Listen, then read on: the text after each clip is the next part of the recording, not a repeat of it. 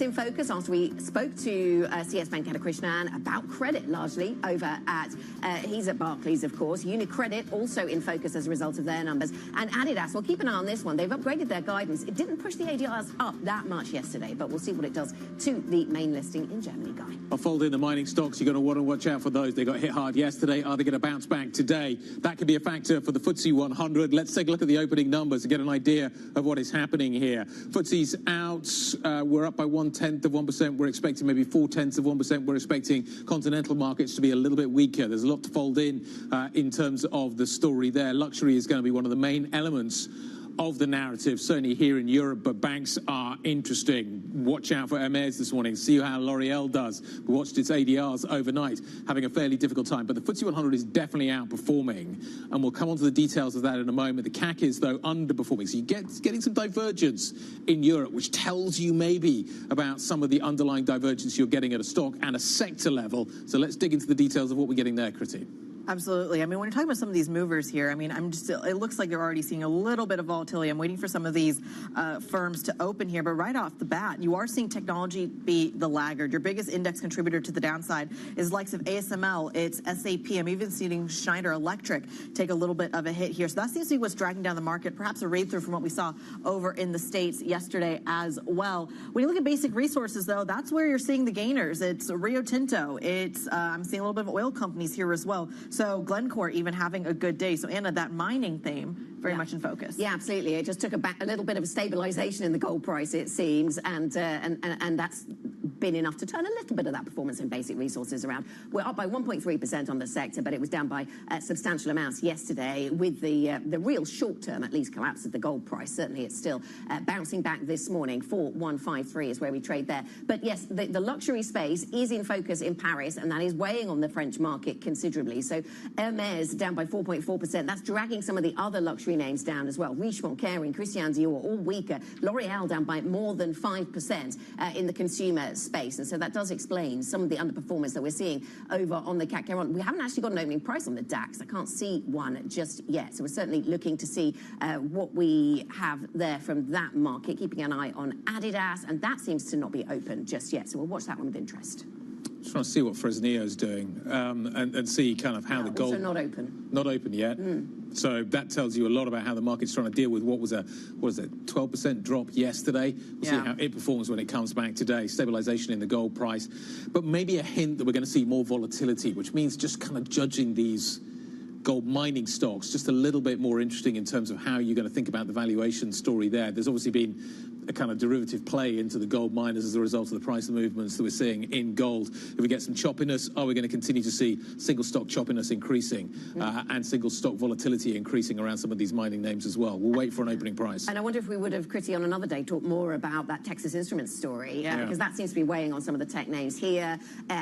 What we lack in AI listed stories, don't make up for, but we certainly throw in the exposure to chip stocks. So Infineon and ST Micro, both down by more than 2.5%, and I wonder if that's read across from the TI story. We should talk and just mention a few other banking names as well, because it's a tale of two stories when it comes to some of the banking names. Barclays is up by 2.5%. DNB, which also we didn't hit it earlier, but it did report the earnings. They're down almost 4%, and it's actually one of your biggest weights on the stock 600. But is Barclays up today because it's just brought forward its buyback? And to your point, this has been the driver of the banking sector. So you latch onto that as a narrative. The call's been going on, and there's some clear kind of areas of focus this morning. What's happening in equities? What's happening with the credit trade? There are areas of interest within this bank. But kind of, if you just deliver that, going to buy back a whole load of stock, we're good. And we saw this last week, right, with the failed BBVA Sabadell did. The market rewarded the buybacks despite some of the news. Let's get a little bit more analysis on this very topic. Maria Weitman, State Street's head of equity research, joins the program this morning. Maria, I was going to ask you about defense, but now I have to ask you about the banks. Is buybacks the most lucrative part of buying banks right now? Yeah, no, good morning. And I think that you're exactly right. I mean, what we're seeing with banks is that over the last 2-3 years, they're actually making a lot of money. But where are they making money? They're making money in trading, they're making money in asset management, in fee revenues, which kind of non-repeatable business, or it's hard to make a case that traders will always make money. So banks make money in those businesses, they pay them back. Whereas the banks are not making money, and where is my kind of key fundamental concern for banks is that they're not making money in core lending activity. That's a big concern and kind of negative read across to the rest of the economy. But as far as banks are concerned, they're profitable, they're stable, they have money, they don't see huge lending demand, and they give money back to shareholders. So exactly the right thing for them to do, and shareholders rewarding them. Is it a great long-term story? I question, but tactically, yeah, that's exactly what's happening. Well, let's talk about the long-term story then and come back to the defense story. We go back and forth on this show talking about where defense in this region should play in the portfolio. Maria, is defense a defensive trade? For us, defense, so what we see in terms of defense is that institutional investors have built huge position in those stocks already. So that's a really crowded trade. Valuations have come up. So, to us, that's potentially a trade that kind of can potentially disappoint because people are already in it. And, what's the marginal catalyst? Can we invest more? And we're seeing like the story is chipping kind of on the side with kind of fiscal concerns, with back and forth with U.S. negotiations. So that's a difficult story for us because investors are already in it. So we actually think that risk-reward is potentially on the downside. Good morning to you, Maria. Really nice to see you. Can I ask you about consumer-facing companies? It's the worst-performing sector in Europe this morning, consumer products and services. And there's the luxury angle there, but there's also the more mainstream consumer businesses. I'm thinking here about the likes of L'Oreal and Adidas. Both of those companies down. L'Oreal down by more than 6% this morning. What do you make of the performance of this sector? What are you watching as we go through the earnings season when it comes to these consumer-facing companies? So I have kind of two things to watch. I'm watching investor positioning, and investors are really underweight. Investors really kind of voted with the feet on those names as. Those companies have been struggling with margins, struggling with profitability. Investors left the sector. So there are no positions. Investors really underweight that.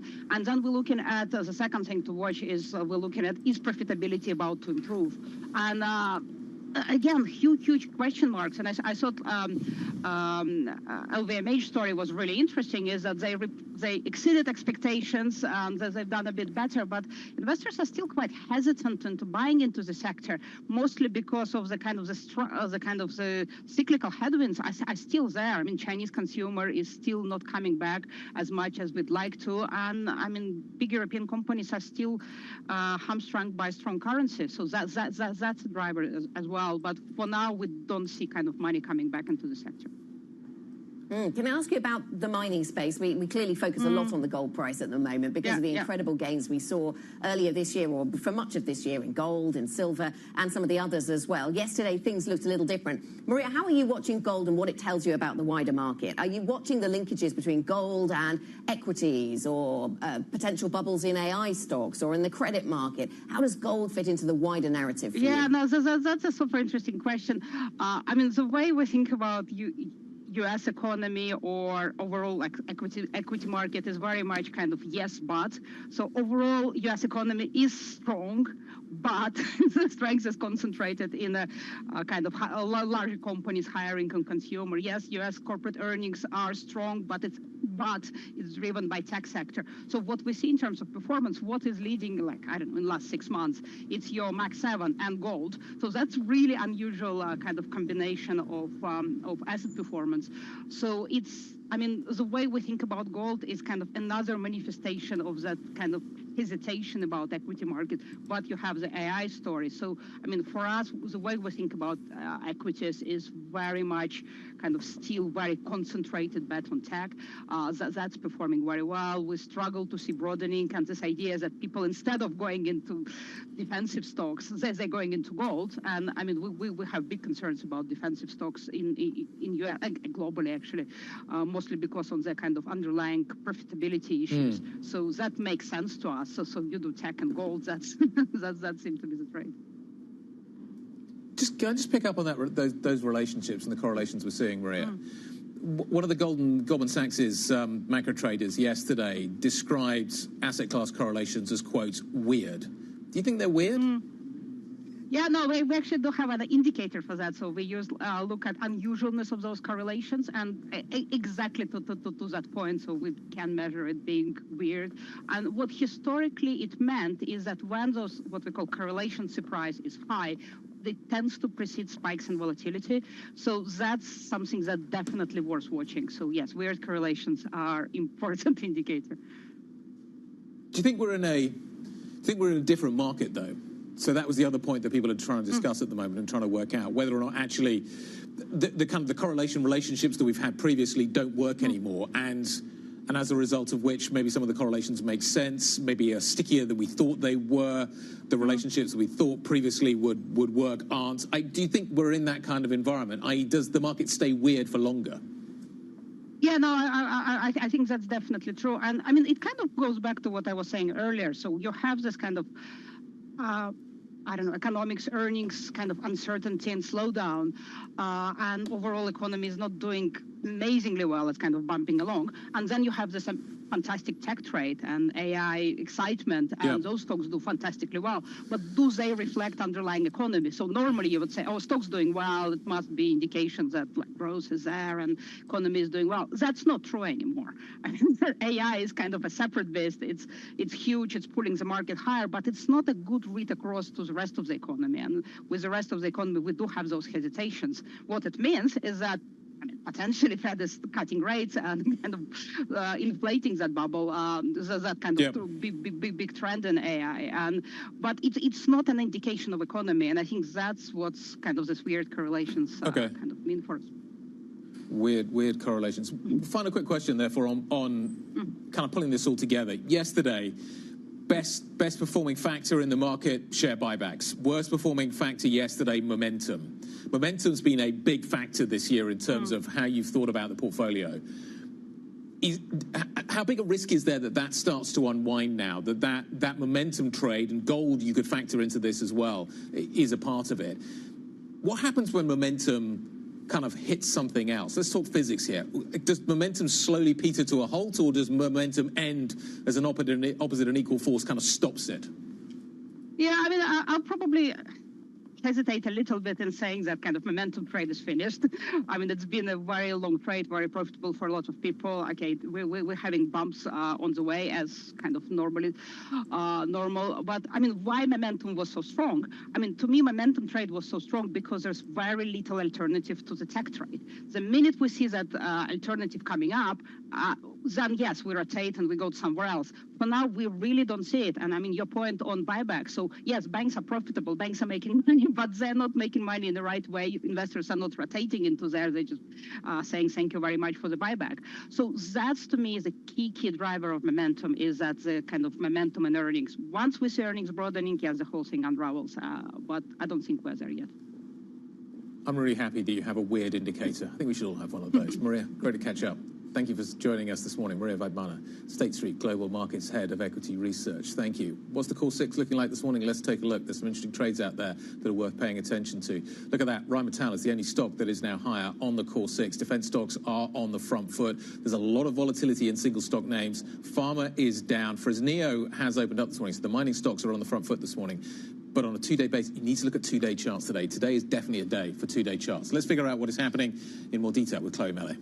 Good morning, Guy. L'Oreal shares are taking quite the beating this morning. We're down 7.6% for L'Oreal after it reported disappointing sales for this quarter. And that was due primarily to weakness in the US, despite actually quite good momentum in China. And the CEO also mentioned that despite that really good quarter in China, that this was not yet a trend. So there's quite cautious commentary. And all of that is really driving down the shares for L'Oreal this morning. Moving on to defense, which is doing quite well after Trump said that he did not want to have a wasted meeting with Putin, which means that perhaps that summit that is planned, the second summit, might not happen, and that pushes back the prospect of ceasefire in Ukraine, and that is driving shares across that defense sector this morning. We've got Ren Group in particular, which is up almost 4% this morning. Moving on to Barclays, which is also in the green after reporting earnings this morning. It did book an additional provision related to motor finance, but it also upgraded its guidance. It launched a new £500 million buyback, and the investment banking revenue, which is kind of a key division, also reported quite solid numbers. So all of that is driving the shares for Barclays this morning. Moving on to the chip making sector, which is in the red this morning. We've got ST Micro, BE Semi, and Infineon all in the red on the back of some read across from Texas Instruments over in the US, which said that the recovery in the industrial and automotive chip sector might take a little bit longer, is slowing down, and those companies that are exposed to those sectors are in reaction to that down. We've got ST Micro in particular almost down 3%. And finally, Akzo Nobel, the paint maker, cut its outlook this morning, and that is driving the shares down 6% for that company. Chloe, thank you, Chloe Mellet, from our equities team. We will get to some of the gold mining story in just a moment. Let's talk about what's going on with ITV in the broadcasting space. This stock is down by 8% this morning. Liberty Global, which has owned a stake in this business for more than a decade, has basically pulled the plug on it, called time, said we're getting out, selling some of its stake and selling it at a discount, and that is what has dropped the price this morning. I mean, this has been talked about as a takeover target for so long, and it strikes me as really interesting. On the day after the Netflix management were asked, do you want to buy, old school media within the United States? And they say, no, we're not interested. Yeah. And then I'm not suggesting they are linked, but the thought was linked itself in my head. Liberty Global, the day after, says we're getting out of ITV. I think as television anchors, our ears perk up every time we get that kind of ITV news. has big production assets, so it's interesting considering kind of how much money that Netflix spends on production. It'd be interesting to see what these assets go to. If you look at the MRR function on a two-day basis, stocks that are moving, kind of ITV is the worst performing stock over 2 days.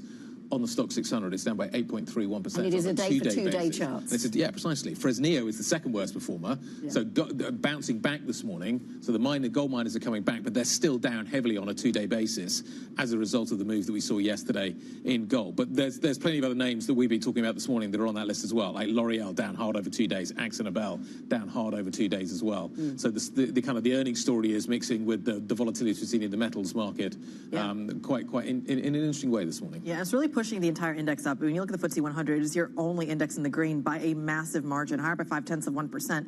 I mean, there's the gap between that and what you're seeing in, say, France, for example, down about 0.7%. It's almost a 1% difference. Yeah, absolutely. Speaking to their very different sector specialisms, perhaps. Coming up on the programme, we check back in on the Barclays share price after the bank announced a £500 million share buyback. They are increasing the cadence of those buybacks. We discussed that with Maria Weitmeier. It is sending the stock up this morning. We'll talk about that next. This is Bloomberg.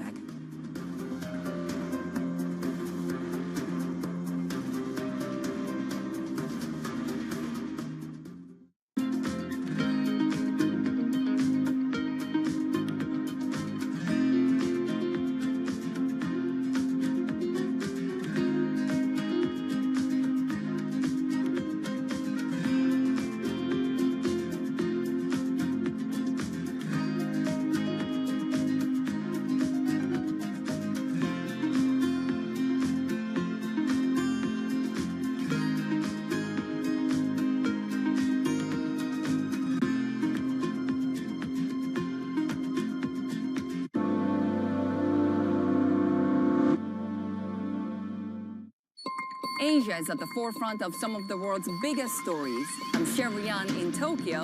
And I'm Heidi Stroud-Watts here in Sydney, where the trading day begins.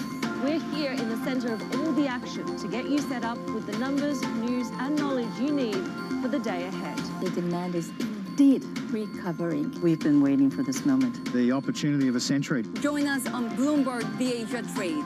Weekdays only on Bloomberg TV. Context changes everything.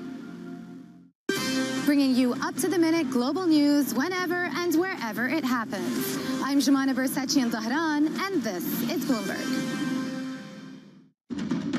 Astonishing day for US technology. Shaping the region's technology ecosystem. Asia's biggest tech news and innovation.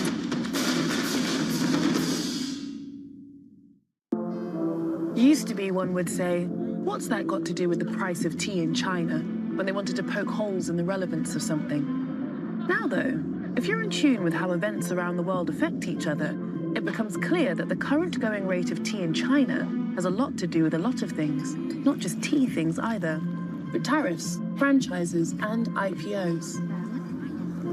How much?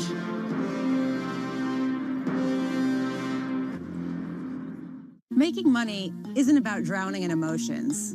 It's about understanding what's actually happening. Markets are the best way to glean signal from noise, and that is what we try to do every morning. This is Bloomberg Surveillance. Tune in to Bloomberg Business Week Daily. We got to talk crypto. From the magazine that helps global leaders stay ahead. What's the conversation around your company? Bringing you insight on the people, companies, and trends shaping today's complex economy. Planning very big things. A new level of premium. Plus global business, finance, and tech news as it happens. The floodgates of innovation are going to open up. You can't fake passion. You either are or you aren't. Bloomberg Business Week Daily, only on Bloomberg. Up-to-the-minute news whenever and wherever it happens. I'm Haslinda Amin in Bangkok. This is Bloomberg.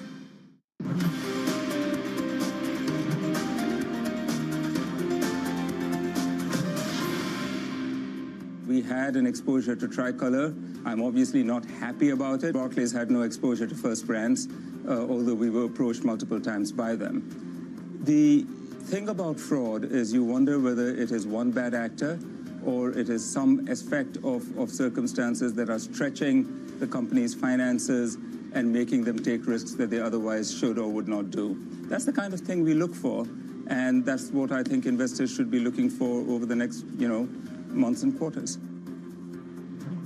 CS Venkatakrishnan, CEO of Barclays, talking to this show a little bit earlier on, talking about what's happening in the credit space. There's lots of strands in the Barclays numbers this morning that are kind of worth pulling on and trying to figure out exactly what is happening here. To do that, we are joined by Tom Metcalf, who leads our EMEA finance coverage. It kind of feels like there's a lot of things kind of that Venkat's going to be worried about over here, and then there's the buyback over here.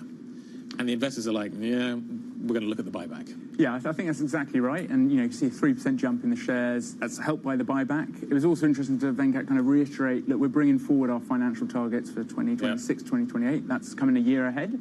So that all speaks to this sort of sense that the restructuring is on track. Yep. And obviously from his interview with you guys, he was very positive in terms of broadly, I'm very happy. But of course, there are quite a number of things this quarter. Motor finance, Tricolor, equity's been very disappointing, which, as you say, an individual basis, you're like, oh, that looks a little bit more downbeat than we expected. Okay, so that's Barclays. We've spent a bit of time on Barclays this morning. UniCredit, we also had numbers out from UniCredit this morning. What stood out there? So I look at those results and they look really good. And then, of course, the shares fall. So that's how much I know. Our daily world. Yeah, no, I think it looks like a very straightforward set of numbers. Orchel, again, just kind of operating seemingly that bank, really to its maximum in terms of distributions, etc., and squeaking everything he can out of it.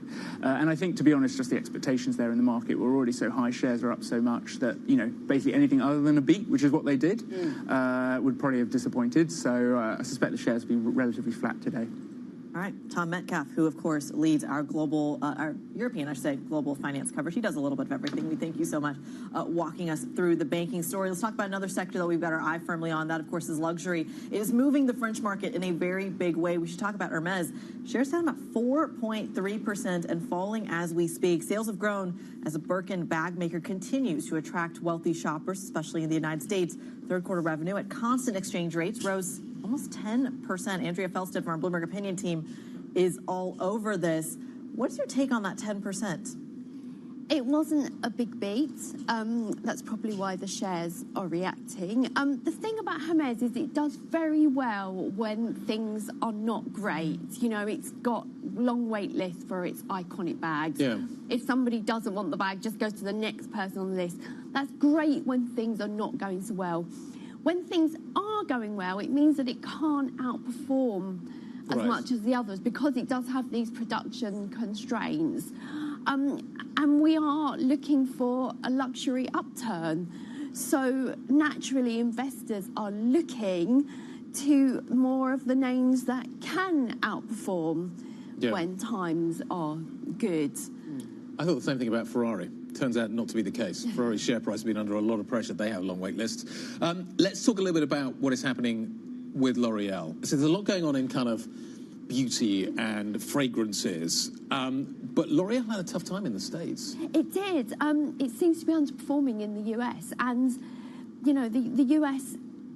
the US is a really bifurcated... I mean, I've been covering retail for 15 years. We've talked about the bifurcated consumer all that time. K-shaped recoveries and all that stuff. It seems like... I was out there a couple of weeks ago. It seems like the consumer is more bifurcated than I've ever seen. The top end are doing really well because of the markets, and that wealth effect is real. The bottom end are struggling with food prices, inflation coming back, tariffs. Yep. And I think it's the same with cosmetics. The top-end fragrance is performing the run-of-the-mill cosmetics, and for some reason L'Oreal doesn't seem to be outperforming in the States. Yeah, seem to have spent so much time this week talking and reading about expensive fragrances, which is a first. Let's talk about some of the deals being done in the sector, or perhaps deals that might be done. Other media reporting LVMH exploring the possibility of a sale of half of its stake in Fenty Beauty. And I think of Fenty as something new on the market, but it's 8 years old now, and I don't know, maybe that's a long time in fashion beauty.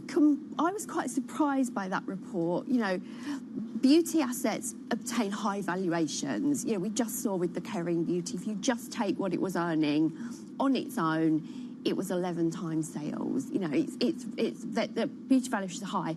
But LVMH doesn't need the money. So why would LVMH want to sell a stake in Fenty, which has been very, very successful? And one thing LVMH likes is control. So you lose a bit of control. I mean, they have been tidying up the portfolio, but I was slightly perplexed by that as to why LVMH would want to give up part of a successful asset.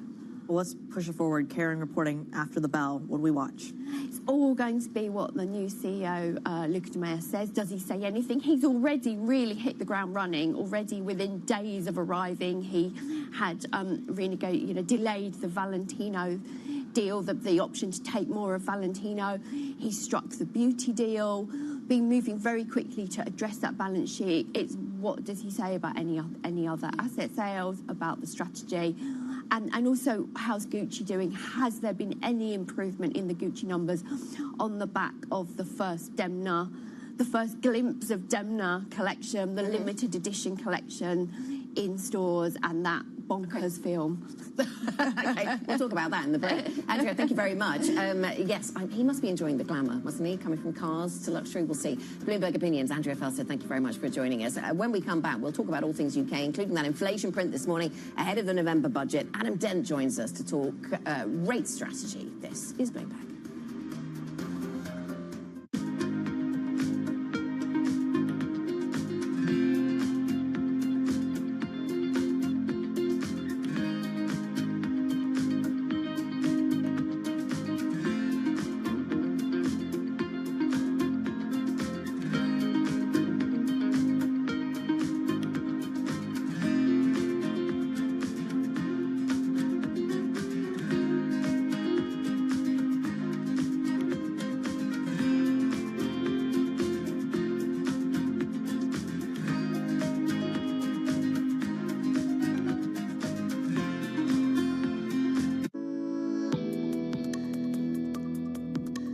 The key issue right now for us in the diamond space is the declared divestment of Anglo from GBS.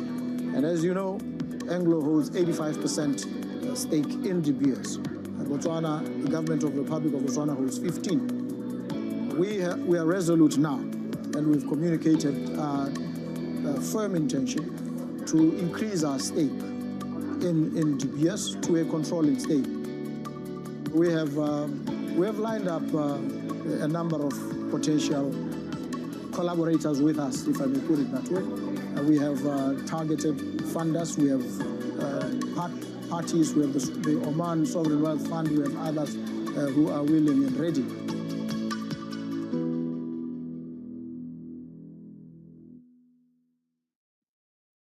Listen carefully. Can you hear the rhythm in the markets? Not just in the syncopations triggered by inflation, but in the preludes leading to global elections, in the dissonance that moves the Nikkei, and the rising course conducted by AI. There's music in the markets, and if you want to learn to listen for it, we'll show you how. From the beating heart of global finance, economics, and politics, and wherever newsmakers are moving markets, Bloomberg brings you conversations that allow for deep discussions and important insights. What do you think the future is for inflation? Is this new normal? Are markets too optimistic? How do you worry about the things that are outside your control? How does the current fighting completely stop? I'm Francine Lacroix, and this is The Pulse, every weekday only on Bloomberg. Middle East and Africa. Vibrant resources and high-yield investment opportunities abound. Join me on Horizons Middle East and Africa for the stories, newsmakers, and insight from this exciting region. Now weekdays, only on Bloomberg.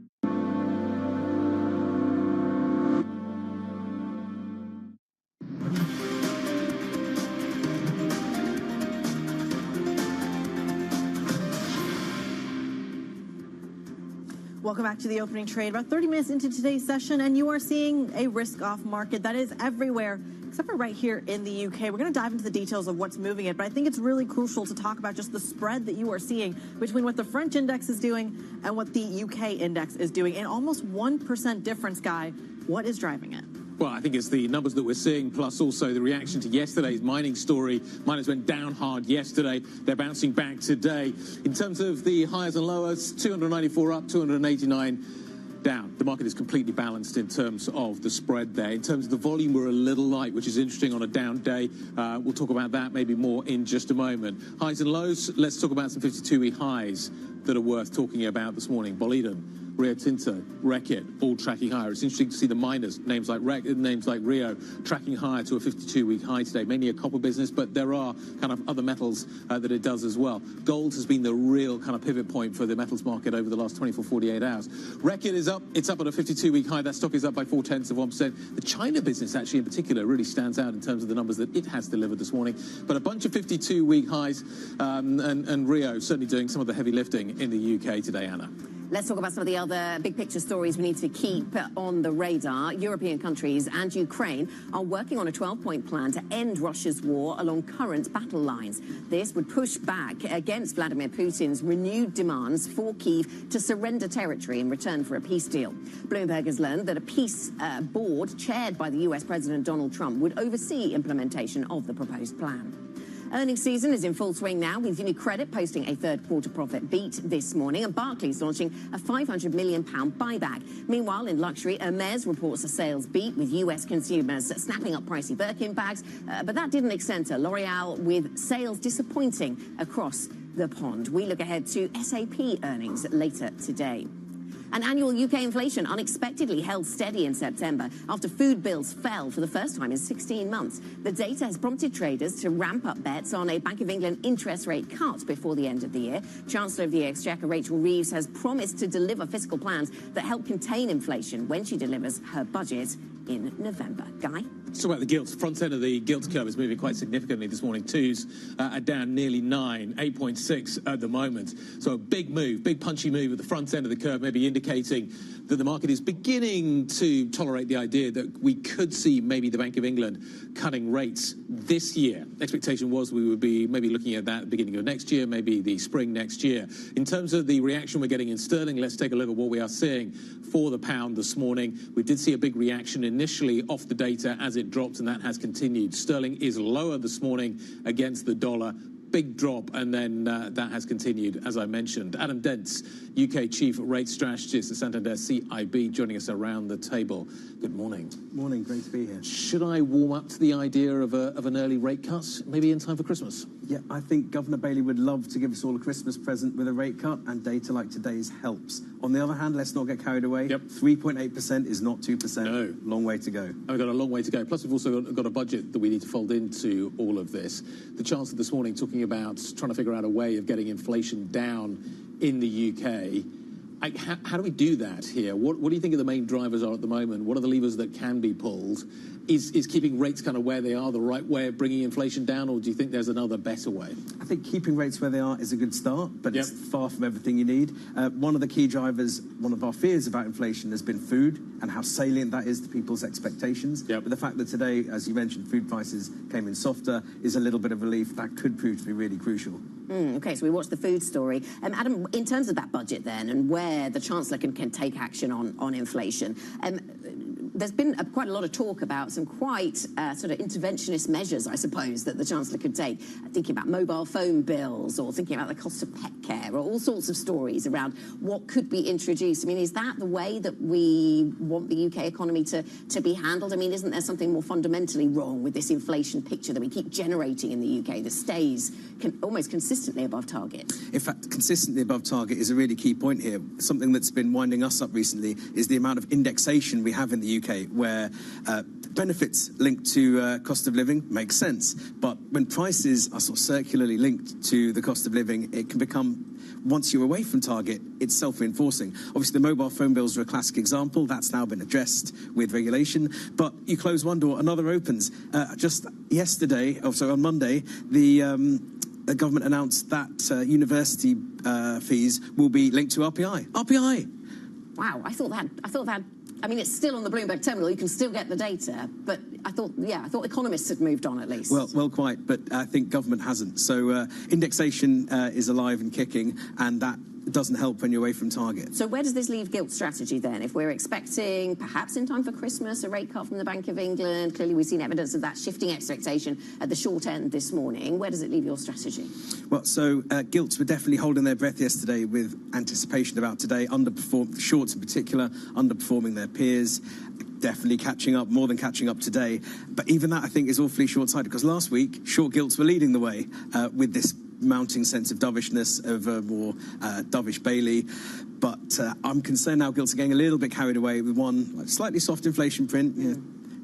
Inflation can go up as well as down, and it's far from a smooth path back to 2%. But our forecasts have got inflation staying above 3 all the way through to the middle of next year, and high 2s all through next year. And that remains the case after today. And that remains the case. And in fact, if the bank now act more generously, that increases upside risks arguably to the middle of next year. So, yeah, still a long way to go.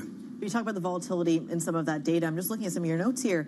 I think what's fascinating, you have fantastic charts in your research. The transport sector has been one that is quite volatile. Can you just walk us through the dynamics there? Well, in fact, you made a really good point there. What can we do to get inflation down in the UK? Part of it is just how we measure inflation. That's something about the way the ONS measures airfares creates incredible volatility and is a really wild guessing game. So I think maybe trying to improve some of the measurements to produce a smoother outcome might be helpful for everyone.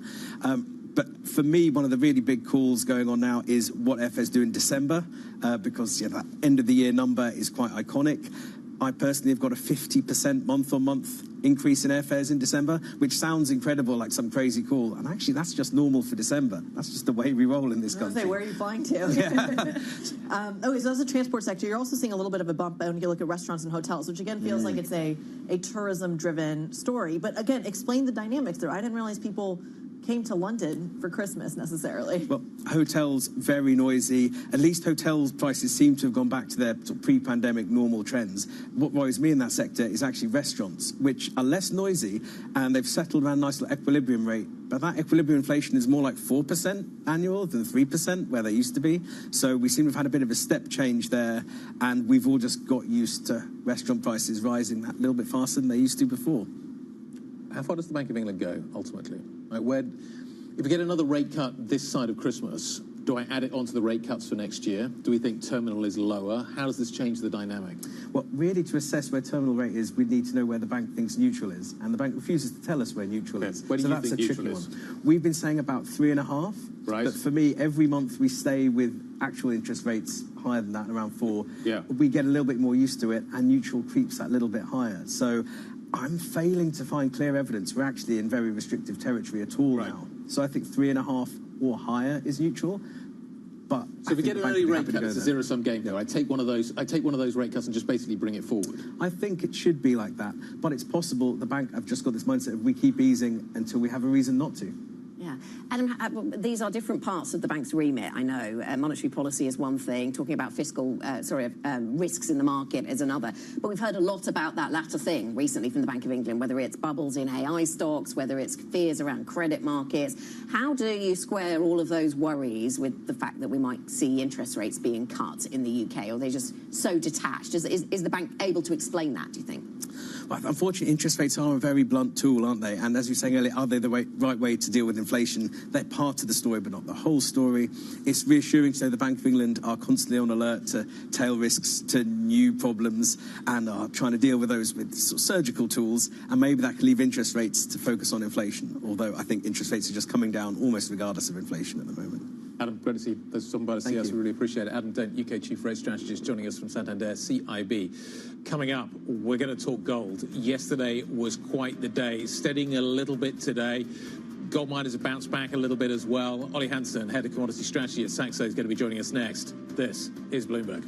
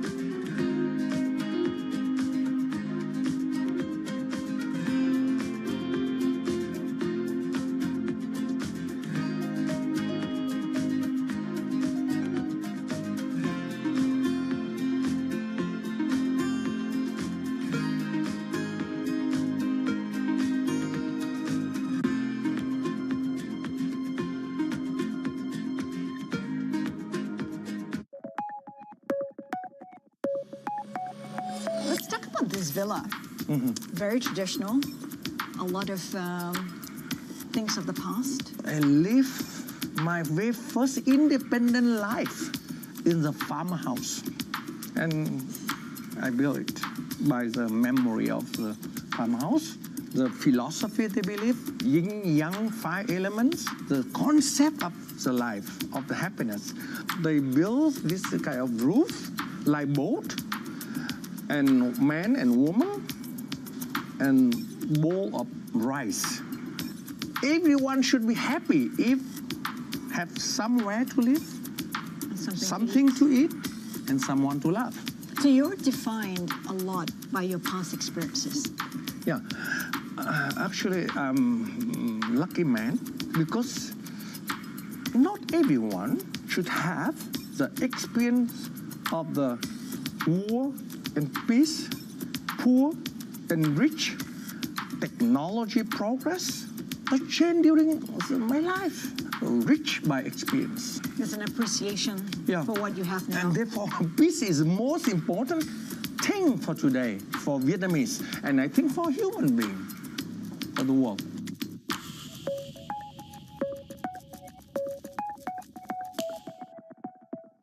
Why do the biggest names in business choose Bloomberg Television? That's a great question. It's a very good question. Interesting question. Good question. Great question. I so appreciate that question. You certainly ask interesting questions. Bloomberg Television. Top experts, great questions. U.S. jobs numbers are released. Bloomberg has the report under surveillance with crucial data and expert analysis at terminal speed. Nobody covers Jobs Day like Bloomberg.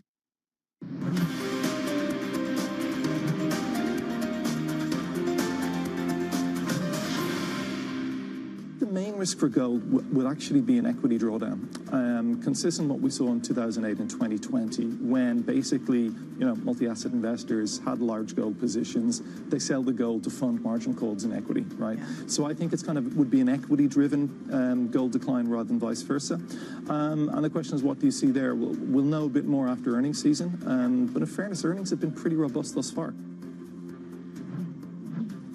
Peter Kinsella, their investment services head at Union Bancaire Privé, speaking to us yesterday. And I should say, those comments came before we saw the rout in gold. He says that if there is one to come, it would be equity driven. We didn't actually see that. The rout in gold, however, seems to be, we'll call it easing, although it's certainly not pairing the losses that we saw from yesterday. Let's take a look at gold spot, which is higher by about 0.4%. Again, 41.39 on the precious metal. Silver higher by 0.5%. But I wouldn't necessarily call this a buy the dip kind of moment in gold. But we are still, of course, far from the lows that we saw earlier this year. Let's get a little bit more analysis on how we got here. Ole Hansen, commodity strategy head over at Saxo Bank, joins the program. Ole, pleasure to have you on the program this morning. Thank you for your time. Let's just do a little detective work here. What do you think sparked yesterday's 3 standard deviation move? I think it's quite clear that, first of all, that this was something the market's been starting to worry about. We cannot have a market continue in a straight line for this time, especially when it comes to some like metals. So I think while Indians are celebrating their Diwali, the rest are suffering a slight hangover, and I think that's really what triggered it. That the buying out of India paused, and it has been incredibly strong this season, and that was really one of the triggers. Together with that, risk back on in the stock markets, dollar slightly stronger, all just recipes for a correction which was bound to happen sooner or later. Love that the holiday is taking the beating here. Ole, I kid, of course, but talk to us a little bit about the cross-asset correlations, if you can. We've been having this debate this morning about whether the gold move does ultimately, if we see a continued move to the downside or the upside, have a ripple effect into the equity market, the bond market, et cetera. In past iterations, it has. Why are we not seeing a bigger cross-asset correlation this time? I think simply because the rally in gold and obviously also silver has been just so phenomenal. And with that in mind, when you have a big move like 50+%, then obviously a 10% correction is something that you have to live with. And I think that's why the impact there has been relatively small. But I also heard what Mr. Kinsella said, and I agree that there is obviously some deleveraging risk if we do see a correction in the stock market. But I do note as well, even though we're flying blind right now because there's no cut data coming out of the COMEX gold market in New York, we're seeing open interest actually coming down. So that tells me that potentially, even though we've seen a strong rally in the last 3 weeks, speculators, hedge funds have not really been that actively involved. So I don't think the length in the futures market is so great that they could trigger a deleveraging rush. So perhaps we've seen most of it. It's encouraging to see that 4,000 held overnight, and that actual buyers started to come back in the Asian market, and that really has been the major driver recently.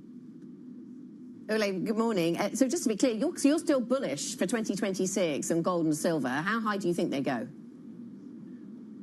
Well, I wouldn't rule out that we see 5,000 at some point. Obviously, now we have a slightly bigger mountain to climb, as we said that we come back by around 10% from the highs, but I think that's still manageable.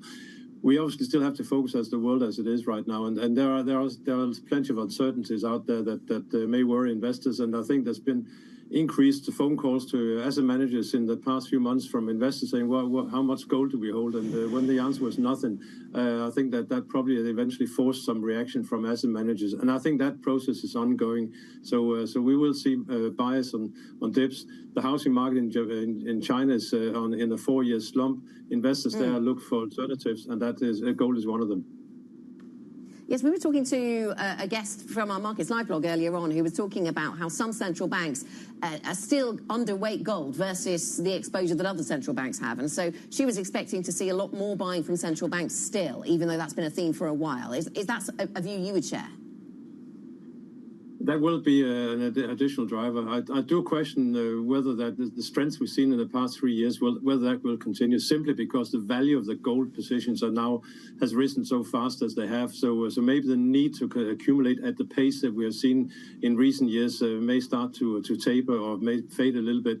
But with that in mind, I think we're also seeing then the ETF investors, especially in the West, they've been taking up the baton and carried the demand forward. And I don't see any reason why that suddenly has changed. We got 2 major Trump meetings on, maybe not coming up in the next 2 weeks. That potentially could set the short-term agenda. But generally, the worries that investors have for the world as we see it is something that will continue to attract demand.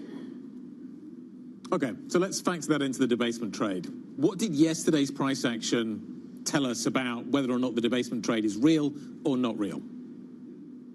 Like, I think it's real. I think it didn't tell us too much. I think the debasement worry is real, but I think also the market was getting to the point where it basically was left struggling to move forward simply because we've seen this very, very strong rally. So this initially is what you can call hot money that's coming out of the market, recent entrants that needs to reduce their exposure. But what to say is that during these corrections, that's really where we find the strength of the market, because obviously there needs to be a bias that steps up to the selling that's coming in from these speculative types of trades. Yeah.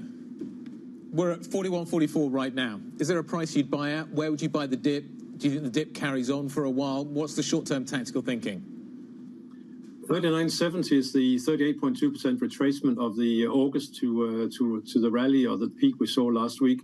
That obviously, if we hold that level, that would reflect that this correction is just a very mild correction within a strong uptrend. So that is the, I would say, to me, the line in the sand for now. And likewise, if we do take out that 4,400, then additional momentum buying will emerge. But I think we are probably due a period of consolidation here that could potentially last quite a long time. And the longer it lasts, I think the better the foundation for the next move. Ole, thanks for jumping in. Really appreciate your time as ever. Ole Hansen, Commodity Strategy Head, joining us from Saxo Bank. We're almost done with the show. It's like 50 already. It's flown by. What else we got coming up for the rest of the day? 1:25 p.m. Lagarde's going to be speaking in Frankfurt, I think. After the close, I think we get Caring today. You got a 20-year auction stateside. You got IBM, Tesla, SAP, all to factor in to your thinking a little bit later on as well. Yeah, so certainly tech themes to the fore when it comes to the US earnings story. Other tech news we're focusing on, OpenAI has unveiled its first artificial intelligence-powered web browser, ChatGPT Atlas, which will compete directly with Google, it seems. The browser offers a personalized web experience with features like an Ask ChatGPT sidebar to engage with content and perform tasks. Let's get more on this. Matt Bloxham, analyst at Bloomberg Intelligence, joins us. Matt, very good to see you. Yep. So how bad is this for Google Alphabet? Clearly the stock fell a bit on this yesterday. But then some of the commentary I've been reading this morning suggests that this isn't anything that Google and its own AI tools aren't going to be providing soon. So what's the challenge? Yeah, I think that's fair. I mean, it's a clear sign that OpenAI is very much taking the competition to Google and everything they do.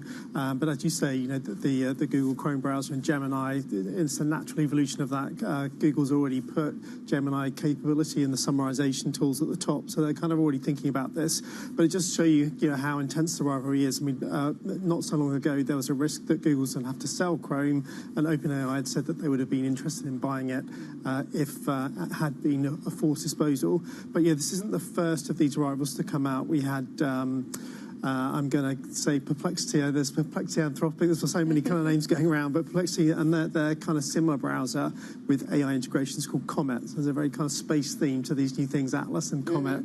But definitely more of these things coming out. Some of the interesting things are it really does incorporate agentic AI too. So you can, in this sidebar, ask it to kind of book travel for you. Yeah, take over your mouse, keyboard. All sorts. Yeah, exactly. So it's quite sophisticated. I think in the short term the impact will be limited because it's only available on the iOS, so the Apple platform, which is obviously a very small part of the kind of PC browsing environment. But they do say they've got Windows equivalents in the works. We'll see when those come, because that'll be when it really scales.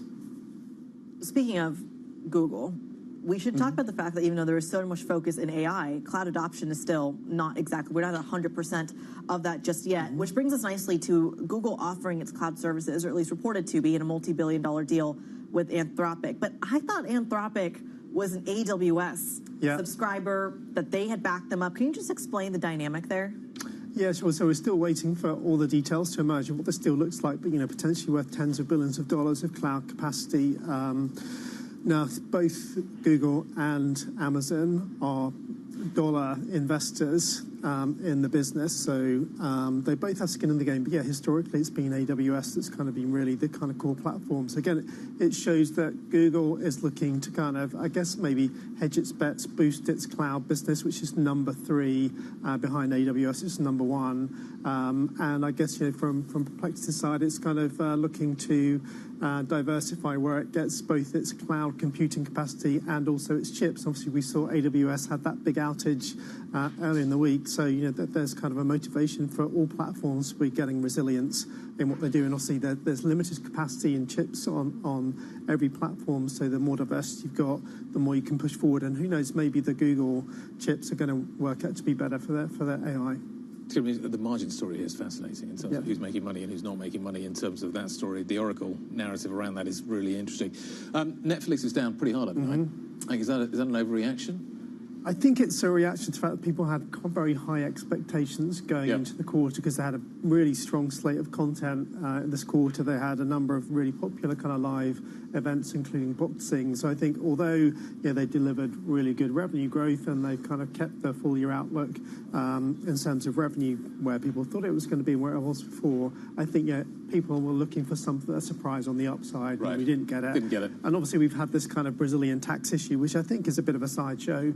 That's going to squeeze the profit. They've said it's not going to impact cash flow or any midterm profitability. So I think it's more the disappointment that the investment in content, the big slate, didn't really deliver a little bit more than people already expected. Now, Matt, let's finish our conversation. I'll give you a choice. You can either look back to the ITV story. I say back, only a couple of hours, but we've had ITV move on the back of Liberty Global's intentions there, or look ahead to SAP earnings. Where's your focus? Wow, goodness. Well, let's look at... Yeah, I mean, the ITV one is interesting because Liberty have had that stake in ITV for a long, long time. And I mean, Liberty is looking at all sorts of... More than a decade? Yeah, I think it is. I think it is definitely more than a decade. And everybody always wondered at the time what the intentions were with that investment. So it's sat there, and obviously over that time, ITV's lost a huge amount of value. Now, Liberty Global itself is talking about all sorts of ways to reduce what it calls a conglomerate discount in its kind of various assets across Europe. And so I think this is part of that plan to actually kind of tidy up the portfolio, crystallise some money where they can, and put it to better use elsewhere. Because obviously quite a few of their businesses, including in the UK with Virgin Media, are investing billions of dollars in fibre infrastructure, so maybe they can put that money to better use. Matt, great to see you. Great choice, by the way. Anyway, I'm sure we'll deal with SAP a little bit later as well. Matt Bloxham, analyst at Bloomberg Intelligence, talking us through some of the news we have had out from the tech space. I guess you can include Netflix in that space, but we're going to watch out for much more coming up a little bit later. Talking of things we're watching out for, Thomas Byrne, the Irish Minister for European Affairs and Defence, will be joining Francine on the Pulse 9:45 a.m. London time. Looking forward to that conversation. We've had things moved this morning. I'm trying to work out a lot of earnings to fold in. What's our takeaway? Banks have done well. Barclays generally was a bit of an outperformer. Miners have come back but not filled the gap from yesterday. Consumer-facing companies are struggling. Luxury stocks have had a really tough morning. And also the sort of lower end of the scale as well. The likes of L'Oreal and Adidas. Both of those not delivering a share price rise this morning. I think it's very simple. It's a sector rotation. That's literally all there is to it. It doesn't feel like there is a consistent earnings story across all earnings. We can't say margins are getting compressed across the board. We can't say buybacks are across the board. It is quite literally sector by sector. And a lot of it seems to be valuation driven. But that read-through from gold, I haven't seen it yet. No, the Bank of England might be cutting rates early is my other takeaway from this morning. Anyway, we'll see whether that happens. The Pulse is up next. This is Bloomberg.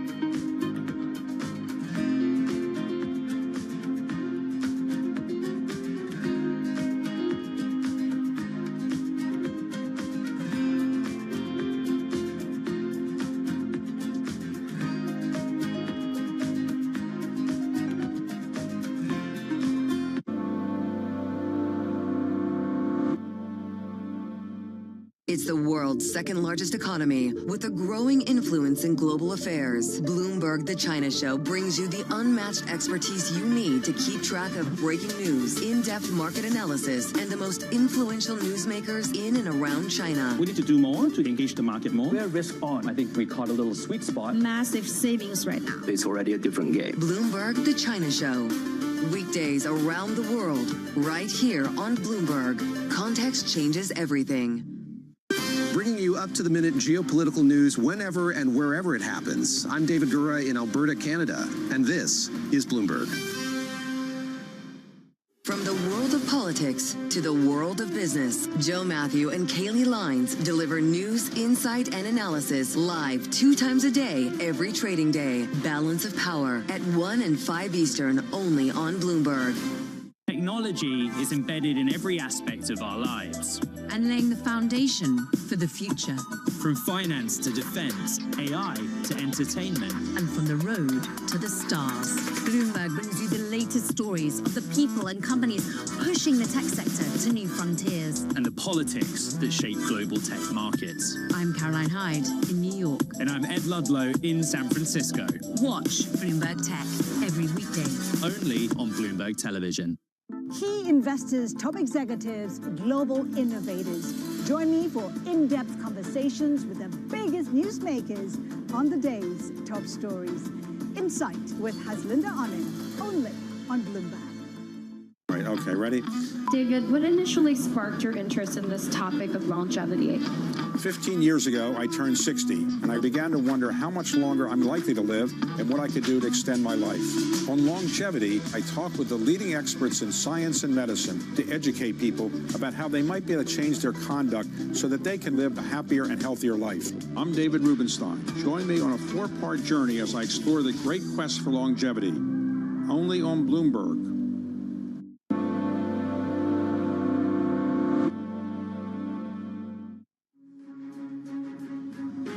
Barclays lifts its guidance and launches a £500 million share buyback, but the chief executive tells Bloomberg he's not happy about its exposure to the collapsed subprime auto lender Tricolor Holdings. Bloomberg understands AI firm Anthropic and Google are in advanced talks over a cloud computing partnership potentially worth tens of billions of dollars. Plus, President Trump signals uncertainty over a second meeting with Vladimir Putin, saying he does not want a wasted summit.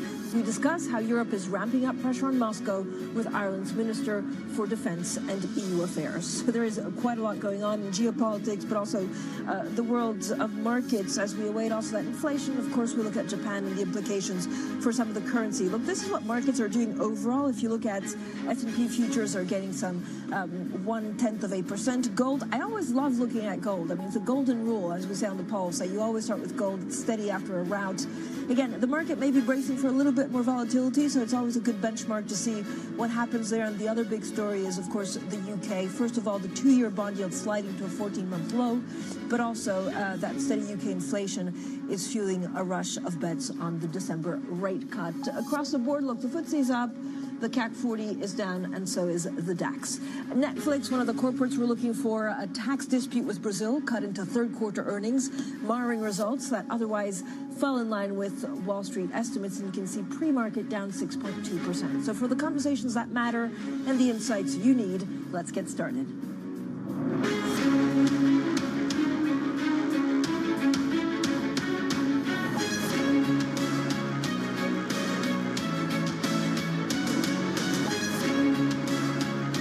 Newsmakers and market movers. This is The Pulse with Francine Lacqua. Well, good morning, everyone, and welcome to The Pulse. I'm Francine Lacqua here in London. Now, lots of headlines this morning on the tech front. Bloomberg understands that Anthropic and Alphabet are in talks on a multi-million-dollar cloud deal. We discuss that later in the show. And then on markets news, gold steady after plunging on credit concerns, of course, remain. We discuss all of this with Derek Halpenny from MUFG. But first, it's looking like a mixed picture for earnings here in Europe. Bloomberg's managing editor for finance, In EMEA, Tom Metcalf is here with Andrea Felstead, Bloomberg opinion columnist for consumer goods and retail, to look at luxury earnings. So we have luxury and banks. What more do you want for this Wednesday morning? Tom, let's start with the banks. And actually, Barclays, it's interesting because there's been a lot of credit anxiousness out there, and Barclays was the first one in really coming out and saying their exposure to it. Yeah, exactly. So it was known they were going to take a hit from Tricolor, and it looks like from the earnings, they don't actually name the entity, but it's 110 million impairment they're taking against a single-name client. So that's clearly why we've got Venkat coming on TV going, I'm not happy with what happened there, and they've obviously taken a look, and I think the sort of learnings from that is they're just going to sort of amp up their due diligence, take extra care. I mean, he was pointing out this was a fraud situation, and so that's always a bit more tricky to kind of, take too many learnings across the spectrum. But yeah, Barclays, fascinating earnings. Broadly speaking, on the group level, pretty good. Shares are up, and obviously they're bringing forward a share buyback. But then when you drill down, there's sort of these various individual incidents that do give a little bit of a pause. So you've got Tricolor, you've also got this motor finance provision, and then also just generally the investment bank not really, blowing the market away. I would say, like kind of coming in under estimates, or in particular on equities, just not delivering. Tom, it was a good interview with Venkat, so here he is. We had an exposure to Tricolor.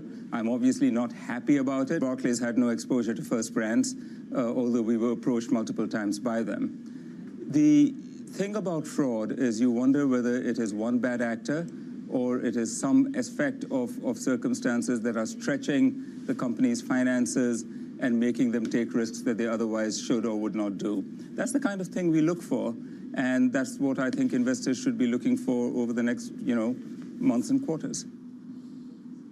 Tom, how is the investment bank at Barclays doing compared to the US, but also other European banks? Yeah, I think the comparison to Wall Street is where it gets painful. So you look at equities, something like 22% increase over in the US. At Barclays, it was basically flat. And so, Venkat in that interview was also talking about, again, they're looking at how they can boost that performance. There's no suggestion they're not looking to exit that business or anything, but instead they're going to be sort of investing, looking in the long term. And one thing he said is, I think they need deeper kind of client franchise, client relationships. So I think there's a sense that, quarter to quarter, it's always a very volatile space. But, they're there for the long term, and I think you'll probably see Barclays continue to look to find an edge in that space. But, yeah, right now it's tough competition, and it looks like they're losing out a bit to the US firms. Okay, talk about losing out. You see what I did there, from banks to luxury. I mean, Hermes is actually falling as growth disappoints. Hermes was meant to be the luxury company that could do no wrong. Exactly. And it's the crucial leather goods division that has disappointed. It's slightly missed earnings. The interesting thing is, Hermes has been very resilient. When times are tough, Hermes is very resilient because it has more demand for its iconic bags that it can actually meet. But the flip side of that is when things get a lot better, it can't produce as much as perhaps the demand is there for. And investors are looking to luxury to rebound. So they've been looking at the names that have been hit more and are perhaps more likely to outperform when times are good. I mean, how are you looking at, so there's Kering tonight. LVMH was actually a little bit better than expected. Yes, it was. Is it amongst those three names that will fight it out? Yes, I mean, with Kering, it's been an underperformer. We will be looking for whether there's been any signs of improvement at Gucci, and also the new CEO, Luca De Maio. He's really hit the ground running, but investors will be looking for what he's got to say about things going forward. Tom, UniCredit, I mean, it's pretty good, actually. That's exactly what I thought, and then, of course, the shares drop a little bit. Of course. So, but yeah, no, I mean, I think there's big expectations around that bank. They've been delivering quarter after quarter, so the shares are up something like 60% this year, so naturally they maybe slide a little bit. But yeah, broadly speaking, looks like they're hitting most of their expectations. I think some analysts were saying, look, when you go under the hood a little bit, there's a little bit less quality in some of that earnings, because I think the NII, the net interest income, was somewhat disappointing. But I think, again, this is very sort of rarefied expectations, so perhaps no surprise the stock's slipping a little bit today. Derek, we'll get to, of course, your wheelhouse of currencies and yen and sterling in a second. But it does seem the earnings picture is not that easy, actually, to read out, because it's really company, focused.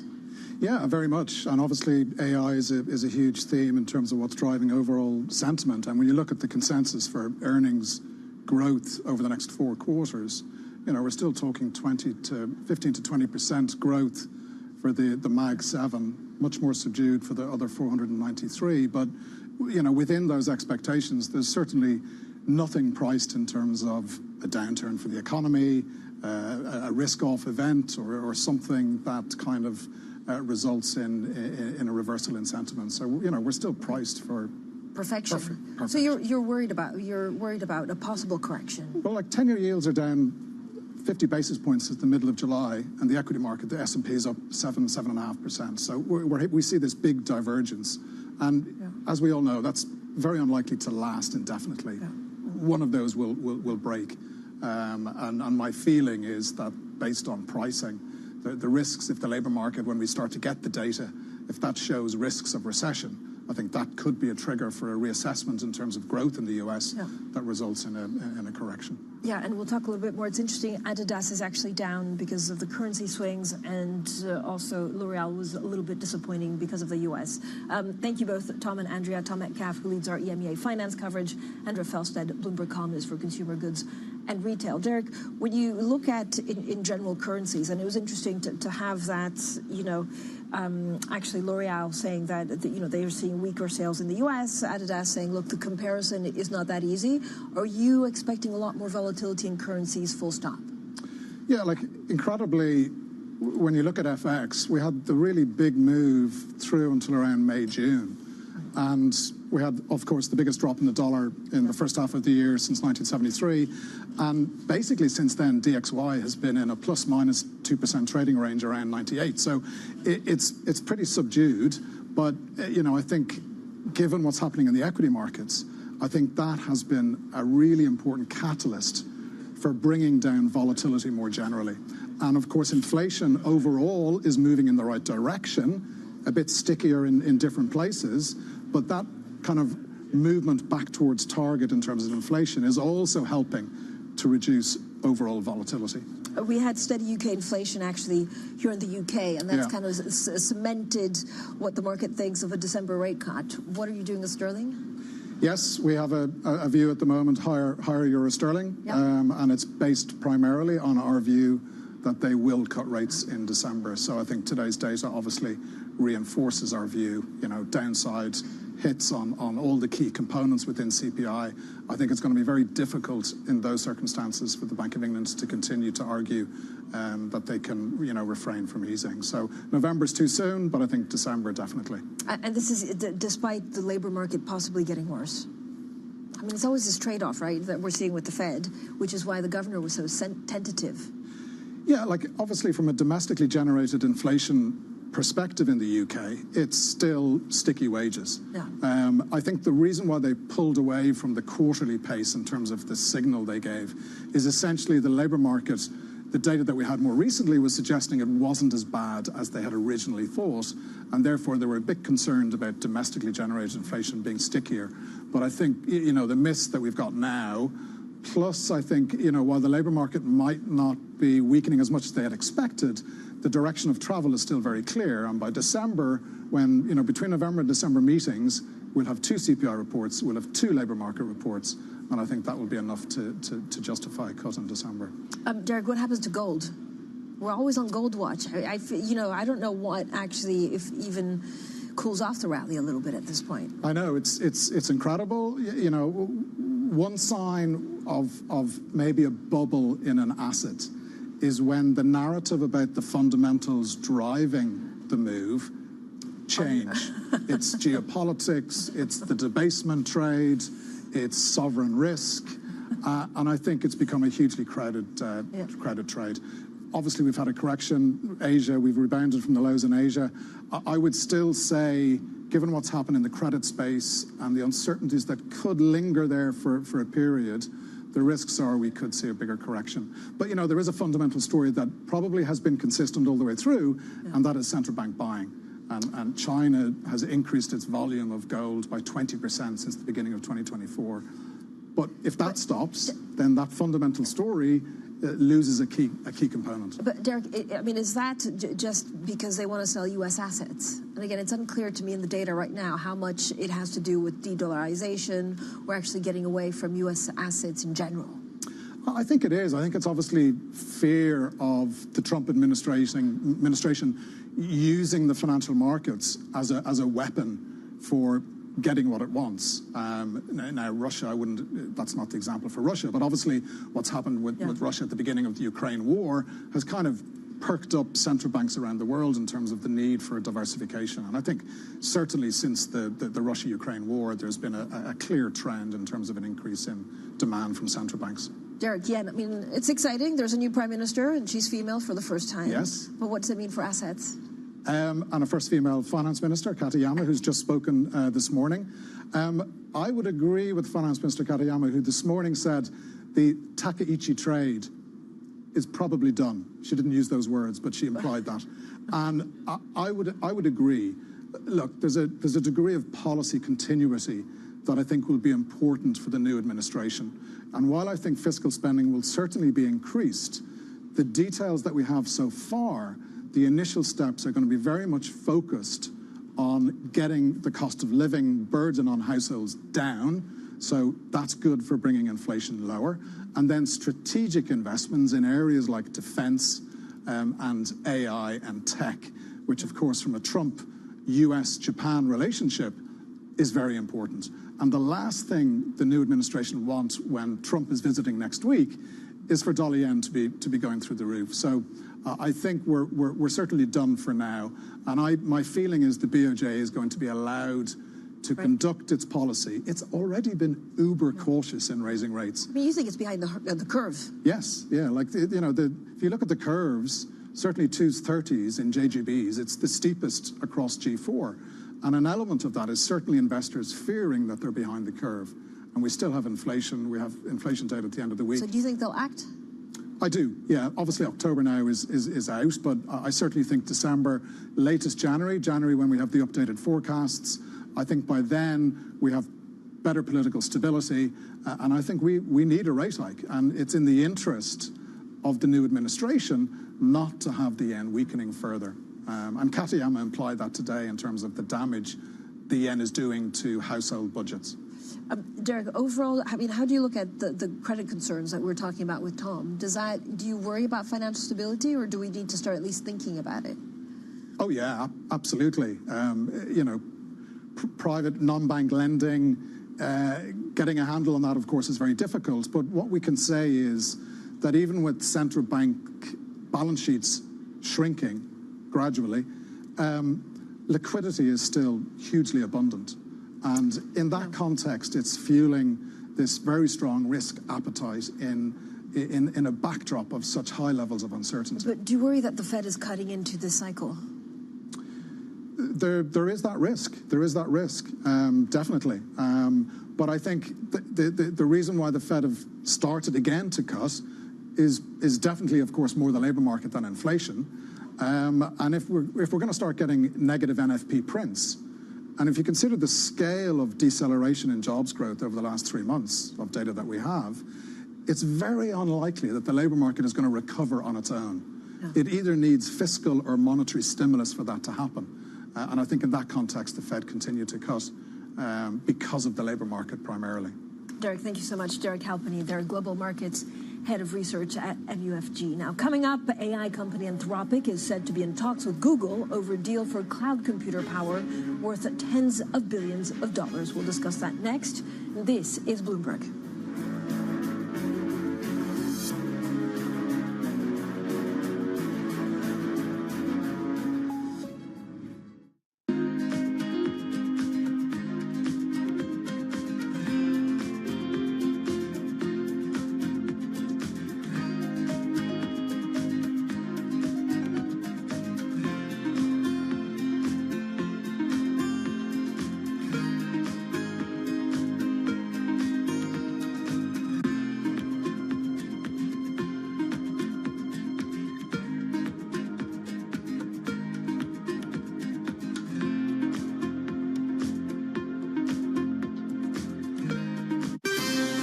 Bringing you up-to-the-minute economic news whenever and wherever it happens. I'm Michael McKee in Jackson Hole, Wyoming, and this is Bloomberg. Asia is at the forefront of some of the world's biggest stories. I'm Sherrian in Tokyo. And I'm Heidi Stroud-Watts here in Sydney, where the trading day begins. We're here in the center of all the action to get you set up with the numbers, news, and knowledge you need for the day ahead. The demand is indeed recovering. We've been waiting for this moment. The opportunity of a century. Join us on Bloomberg The Asia Trade. Weekdays only on Bloomberg TV. Context changes everything.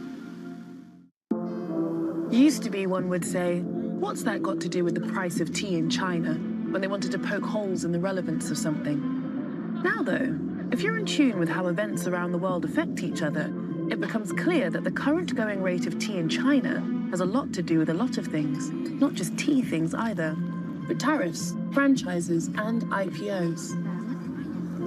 How much?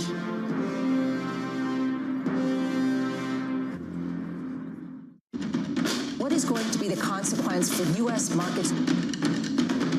We are basically deep in the European earnings season. Take a look at how we're faring when it comes to Asian markets.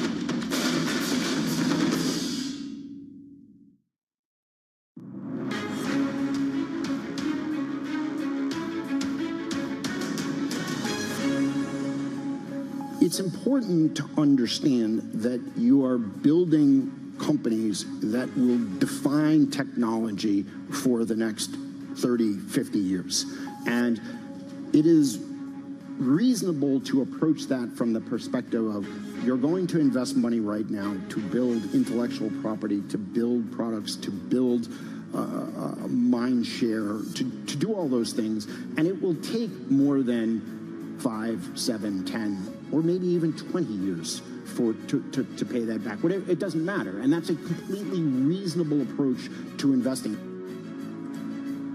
Well, that was Michael Intrator, the CoreWeave chief executive, speaking about investing in AI infrastructure at the Bloomberg Tech London Summit. Now, Bloomberg understands that Anthropic and Alphabet's Google are in early stage talks about a deal for cloud computing services valued in the high tens of billions of dollars. The agreement would mark the latest in a wave of investment deals and partnerships involving AI firms and cloud providers, which, all told, are set to run into the hundreds of billions of dollars. Well, we're now joined by Adrian Cox, a thematic strategist at Deutsche Bank Research, and Matt Bloxham, our senior tech analyst from Bloomberg Intelligence. So thank you both for joining us. Matt, I mean, this feels like a huge deal, right? I mean, could it actually be a game changer for their competitors? Not so, I don't think so much a game changer for the competitors, but it keeps Anthropic in the game. Exactly, yeah. It's a bit like a game of poker, and you know, you kind of, someone raises the stakes and you have to decide whether you're going to match it or fold. And clearly it's way too early in the game for anybody to fold, and there's enough money out there to keep them funding people. But, you know, I think you have to question at some point, how many different AI platforms is the world going to need? And, you know, is this going to be enough to actually kind of close the gap on the two big leaders, obviously OpenAI and Google with Gemini? They're by far and away the kind of most popular AI platforms, both with consumers and businesses. I mean, I love this. It's really like, I mean, they're almost warring, right? So you have Anthropic teaming up with Google, and then you have OpenAI with a new web browser. Is it too soon to say who's going to win this? Is there only one winner? I don't think there's one winner, but there's probably a small handful. You know, I mean, if you look at history, I mean, you do clearly get a dominant player in most industries, and certainly tech industry. You know, Amazon dominates kind of online retail. Google dominates search. It's been a bit more spread on social media platforms, but you still got a heavy dominance towards TikTok and Instagram. So I think it is going to consolidate eventually down to a much smaller number of players than we've got today, and the ones that have already kind of lost a bit of pace on the kind of the big leaders are going to maybe struggle, either have to kind of pivot into a niche, or maybe they'll get kind of rolled up into kind of like an aggregate that is big enough and has enough scale to compete with OpenAI and Google. Matt, what's your take on Netflix? It's getting slammed today, pre-market. Yeah, you know, I think that was really kind of a sense of market expectations were pretty full. They had a big slate of content. They had the big boxing match, which drew lots of viewers. So I think, although they grew at 17.5%, which is a great number, people were expecting a bit of a surprise on the upside. We didn't get that, so I think just a bit of profit taking. Yeah. Adrian, when you look at actually ChatGPT, when you look at OpenAI, all of these agreements, it does feel like Europe is being left out. Yes, to some extent. I think that that is the big challenge, and why you're seeing a lot of interest in sovereign AI, and the fact that all of the concern a couple of years ago was about AI safety, and now really it's about national security. And so there is this trope that the US innovates and Europe regulates, and I think that we're kind of seeing that. It was interesting, the comment that you made about companies being sucked up or pivoting on their business models, because that's what you saw with Aleph Alpha, which was a German maker of LLMs, which decided they're going to pack it up and really leaving only Mistral in Europe to be able to compete. But there's more to it than that. Obviously, there's not just the models, there's the data centers, there's the capacity to power them, and so on. I mean, is that where do you find value? If you look at thematic investment, I mean, there's so much talk, Matt writes about this every day, and it's about the big players because that's the sexy stuff. But if you're going in as an investor, are they too expensive? Do you want to get into maybe some of the smaller ones that will be a winner 4, 5, 6 years from now? Yes, well, knowing where the winners are 4, 5, 6 years from now is somewhat challenging, one would say.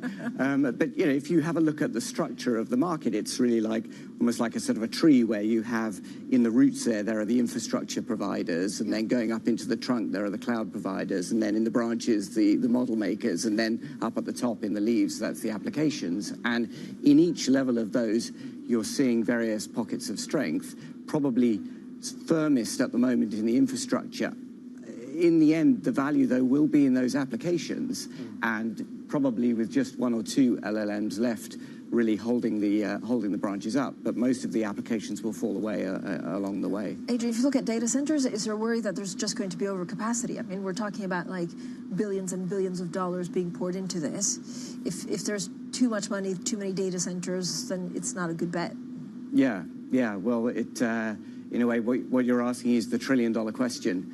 And in a way, there is an interesting bifurcation between people on the AI side, the sort of technology people who are worrying about whether AGI is going to come along, and artificial general intelligence, and then the rest of the world, which is wondering whether there's going to be sufficient demand to justify all of this build-out in data centers.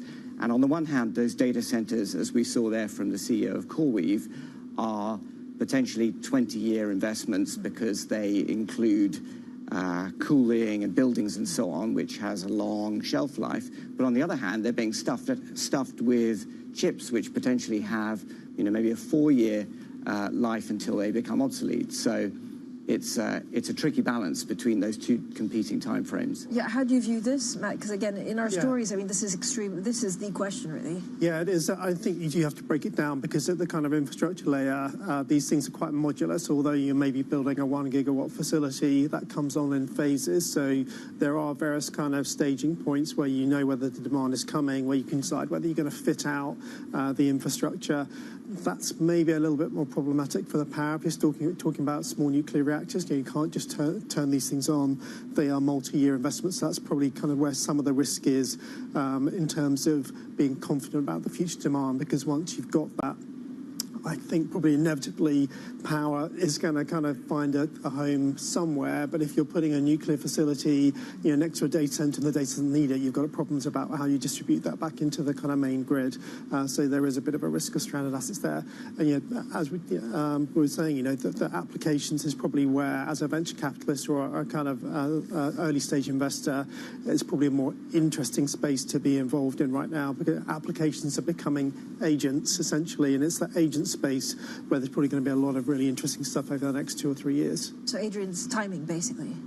Yes, exactly. It's funny. I did a report recently where I looked back at an old Bloomberg story from 1998 with someone saying in November that year that he said, this is an enormous bubble. This is going to make the bio whatever it was, bubble of early 1990s look like a picnic.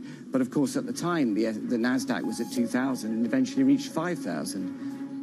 You always go back in history, and it shows you a lot of things that maybe we're missing right now. Adrian, thank you so much. Adrian Cox, thematic strategist at Deutsche Bank Research and Bloomberg's intelligence analyst, Matt Bloxham. Coming up, we'll be joined by Anna Rosenberg from the Amundi Investment Institute. We'll talk geopolitics and trade. This is Bloomberg.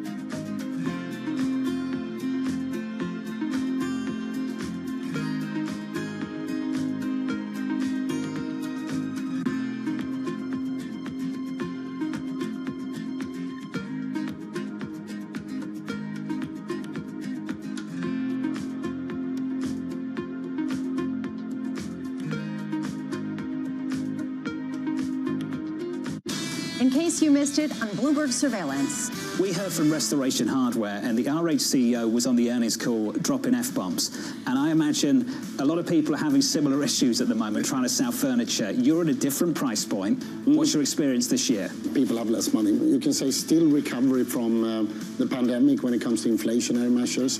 But then again, our line of business is really about human basic needs. It's about the bunk bed when the kids grow up. It's about the chair and table and so on. Anne-Marie had one final question. How are the meatballs? And you're lowering the cost of the meatballs. I am myself, I'm an intellectual vegetarian. I normally say down here I struggle. I love the meatballs. We actually running today about 40% of our sales is actually vegetables and plant balls.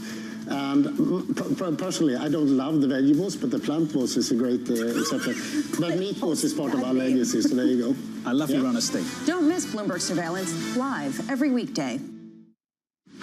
Tune in to Bloomberg Business Week Daily. We got to talk crypto. From the magazine that helps global leaders stay ahead. What's the conversation around your company? Bringing you insight on the people, companies, and trends shaping today's complex economy. Planning very big things. A new level of premium. Plus global business, finance, and tech news as it happens. The floodgates of innovation are going to open up. You can't fake passion. You either are or you aren't. Bloomberg Business Week Daily, only on Bloomberg. Good morning. This is Bloomberg Surveillance. Welcome back to the opening trade. Watch Bloomberg Tech. This is the Asia Trade. This is Wall Street Week. Welcome to Balance of Power. This is Bloomberg Television. Bringing you up-to-the-minute economic news whenever and wherever it happens. I'm Francine Lacqua in Sintra, Portugal, and this is Bloomberg.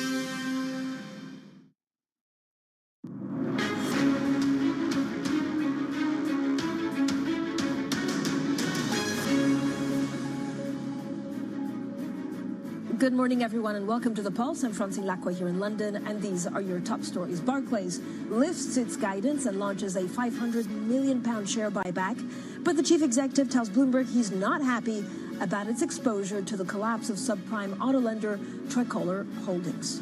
Bloomberg understands the AI firm Anthropic and Google are in advanced talks over a cloud computing partnership, potentially worth tens of billions of dollars. Plus, Donald Trump signals uncertainty over a second meeting with Vladimir Putin, saying he does not want a wasted summit.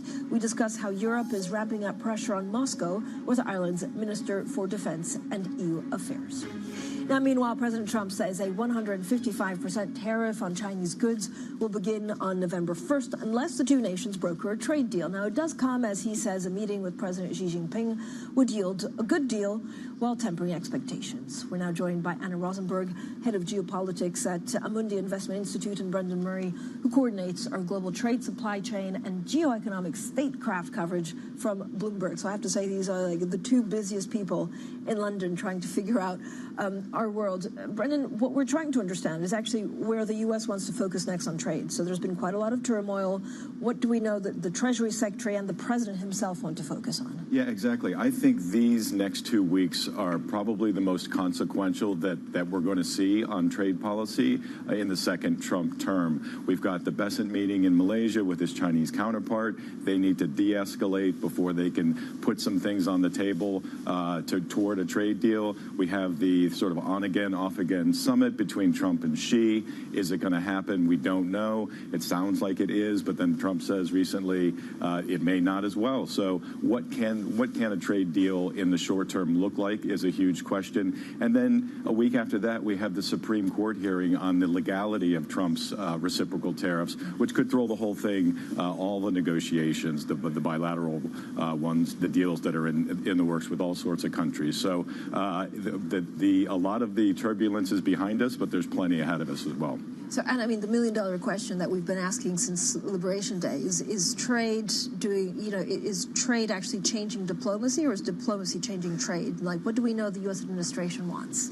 Well, I think we are in a different geopolitical order, right? And it's not anymore about efficiency, it's about security. And we have seen, as a result, a lot of economic friction. And this is not new. This didn't start with the Trump administration. We've seen more protectionism, more sanctions and export controls. And that already shaped and changed global trade over the last last few years, right? And so now we have a lot more economic friction and more is likely to come. So what we're seeing now is actually an attempt by diplomacy to make up for the disruption of the old world order, if you will. And we're seeing a lot new trade negotiations happening between partners that have strategic interests in common, right? For example, the EU is talking with many different countries and regions on trade, with Mercosur, India, Indonesia. The Indians as well are having a lot of new trade discussions, right? They signed the deal with the UK, and we're having negotiations with the EU, negotiations with Brazil and Mercosur too. Everyone is trying to sign new side deals, if you will, to compensate for the global disruption. And as a result, I think trade is going to continue to flow. We're not deglobalizing, but it's changing how it is flowing. But to you both, is this going Trump's way? Because the disruption is self-inflicted, but are they happy about it? Well, I mean, I think Trump's way is to get reciprocity, right? He wants to reduce the trade deficit. That's what he cares about. It's not necessarily going his way. He's getting some better deals overall, but all in all, this comes at a cost, comes at a price to U.S. consumers, and I think we'll see by next year at the ballot box if this is in his interest or not. How do you see it, Brendan? I mean, I was struck, I know you were at the IMF, I was struck by the IMF Director General saying that trade is like water, that actually even if there's a blockage, it still finds its way to where it needs to be. Yeah, exactly. But if you look at the amount of trade that the U.S. does with the rest of the world, the three big countries are China, Canada, and Mexico. We don't have a deal with China.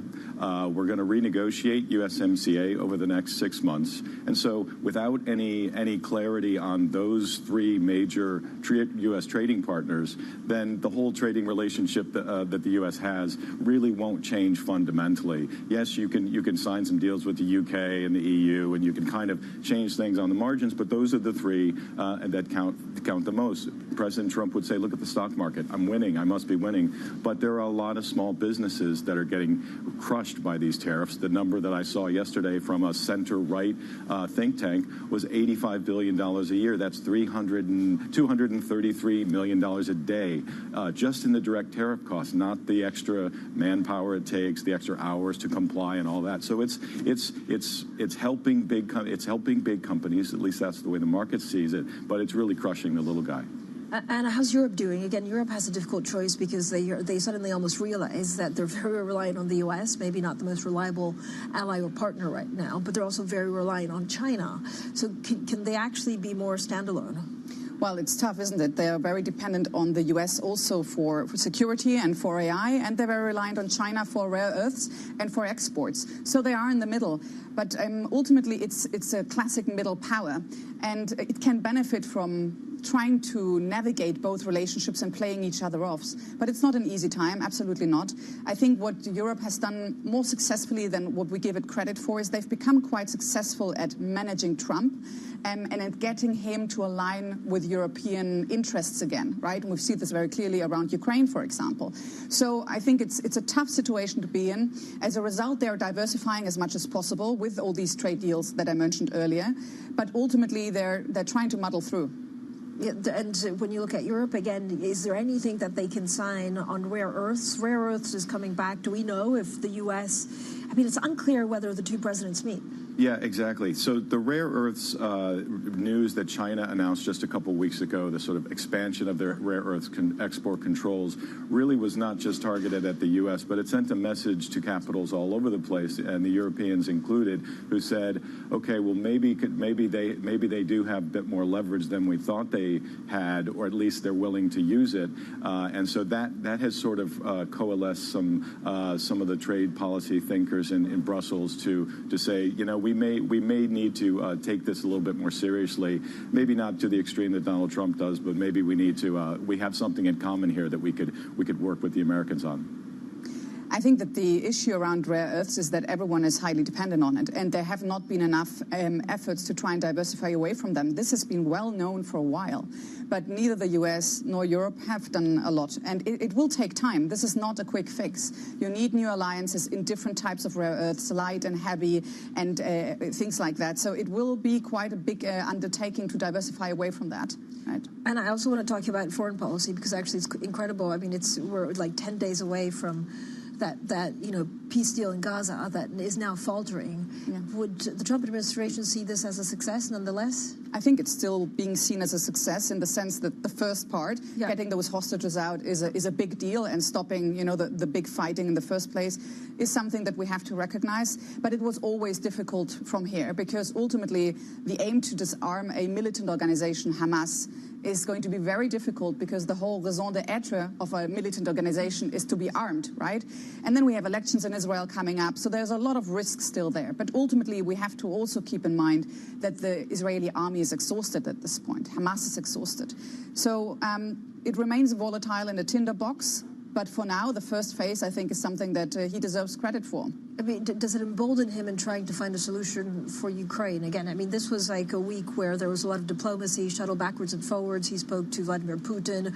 It's unclear where the president stands on this. He really wants to find a solution for Ukraine, but he cannot, because it's simply that all the goals do not overlap. Neither the US goals, nor Ukraine's goals, nor Europe's goals, nor Russia's goals, they don't overlap.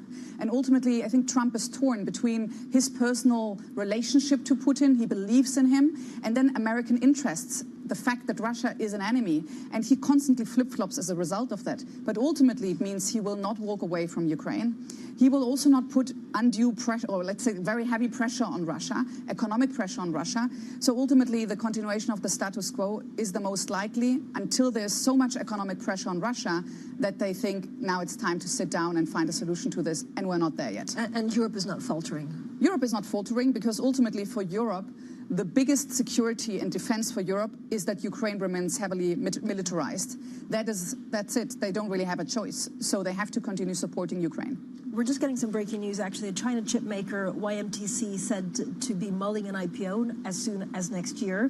And this is according to people familiar with the matter and what could be one of the biggest listings there in years. But it's also, I believe, a company that was put on a blacklist from the U.S. Is this just going to be a tit for tat in terms of blacklists and for chip makers? Yeah, exactly. In the same way that the U.S. needs Chinese rare earths, China needs American high technology, and so we're going to see this tug of war continue unless the leaders can get together in a week or so and try to ratchet things down, or at least call a ceasefire.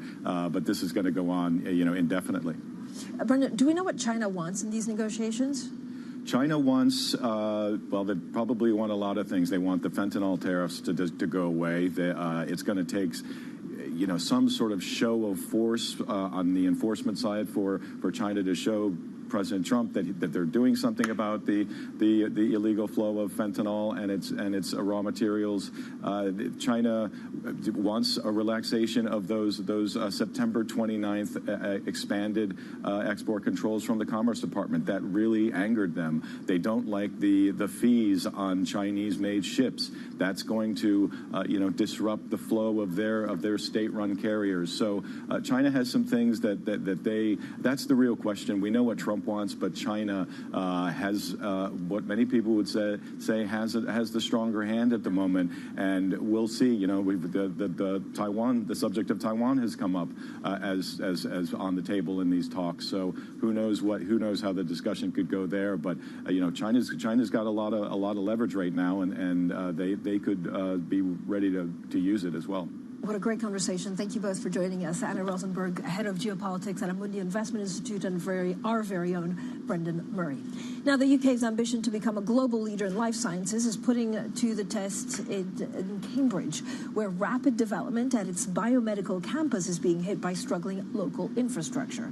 Despite major investments from companies like Prologis and the presence of pharma giant AstraZeneca, basic utilities like wastewater treatment are having problems keeping pace. Well, we're joined by Ashley Furlong, who covers health and pharmaceuticals for us. Ashley, can you walk us through exactly what's happening, for example, with the sewage system in Cambridge?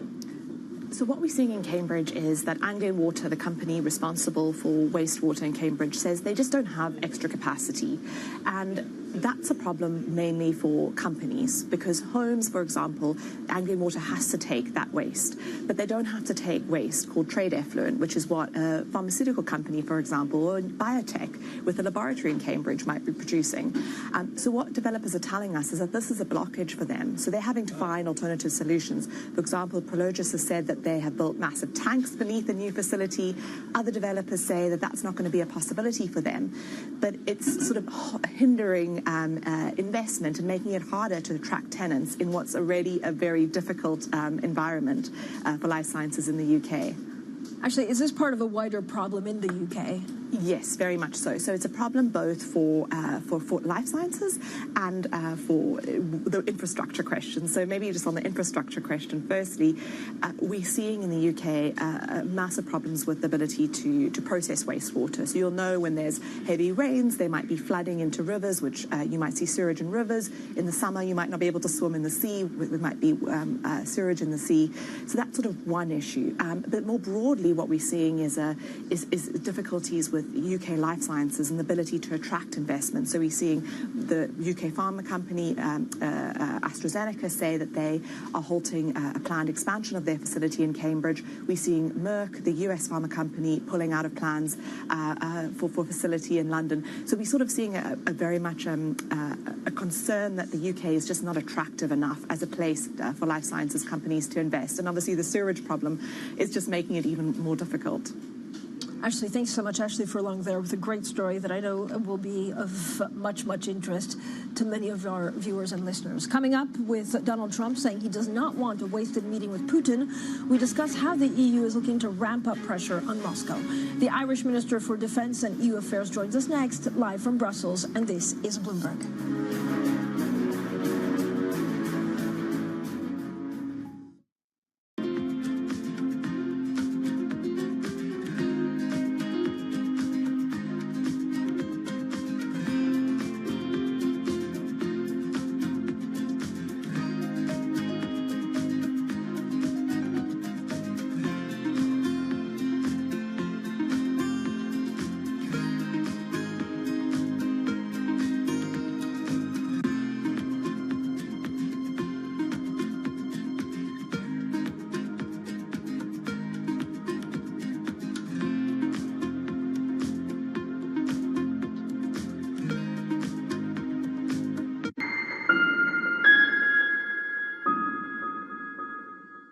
Listen carefully.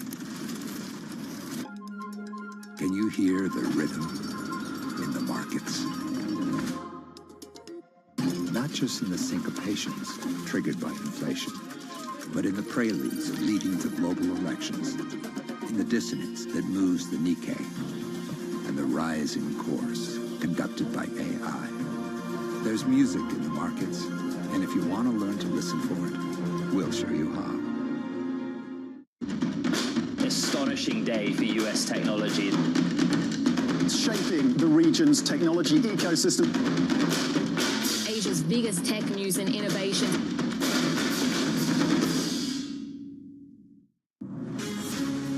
From the beating heart of global finance, economics and politics, and wherever newsmakers are moving markets, Bloomberg brings you conversations that allow for deep discussions and important insights. What do you think the future is for inflation? Is this a new normal? Are markets too optimistic? How do you worry about the things that are outside your control? How does the current fighting completely stop?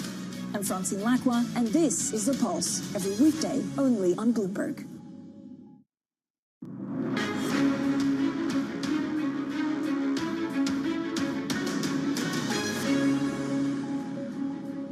The conversations that matter, the insights you need. This is The Pulse, and I'm Francine Lacroix here in London. Now, European nations are working with Ukraine on a 12-point proposal to end Russia's war along current battle lines. Moscow has so far rejected the idea, despite incurring massive casualties in the war that's now in its fourth year. It comes as President Trump says he does not want to have a wasted meeting with Vladimir Putin, in a sign that a summit between the two leaders may not happen. Let's discuss the European position with Thomas Byrne, the Irish Minister for State for Defence and European Affairs. Minister Byrne, thank you for joining us. Should we actually expect, Minister, EU leaders to agree on the next sanctions package on Russia?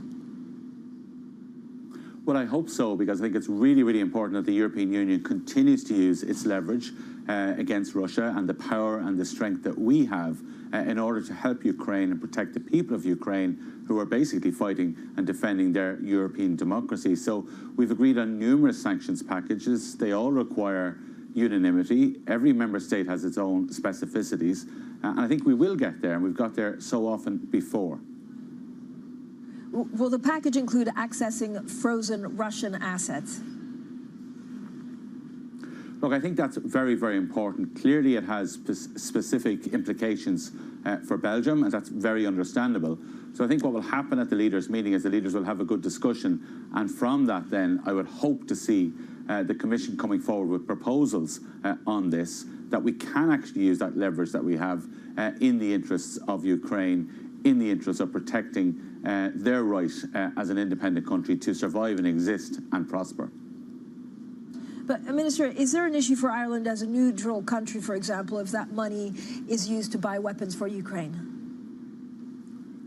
Look, Ireland's a neutral country in the sense that we're not part of any military alliance, and we have given significant support to Ukraine, whether that's the fact that 2% of our own population is a Ukrainian refugee, but also we've given a huge amount of support in terms of defensive weapons, and we're able to work out a system with the Ukrainian government, with the European Union and with European Union partners to make sure that our specificities, and every country has them, are not affected. And I'm sure that we can work this one through as well. I've no doubt about that, because we've given significant support to Ukraine. They are entitled under international law to defend themselves, and I don't think anybody could object to that.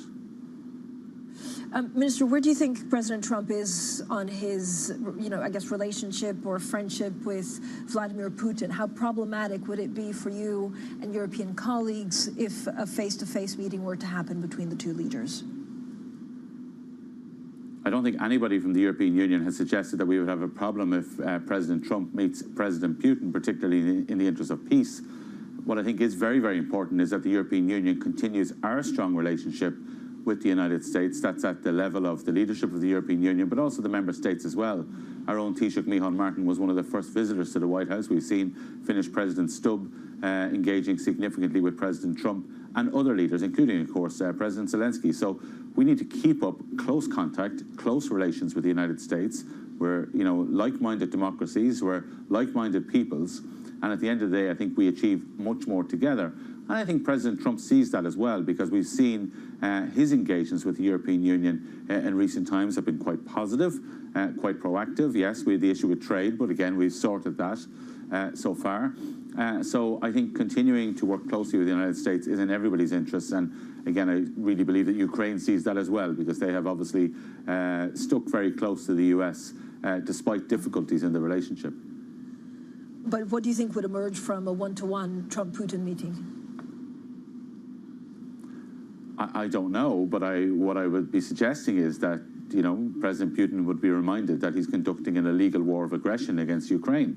I think that's the first principle, and that no country has the right to do what he's doing, and that he should stop, and that there should be peace, and that he and Russia should be held accountable for what he's doing. And I think until that happens, we as the European Union must continue to use our strong leverage. I think it's really, really important that Ukraine is allowed to survive as a nation, is allowed ultimately to join the European Union, to make its own choices about defence, and to make sure that its peace and security are protected and guaranteed. I think that ultimately Ukraine has to join the European Union. That's important for them. But I think it's also important for all the rest of us as well. And as European Affairs Minister of Ireland, that's something that I'm particularly close to. And I think that we should keep it as a priority. And certainly for our presidency of the Council of the European Union next year, that will be a significant priority. Minister, the EU has been affected by China ramping up some of the export curbs on rare earth materials. Would you support retaliatory measures against China? Look, I think what China has to do is stop this, and China has to comply with the WTO rules. I was at a meeting of the G20 trade ministers only 2 weeks ago in South Africa, and everybody around that table, Ireland is a guest country, but everybody around that table was supporting the WTO in principle. So China should stick to the rules there. I think what Ireland would say is that we have full confidence in Commissioner Maroš Šefčovič. He is one of the busiest commissioners at the moment. There seems to be a trade issue all over the world. at the moment, and Commissioner Šefčovič is not only dealing with problems that arise in the case of the US, for example, and China, but also looking for opportunities for the European Union as well in trade. And I think that's really, really important. So the Commission have competence on trade. They will consult with member states. We will support what the Commission does. At the end of the day, China itself depends on a global market for its goods. And I think that they will have to bear that in mind as well in all of this. Trade is always a two-way street, and I don't think that I don't think any country benefits from bringing in unilateral measures on trade, especially if there are countries like China that depend on the rest of the world to buy their products. What do you think Europe needs to now do to be more competitive?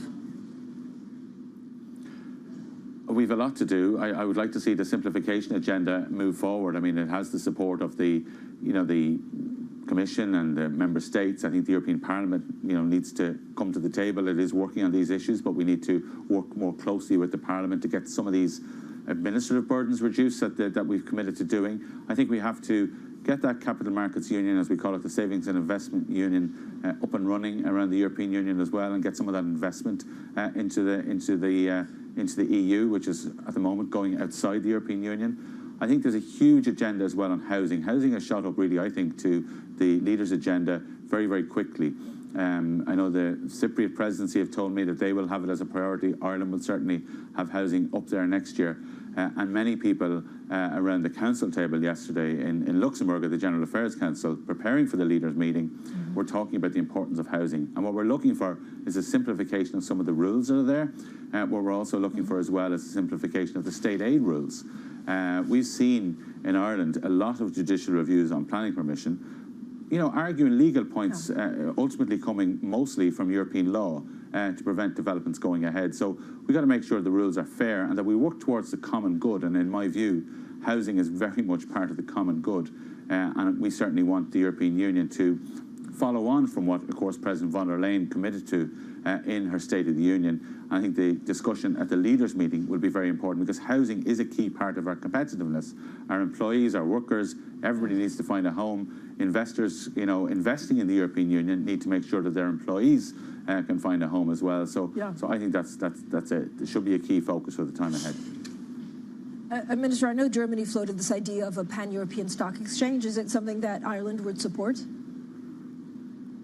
Well, we're certainly interested in looking to any proposals that will enhance our competitiveness, enhance our offering as a European Union. We don't jump in on every single proposal straight away. We consider them carefully. But I think we certainly do need more investment within the European Union. There's a huge amount of savings out there, a lot of which goes to America. Some of our greatest entrepreneurs see it as the ultimate sign of success to have success in the United States. We need them to think as well about having huge success within the European Union. We are the biggest single market in the world. We are the most prosperous economy, but we can do a huge amount more.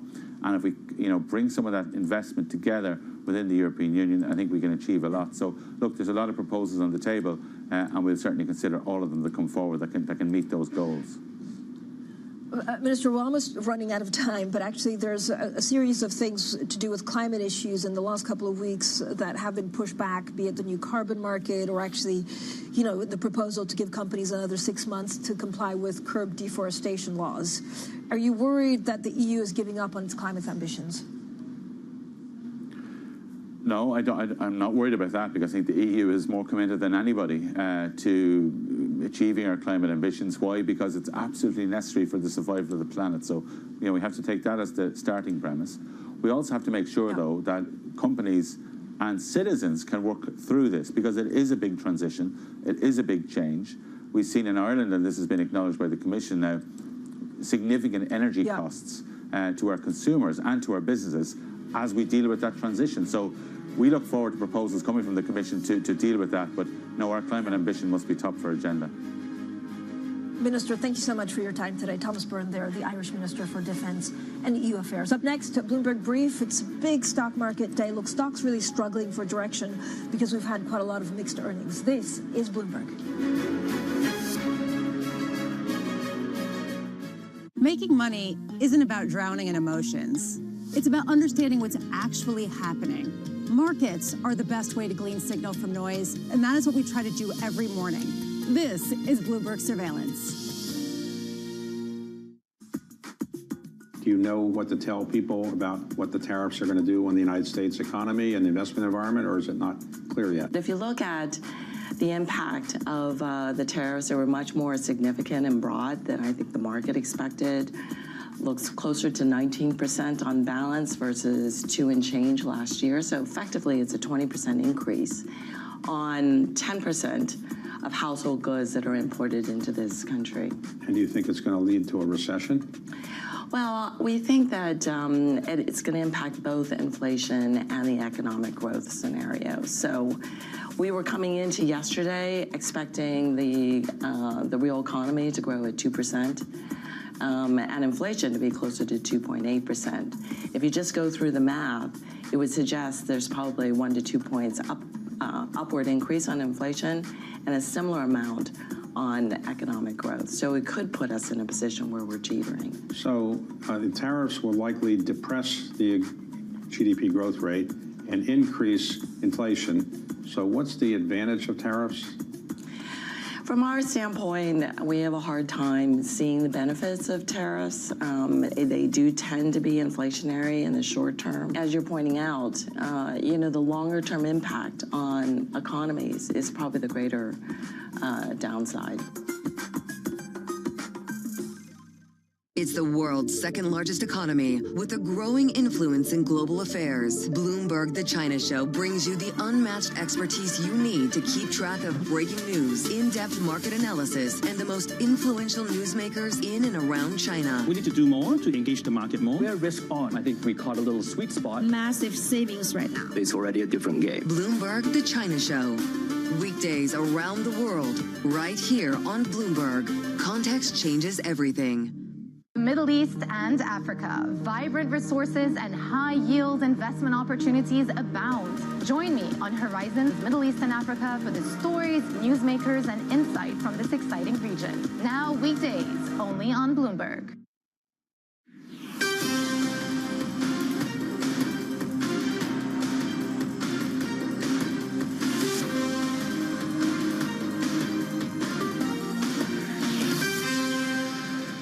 It's 5 a.m. in New York City. Good morning. I'm Bonnie Quinn with your Bloomberg Brief. Here's what you need to know. Trade maze. Trump equivocates on a China meeting, while India's Mint newspaper says the U.S. and India are close to a trade deal. More compute. Anthropic and Google are said to be in discussions to team up on a cloud deal. And markets stay put. Futures flat after a metal sell-off and a mixed bag of earnings. More to come today, including the first of the Mag 7, Tesla. So let's take a look at the futures picture. As you can see, looking for direction perhaps, we were flat on the S&P 500 at the end of the session yesterday, down very fractionally on the NASDAQ 100. Look, markets are waiting for a lot of things for clarity. We get CPI data Friday, lots more earnings this week and next week, and the possibility or no of a Trump-Xi meeting. Markets want clarity perhaps before they decide which direction they're headed in next. Let's take a look at bonds, because we're also not seeing too much movement there, but we are staying firmly beneath that 4% mark, just below the 345 mark here, and then the long end continues to come down. We're down another basis point today. I want to show you gold, because we had a 5% drop yesterday. I mean, in the overall scheme of the run-up, that 5% drop, maybe not huge, but we are flirting with the $4,000 mark again, another 1% of a drop today. Paul Donovan of UBS saying, look, there's plenty to keep gold supported, even with this sell-off, including central bank buying, weaker rates and weaker dollar expectations as well. Let's get across now to London and some individual movers with Valerie Teitel. Valerie.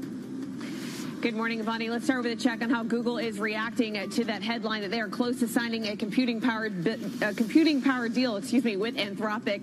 Alphabet shares up 1.25%. Now, this deal we've reported that could be valued in the high tens of billions of dollars, where Google would be supplying cloud computing, processing, and its own processors to Anthropic. Anthropic owns the Claude family of large language models that compete with OpenAI's ChatGPT. But Bonnie, there is is some circular financing concerns, again, in this kind of a deal, as Alphabet is a main investor, or had been a main investor in Anthropic in the past. Moving on to earnings, let's talk about Netflix. These are disappointing for a reason that maybe investors didn't see coming. A $600 million charge to pay the Brazilian regulators, authorities there, to settle a tax case, and that dented operating income from Netflix down in pre-market nearly 7%. This did kind of overshadow a solid earnings report. They did have a decent success with one of their most streamed movies of all time, K-pop Demon Hunters. The executives also released a statement to shareholders claiming that AI-generated videos won't necessarily impact their business models, claiming that it's more the videos made by the likes of TikTok or Instagram that could be affected more than the streamer like Netflix. Lastly, I want to check on Barclays, a big European bank that has a decent footprint in the U.S. Out with earnings today, the shares are up 4.25% on the back of a buyback announcement. They also raised their earnings guidance. But under the hood, there were some signs of a weak release here, Vonnie. Their equity trading, for instance, came in flat quarter on quarter, and that's despite some pretty decent gains over from Wall Street. They also set aside more money for those motor finance provisions as well. Vonnie? All right, Valerie, thank you so much. Valerie Teitel there in London. And later this hour, our latest CFO interview with Manulife's Colin Simpson. And a closer look at Netflix's results and other Mag 7 earnings to come with Paul Meeks of Freedom Capital Markets. In the UK, inflation unexpectedly held steady at 3.8% in September, driven by a drop in food prices. Well, while data show inflation is still almost double the BOE's 2% target, these figures are easing concerns over price pressures. Traders also adding to bets on rate cuts. Joining us now is Bloomberg's Lizzie Burden. So, Lizzie, gives us some of the details. I mean, 3.8% is still a lot of inflation to deal with. It is, and it's nearly twice the Bank of England's target, notably, but it isn't the rise that economists were expecting, and that's why we've had the market reaction that we have, Vonnie. The reason for the pullback, you mentioned food prices, they've fallen for the first time since May last year, and that's true of the headline level month on month as well. So good news for the Chancellor heading into the budget, particularly for the Bank of England. Of course, we look at the core and services levels, and they've fallen more than expected too. So this is why we've had the repricing of traders' bets on BOE cuts. It got a cut before the end of 2025, very much back on the table now, a 70% chance of one in December. We've seen gilts falling at a 14-month low, in fact, the gilt yield, the pound dropping too, and that benefiting the FTSE 100. But I will just pepper in a little bit of skepticism here. Our economists at Bloomberg Economics say that they don't see a rate cut from the Bank of England before the end of the year, Vonnie, and that's because you've got inflation expectations rising. They say that they'd rather see, or they think the Bank of England would rather see inflation closer to the 2% target, much closer, before they start easing policy again. So perhaps this isn't the turning point that we are hoping it is just yet. All right, Lizzie, thank you so much. Lizzie Burden there in London.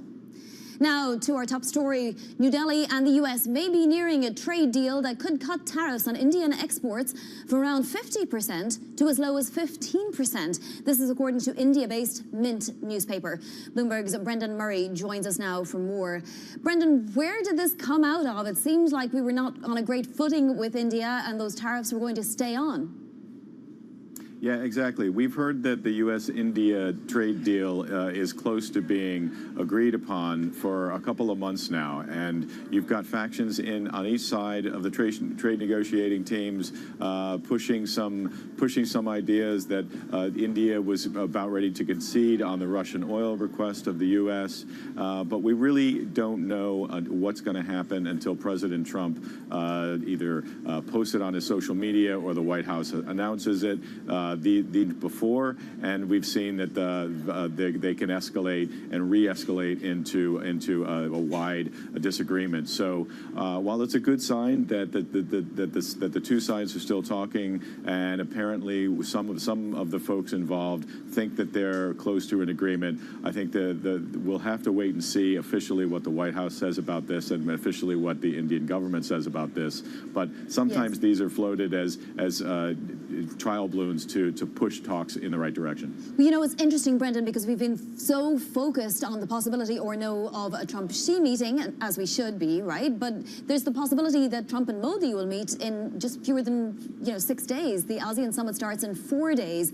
What would that change in terms of the calculus for Xi if Trump and Modi were to have a successful meeting?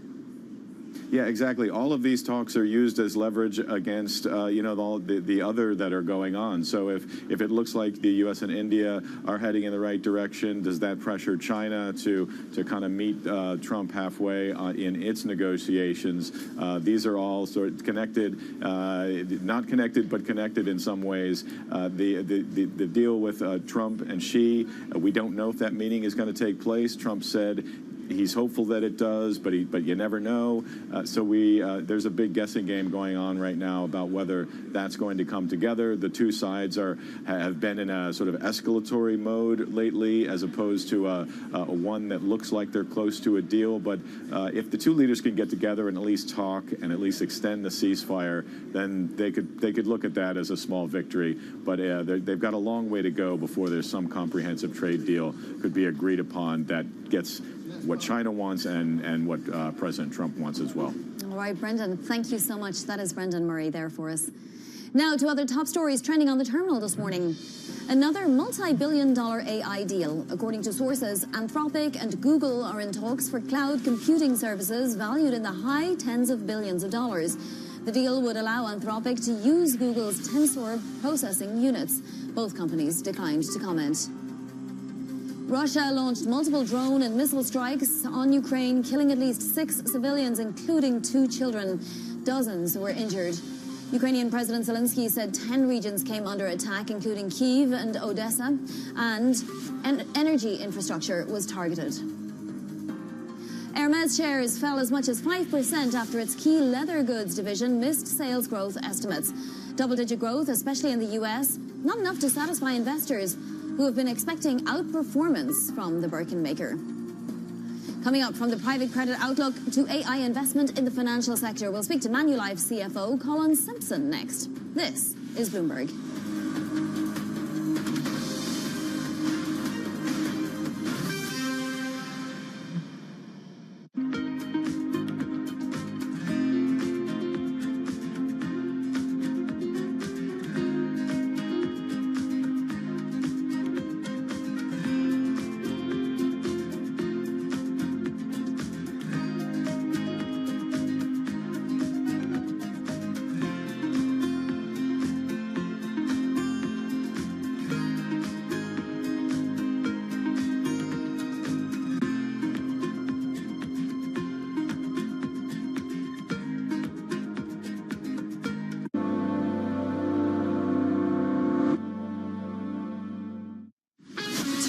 To Bloomberg Business Week Daily. We got to talk crypto. From the magazine that helps global leaders stay ahead. What's the conversation around your company? Bringing you insight on the people, companies, and trends shaping today's complex economy. Planning very big things. A new level of premium. Plus global business, finance, and tech news as it happens. The floodgates of innovation are going to open up. You can't fake passion. You either are or you aren't. Bloomberg Business Week Daily, only on Bloomberg.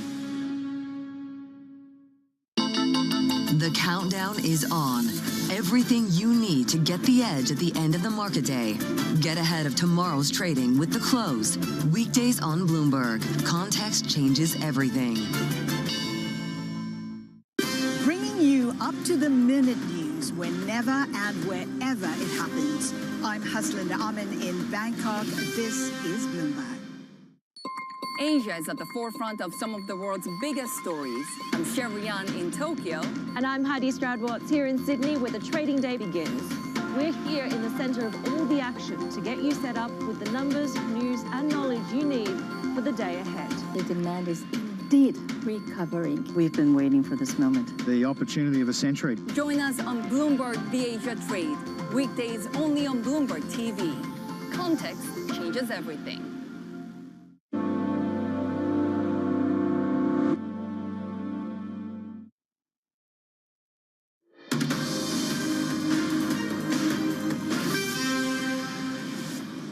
This is Bloomberg Brief. I'm Vonnie Quinn in New York. In this month's CFO briefing, we're looking at life insurers, a great barometer of the health of the financial and capital markets. And I'm pleased to say we're joined by Colin Simpson, CFO of Manulife, alongside Nina Trentman, editor of the CFO Briefing newsletter. Colin, I have to start with all of the comments and market turbulence that they have engendered over recent weeks to do with auto loans, some private credit write-downs, of course, Jamie Dimon's comments. What have you been seeing over the last quarter in all of your businesses? Have you been looking more closely at your books? Yeah, Vonnie, it's great to be here, and it's a really interesting question on private credit. Private credit has grown quite a lot. The important piece to note with private credit, it is often below investment grade and floating rate notes. And so that tends to be a little bit more volatile than public credit. And so it shouldn't be surprising that you get some headlines from time to time. Now, as it pertains to a life insurance business, we don't use much private credit to back our insurance liabilities. But actually, we bought a private credit business last quarter because our customers are demanding that type of asset. So, we're not concerned by the headlines that have come up. Does this mean, anything like the end of the private credit industry? Absolutely not. It's here for the long term, and we're glad to be involved in it for many cycles to come. Colin, one of the growth areas in your business has been Asia, specifically in wealth and asset management. How do you see that developing from here? Asia is so exciting for us, Nina. We're in 11 markets from an insurance perspective and 14 when you think about our asset management business. But what's so exciting with life insurance in Asia is the demographic powers that are behind it. We're selling products to people who haven't bought a financial services product before. And so that's really exciting. And so we get a level of growth that you just don't get in developed markets. And as a top 3 insurer in Asia, I think that sets us up really well for the next 10 years. Just wondering about your business in Hong Kong. Of course, that's an important market for you as well. There's been some regulatory changes there with regards to mandatory pension plans. How will that impact your business? Yeah, so regulation and regulation change is just part and parcel of being a large financial services company. We saw some changes in the pension market in Hong Kong. We're the #1 provider of the mandatory pension fund, and actually what we're seeing is going to provide different value set for the customer. The administration is going to be done centrally, so that will impact our earnings. We announced it last quarter, $25 million a quarter will be the reduction in our earnings, but we're still very much committed to the market. We're #1 in the market, and we see strong growth in the Hong Kong pension market. Just wondering, actually, in terms of your plans for the future as CFO, I know that you're targeting a return to equity ratio of 18% by 2027. How will you get there, and how close are you at this point? Sure, Nina. We announced an 18% plus ROE target last year at our Investor Day, actually in Hong Kong, and we're well on the way towards achieving that. Now, in the last quarter, we had a little bit more excess mortality, i.e. a few more people died than we expected, and but when you normalize for that, our ROE is closer to 16.5%, so we're close to 18% at the same time as our growth, and Asia is going to contribute a lot of growth. We're growing our asset management business quite attractively, and we also have a buyback program. Last year we bought back 5% of our stock, and this year we're buying back 3% of our stock, and that does help the ROE position as we go into 2027. You mentioned some data that were different perhaps than you were anticipating, Colin, and how that affected you. You're obviously a data-heavy business, models just, primed for AI, if you like. Draw the line for us between your AI investments and your bottom line. You're so right, Vonnie. When you think of what can impact a life insurance company, we've got factors that are all over the world. We're a global company, and we're affected by markets everywhere. We're affected by demographic trends. We're affected by trends that are in the organization. So when you think of the power of AI and what that can actually do on a real-time basis, there's huge opportunity for us to use AI to make our business better. And that's, to price mortality better, it is to anticipate the markets, and it's also to do real-time reporting and real-time forecasting. So both as an organization and for me as the CFO, as in charge of a finance function, it's really exciting to think about how AI can augment what we do on a day-to-day basis as a life insurance company. So it's great. just to follow up actually on the something that you said earlier, you mentioned the acquisition of the private credit manager earlier this year. I'm wondering how you're thinking about deal making and your appetite for that for the year and years to come. Yeah, so Nina, we're in a really fortunate position that we've got lots of capital on our balance sheet, and we maintain a really strong balance sheet. We've got debt capacity, so we can certainly afford to grow inorganically. But the great thing about Manulife is, with business in Asia and North America and an asset management presence in Europe, we don't see big gaps in our portfolio. So, inorganic expansion is something we will do on a needs basis. And so, what we did in private credit, we bought a private credit manager because we saw that level of expertise in the market that we don't necessarily have ourselves. And so it was a great opportunity to use a fairly modest amount of our capital. We spent just under $1 billion for 75% of Comvest. And so that was a good opportunity to buy expertise that we can add to our own and improve our returns. But as far as deal making goes, I think we've got so many more opportunities organically than inorganically. Colin, you mentioned your wealth management business. What do you make of the market appreciation that we've seen, whether we can continue to see that, and your outlook for interest rates? So funny, market outlook has become even harder than when I worked in capital markets. So, I don't have a strong view on where the markets go from here. What's really important for us at Manulife is we maintain diversification. So we're not overweight any particular theme or trend. Certainly public credit is something that we hold a lot of, and that's because it really suits our liabilities quite well. So in terms of spreads, they're really tight, and that reflects just buoyant markets. But we're never complacent when it comes to the market outlook. Interest rates is an interesting one. Interest rates are really important to the life insurance sector. But we're more focused on the long end of the curve. So when and talking about the US here, we had an interest rate cut in September, and we're probably going to get another cut next week when the decision comes out. Actually, when the short end of the curve goes down and the long end stays up, the long end right now is about 4.5%. That's actually quite attractive for life insurance, because when people buy one of our products, they're buying a long-term savings vehicle, and then they'll compare that to what they earn in the bank. And if what they earn in the bank is going down because the short end of the curve is coming down, then our products will look more attractive. So it can be a good proposition for our customers if we see short end of the curve go down. But in reality, it's very hard to predict markets, so we don't take much interest rate risk at all. All right, Colin, sounds wise to me. That is Colin Simpson, CFO of Manulife, and Bloomberg's Nina Trentman. Thank you both. And just a reminder, Bloomberg's CFO Briefing is a weekly newsletter for and about CFOs, featuring top executives at global companies and covering key trends in corporate finance. You can subscribe at NSUB Go on your terminal. Coming up, we'll bring you our exclusive conversation with KKR co-CEO Joseph Bay next. This is Bloomberg.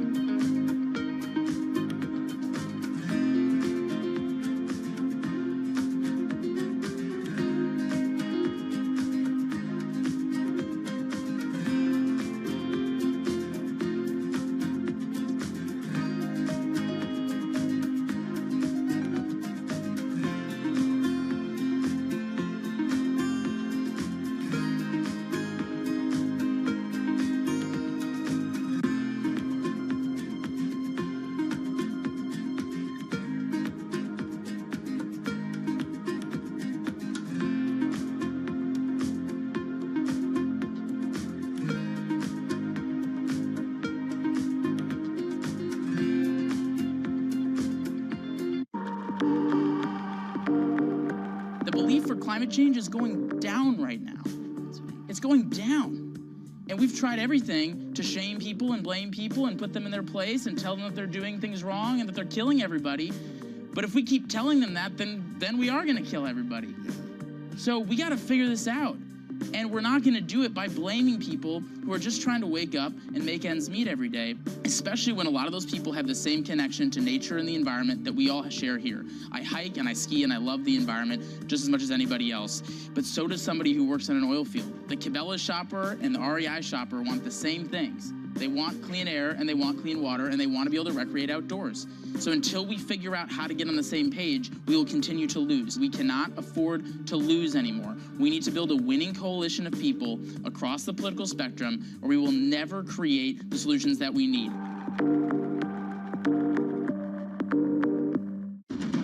What is going to be the consequence for U.S. markets? We are basically deep in the European earnings season. Take a look at how we're faring when it comes to Asian markets.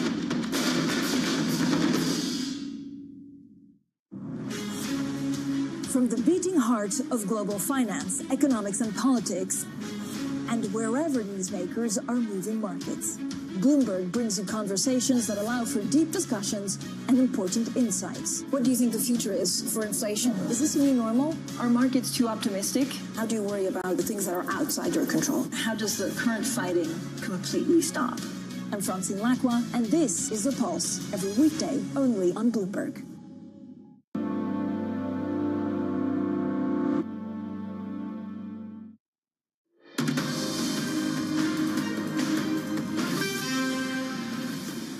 The dollar has largely been range-bound, with one measure showing the quietest trading since 2013. Bloomberg's Haslinda Aman spoke exclusively with KKR co-CEO Joseph Bay on how investors are navigating as the currency loses steam. Take a listen. I don't think it's a question of global investors exiting the U.S. market by any means. I think it's more a question of diversifying their portfolios with that incremental dollar. Where do you want to invest it? I do think it's fair to say that most global investors have a lot of exposure to the U.S. right now.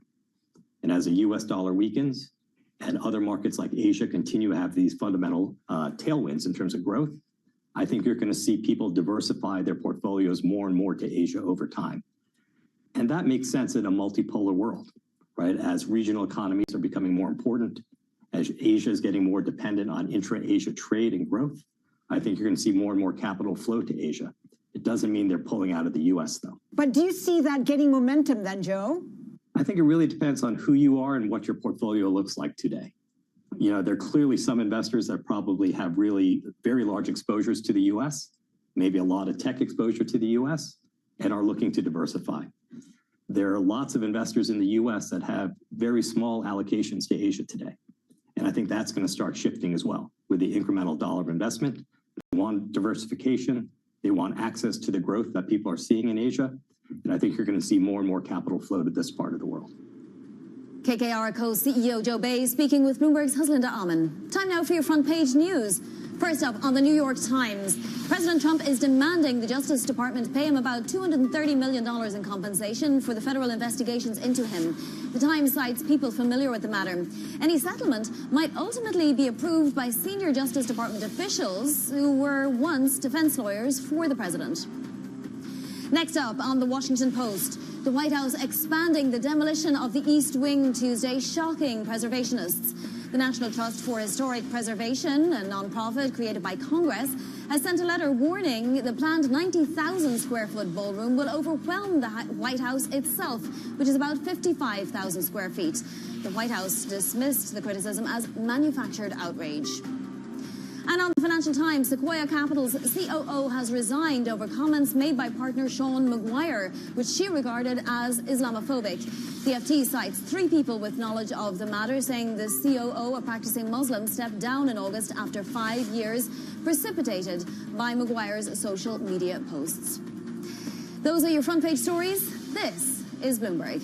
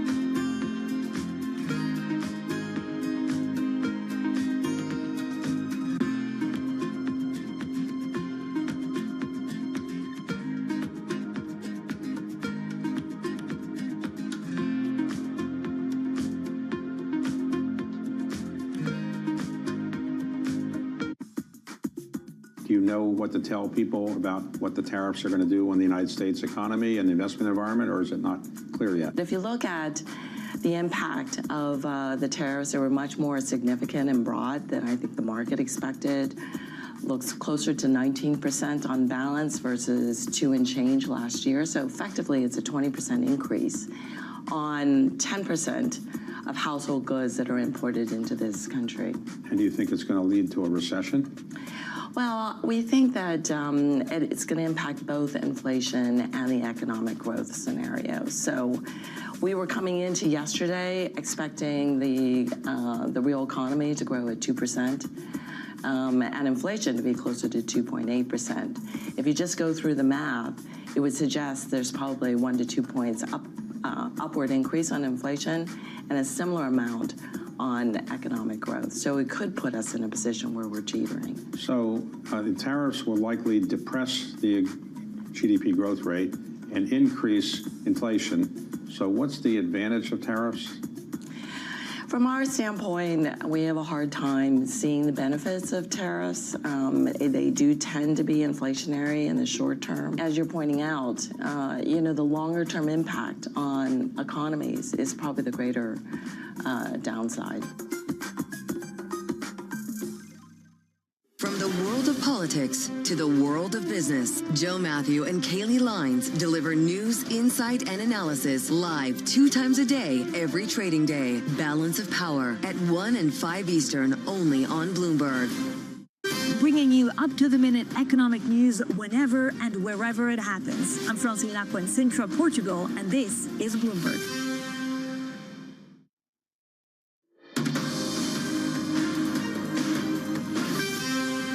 It's 5:30 a.m. in New York City. Good morning. I'm Bonnie Quinn with your Bloomberg Brief. Here's what you need to know. Trade maze. Trump equivocates on a China meeting, while India's Mint newspaper says the U.S. and India are close to a trade deal. More compute. Anthropic and Google are said to be in discussions to team up on a cloud deal.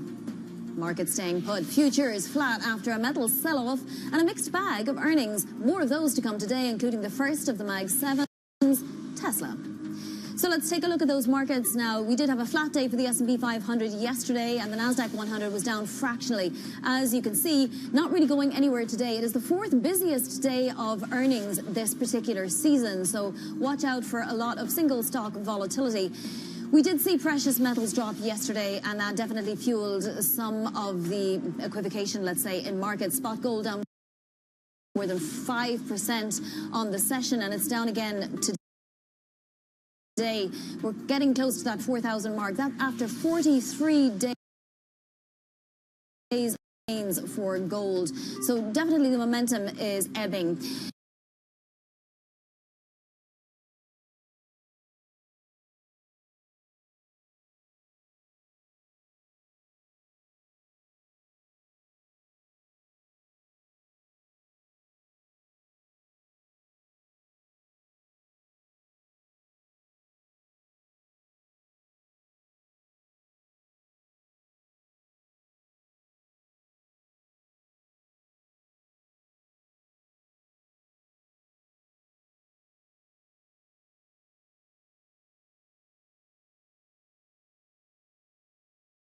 Three days of gains for gold. So definitely the momentum is ebbing.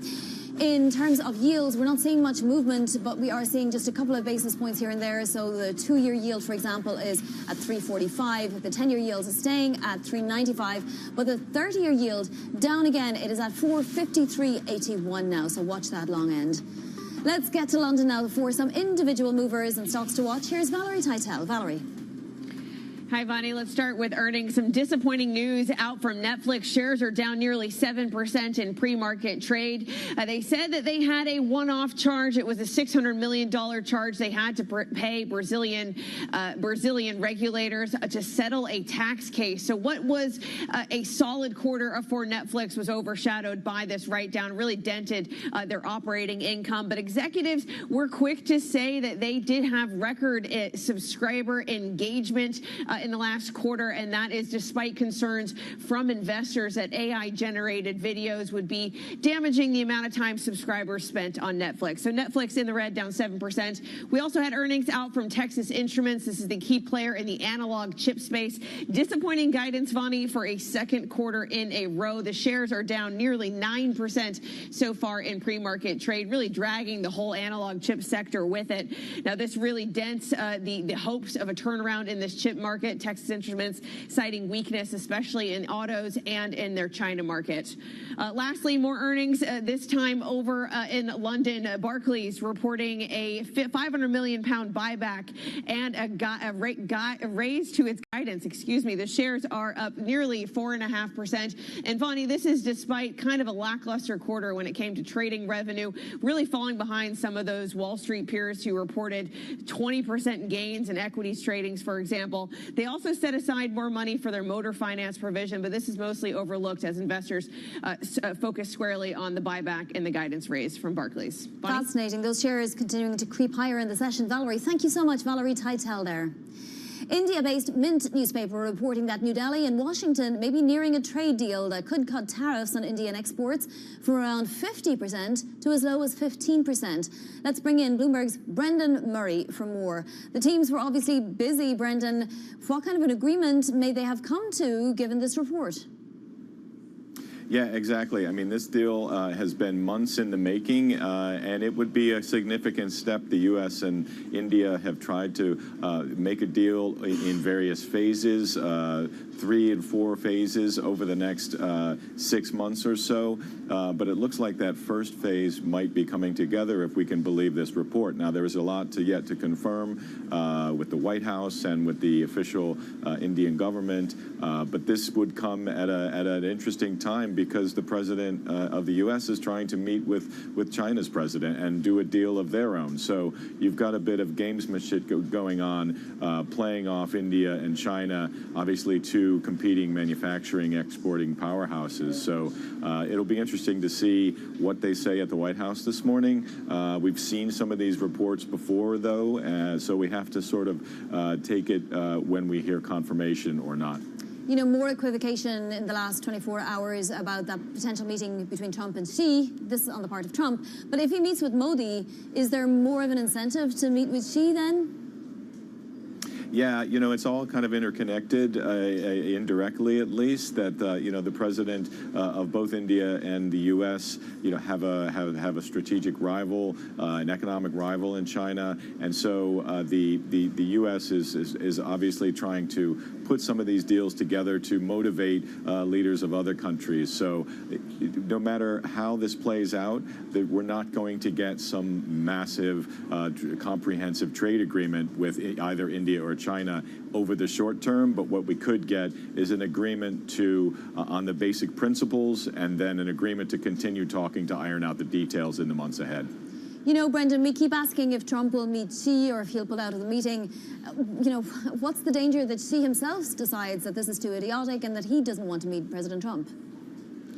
Yeah, exactly. I mean, you know, it was only a couple months ago when President Trump thought he had all the leverage and that, you know, he would have China running to the table. It seems the tables have turned, so to speak, and that President Trump is now the one sounding very conciliatory and sounding how they have such a good relationship and trying to sort of soften the tone to make this trade deal happen. But we haven't really heard anything from the Chinese side about whether they're willing to sit down just yet. They're going to want the U.S. To lower fentanyl tariffs, to ease up on some of its tech export controls, and to basically just tone down the rhetoric and not look at China as such a strategic enemy when it comes to things like high-tech exports around the world, and more of a partner. And we're not hearing that at the moment from the White House. No, we are not. Brendan, thank you so much. That is Brendan Murray, our trade czar.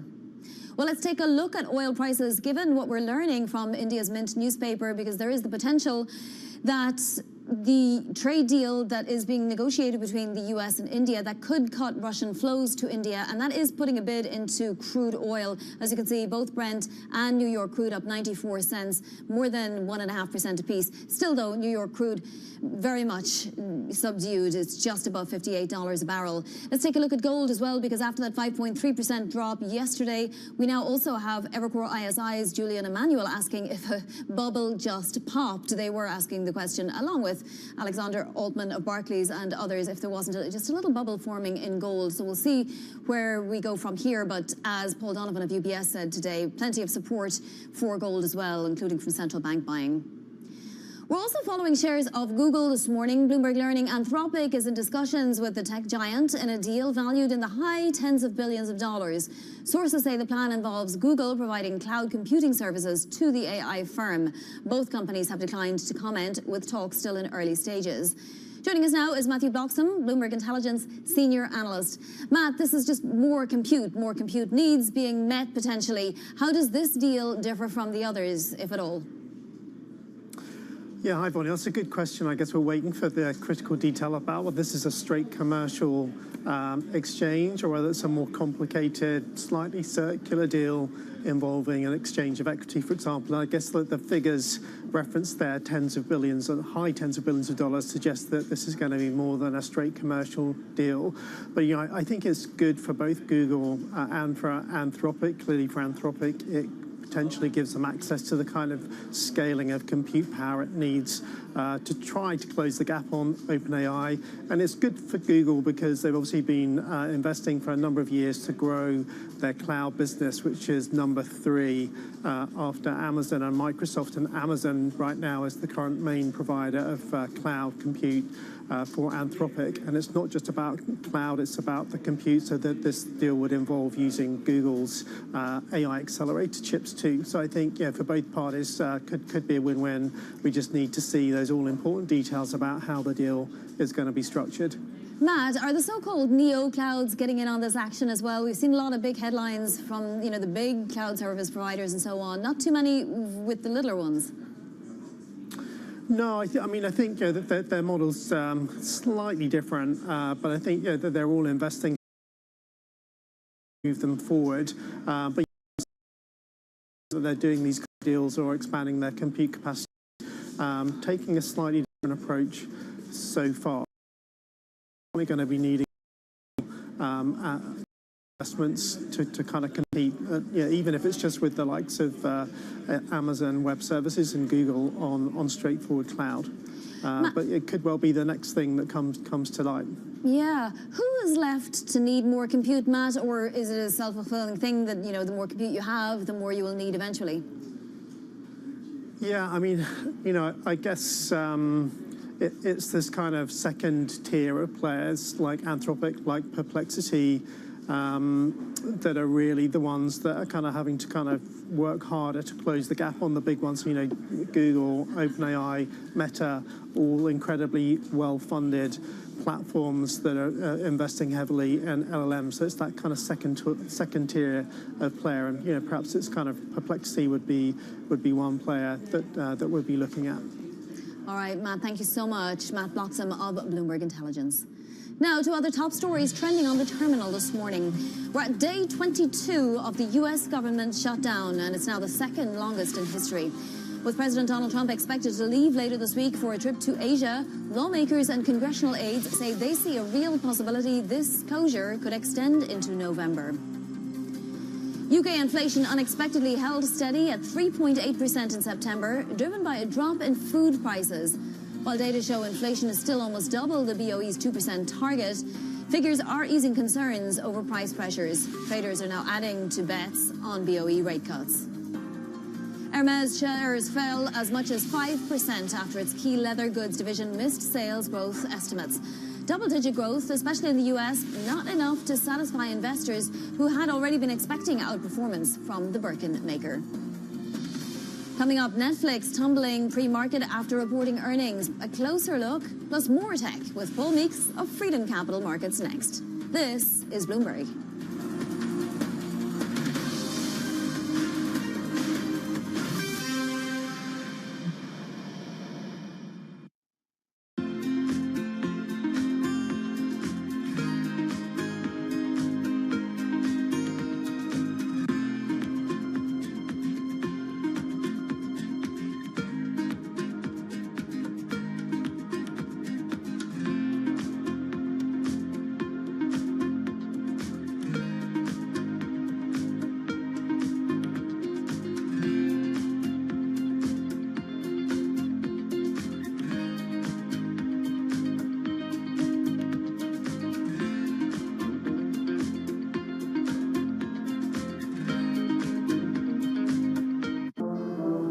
used to be one would say, what's that got to do with the price of tea in China, when they wanted to poke holes in the relevance of something. Now, though, if you're in tune with how events around the world affect each other, it becomes clear that the current going rate of tea in China has a lot to do with a lot of things, not just tea things either, but tariffs, franchises, and IPOs.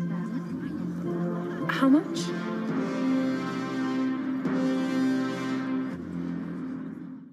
We published a story recently about the explosion of robotic companies and innovation in China. I think we said there's something like 50 or 60 robotic startups in China. Are we behind, and should we be concerned about that?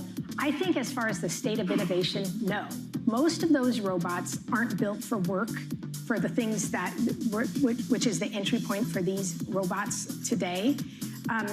They can do some interesting things. A lot of times it's backflips or making coffee or something, but not really useful work. These robots can pick up to 50 pounds on our next generation. So they're great for the education of robotics, getting people interested. But as far as humanoids, they've got to check that safety box before they can come into any of the facilities here. And that's a big bar that we haven't seen much of out of the Chinese robots. Africa, a region rife with potential for growth and opportunities, but not without its challenges. Bloomberg highlights the biggest stories, interviewing key players, and reporting on the issues impacting the region. Join us as we get to the heart of African business, politics, and economics, and ask the question, what's next? I'm Jennifer Zabasaja, and this is Next Africa. New episodes every month, only on Bloomberg.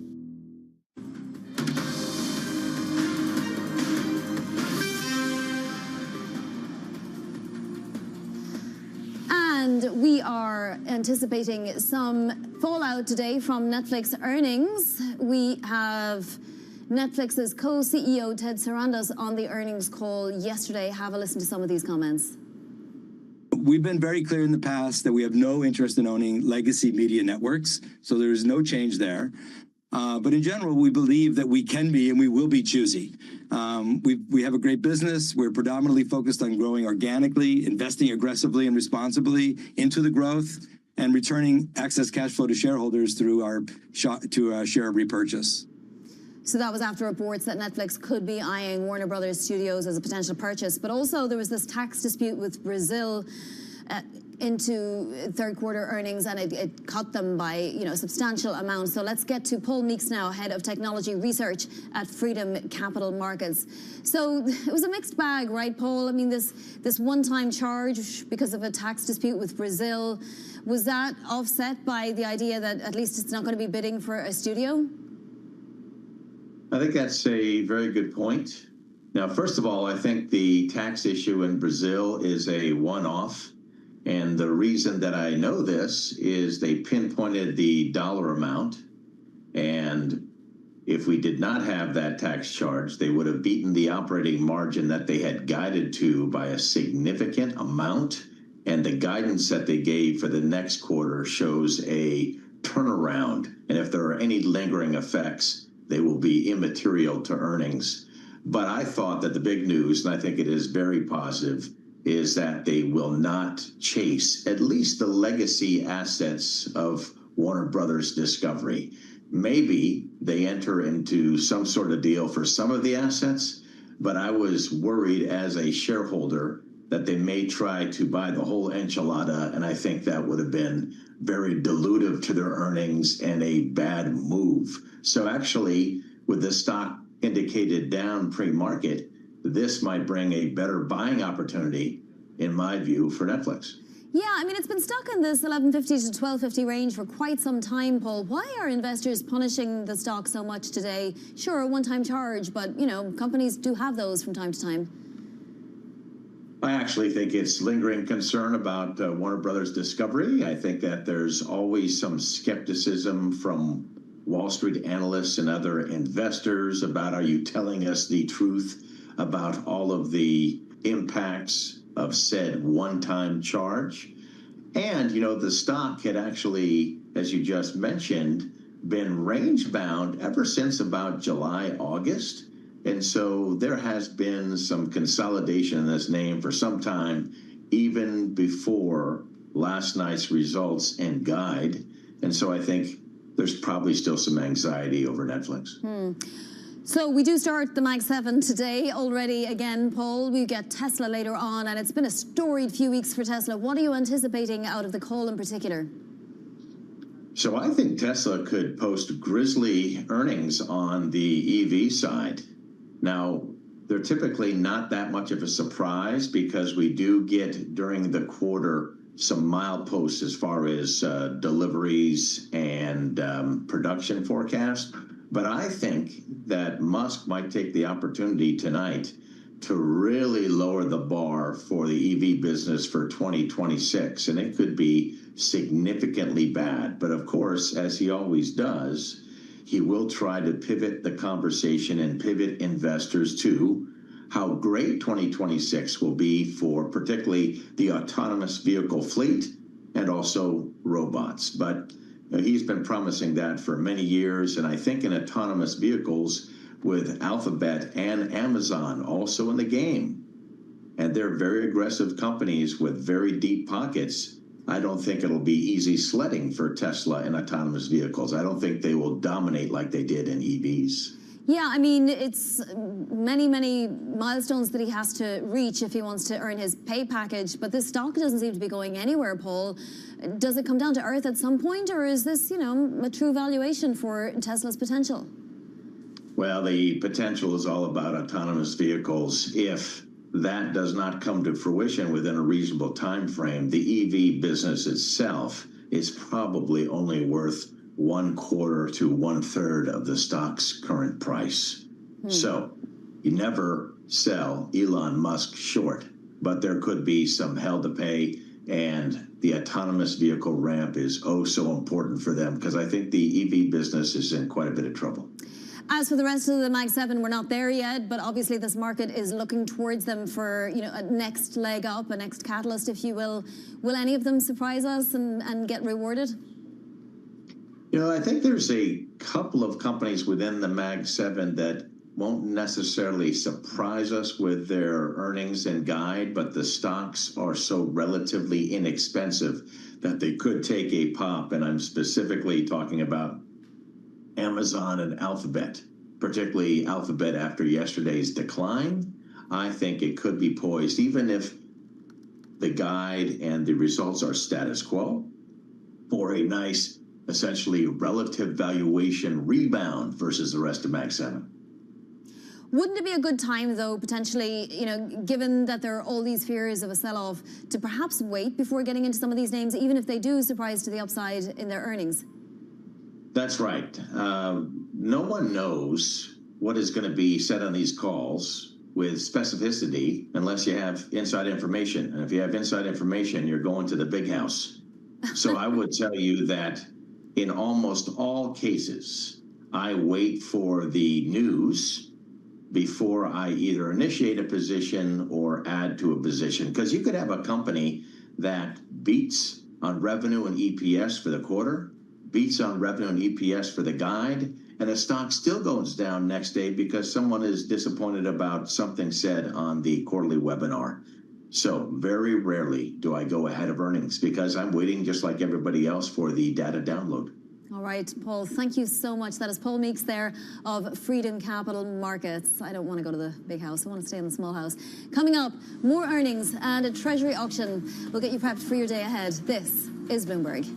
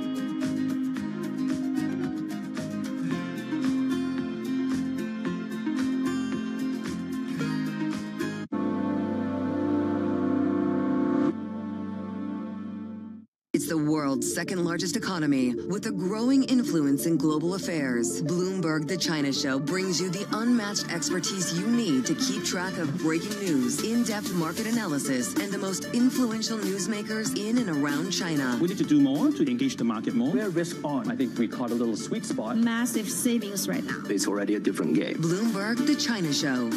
Weekdays around the world, right here on Bloomberg. Context changes everything.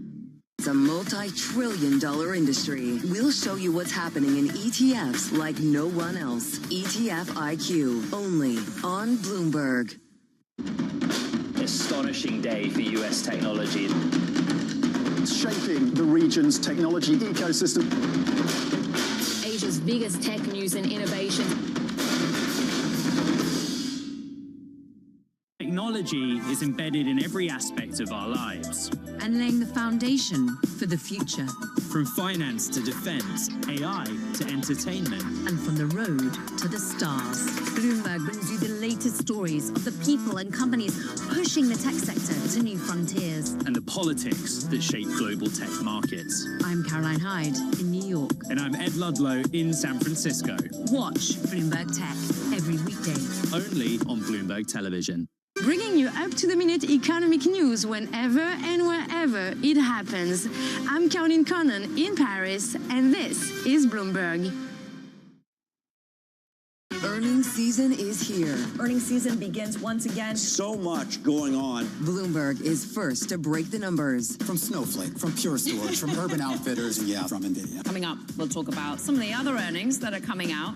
With the smartest insights. Third quarter numbers are going to be really important. The commentary is going to be important. It's all going to be about margins because margins lead to earnings. And if earnings come down, we have a problem. You have to come back again soon. This is really excellent. Continuing coverage on Bloomberg.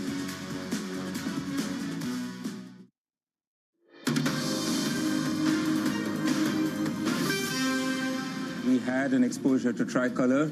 I'm obviously not happy about it. Barclays had no exposure to First Brands, although we were approached multiple times by them.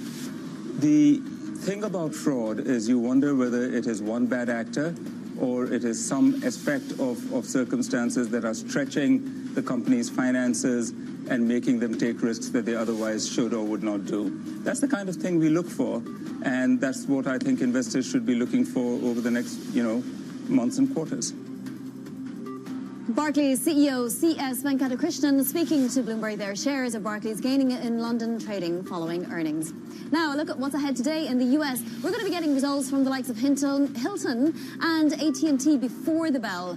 Then we have a $13 billion auction of 20-year treasuries. That's at 1 p.m. Eastern. And then more earnings after the market closed. Tesla, one to watch. IBM and Southwest Airlines will also give us an idea of consumer demand. Texas Instruments extending post-earnings decline here as the outlook disappointed. Apparently, customers are taking a wait-and-see approach. So that's sort of casting a pall over the chip sector in the pre-market. Now, Alphabet A shares up 1.5%. As we know, Google in talks with Anthropic on a potential multi-billion-dollar cloud deal. We're in the early stages. We don't know anything of the contours of that deal, but that's enough to send those shares higher. And Beyond Meat, it's just Beyond Me. It's set to extend gains now for a third day. Look, this would be like a more than 600% rally. It got added to a meme ETF and so on and is expanding its distribution at Walmart stores. But that was the news already before this huge market pop. We're seeing, and be careful, $1.2 billion worth of turnover in the stock in the pre-market. That's 10 times what you see with Tesla. Let's take a look at the macro picture because S&P futures are trying to find a bit of a direction. They are fractionally higher after the index was flat yesterday. Weaker sterling today after that inflation data, talking about traders changing their bets on rate cuts there. So we have the dollar stronger, the 10-year yield at 3.95. And let's take a look at gold and oil because we're seeing a little bit in oil on the potential for India to do a U.S. trade deal. And gold down another 1.5% after that 5.3% drop yesterday. That's it for Bloomberg Brief. This is Bloomberg.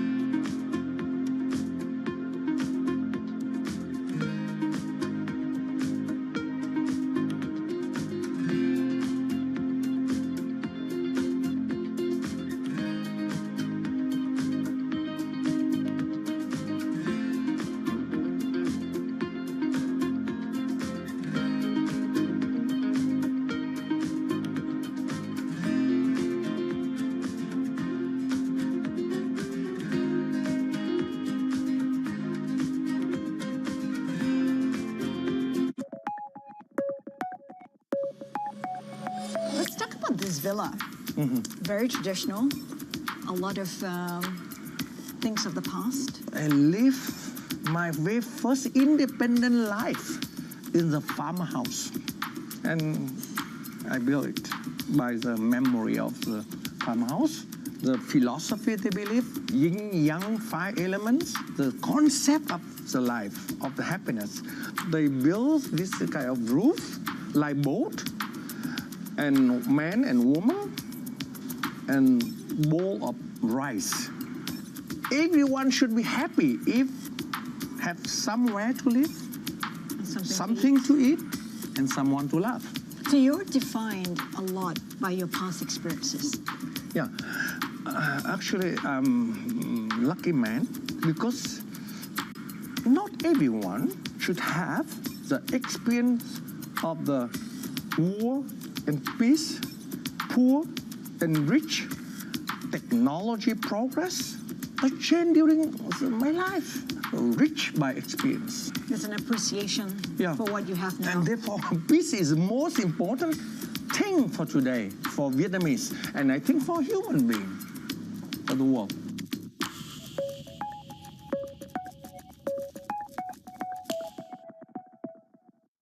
Good morning. This is Bloomberg Surveillance. Welcome back to the opening trade.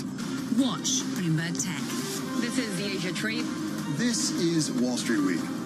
Welcome to Balance of Power. This is Bloomberg Television.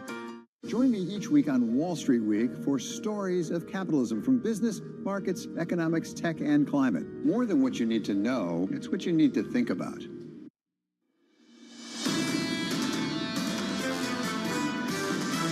I think this kind of AI CapEx cycle still has room here. Right now, you got to be bullish. How many articles are you going to read about a bubble in AI and not start to be a little bit worried? A lot of the speculative fervor has been outside the mega cap tech areas within the market. I do think we're overlooking some of the flags that have been waving. This is Bloomberg Surveillance with Jonathan Farrow, Lisa Abramowitz, and Anne-Marie Hordern. Live from New York City this morning. Good morning, good morning. For our audience worldwide, Bloomberg Surveillance starts right now. Coming into Wednesday within 1% of all-time highs, President Trump teasing the prospect of a good deal with China as earnings from the financials help to calm credit market fears. Anthropic and Google in talks on a multi-billion-dollar cloud deal. That stock inching high this morning. What this really highlights is just how interconnected the AI story has become. You have companies that invest in other companies that then make deals with those companies that also are connected to other companies. So Google and Anthropic have an investment partnership. Now you have an interconnected relationship between the two of them. And guess what? Amazon is also an investor in Anthropic. Again, this question of how self-referential is this AI story becoming? Alphabet in the pre-market high by 1.4%. Those earnings from that company about a week away. We've had earnings from one company in particular I want to talk about, Mattel. Mattel's getting absolutely hammered. Let's talk about the price of uncertainty. That might be an asset going into negotiations with China. It's not in corporate America. Retailers are holding back. Retailers are holding back, and they are struggling right now when it comes to how they are dealing with the supply orders from other retailers now being all pushed into the fourth quarter because people are realizing they're going to need to have toys on the shelves when it comes to Christmas. When they talk about tariffs, this is what the CEO had to say. I would say it's all about that, and that this year is unusual. They are suffering at the hands of sky-high tariffs, and they are even pushing the prices onto consumers, but they say consumers are still buying. Mattel down 6%. That disruption starting to come to the surface. Yeah, and they're saying that people didn't order as many toys for Christmas because of the potential increases or delays coming from China. It just highlights what difficulty it is for specific sector, because you've seen other places really adapt and adjust just fine. The toy business is so heavily dependent on China. Where are your Barbies made? China. Where are your hot rods made? In China. And so it shows how there are pockets of disruption that still haven't come fully to the fore. And when you see those, they are punished. Let's talk about pockets of stress, pockets of credit stress, because elsewhere, solid earnings, Western Alliance, Capital One. If you expected to see some real credit issues, broad-based, systemic problems, you'd expect it to show up in the banks. You'd expect to see it in the credit card companies. Yeah, so Capital One came out with blockbuster earnings on the heel of their Discovery tie-up. When it comes to Western Alliance, this is the company that always gets beaten up, right? It's the bank that always has the malfeasance, and they did have higher than expected credit charges and write-offs because of some of the fraud that they were talking about, but still, bang up earnings. So can you really look at that as your expectation of weakness, as your expectation of anxiety?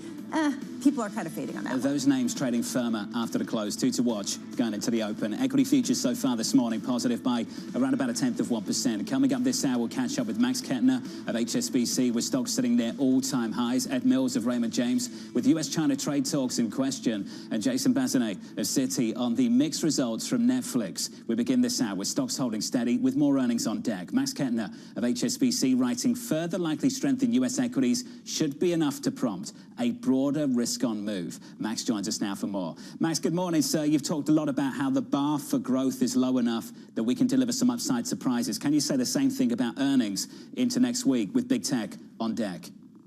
Yeah, good morning. Thanks for having me. Look, I do think so. I think actually the bar, when we look at X-Tech, for example, is extremely low. Look at when we headed into the earnings season, you guys were just talking about banks and about the financials.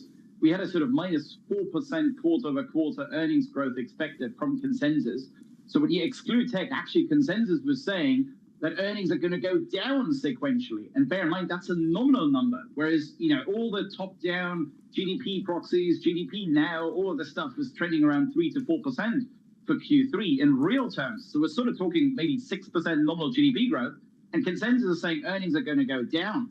That really means there is a genuine risk that actually the earnings beat rate, not just in tech, but in the broader market, the earnings beat rate will be even better than in the second quarter, and that would then be the biggest earnings beat rate since COVID. So for all those people who are like, oh, you know, we're all just firing on one cylinder, it's just tech. No, it's not just tech. In fact, we are seeing broad-based and underestimated strength elsewhere as well. Certainly saw that with the banks last week on Wall Street. Max, we are seeing, though, pockets of stress, pockets of credit stress, pockets of disruption. We saw that with Mattel. We saw that with some of the issues over the past month with First Brands, with Tricolor. Max, what's your approach now? You've been bullish through most of this year, through a lot of volatility. Is it still a market cap index, or are you going to be a little bit more nuanced into year-end?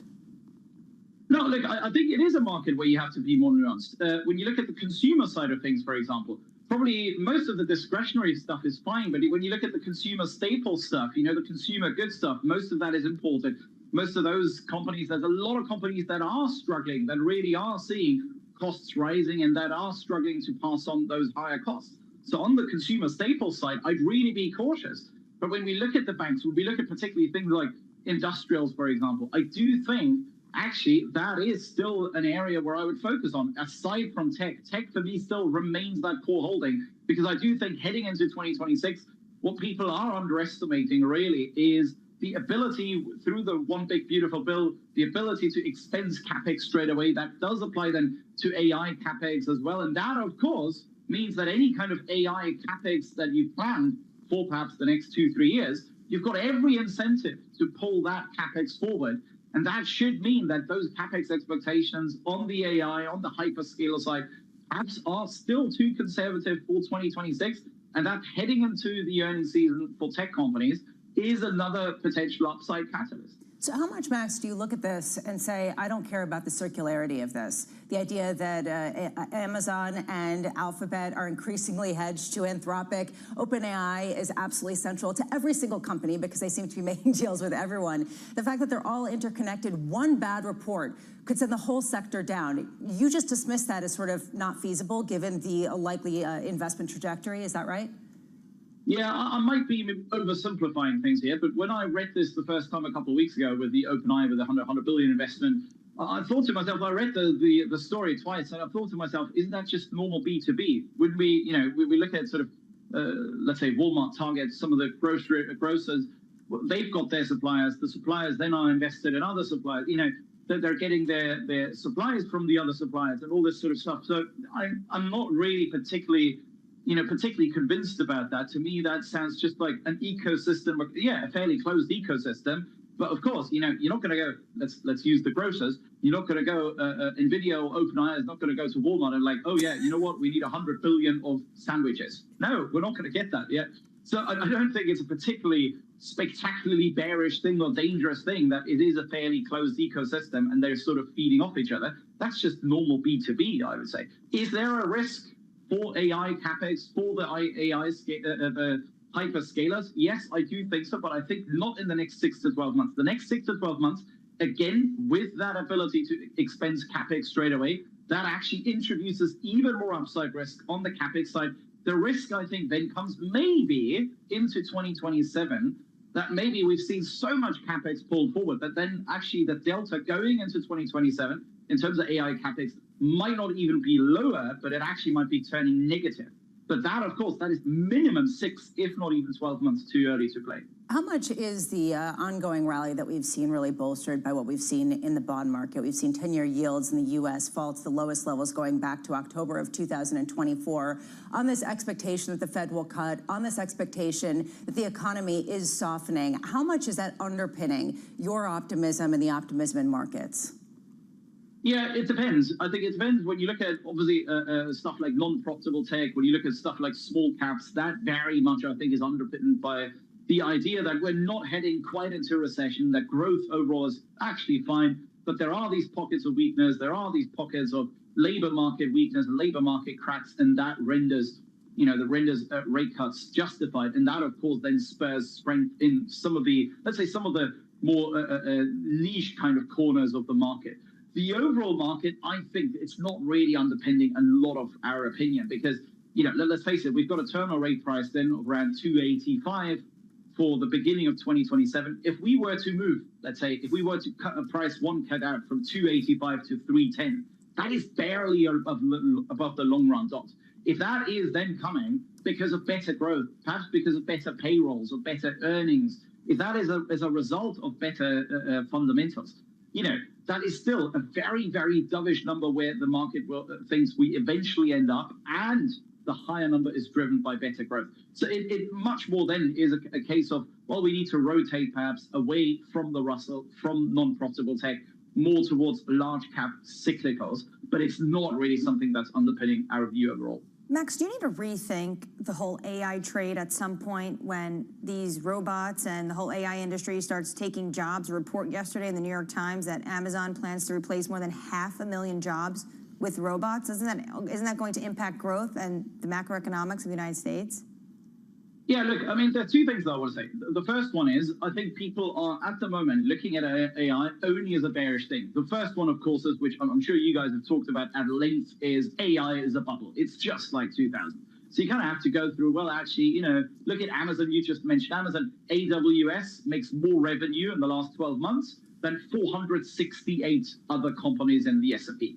So it is not like 2000. They are printing hard cash as if there is no tomorrow. That's number one. Number two is, I feel like with AI, there is, mostly from bearish people, there's this narrative that basically either return on investment assumptions are way too rosy, that's never going to be fulfilled, so therefore AI is bound to disappoint, or if those return on investment assumptions are fulfilled, if the productivity gains come, well, then AI is going to come for your jobs, and then it's also bad. So I'm kind of sit there, I'm like, oh, great, so we're all buying AI and tech stocks, but actually the whole market is wrong because whatever happens, it's going to be bad.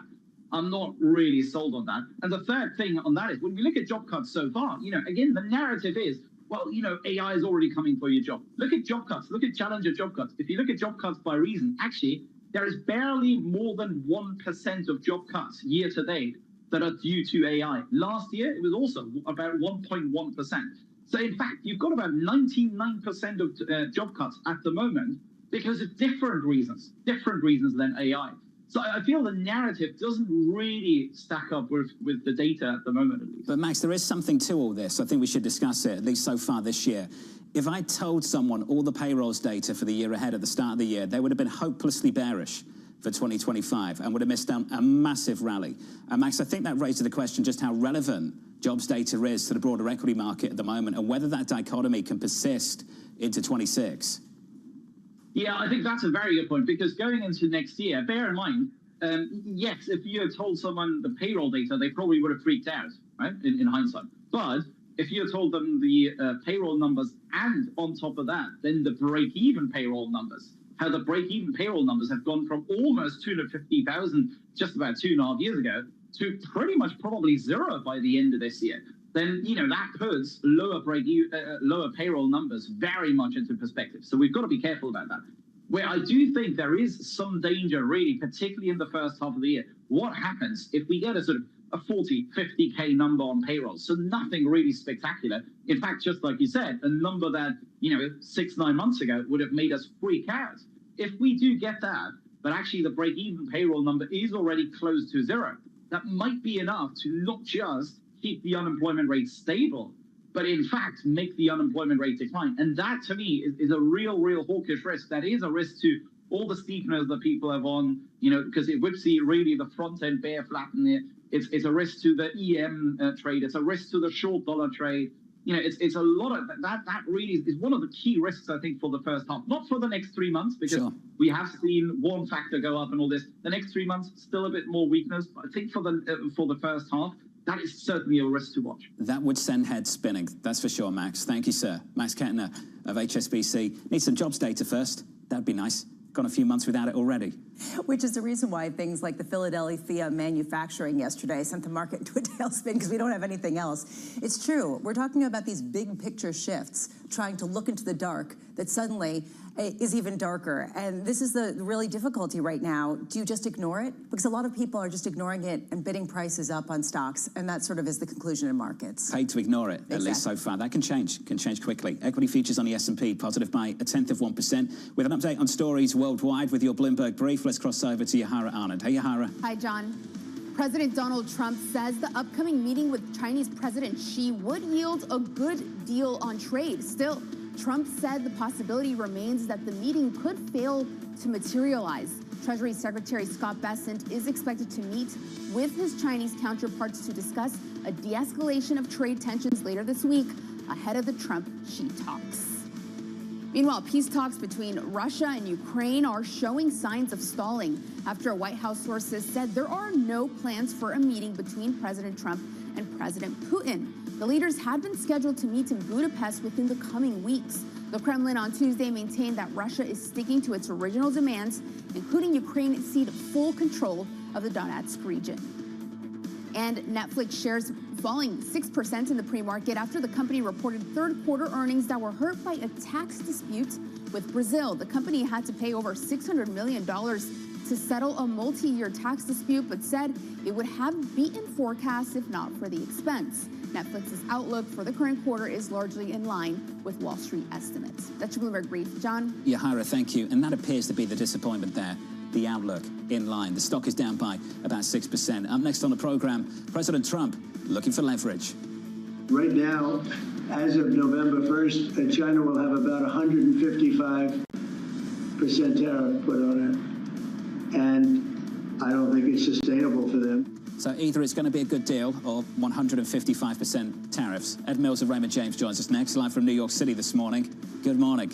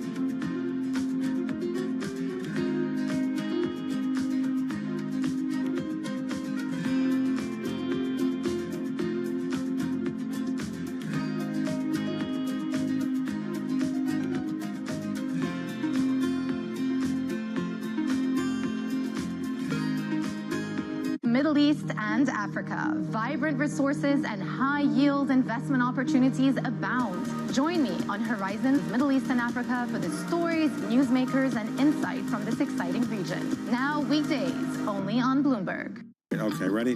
David, what initially sparked your interest in this topic of longevity? 15 years ago, I turned 60, and I began to wonder how much longer I'm likely to live and what I could do to extend my life. On longevity, I talked with the leading experts in science and medicine to educate people about how they might be able to change their conduct so that they can live a happier and healthier life. I'm David Rubenstein. Join me on a 4-part journey as I explore the great quest for longevity, only on Bloomberg. Key investors, top executives, global innovators. Join me for in-depth conversations with the biggest newsmakers on the day's top stories. Insight with Haslinda Anand, only on Bloomberg.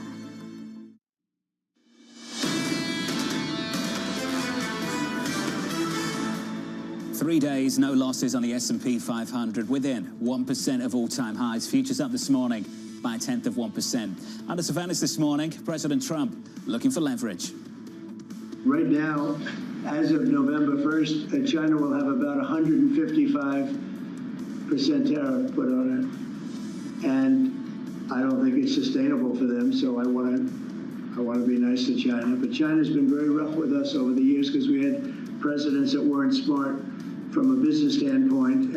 Some were good politicians, some weren't even good politicians, but they allowed China to take advantage of us and every other country.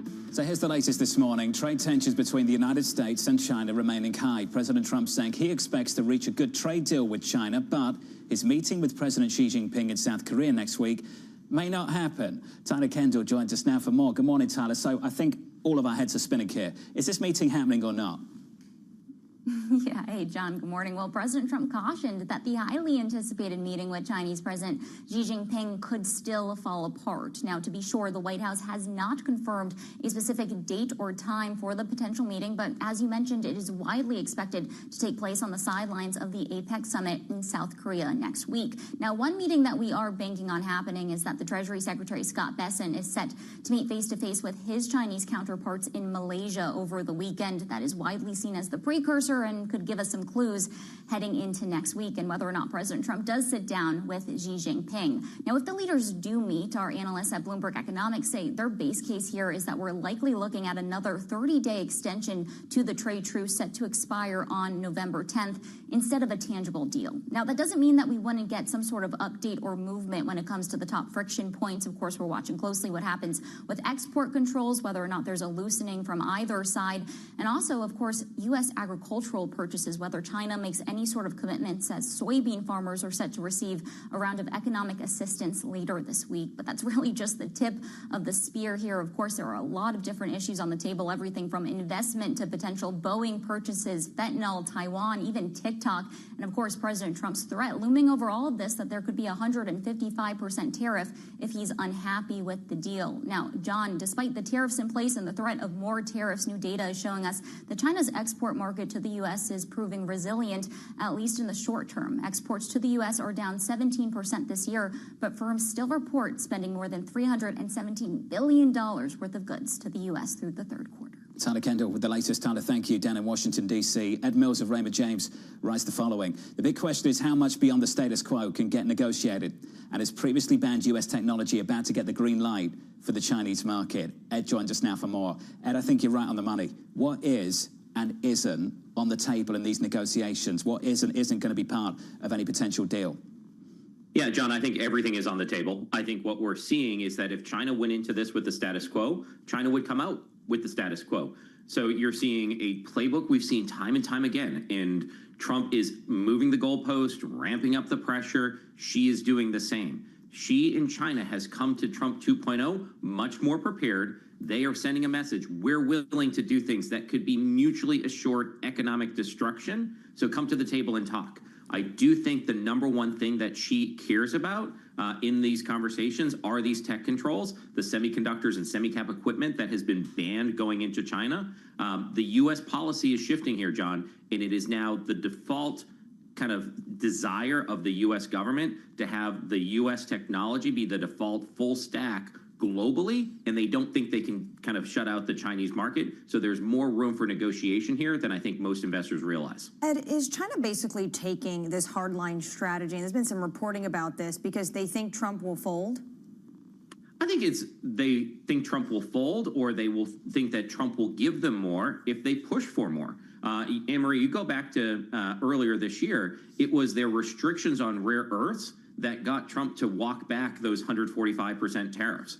We were dangerously close to having real negative impact on our industrial production here in the United States. And while we're signing these different critical mineral deals, rare earth deals, it's going to be 5+ years before we're able to get most of these. So China does have some cards that they can play. And as they play them, Trump has been willing to negotiate more. They view Trump as a transactor. And so to get him to transact, you got to push him in that right direction. Do you find it suspect that China hasn't confirmed any meeting? It's been the way things have happened all year long. What we have seen is the U.S. delegation comes out and they give a readout, and then China confirms nothing. And then what we've seen is that everything that the U.S. side has said has actually followed through. I do think this meeting happens. I do think part of this is that Xi does not want to appear to be weak. Some of the calculus that China has had is that what Trump wanted the most was to have this meeting. So they gave him a meeting. I'm also okay with the fact that we've already set up a home and away after this. Trump is supposed to go to Beijing. Xi is supposed to come to the United States. So that takes away a little bit of the pressure here. That hasn't been confirmed necessarily by the Chinese side either. But we can get some flourish, big announcements coming out, but really working on these details to be determined later on, which has happened on every other trade deal so far this year. It seems like they're both buying time, both the Chinese and the United States, in trying to rearrange some of the supply chains and the technological backdrop in the meantime. I just wonder what the negotiating chips are going to be to buy time, how much Taiwan's going to come into play, how much the Russia-Ukraine war is going to come into play. Do you have a sense of how much that's on the table if there is some sort of meeting? Yeah, so Trump has said that he expects there to be some level of conversation about Taiwan. I do think that this is obviously the big focus of a lot of investors, and I get a ton of questions about that at Raymond James.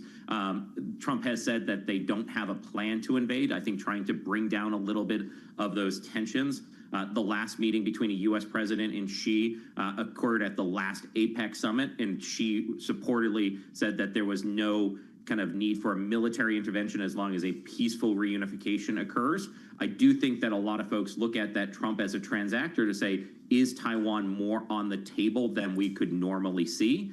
Beyond that, Trump has also been very concerned about the agricultural purchases of China. So can China make some kind of agricultural purchases, make that commitment for $1 trillion of investment in the United States, and therefore we can send them those semiconductors and that semi-cap equipment, especially if we're moving to this idea that U.S. technology needs to be the default technology. Those are the things that I'm watching here in these negotiations, Lisa. I'd appreciate your time. Ed Mills of Raymond James. I think we also have to tackle the underlying premise here as well, the sustainability of the current tariffs. China's on course to run a record trade surplus in 2025, even with these tariffs. And it's largely because of exports to the rest of the world. But even in the United States, you see, yes, exports to the U.S. from China are down 17%. They're still at the same levels as 2020.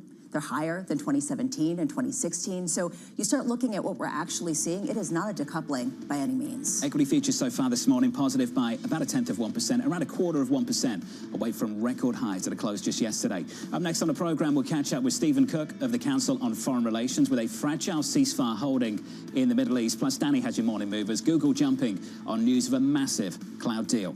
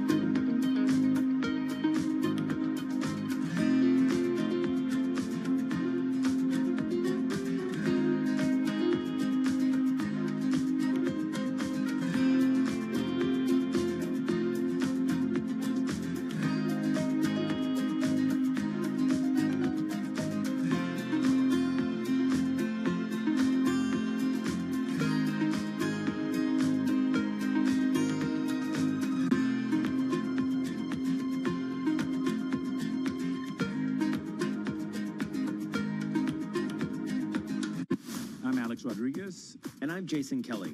And we're back with another season of The Deal. With athletes and entrepreneurs who are changing the game on and off the field.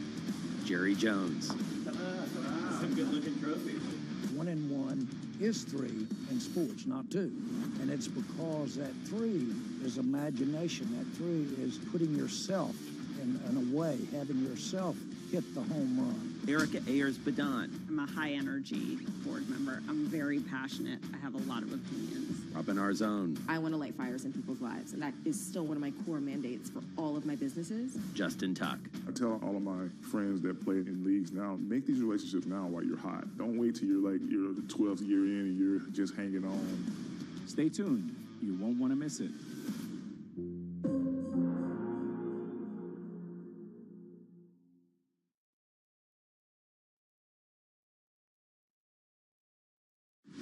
Tune in to Bloomberg Business Week Daily. We got to talk crypto. From the magazine that helps global leaders stay ahead. What's the conversation around your company? Bringing you insight on the people, companies, and trends shaping today's complex economy. Planning very big things. A new level of premium. Plus global business, finance, and tech news as it happens. The floodgates of innovation are going to open up. You can't fake passion. You either are or you aren't. Bloomberg Business Week Daily, only on Bloomberg.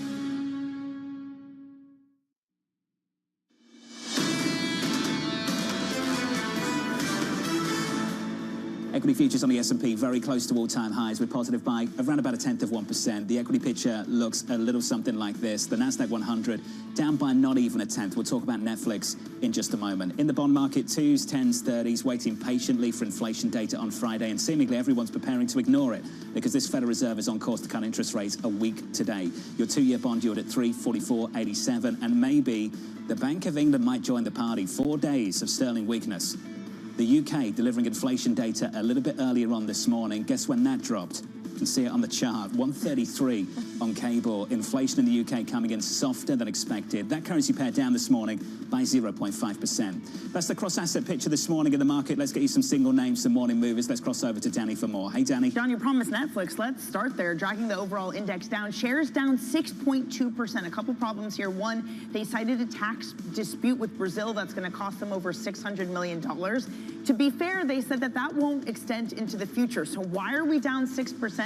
Maybe expectations were just higher for Netflix. They mostly reported in line, slight beats in some areas, but investors were expecting more with shows like K-pop Demon Hunter, movies rather, that seemingly would have boosted them even more. So a tough morning for Netflix in the pre-market. Also, in terms of disappointing earnings, there was Texas Instruments. Those shares down nearly 8%. It was a lackluster forecast.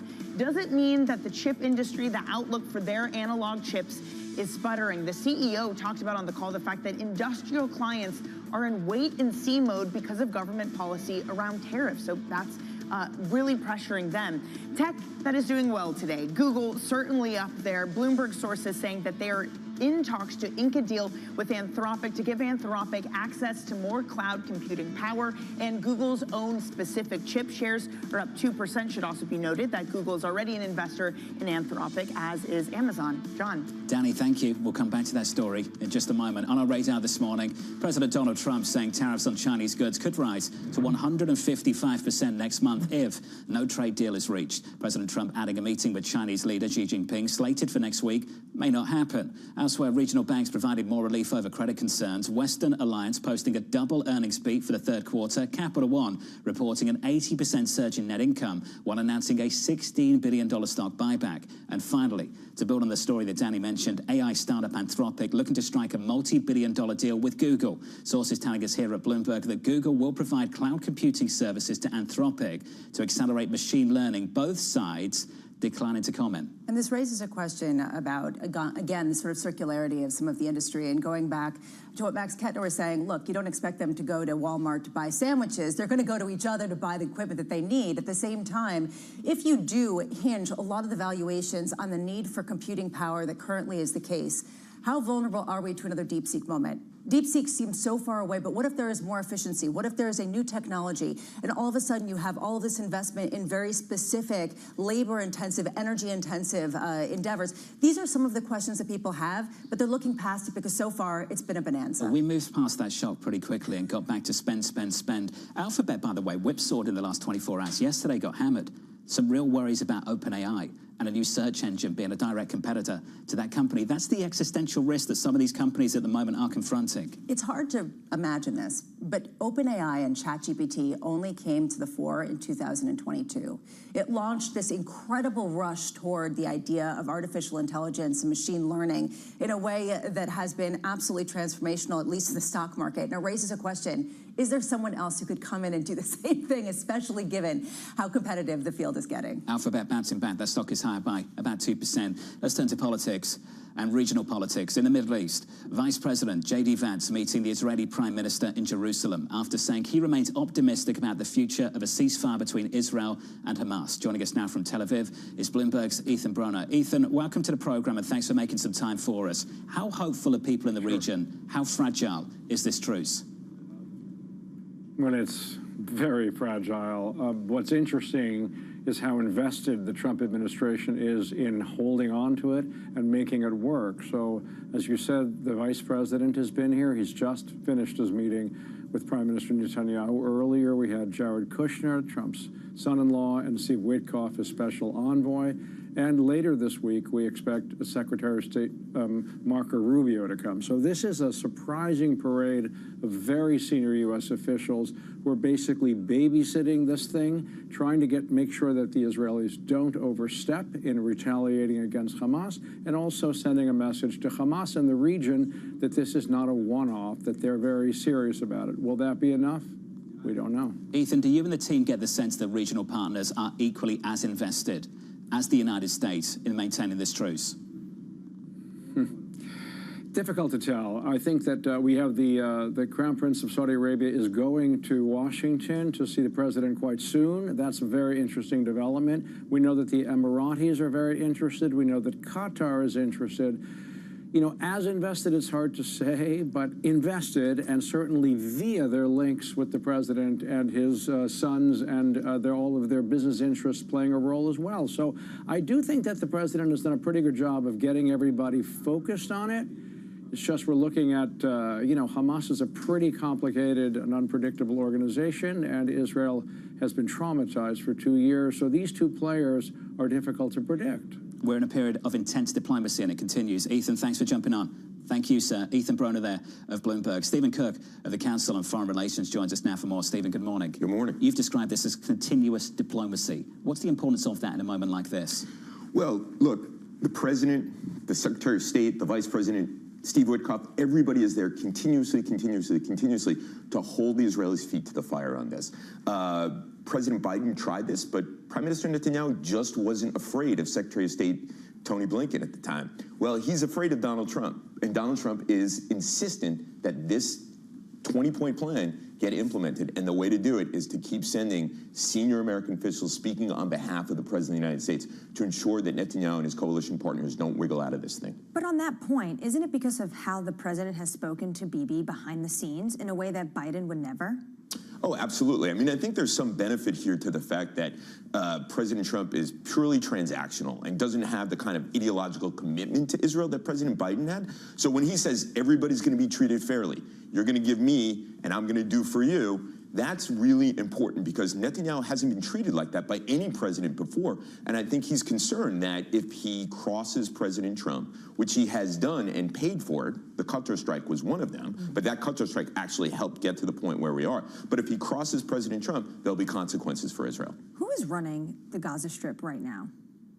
The IDF is running the Gaza Strip right now, and there are atomized groups of Hamas terrorists who are also running the Gaza Strip. We've seen terrible video of Hamas taking it out on its opponents in the Gaza Strip. Many, many Palestinian opponents, tribesmen, have been killed by Hamas since this ceasefire. They are patrolling the streets, and Israel, of course, continues to control 53% of the Gaza Strip. Does anybody else want to send troops? Any other country? This is a very, very important question. We have heard that the Egyptians are volunteering to lead this force. We've heard some about Azeri troops. We've heard something about Indonesian troops. None of this has materialized, however. And there are all kinds of questions about what are the rules of engagement for such a force? Are they going to be the ones to actually disarm Hamas? What happens when Hamas militants fire on an Indonesian soldier and kills that Indonesian soldier? None of these questions have been worked out. All we know about this international stabilization force is that there are 200 U.S. soldiers and officers outside the Gaza Strip who are there to coordinate a force that doesn't yet exist. Why is J.D. Vance the person who's over there right now? It's a really interesting question. I think J.D. Vance has, at times, raised questions about Israel's conduct, not just in Gaza, but around the region. I think this is another effort on the part of the president to show that everybody's going to be treated fairly. So despite all the smiles and J.D. Vance saying this is going to be a durable peace and the ceasefire is working, I think behind the scenes, Vance is there to apply pressure on Netanyahu to make sure that the Israeli government sticks to its obligations. You mentioned the strike from September in Doha. There's some debate about the importance of that strike. Why was that pivotal in your mind? Oh, I think it was very, very important. One, it didn't succeed. I think had it succeeded, we would be in a different place right now. But the president claims he was very unhappy about it. And Prime Minister Netanyahu took a ton of criticism, even from his Arab allies. So he was really on the defensive. At the same time, it really scared the Qataris. And so the president took both of those things and made something out of it.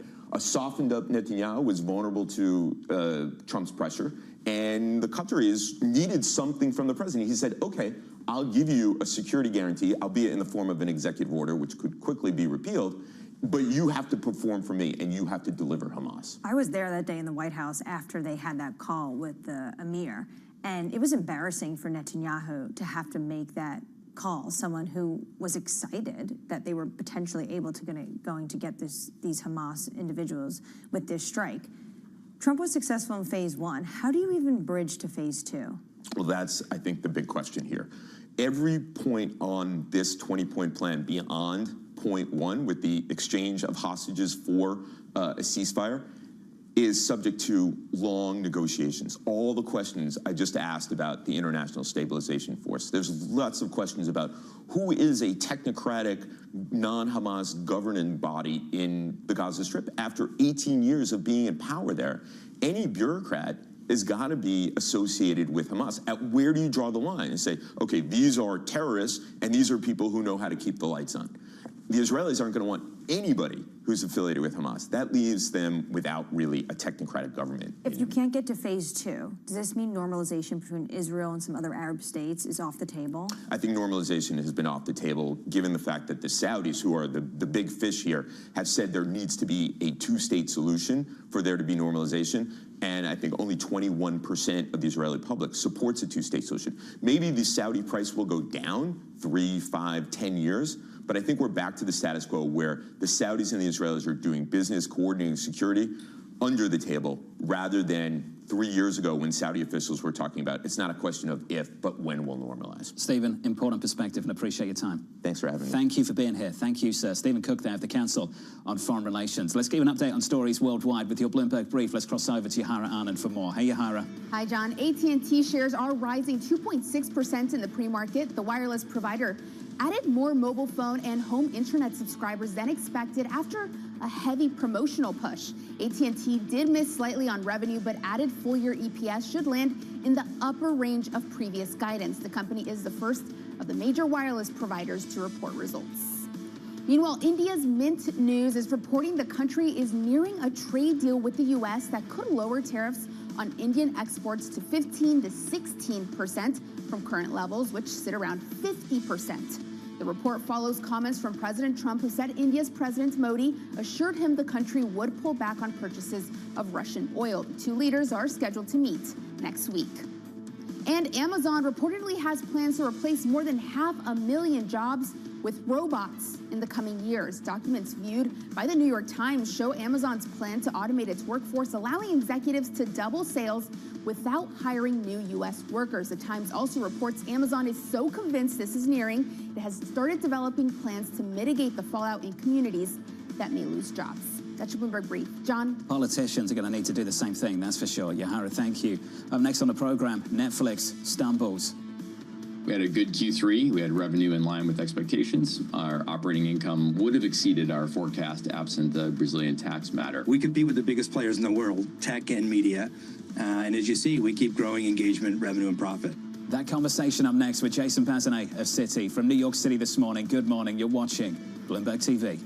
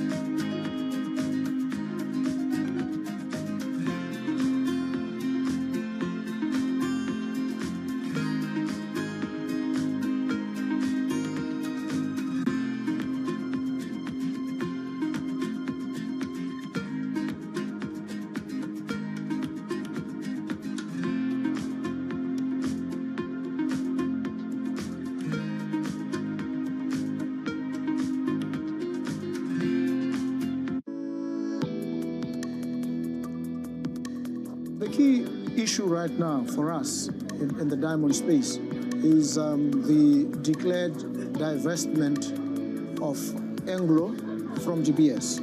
And as you know, Anglo holds 85% stake in GBS.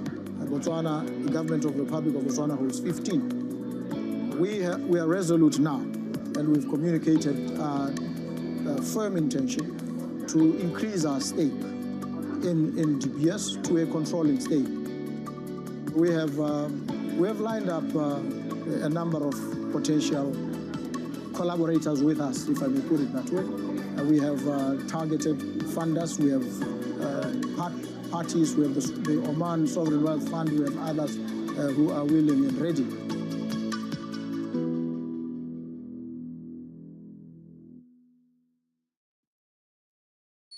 Asia is at the forefront of some of the world's biggest stories. I'm Sherrian in Tokyo. And I'm Heidi Stroud-Watts here in Sydney, where the trading day begins. We're here in the center of all the action to get you set up with the numbers, news, and knowledge you need for the day ahead. The demand is indeed recovering. We've been waiting for this moment. The opportunity of a century. Join us on Bloomberg The Asia Trade. Weekdays only on Bloomberg TV. Context changes everything.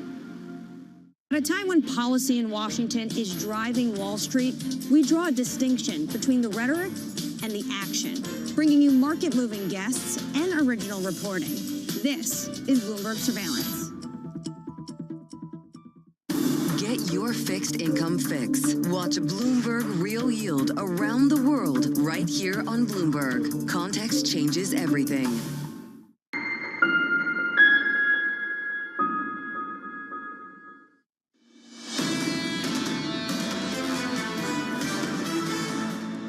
Stories like this might not matter to the broader equity market. It's a $6 billion company, but it certainly matters for the broader economy.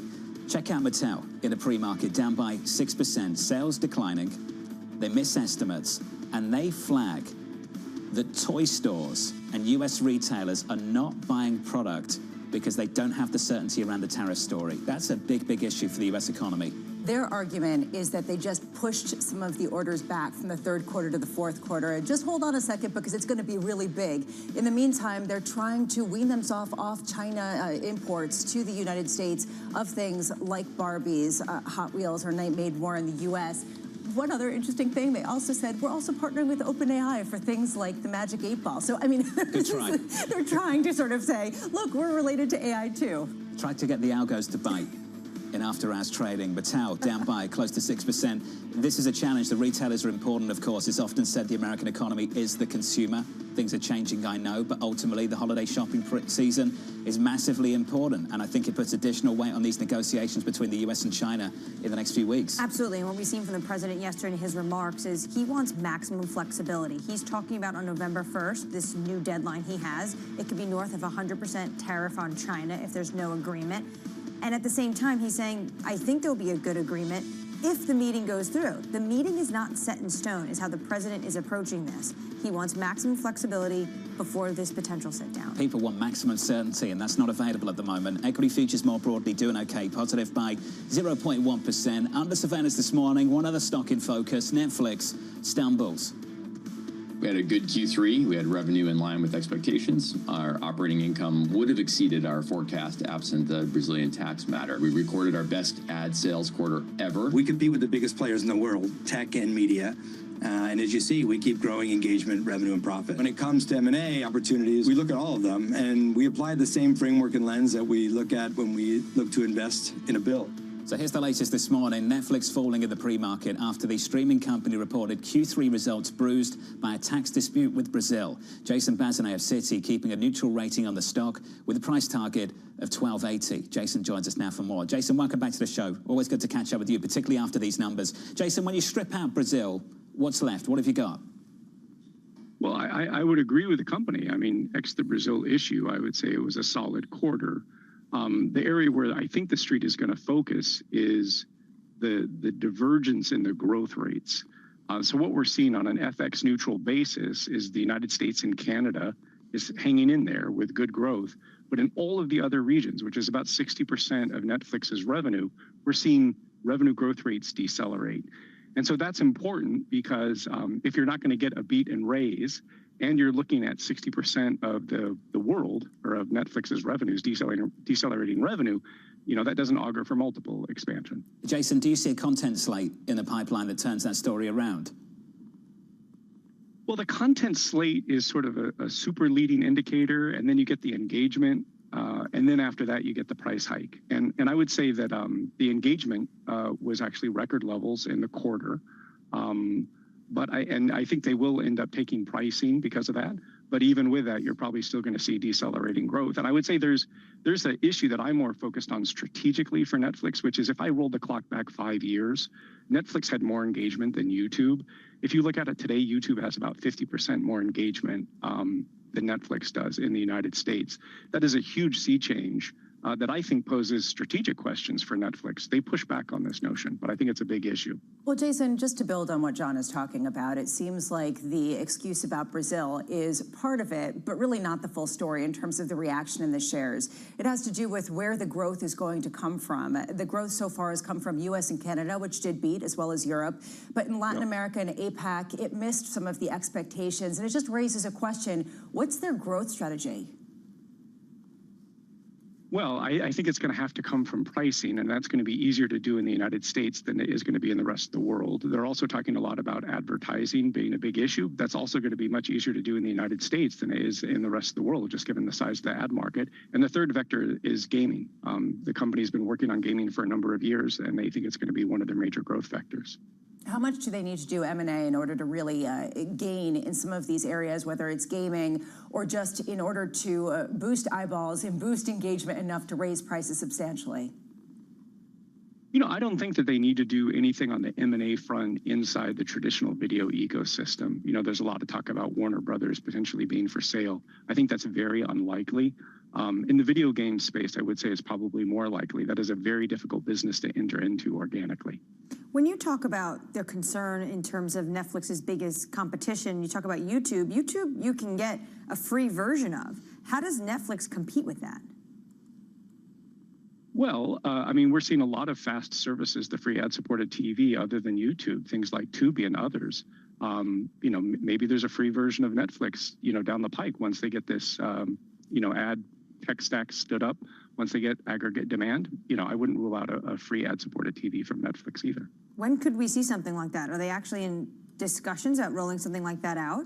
No, not at all. But in the fullness of time, if the question is, how do they compete if this keeps going, that would be the logical response. Jason, you also cover Warner Brothers, I believe. You mentioned the name, so let's talk about it. The previous strategy was pretty clear. The company wanted to split cable TV and then streaming and studios. Now they're open to a sale based on the conversations of the last 24 hours. Are they looking to sell the company whole or looking to split off individual pieces?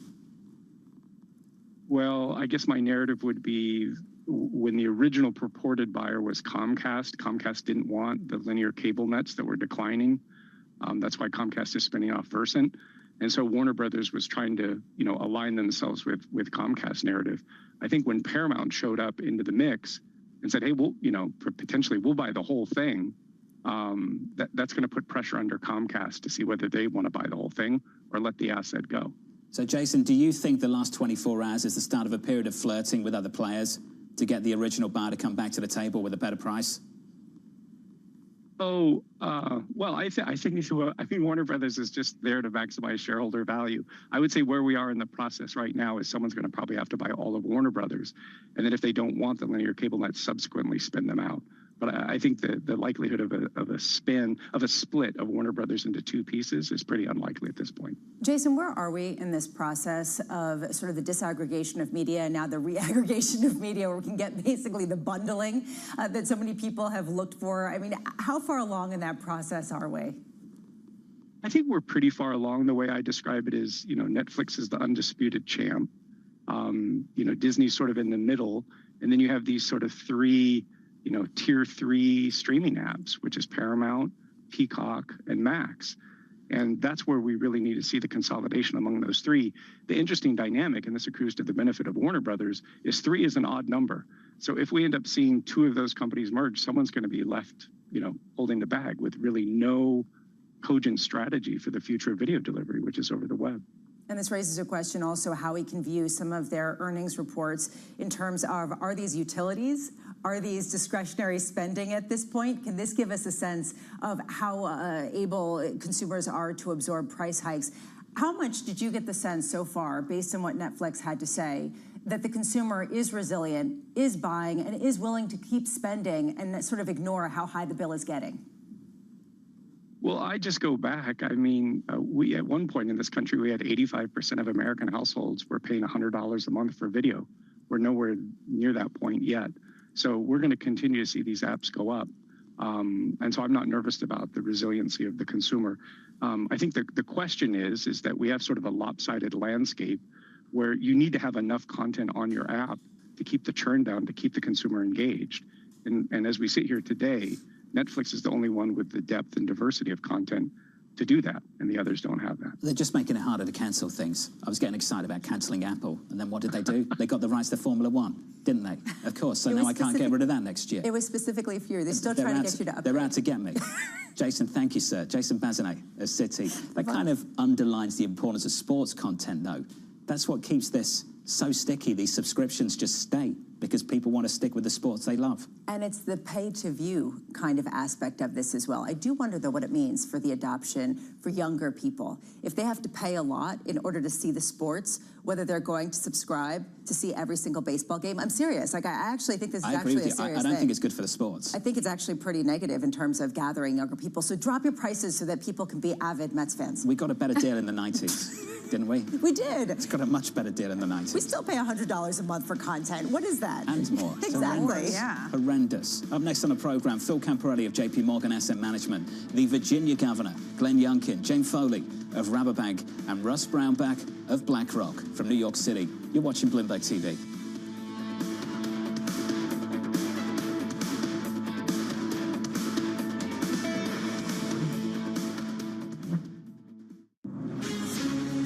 From the beating heart of global finance, economics, and politics, and wherever newsmakers are moving markets, Bloomberg brings you conversations that allow for deep discussions and important insights. What do you think the future is for inflation? Is this new normal? Are markets too optimistic? How do you worry about the things that are outside your control? How does the current fighting completely stop?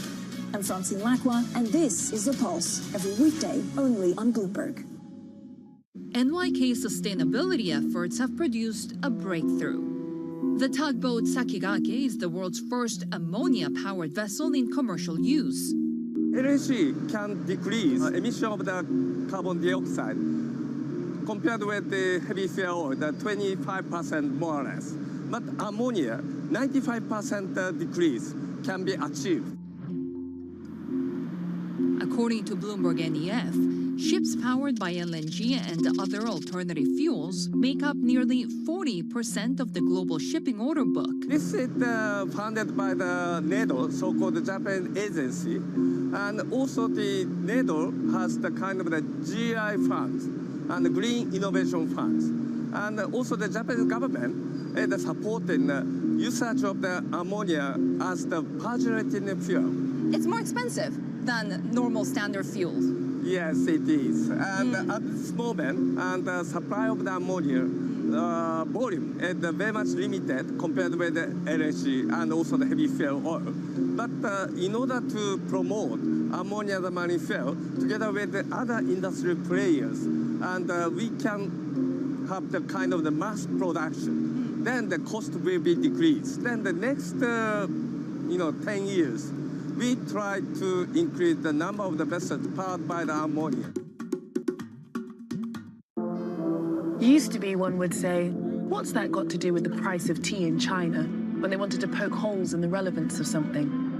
Now, though, if you're in tune with how events around the world affect each other, it becomes clear that the current going rate of tea in China has a lot to do with a lot of things, not just tea things either, but tariffs, franchises, and IPOs.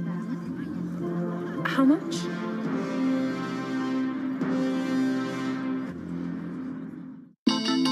The countdown is on. Everything you need to get the edge at the end of the market day. Get ahead of tomorrow's trading with The Close. Weekdays on Bloomberg. Context changes everything. Africa, a region rife with potential for growth and opportunities, but not without its challenges. Bloomberg highlights the biggest stories, interviewing key players, and reporting on the issues impacting the region. Join us as we get to the heart of African business, politics, and economics, and ask the question, what's next? I'm Jennifer Zabasaja, and this is Next Africa. New episodes every month, only on Bloomberg.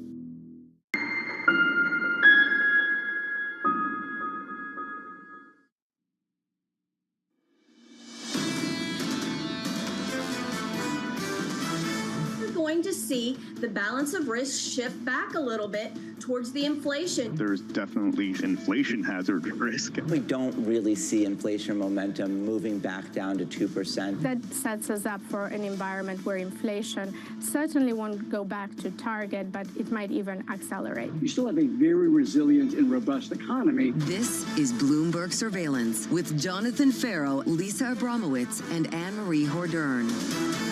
Live from New York City this morning. Good morning for our audience worldwide.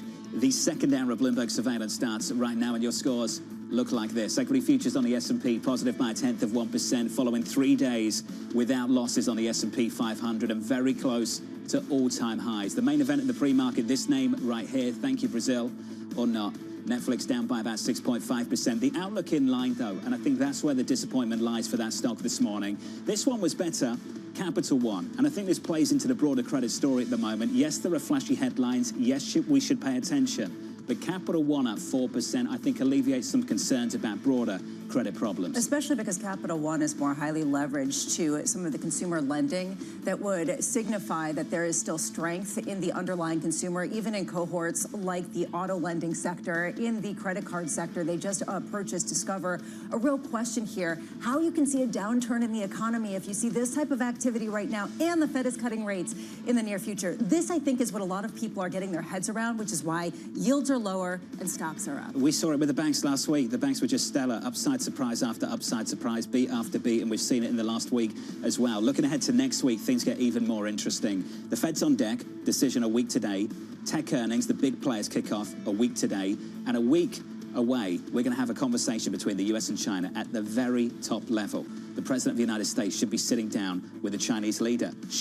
Might change. Exactly. Should is the operative word. The president yesterday basically said both things. One, they think they're going to get a good deal, and he wants to see a good deal with China, but China needs to be fair. This is his words. And at the same time, he said, well, there's a chance the meeting won't happen. giving himself maximum flexibility, or maybe giving his Treasury Secretary maximum flexibility, as Scott Bessent will be going into this meeting, really deciding on what these two countries could agree if it comes to the leader level. I think most people are expecting, at bare minimum, this is a punt down the road. You at least get an extension of where tariff levels there are right now. Maybe China loosens up some of the restrictions on rare earths, but this is all going to bleed into 2026. Is there a price to pay for all this uncertainty? Are we starting to see pockets of that come to the surface? You're talking about Mattel in particular, the idea that they came out. How much is it an excuse, though? Well, the reason why deliveries were a little bit low is because China, and we're not sure what we're going to do with the holiday shopping season. Look, there's got to be some truth to that in the sense that how much do you order toys that could be more expensive when you could redirect to domestically produced toys that aren't going to necessarily have the uncertainty of some sort of tariff extra cost.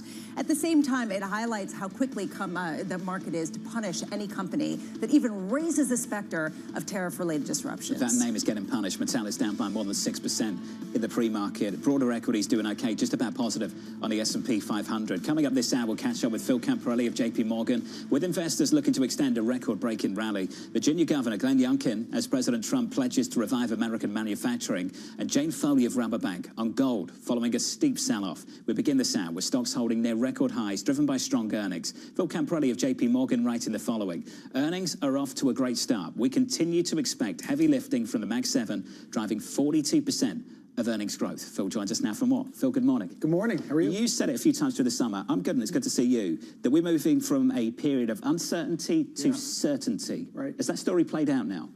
Yeah, we truly believe that on both sides of the 60-40, John. So as an asset allocator, when am I ever able to come in late in the year, in the fourth quarter, and tell you that a globally diversified portfolio is up about 15, and the S&P is up about 15. Obviously, much less volatility on the asset allocation side. So both sides, again, certainty. What are the certainties here? The first one is my mark-to-market is 4.1% on the Federal Reserve on the 10-year Treasury rate. That's where it was on September 17th when they cut rates. And this morning it's at 3.95. Mark that as a win, because last year, oh my goodness, Fed cut by 100 bips. Everybody thought they were easing into a no recession, environment, go long stocks. And then in December, a bunch of coal was dropped in everybody's stocking because the 10-year note shot up. So the things that I'm looking at this year, John, particularly around the certainty is easing really easing financial conditions? And the only financial condition that matters to me is the 10-year Treasury rate, because of how much sentiment that drives around things like mortgage and bond. So let's sit on that. I think it's really important. So you compared this story now and how it's playing out to what happened last year. Yeah. Again, I would say there are similarities. People think the Fed is cutting into an acceleration next year. That's what the equity market is priced for. The only difference is yields have dropped. They're not spiked. Right. And I think the conversation we've got to have is why are bond yields lower into potentially a hot inflation print on Friday and into another rate cut a week today? Yeah, so I think growth is slower, right, in general. So last year, John, we were growing at about 3% in GDP.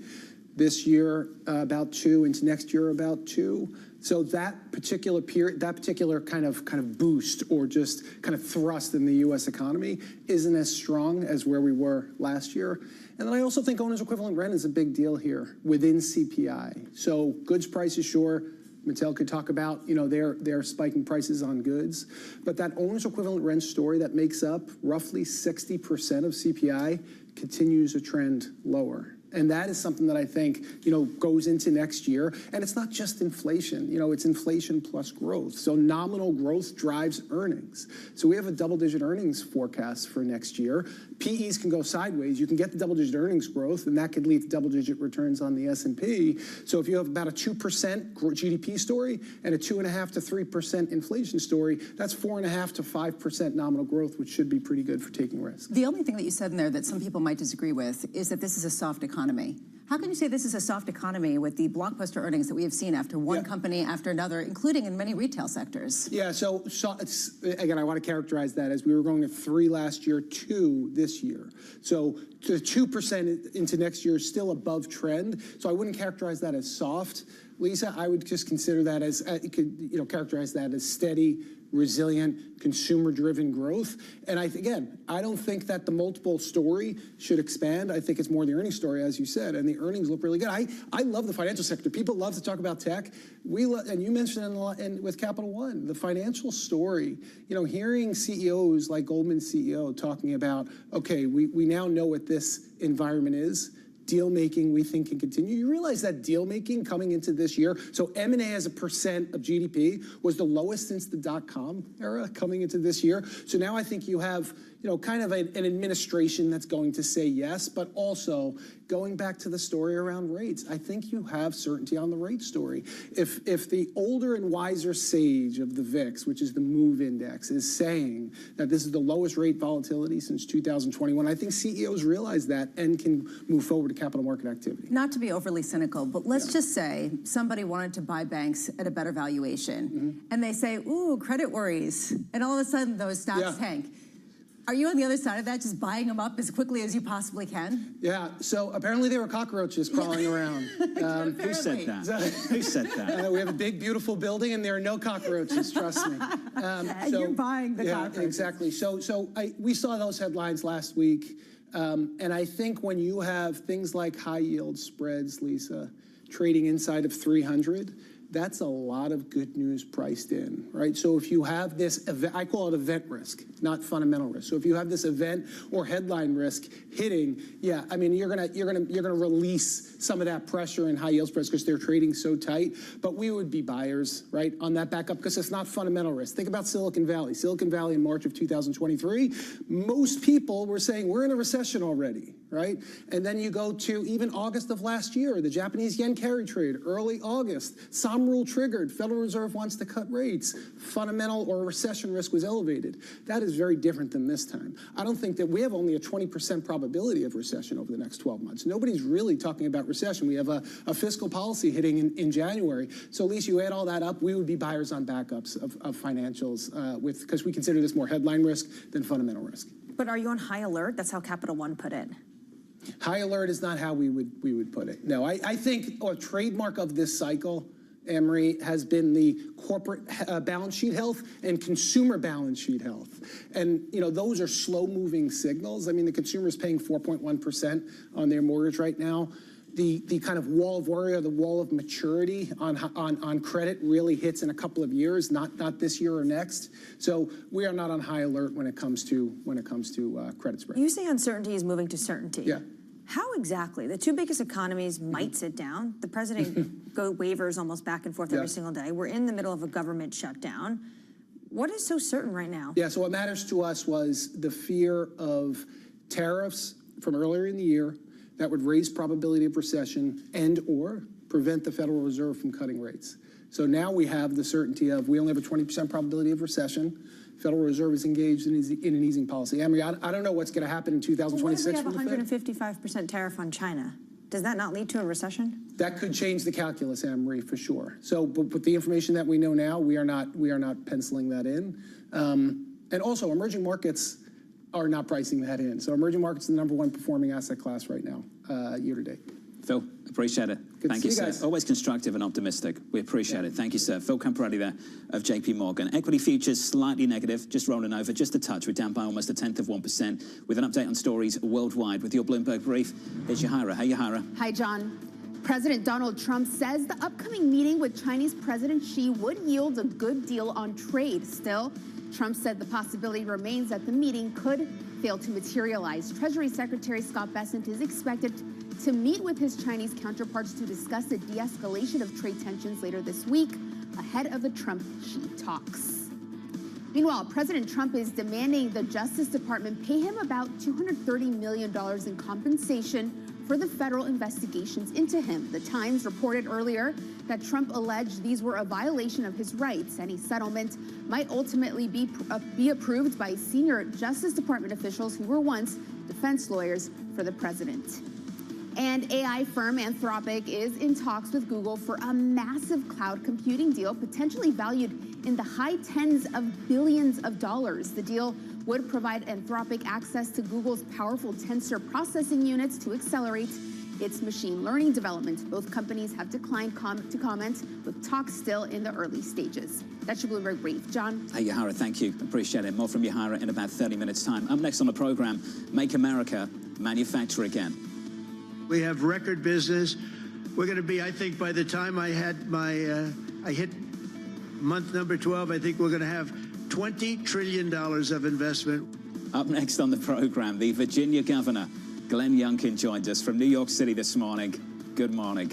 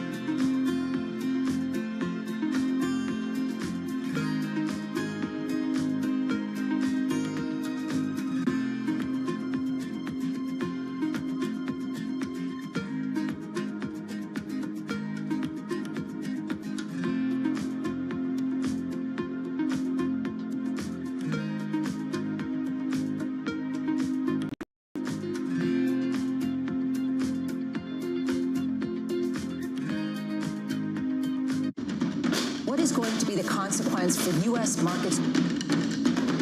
We are basically deep in the European earnings season. Take a look at how we're faring when it comes to Asian markets. It's the world's second largest economy with a growing influence in global affairs. Bloomberg The China Show brings you the unmatched expertise you need to keep track of breaking news, in-depth market analysis, and the most influential newsmakers in and around China. We need to do more to engage the market more. We're risk on. I think we caught a little sweet spot. Massive savings right now. It's already a different game. Bloomberg The China Show.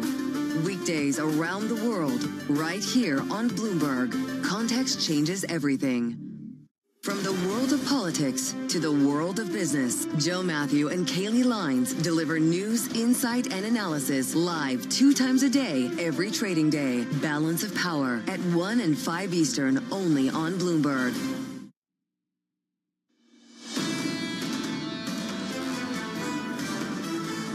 The build-up into next week continues. A week today, a Federal Reserve decision in the afternoon, and after the close, we'll get numbers from the likes of Microsoft, Meta, Alphabet, the big players that make up a big chunk of this equity market. Equity futures just about unchanged this morning on the S&P 500. Very close to all-time highs on the S&P. On the Nasdaq, down by around about 0.2%. Mid-October, a lot still to play for into month end. Yeah, and this is the reason why people maybe are taking some chips off the table, are trying to figure out exactly how to de-risk. But every earnings report has just reconfirmed this idea, nothing's going that wrong. So if you want to find pockets of stress, you're not really finding it from the AI space. You're not really finding it from the consumer space. What are you going to worry about now? That's the earnings so far. You can worry about China, I guess. The US and China sitting down, the President of the United States alongside the leader of the Chinese economy. And Anne-Marie, the negotiating doesn't start next week. It's already started. You see it play out in public. Every time the President speaks, he's negotiating. And every time you get some sort of statement from the Chinese Commerce Ministry, most recently in the past 2 weeks regarding rare earths and the fact that they are making it harder to have rare earths being exported out of China. And that's really what started the hot rhetoric between these two economies. Also the fact that China's not buying any soybeans. Now that is a huge issue for the president domestically when he goes sits down with Xi Jinping. We think he sits down with Xi Jinping. We think. I think a lot of people hope. Let's talk about trade and domestic manufacturing. Under surveillance this morning, Make America, Manufacture Again. We have record business. We're going to be, I think, by the time I hit month number 12, I think we're going to have $20 trillion of investment. A lot of it's because of tariffs, because they're coming in because they don't want to pay tariffs. In other words, they make their product in a certain country and they used to just send it in here and there was no charge, absolutely. Now, if they have to pay a tariff, they say, well, it's better if I build my plant in the United States. So here's the latest this morning. President Trump reiterating his pledge to revive American manufacturing. The Commonwealth of Virginia securing $13 billion in new domestic investments between July and October of this year alone. I'm very pleased to say that joining the program now is the Republican Governor, Glenn Youngkin of Virginia. He joins us now for more. Governor, welcome to the program, sir. Always good to catch up with you. Yeah, good morning, Jonathan. And it has been a very, very busy few months for us as we have welcomed a lot of manufacturing into Virginia, particularly from the pharmaceutical sector. And I think it demonstrates that we're leading not just in Virginia, but in America and reshoring this critical supply chain. So, Governor, there's certainly a consensus we need to do more of that, produce more, manufacture more domestically here in the United States. Can you share with us what you've done in Virginia to attract more of that investment from overseas and bring it back home, and perhaps use Merck as a good example of that? Yeah, we identified 3 years ago that pharmaceutical manufacturing had to come back to the United States. It's a national security imperative where all of the active pharmaceutical ingredients were being manufactured overseas, and a lot of them in China, and we needed to bring it back. But on top of that, we saw big investments coming from the pharmaceutical manufacturers, and so we prepared a great workforce development program. We lessened all of our regulations. We've cut almost 30% of our regulations in Virginia. And then finally, we made sure that we had sites ready for them. We're a business-friendly state ready to go. And then we went and recruited them. And you combine that with President Trump's strong push against the pharmaceutical industry to bring manufacturing to America. And we've just seen a huge drive of reshoring and investment. And yes, it's been $13 billion. Merck was our latest big announcement this week with a $3 billion facility to set up their active pharmaceutical and small molecule manufacturing center of excellence here in Virginia. They're gonna hire 500 people direct, and there's going to be thousands of indirect jobs plus construction jobs, and it's just another big step of bringing manufacturing home. I like to say made in America means made in Virginia. Governor, we've also seen a lot of tech companies invest in Virginia. There's a lot of data centers in Northern Virginia. We've also seen, though, the cost of electricity prices go up. How are you balancing the two? Well, we first start with an imperative to have an all-of-the-above, all-American energy plan, and that means that, yeah, we have to embrace natural gas and nuclear, and yes, of course, the renewables that we already have, but we've got to build a lot more power on top of that because Virginia is the data center capital of the world, and we're seeing investment all over the state now. We also are driving bring your own power initiatives, and so power goes behind the meter. That actually keeps ratepayers whole so they don't get charged with a disproportionate amount of the cost of the infrastructure build necessary to support the data center industry. And again, this is a national security imperative that we're so pleased is happening in Virginia. You know, since I became governor, we've had $140 billion of commitments from businesses to expand here or come here, and that's manufacturing and distribution and research and development. And I think it just goes to show that when you create a business-friendly environment, we're a right-to-work state, we have deregulated, we have made sure we have the best workforce in the country, businesses will come and invest, and that creates opportunity for not just Virginians, but I think to supply in all of these critical needs that once were manufactured overseas, then they're all coming home. You talk about an all-of-energy approach. The Trump administration has canceled federal funding for things like offshore wind and some renewable projects. Has that become a problem for you as you are dealing with higher electricity prices? Well, it hasn't for us in Virginia. We, of course, have been really pushing to build new natural gas plants, and we hope to lead the nation in the development of small modular reactors, and we do have wind and solar projects underway. The reality is the previous Democrat administration in Virginia so underestimated the growth prospects of Virginia that we're behind, and that's why we're massively building in order to catch back up. On top of that, I do believe it's one of the great challenges for our nation, and that's why President Trump's initiative for energy dominance has to be a top imperative, because we're finding that, yes, when we're building data centers and advanced manufacturing and, of course, electrifying just about everything, power demand goes up substantially. We've seen China developing gas plants, nuclear plants like crazy, and we're behind. And so we have to build in America, and we need to do that fast so that we can not just catch up, but we can supply all of the reshoring of American manufacturing that is going to secure our future. Governor, you really are at the vanguard in Virginia of a lot of trends around the nation, particularly when it comes to the labor market. You are bringing jobs back. You also have a heavy investment from the likes of Amazon, which just is supposedly on the way to replacing a lot of roles with robots. And I'm just wondering what role you see in terms of job training to try to adapt to a rapidly shifting backdrop in terms of technology. Yeah, we have been out in front here because, of course, artificial intelligence particularly is now part of every aspect of the business supply chain. Of course, from design and engineering all the way through to manufacturing, marketing, everything is being fundamentally changed. And so we initiated, in partnership with Google, 10,000 AI credentials that allow folks free to come in and build their capabilities. And I think as we see technology rapidly transforming the way we do business, we have to rapidly transform the way we prepare our workforce to thrive in that environment. Listen, we got a lot of jobs in Virginia. We have 277,000 more people working today than when we started, 220,000 open and available jobs, and the $140 billion of capital investment underpins another 85,000 jobs and nearly 40,000 construction jobs. So we've got a lot of work to do here to prepare a workforce to take advantage of that opportunity. And I think making sure that workforce is AI ready is really important. And that's why we've been way out in front to make sure that that workforce is prepared for it. Governor, I remember talking to you when you used to be at Carlisle, and you've had this incredible dual hat where you've been investing on one side in infrastructure, and then you are responsible for helping to plan and bring jobs in. I'm just wondering, does it concern you, some of the private investments that we've seen in some of the infrastructure spending and some of the speculation that maybe things could be getting a little bit frothy in that space?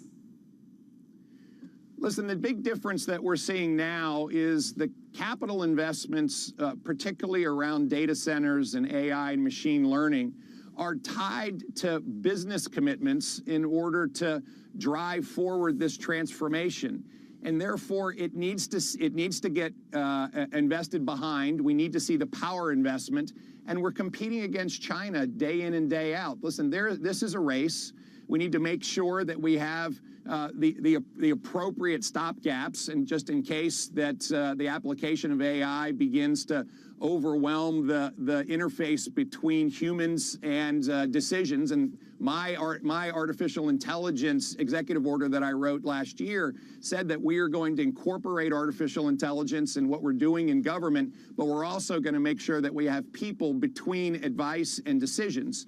And I think that's one of our big steps. But with regards to the investment that we are seeing, I firmly believe that this investment will grow great capabilities, and those capabilities will be put to work. And that's why it's so important that we win the artificial intelligence race and not allow China to win it. Governor Youngkin, just quickly, have you spoken to the Trump administration, Speaker Johnson, Leader Thune, about reopening the government? Because your constituents, hundreds of thousands of them, are not getting paid right now. Yeah, the Schumer shutdown is such a tragedy because they're holding America and Virginia hostage at a time when they need to be doing their jobs, which is, of course, funding government. The Schumer Democrats voted in support of a clean CR 13 times during the Biden administration. There's a clean CR sitting on their desks, and they just need to vote and open up the government. I will tell you, we're starting to see some real pressures. I applaud the Trump administration for making sure that the military and law enforcement are getting paid. I know they're working hard to try to lessen the pain on the American people, but at the end of the day, we're starting to worry about SNAP benefits next month. And to say that the Schumer shutdown is going to hold hostage Americans who need support for food insecurity is absolutely crazy. And so we need to tell all the Senate Democrats, just go in, open up the government, and let's get going.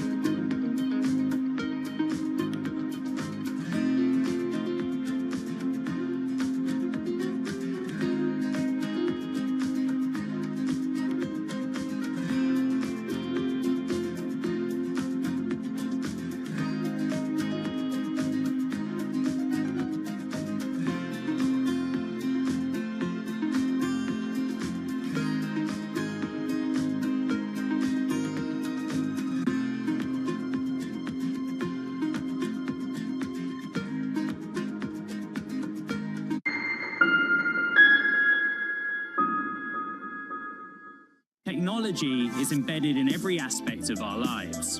And laying the foundation for the future. From finance to defense, AI to entertainment. And from the road to the stars.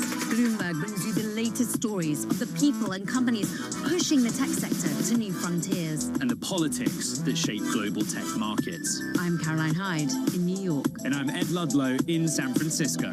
Watch Bloomberg Tech every weekday. Only on Bloomberg Television. Astonishing day for US technology. It's shaping the region's technology ecosystem. Asia's biggest tech news and innovation. Bringing you up-to-the-minute news whenever and wherever it happens, I'm Matt Miller at the Circuit de la Sarthe in Le Mans, and this is Bloomberg. All right, okay, ready? David, what initially sparked your interest in this topic of longevity? 15 years ago, I turned 60, and I began to wonder how much longer I'm likely to live and what I could do to extend my life. On longevity, I talk with the leading experts in science and medicine to educate people about how they might be able to change their conduct so that they can live a happier and healthier life. I'm David Rubenstein. Join me on a 4-part journey as I explore the great quest for longevity. Only on Bloomberg.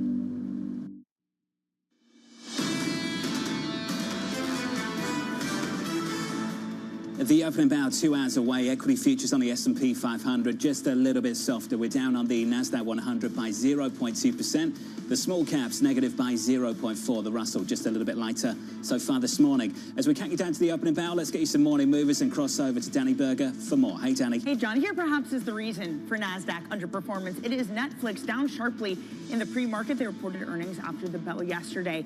For one, they had a tax charge related to Brazil that was over $600 million. So that was a black mark on their earnings. They did beat expectations in some areas, but maybe the expectation was even higher. The whisper number was maybe even higher considering they had hits like K-pop Demon Hunter. They had a live boxing match that was really popular, so shares off 7% this morning. Of course, their name continues to swirl around a Warner Brothers Discovery potential deal. We also had some earnings this morning to work through in the past hour. We heard from AT&T, those shares up 1 1/3%, beating on their subscribers. To be fair, they've had a lot of offers and deals to try to attract those subscribers and beat out their big rivals in Verizon and T-Mobile. Nonetheless, they've also been investing in their systems, in their coverage as a whole, so that seems to be working out for AT&T. We also heard from Hilton this morning, too. They did boost some of their financial metrics for the full year, hence the rally of 3%, but they did flag a lower occupancy rate than they had expected. But in the look forward, the company saying things are getting more certain for us. We hope tax policy, regulatory policy, general government policy will be more certain. That should boost growth, not to mention there is more demand for hotels and there is supply right now. So that's helping them out. John. Hey, Danny, thank you. The stock is higher by a little more than 3%. More from Danny in the next hour. On a radar this morning, President Donald Trump threatening 155% tariffs on Chinese goods if there's no trade deal by November. The president planning to meet with the Chinese leader later on this month, but warning the meeting might not even happen. Elsewhere, the second half of Treasury Secretary Scott Bessent's $40 billion rescue package for Argentina could be in jeopardy. Banks involved in the $20 billion financing deal are still working on the terms, structure, and collateral, with just days before Javier Millei's midterm election. And finally, Amazon planning to automate 75% of its operations and replace more than 500,000 jobs with robots. The New York Times reporting the company hopes to avoid adding to its U.S. workforce in the coming years while doubling sales by 2033. And this, to me, is one of the key templates to see how much jobs can be replaced by AI. This was a company that tripled its workforce since 2018. It's one of the biggest employers out there.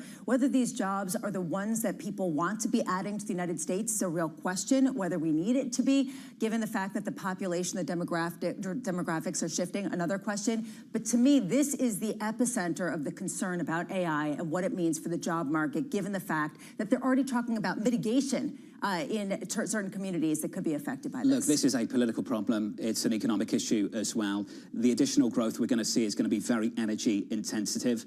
It's not going to be as labor intensive, and that is a problem. for anyone sitting in a political seat anywhere across this country. Can you imagine losing your job and then coming home and seeing your electricity bill up 15, 20% higher, and you've just lost your job? All of it comes down to artificial intelligence. This is potentially going to be the fallout of this new technology. And to Lisa's point, what you're talking about the New York Times, they're looking at potentially the fallout in some of these communities that they are consider building a good corporate citizen role. Toys for tots, parades. Well, I'll tell you what, people don't want that. They don't want handouts. They want to keep their job. Without a doubt, Amazon in the pre-market, just a little bit lighter this morning. We're down by around about 1%. We'll get earnings from them in about a week from now. Let's turn back to markets. What a move in gold. Extending losses after its steepest sell-off in over a decade. The precious metals record run before yesterday, sparking concern at a U.S. debasement trade. Jane Foley of Rabobank debunking that theory, writing debasement would imply a move away from the dollar and U.S. treasuries into assets such as gold. And there is very little evidence to back up these flows. Jane joins us now for more. Jane, welcome to the program. It's been a really curious year because the narrative around foreign exchange was born in one quarter, and it was the first quarter of 2025. And I find it difficult to find evidence that the rest of the year really jives with that narrative at all. We had a big blast of dollar weakness. Jane, what's followed? Well, you're quite right. I mean, most of that dollar weakness was really down in the first 5 months of the year. And ever since, well, actually, over the last month or two, I keep on finding myself saying, well, no, actually, the dollar isn't weak. It's been one of the better performers. In fact, I think it's a better performer right now in the month to date and perhaps over the 1 month view too. So actually, essentially, if we look at the dollar index, for instance, that's sort of gone nowhere since the beginning of July. And what are we looking at in euro dollar? You know, a currency, the dollar that is certainly well off its lows versus the euro. So we aren't looking at a weak dollar as we stand. But yes, the theme really was set at the start of the year by that huge bout of dollar weakness. So, Jane, let's talk about reality and the last few weeks, and then we can get to the peculiar move yesterday, the wild swing we saw in gold. More recently, we have seen gold rip higher, started to go vertical the middle of August and never looked back. And alongside that, we did have dollar strength participate as well. So, Jane, what explains those moves? What's the relationship, if there is one, between the two? You know what, I mean, normally, of course, when you get a stronger dollar, then a profit-taking sets in. And I think with respect to gold, yeah, there are good reasons, I think, for many portfolios to think about diversification this year. And I think that's still a valid theme. And I think gold, you know, can be held along those lines. But, you know, I do think there was lots of FOMO, you know, a phrase that I've heard, you know, in your channel quite a lot over the last few weeks. And certainly, you know, at the start of this week, the Australian press were showing pictures of retail investors queuing round the block to get their hands on some gold. And I think for many institutional investors, you know, that was perhaps the last straw. So profit taking pushed in as well with the stronger dollar. I think as we go into next year, there's probably still a theme, a reason to diversify portfolios, and maybe gold again is part of that. But I think it is going to struggle quite clearly to match those very recent highs in the very near future. Jane, is the concept of debasement just overly binary, and there's something else afoot that is maybe along the same kind of theme but isn't quite as strong, which is more people are considering that the dollar isn't the only thing in town. There was a discussion yesterday about how Ethiopia was trying to transfer loans that had been dollar denominated into UN. I mean, honestly, this is not necessarily something that's going to cause alarm bells everywhere, but there is this sense that people are looking for alternatives. At what point is that a realistic narrative to really play into your calculations? You know, I think we probably could be having the same sort of conversation in 20 or 30 years' time, that there is a theme of, you know, reduced dollars, for instance, in global reserves. And, you know, we can trace that theme back, you know, to the start of this century, if we like. There is a theme also, you know, in China, they want to internationalize their currency a lot more. The euro, we've heard several times from Christine Lagarde from the ECB since the spring this year that she wants to have a bigger role for the euro on an international basis. So we can assume maybe the euro will make some progress, and renminbi will continue to make the progress that it's been making. But the dollar has a massive advantage. It's already a huge transactional currency around the globe, across Africa, across Latin America, across Asia. And the US Treasury will be making attempts, you know, to protect that, not the least with, you know, with stable coins. So it is going to be something that the US Treasury will fight back on. But yeah, there might still be incremental benefits, perhaps in internationalization for renminbi, for euro. But I still think that those gains are going to be really quite modest. Jane, how many questions do you still get about Bitcoin? Not that many, more about stablecoin. I think this year less about Bitcoin. I mean, Bitcoin, certainly very much in the news, but I think most people have come to terms with this. This is something like, it's an asset, perhaps it's part of that diversification story again. But it used to be perhaps a different type of comprehension about where Bitcoin was, and perhaps a misunderstanding that it was a currency in the way, that the yen or the euro, that the dollar was. And I think that misunderstanding really now has more or less ebbed away. Jane, when it comes to gold, if there's too much momentum and that's starting to wane, what do you make of everyone talking about $5,000 an ounce next year? I think if we were to look at, really big movements, we'd have to be looking at, significant movements in the backdrop for the world economy. So maybe, we would have to be expecting or seeing a shock rise in inflation, perhaps, or, maybe more geopolitical tension, perhaps. And I think if we were looking down those lines and seeing that type of stress, then I think that there is perhaps the reason to carry on moving into gold, and it's, because of its intrinsic value, etc. But, we're not looking at huge amounts of inflation anymore. I mean, if we go back, to the start of the year, people were panicking about the degree of inflation that we could see in the US.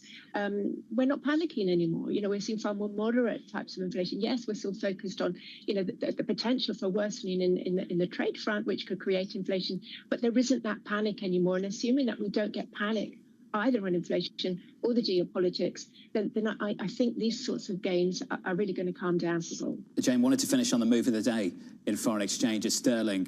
Inflation came in a little bit lighter than expected. Yields are down across the curve, particularly at the front end. We're now down by about 11 basis points on a 2-year gilt this morning. Sterling's a whole lot weaker for a fourth session, 133.17 out the corner of my eye. Jane, what's behind the latest move, and do you think the Bank of England will embrace this move lower in inflation and ultimately deliver more rate cuts?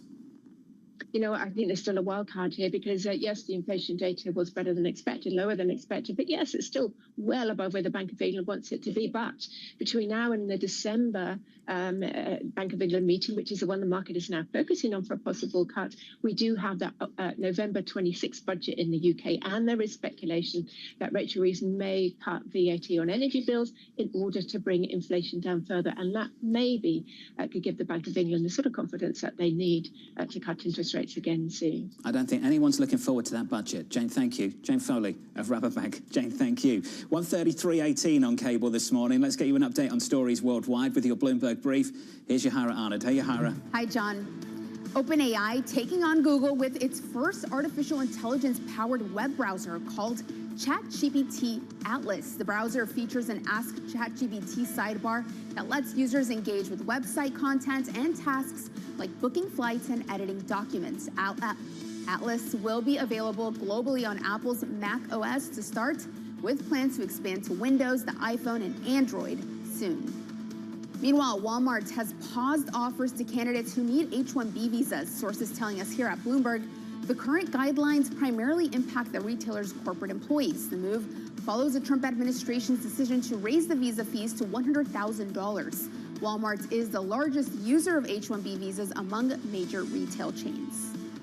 And shares of Six Flags are slightly lower now, but they were up 18% yesterday as activist investor Jana Partners and co-investors, including Chiefs tight end Travis Kelce, pushed for major changes.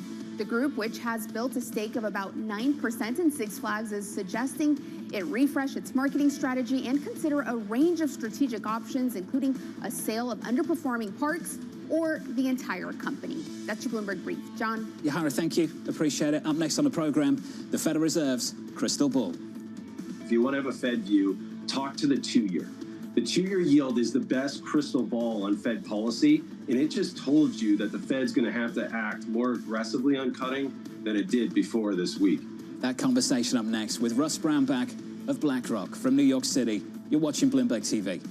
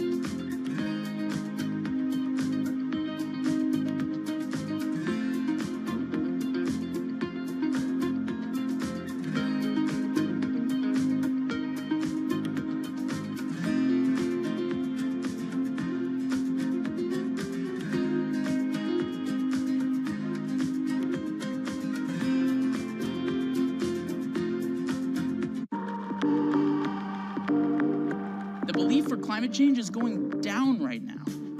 It's going down. And we've tried everything to shame people and blame people and put them in their place and tell them that they're doing things wrong and that they're killing everybody. But if we keep telling them that, then we are going to kill everybody. So we got to figure this out. And we're not going to do it by blaming people who are just trying to wake up and make ends meet every day, especially when a lot of those people have the same connection to nature and the environment that we all share here. I hike and I ski and I love the environment just as much as anybody else, but so does somebody who works in an oil field. The Cabela's shopper and the REI shopper want the same things. They want clean air and they want clean water and they want to be able to recreate outdoors. So until we figure out how to get on the same page, we will continue to lose. We cannot afford to lose anymore. We need to build a winning coalition of people across the political spectrum, or we will never create the solutions that we need. Tune in to Bloomberg Business Week Daily. We got to talk crypto. From the magazine that helps global leaders stay ahead. What's the conversation around your company? Bringing you insight on the people, companies, and trends shaping today's complex economy. Planning very big things. The new level of premium. Plus global business, finance, and tech news as it happens. The floodgates of innovation are going to open up. You can't fake passion. You either are or you aren't. Bloomberg Business Week Daily, only on Bloomberg. Good morning. This is Bloomberg Surveillance. Welcome back to the opening trade. Watch Bloomberg Tech. This is the Asia Trade. This is Wall Street Week. Welcome to Balance of Power. This is Bloomberg Television. Bringing you up-to-the-minute news whenever and wherever it happens. I'm Haslinda Amin in Bangkok. This is Bloomberg.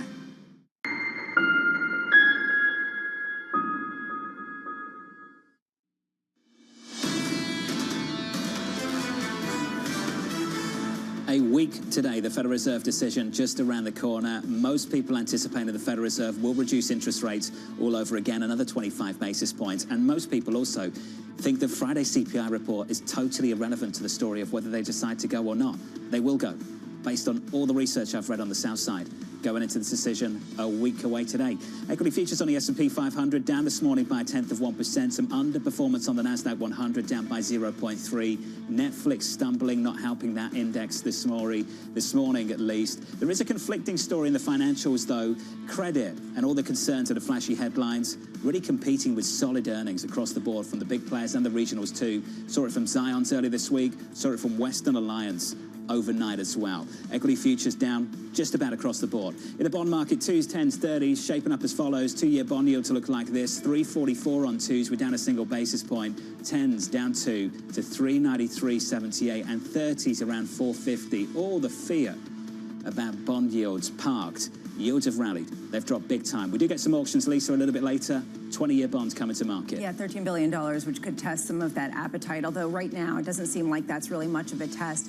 I keep going back to what Earl Davis of BMO said yesterday, which is that investors can only think about one thing at a time, and right now they're thinking about the Fed cutting rates, they're not thinking about inflation, and that is something that everyone's going to look through. So bond yields are going to keep going down as the Fed cuts. Go reconcile that with last year, I know, but that's sort of where we are right now. As I'm speaking, a chat box pops up on a Bloomberg terminal. Guess who? It's Neil. Neil Dutta writes in, of course they will go. They're not stupid. Thank you, Neil, and good morning. And the surveillance this morning, the Federal Reserve's crystal ball. If you want to have a Fed view, talk to the 2-year.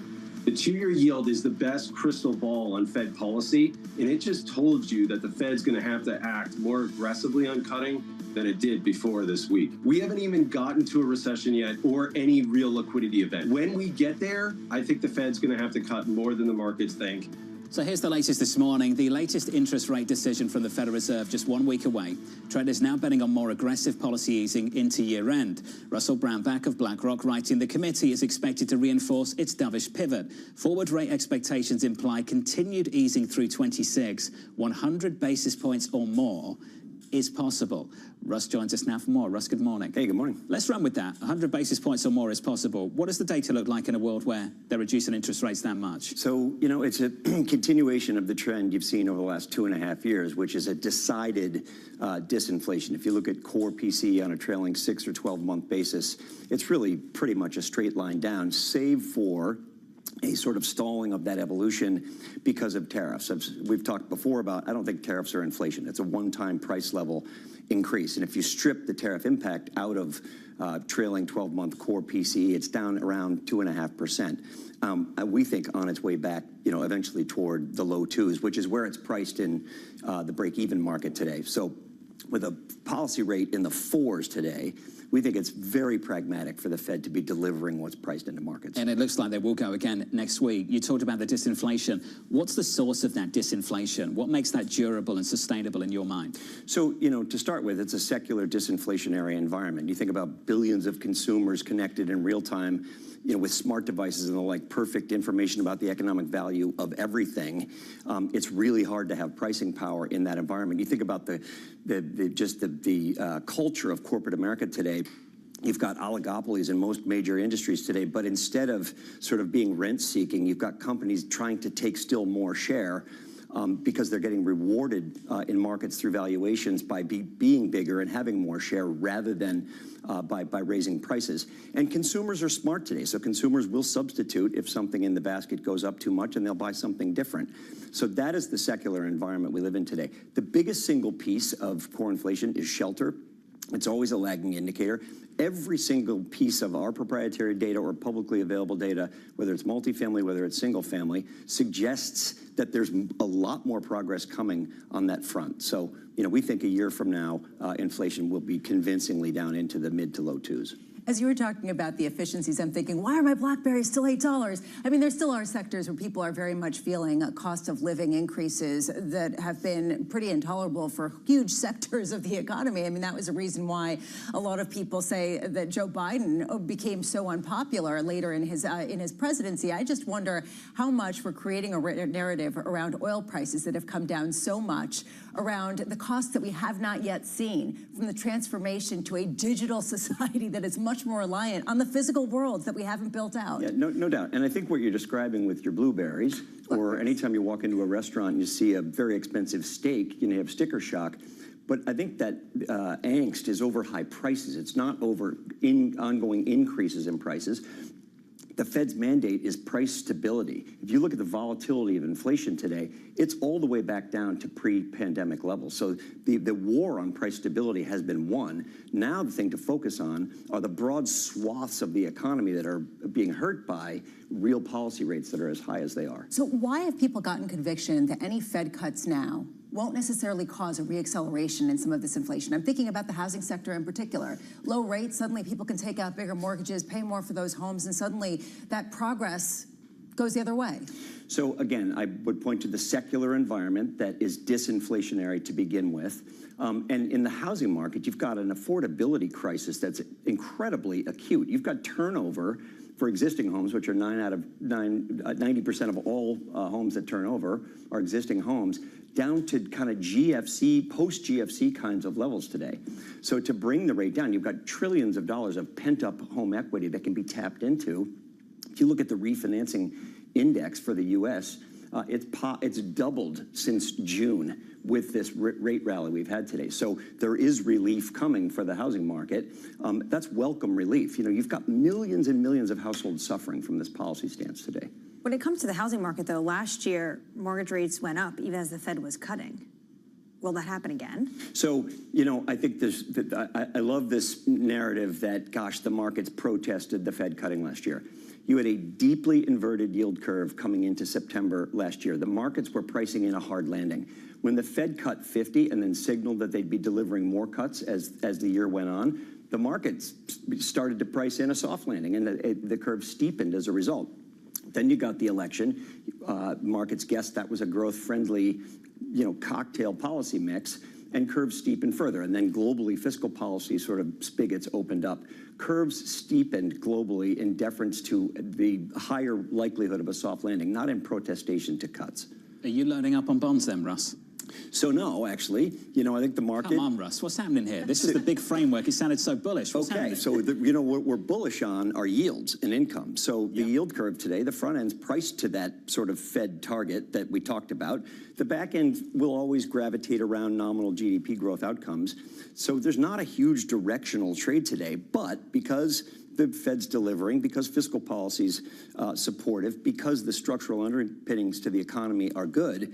It's a great environment to own credit, securitized assets on top of the risk-free curve and harvest income. The aggregate index right now is annualizing to almost a 9.5% return. This is a great environment for clipping coupon. Can you say the same about the rest of the world? That's the United States. What about everybody else? So, we actually think a diversified exposure, we're taking our multi-sector portfolios globally. When you look at swapping European credit, high yield investment grade, even some of the peripheral sovereigns back to dollars, when you look at Asian sort of credit assets swapped back to dollars today, you can get very, very attractive yields. And of course, diversification in a very bifurcated economy is the way you sort of risk mitigate when you're seeking yield. You're going to take a long breakfast Friday morning and just ignore CPI? Feels like most people are. Well, I think it'll be very interesting to look at the component parts. We're particularly focused on the shelter pieces we talked about at the onset of this discussion. We expect there will be a resumption of a deceleration of shelter. That's the thing that we want to look at in the inflation indicators going forward. Russ, thank you, sir. Always the clinic. My pleasure. It's good to see you. Thank you. Russ Brown back there of BlackRock, breaking down the fixed income market. Looking ahead to Friday's CPI report, the amount of notes we've all read that have basically just said this Fed's going to go, this Fed's going to go. It doesn't matter what that inflation number looks like on Friday. People are going to say it's noisy. People are going to say that going forward, they're going to look past this because of the one-time price shocks, and they're going to talk about shelter, they're going to talk about oil, they're going to talk about some of these other inputs that are going to be mitigating factors to, your Hot Wheels that you might be getting for the Christmas. Maybe, if the retailers buy them. Because right now they're not stocking up. That's true. I mean, that's the creativity and the reason why maybe we haven't seen the prices go up. But remember, as the President of the United States, who said a few months ago, if you're a 9, 10-year-old girl, you don't need $37. You need one. You need one. Yes. I don't think that's going to work on Santa Claus Christmas morning. No, I don't think that works on December 25th either. If you're looking at the bond market this morning, we're down by a basis point, 344 on 10s. We're at 394, so the front end of the curve coming down, the long end as well. We're down by a few basis points across the curve. Equity futures doing okay on the S&P 500, just a little bit softer through most of this morning. Coming up in the next hour, we'll catch up with Daryl Cronk of Wells Fargo, George Janarikas of Canaccord, Yelena Chilitseva of the Conference Board, and Christian Müller-Glissman of Goldman Sachs. The third hour of Bloomberg Surveillance is up next.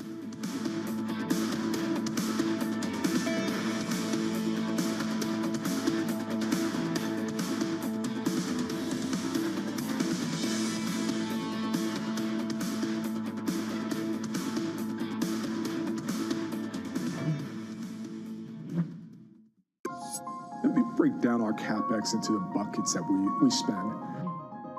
Big part of it is to expand our reach of fiber. You cannot wait until there is certainty to build that. These have long lead times that require you to have conviction about where demand is going. Another bucket is, as more people are on our network, we also have to add more coverage and capacity. It's almost like a variable expense. Third, we are modernizing our wireless network right now. Through the investments we're making, we are driving down our unit costs over time and providing more capacity to serve the demand that we think is coming. Do you have less confidence in that 3-year plan now than when you first came out with it, given that some people are having trouble deciding how things are going to look in the next 3 days?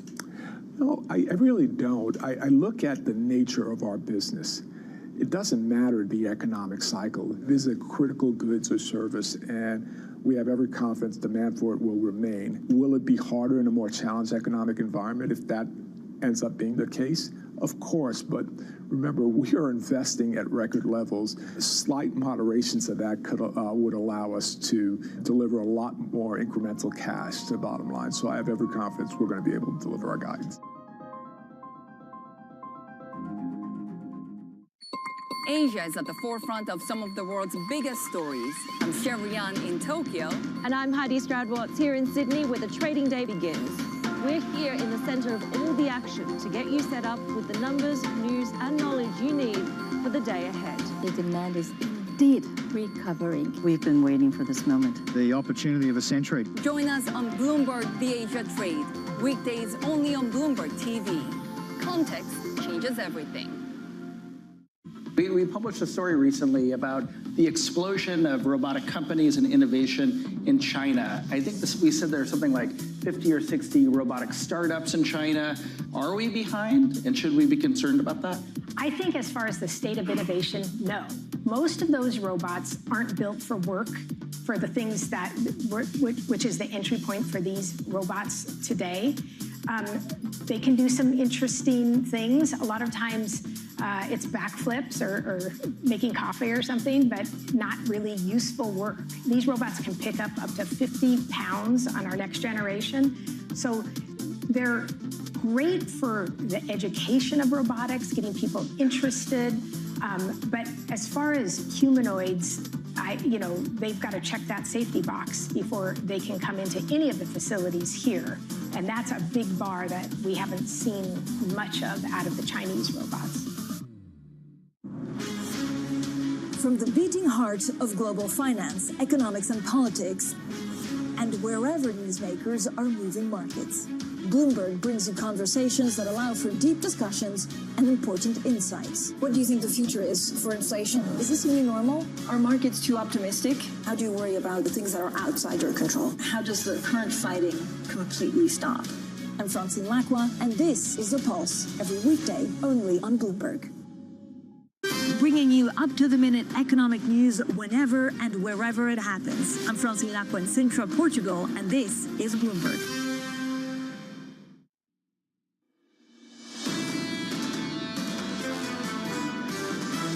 I think this kind of AI CapEx cycle still has room here. Right now, you got to be bullish. How many articles are you going to read about a bubble in AI and not start to be a little bit worried? A lot of the speculative fervor has been outside the mega cap tech areas within the market. I do think we're overlooking some of the flags that have been waving. This is Bloomberg Surveillance with Jonathan Farrow, Lisa Abramowitz, and Anne-Marie Hordern.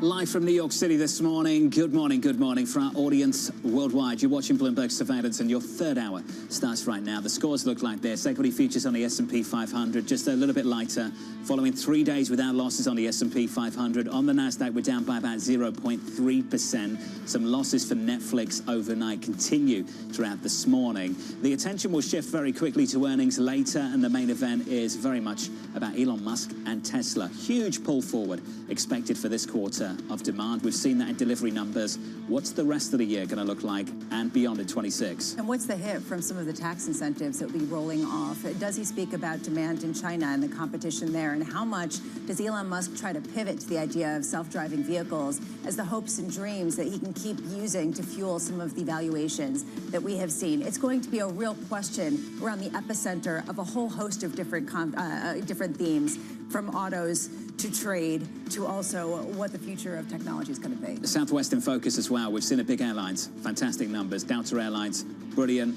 You'll catch up with American Airlines tomorrow morning. Southwest could be a very different story. That's a different segment of this economy. We've heard incredible earnings from United and from Delta. The expectation is that American will have a similar story. Is it in aggregate all of travel, or is it specifically tied up in the big three to the detriment of some of the lower cost airlines like Southwest that do cater to people who are more middle class, more cost conscious? This is the true test, and whether we see that K-shaped kind of economy. I wonder how much Hilton's going to talk about that in their press conference later this morning. Look out for that a little bit later. If you're looking at the broader equity market, we're doing okay. We're just about unchanged on the S&P 500. Coming up this hour, we'll catch up with Darryl Cronk of Wells Fargo as stocks are edging lower. George Gianarikas of Canaccord with Tesla earnings on deck later on today. And Yelena Shuletseva of the Conference Board as we're counting down to CPI data on Friday. We begin this hour with stocks holding steady as Wall Street awaits the next round of corporate results. Darryl Cronk of Wells Fargo writing, based on our expectations for accelerated earnings, we believe the next 12 to 15 months will favor U.S. equities. Darryl joins us now for more. Darryl, good morning. Morning, John. What is it about the U.S. stock market that this story is going to favor? Well, I think it's a number of things. So beyond the earnings story, which I think you guys have well socialized and talk about and has kicked in, I think you've got a lot of certainty that is coming in vogue, right? I mean, we know the Fed's going to cut interest rates. We don't know exactly by how much and when, but we have a high degree of certainty that monetary policy is going to ease financial conditions over the next 12 to 15 months. We know the fiscal rules we're playing by now. We had the One Big Beautiful Bill in July. There is no One Big Beautiful Bill 2.0 in the remainder of this president's term. So if corporate America is waiting around for mergers and acquisitions and CapEx and everything to kick in because they were uncertain, let's say last April with tariffs and Liberation Day, now they're much more certain. And there's a lot of stimulus corporately in that One Big Beautiful Bill. There's also a lot of stimulus in there for the consumer as well. I mean, there's going to be big tax refunds in the first quarter next year that people are underestimating right now that will kick in. And history tells you the consumer spends $1.17 of every dollar they get back in a tax refund, right? So they overspend what that is. So there's I think, a wave coming that will push through for corporate America and continue to drive that margin line and the bottom line earnings. So the sector you like, your favorite, is financials. Yes. Just moments ago, the team at Bloomberg broke a story. I'm going to share it with you. Reads as follows. According to people familiar with the matter, the Federal Reserve has shown other U.S. regulators the outlines of a revised plan that would dramatically relax the Biden-era bank capital proposal for Wall Street's largest lenders. I'll spare everyone the details. You can read through the details and have a look at the story. But ultimately, this feels like the direction of travel here. Absolutely. How big a pillar is that of your long on financials? So deregulation is a pillar, and it matters greatly to the G-SIFI banks, right? I mean, I think to your point about where Basel III was heading, you know, say 12, 18 months ago to where it is today, huge 180-degree turn just in the sentiment. I think what's more important, though, is probably two other pillars. One is, M&A and CapEx kicking in, right? So you get this whole kind of, what we thought was going to be the merger acquisition cycle that was going to happen for all of 25 that got delayed because of tariffs. And more importantly, and most importantly, maybe is the right way to say it, we think we have a high conviction the yield curve is going to keep steepening, right? I know it's kind of flat in the last couple of weeks, but if you think about this, if the Fed is going to cut interest rates and you're not going to get a recession, right, then those term premiums on inflation and growth on the long end of the curve have to come up, right? So the Fed's going to hold, let's say, short-term rates, the long side comes up steepening, right? If we're wrong, and that doesn't happen, let's say we're on the precipice of a recession or a slower event that we don't know, then what has to happen? The Fed has to cut interest rates more than what's projected by the market right now, drives the short end down, steepening, right? So in both cases, when you war game this out, I don't see a way that you don't end up with a steeper curve. Steeper curve favors financials. Looking right now on the heels of what John was just talking about, Bank of America, Wells Fargo, JP Morgan, the Shires futures all got a pop on the heels of the latest note of deregulation that we're seeing. I'm just wondering whether this is a read-through to the broader economy or whether this is a financial specific sector. I mean, that's sort of the initial read on earnings has been incredibly positive on the backs of financials, but financials haven't been as tied to the broader consumer economy as much as in the past. So how do you pair those stories? Well, I think, when you look at after last week's, let's call it credit scare, right? In the regional banks and what's happening in some of the private credit markets and stuff, we just don't see it, right, in the loan portfolios. The consumer remains strong. The small, medium-sized businesses remain strong, right? So the lending portfolios of these banks are pristine. Then you couple that with the investment banking piece kicking in and really driving earnings, a steeper yield curve, right? All the stars kind of line up. Now, when you get all the stars lined up, the problem is something could go wrong in that equation, but we don't see it. To your point on deregulation, though, I would unequivocally say it's not simply a financial story, right? It spills into the healthcare sector, it spills into the energy sector, right? It spills into, frankly, the industrial sector on the reshoring of a lot of the manufacturing, and that element. So I think all of that plays in and probably drives margin and earnings into 2025. We're actually, 2026, sorry. We're actually very bullish heading into next year. So when was the shift? Can you just walk us through the psychology? Because I remember talking to you a couple months ago, and you did not sound this positive, and a lot of people seemed a lot more worried, and suddenly everyone who comes on the show, no one can kind of find the real crack in this veneer right now. They're trying, believe me. When did you really start to say, hold on a second, I need to upgrade my expectations and be more pro-risk? I think in the middle of the summer, right? I think the summer when we started to see where the Fed was taking monetary policy, when we knew the fiscal clarity was kicking in, you get these big kind of multi-year secular trends of the revitalization of manufacturing, AI, of course, all that stuff. Those are things that when you get I wrote a piece here not so long ago called, getting through the noise, getting the signal above the noise, right? And you start looking at these secular trends that we think have legs for maybe the next 2 to 4, 3 to 5 years. They're powerful, right? And when they all align simultaneously, that creates a unique environment that you don't see very often, right? Where you get manufacturing kicking in, you get technology continuing to do well, you get monetary and fiscal policy alignment, right? I mean, all those things can actually drive corporate earnings, and you also reduce some level of uncertainty. I know the day-to-day noise around uncertainty is high, whether we're gonna have, a Xi-Trump meeting and, all those kind of things. But I think all of that starts to come down, and you look through that out in the next 2 to 4 years, I think America does really well in the next couple of years. So what worries you next year then, if you feel like you've gotten a lot of clarity in 2025? So it's an interesting question. I would say the 3 I's, right? This is what I wake up and kind of pay attention to. Inflation, of course, right, which we'll get the reading Friday. Interest rates, what happens? Because, if interest rates come down too far, you have to start asking the question, why are they coming down so far, right? There's a point where lower rates is good, and then all of a sudden lower rates start to become bad. And the third one that doesn't maybe get as much airtime is illiquidity, right? I mean, if you look at what's happening in the repo market, you're seeing reserves drain down in the banking system, which is why I think here in October, Powell will come to the table and say, we're going to start setting the stage to ending QT. QT is worth, by our math, another 25 basis point interest rate cut. So if we get a 25 in actual Fed funds in October, you get QT happening. There's another 25, you get 25 in December, right? All that starts to add up. When you say interest rates going so low and you have to question why, is it because the economy is so bad, or you think they're being jawboned by the White House? Well, the reason might be the latter, but I think when you start getting interest rates lower, you have to start saying, what's going on there, right? Is it a true flight to quality, or is it just the whole curve shifting down, right? And once you get that flight to quality element and narrative that enters the discussion, that's where you have to kind of pay attention. We're not there yet. We don't think we're going to be there, but that's what you would want to watch for. Fed race has gone quiet, hasn't it? It has. It's gone really sleepy. Well, because they're cutting interest rates. So I don't think there's this sense of urgency that Trump or Bessent had as they had in the summer. Darryl, good to see you. You too. Thank you, sir. Darryl Cronk there of Wells Fargo. Let's get you an update on stories worldwide with your Bloomberg Brief. Let's cross over to Yahara for more. Hey, Yahara. Hi, John. Meta is looking to cut about 600 jobs from its AI unit. According to a memo seen by Axios, the cuts will look to make AI efforts more agile. At the same time, Meta is expected to continue hiring for its newer TBD lab, named that since it doesn't have a name yet. Affected employees will be encouraged to apply for other jobs internally. Meanwhile, peace talks between Russia and Ukraine are showing signs of stalling after White House sources said there are no plans for a meeting between President Trump and President Putin. The leaders had been scheduled to meet in Budapest within the coming weeks. The Kremlin on Tuesday maintained that Russia is sticking to its original demands, including Ukraine cede full control of the Donetsk region.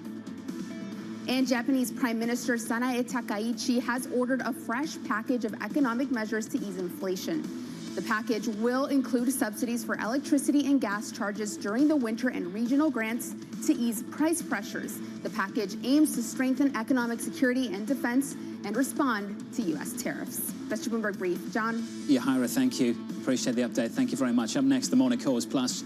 George Gianarikas of Canaccord with Tesla earnings on deck later on today. That conversation up next. Live from New York City. Good morning.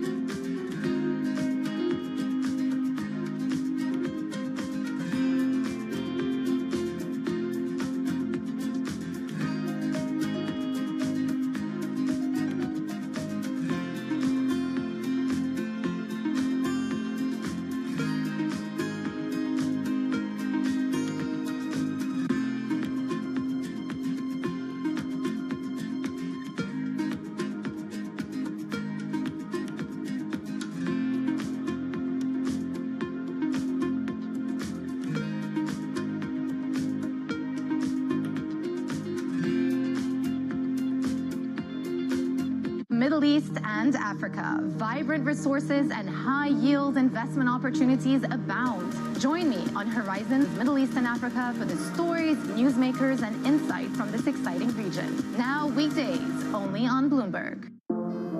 Used to be, one would say, what's that got to do with the price of tea in China, when they wanted to poke holes in the relevance of something? Now, though, if you're in tune with how events around the world affect each other, it becomes clear that the current going rate of tea in China has a lot to do with a lot of things, not just tea things either, but tariffs, franchises, and IPOs. How much?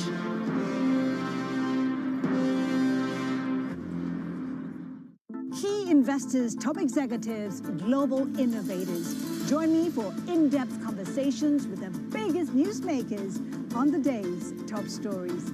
Insight with Haslinda Onen, only on Bloomberg.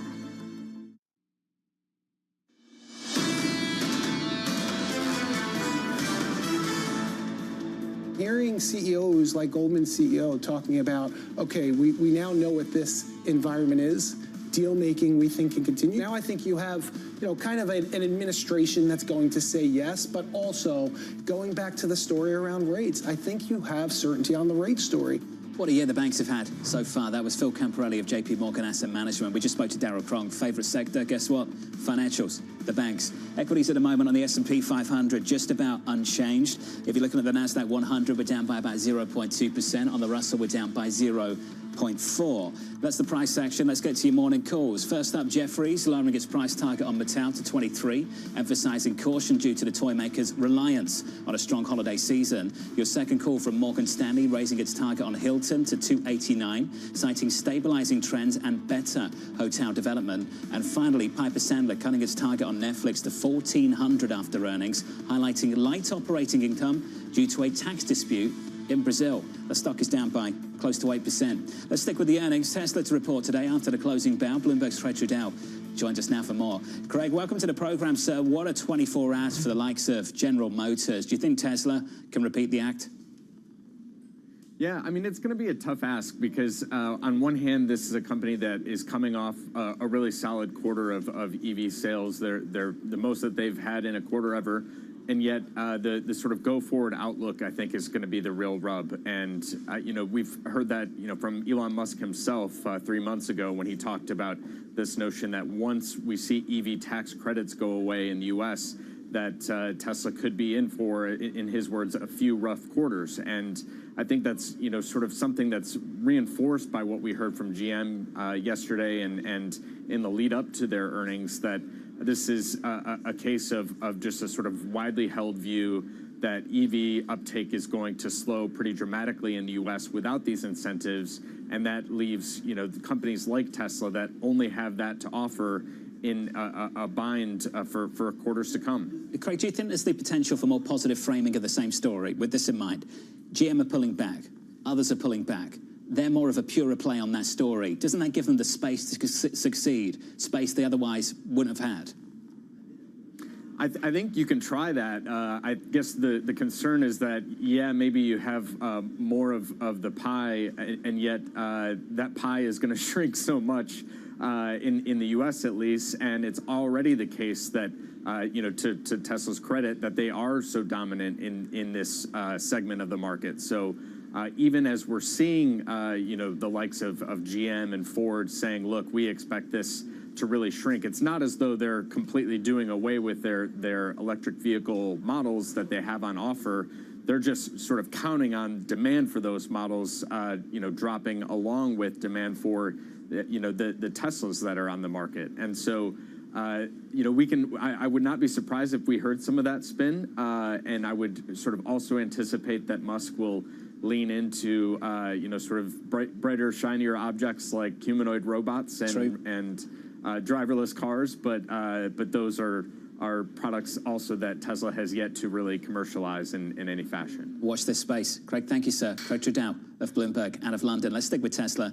George Gianarikas of Canaccord Genuity remaining bullish, writing, with momentum in near-term estimates, potential for new EVs, a continued expansion of the robotaxi, and the possibility of transformative developments in humanoid robotics, we reiterate our buy. George joins us now for more. George, welcome to the show. It's good to see you again. So let's talk about the quarter behind us. We're looking for that boom juiced by the expiry of tax credits. We had a lot of people come on the program talking about how they'd been buying an EV before the interview even started, George. So I imagine we're going to see a lot of that. George, the question for you is, what does the rest of the year look like? What does early 26 look like? And how rough could this be?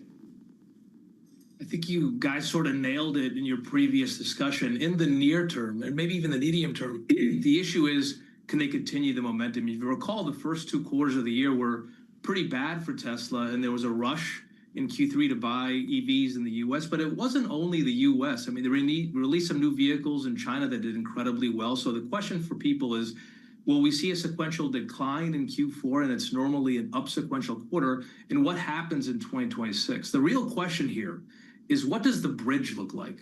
In other words, when can robotaxi, when can humanoid robots kick in such that they can continue the momentum and earnings for years to come? What would you hear, George, that would make you think that maybe Tesla has to be valued as a car company and not necessarily as a company tied to self-driving and a host of other technologies? That's a great question, and that's been a question for, I don't know, 15 years. You know, Tesla should be valued like a car company, therefore its earning multiple should be really low, and we should look at comps like Toyota and GM. But I was a tech analyst for over 15 years before I started covering Tesla, and really this reminds me of companies like Alphabet, like Amazon, like Netflix, and that was the same debate. Shouldn't they be valued like advertising companies or media companies? And when you have companies that singularly disrupt end markets like Tesla does, it's really hard to apply the same valuation metrics to new companies.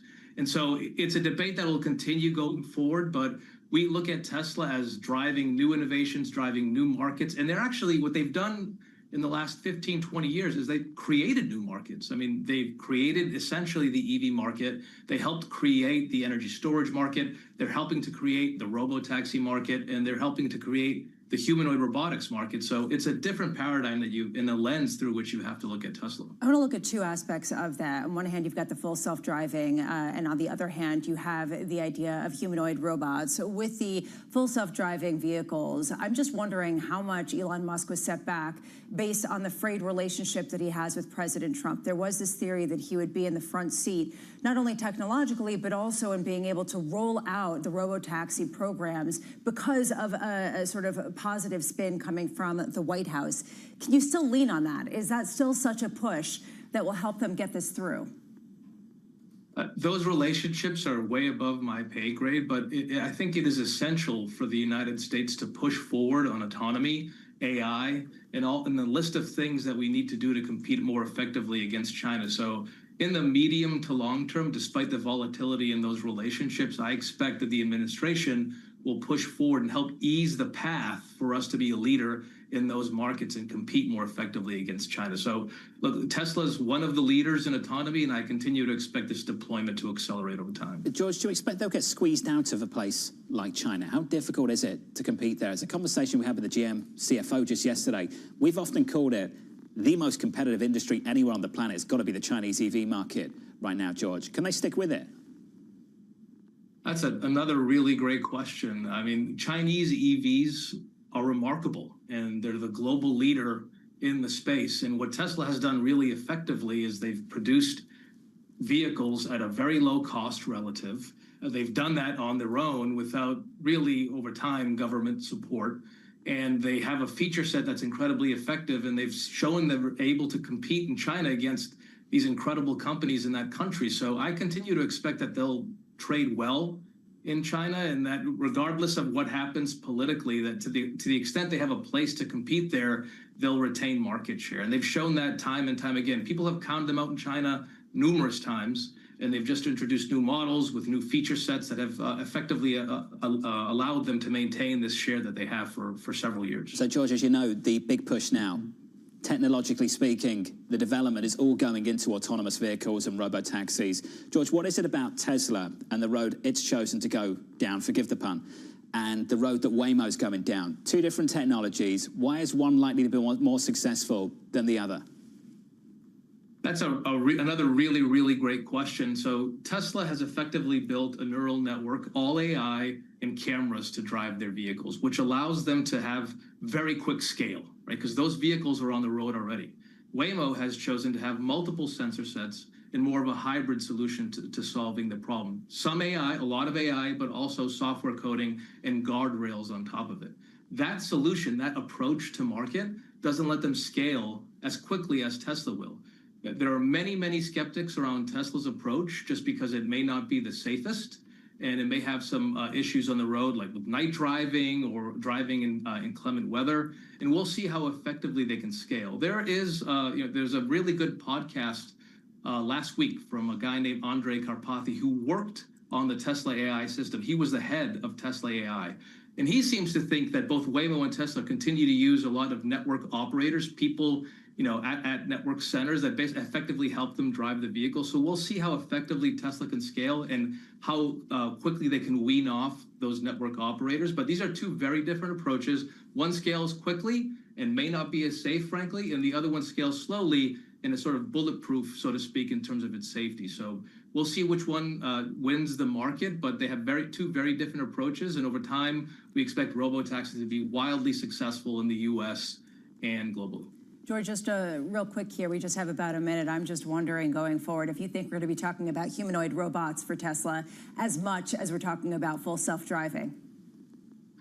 Well, to a certain extent, we already are. And our questions around self-driving and humanoids are the same with regard to how quickly they can impact earnings. If you think about humanoids, there was another really good blog post. This is last week or 2 weeks ago. And this is from the founder of iRobot, who suggested that teaching robots dexterity might be much more difficult than Tesla and other companies think. So over the long term, humanoid should be a very big market, and Tesla, with its vertically integrated approach, should be wildly successful. But the question is timing. How quickly can they sell 1 million robots? I mean, Elon Musk is out there giving some timetables for that to happen. Sometimes he's not so good with his timetables, but he eventually gets the job done. Look, it's a market that we're very, very excited about. But again, it's a question of timing, how quickly they can impact earnings. George, you're a gen. Thanks for joining us. Appreciate it. Some optimism around Tesla. George Gianarikas there of Canaccord Genuity. Up next on the program, we'll catch up with Yelena Shuletseva of the Conference Board as we count you down to CPI data on Friday. Plus, Danny's back with your morning movers. GE Vernova climbing with big plans for powering AI. That stock is up by 3.9%.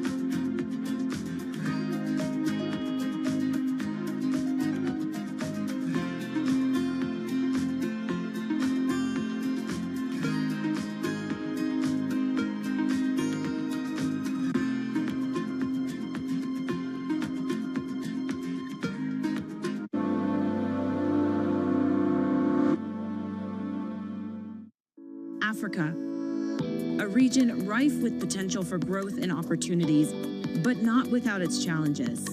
Bloomberg highlights the biggest stories, interviewing key players, and reporting on the issues impacting the region. Join us as we get to the heart of African business, politics, and economics, and ask the question, what's next? I'm Jennifer Zabasaja, and this is Next Africa. New episodes every month, only on Bloomberg.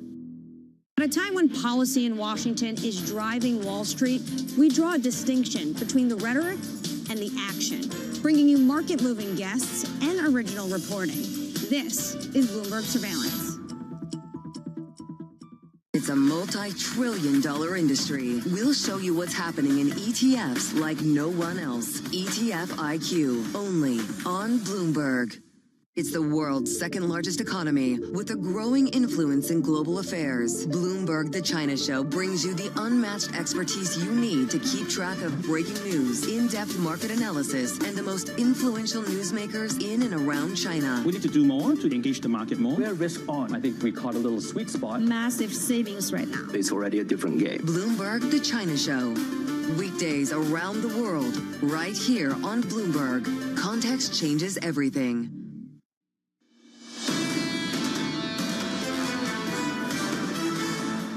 The opening bell about 60 minutes away, just getting confirmation from the US Trade Representative, Ambassador Jameson Greer, that he and Secretary Scott Bessent of the Treasury will be leaving today for Malaysia to meet with Chinese negotiators. They were speaking to the press moments ago, saying China and the move on rare earths was, quote, aggressive. We've heard that from Secretary Bessent as well. That's where the negotiations are going to center around over the next week. That and soybeans and a whole lot more. Equity futures on the S&P 500 at the moment going into the cash open just about positive. We have gone 3 days without gains, but the rally has kind of stalled in the last 24 hours. This market yesterday totally unchanged. With more, some movers into the morning opening bell. Let's get to Danny Berger for more. Hey, Danny. Hey, John. It continues to be the big mover of the morning, and that is Netflix, and it is a move to the downside after putting their earnings after the bell yesterday. It was a tax charge in Brazil that spooked the investor base of over $300 million. They otherwise reported some solid results. Maybe it should have been better considering the popularity of things like K-pop Demon Hunter and a live sport event. Shares down just under 8% this morning. Elsewhere, you get that feeling of the meme stock mania. Beyond Meat up 77.9%. It is almost up 1,300% in the past 4 days. What's been driving it? There was a social media user who basically posted his thesis on why Beyond Meat should do well. That was apparently enough. You get a lot of short covering, and there you go. A big old move for Beyond Meat. Finally, some earnings back here in the real world. GE Vernovia reporting the huge demand they have. They're an energy company. You can guess where this is going. Their gas turbines, the hyperscalers, they say, are circling around them. To give you a sense of how things are growing, typically and historically, 10% of their business has been hyperscalers. A third of their orders going forward are now coming from hyperscalers. So it is moving in that direction with this huge energy demand. Shares up 4.2%, John. Some of these stories used to be defensive. Utilities, defensive. Not anymore. It's just the tech trade all over. Danny, thank you. Thank you. And when you talk about people with the tech trade, their angle in is diversification, which means look for other energy companies that maybe haven't been bid up as much. So you're right. Are they defensive, or maybe they have a very different characteristic at this point? Fantastic profile over the weekend of Barron's of Constellation Energy and its CEO. That stock year today up by about 60%. We'll leave that story there. Let's stick with earnings. Shares of Mattel taking a hit as retailers delay orders over tariff uncertainty. Bloomberg's Enda Curran joins us now for more. Enda, we're starting to see it. Might not be a big stock market issue, but a company turning around and saying some retailers are holding back, waiting for clarity. How much of an economic issue might that be? Well, it's a big question, a big missing piece of the jigsaw. When will these tariffs start to flow through to more broadly goods on the shelf, Jonathan? And, you know, this warning from Mattel, on the one hand, that tariffs are impacting its delivery of its goods, reflects what a lot of companies tell us all the time, that they've managed this process up to now. Either they have absorbed the tariffs or they've asked their suppliers to absorb the tariffs. But at some point, that part of the equation will have to give, and they will pass those costs on to the consumer. That's the big question over the coming months. Now, to be clear, we haven't yet seen broad-based inflation from tariffs, and even Mattel made the point that consumer demand remains resilient. We saw lots of other consumer brands doing well also in this earnings season. Coca-Cola and GM and the like. So clearly there's strength out there, but this question mark about when the tariffs will eventually hit home remains an open one, I think, for economists. And it's an open question as to whether the Fed will respond to it or should respond to it. And based on what we've heard from Chairman Powell, he's saying up this whole market just to ignore it. It's kind of bizarre that we've got no data right now, and even the data we do have, the market's prepared to ignore inflation, CPI on Friday. The amount of notes that I've read that have basically said it doesn't matter what that inflation number looks like on Friday, this Fed cuts a week today. And do you and the team see it the same way?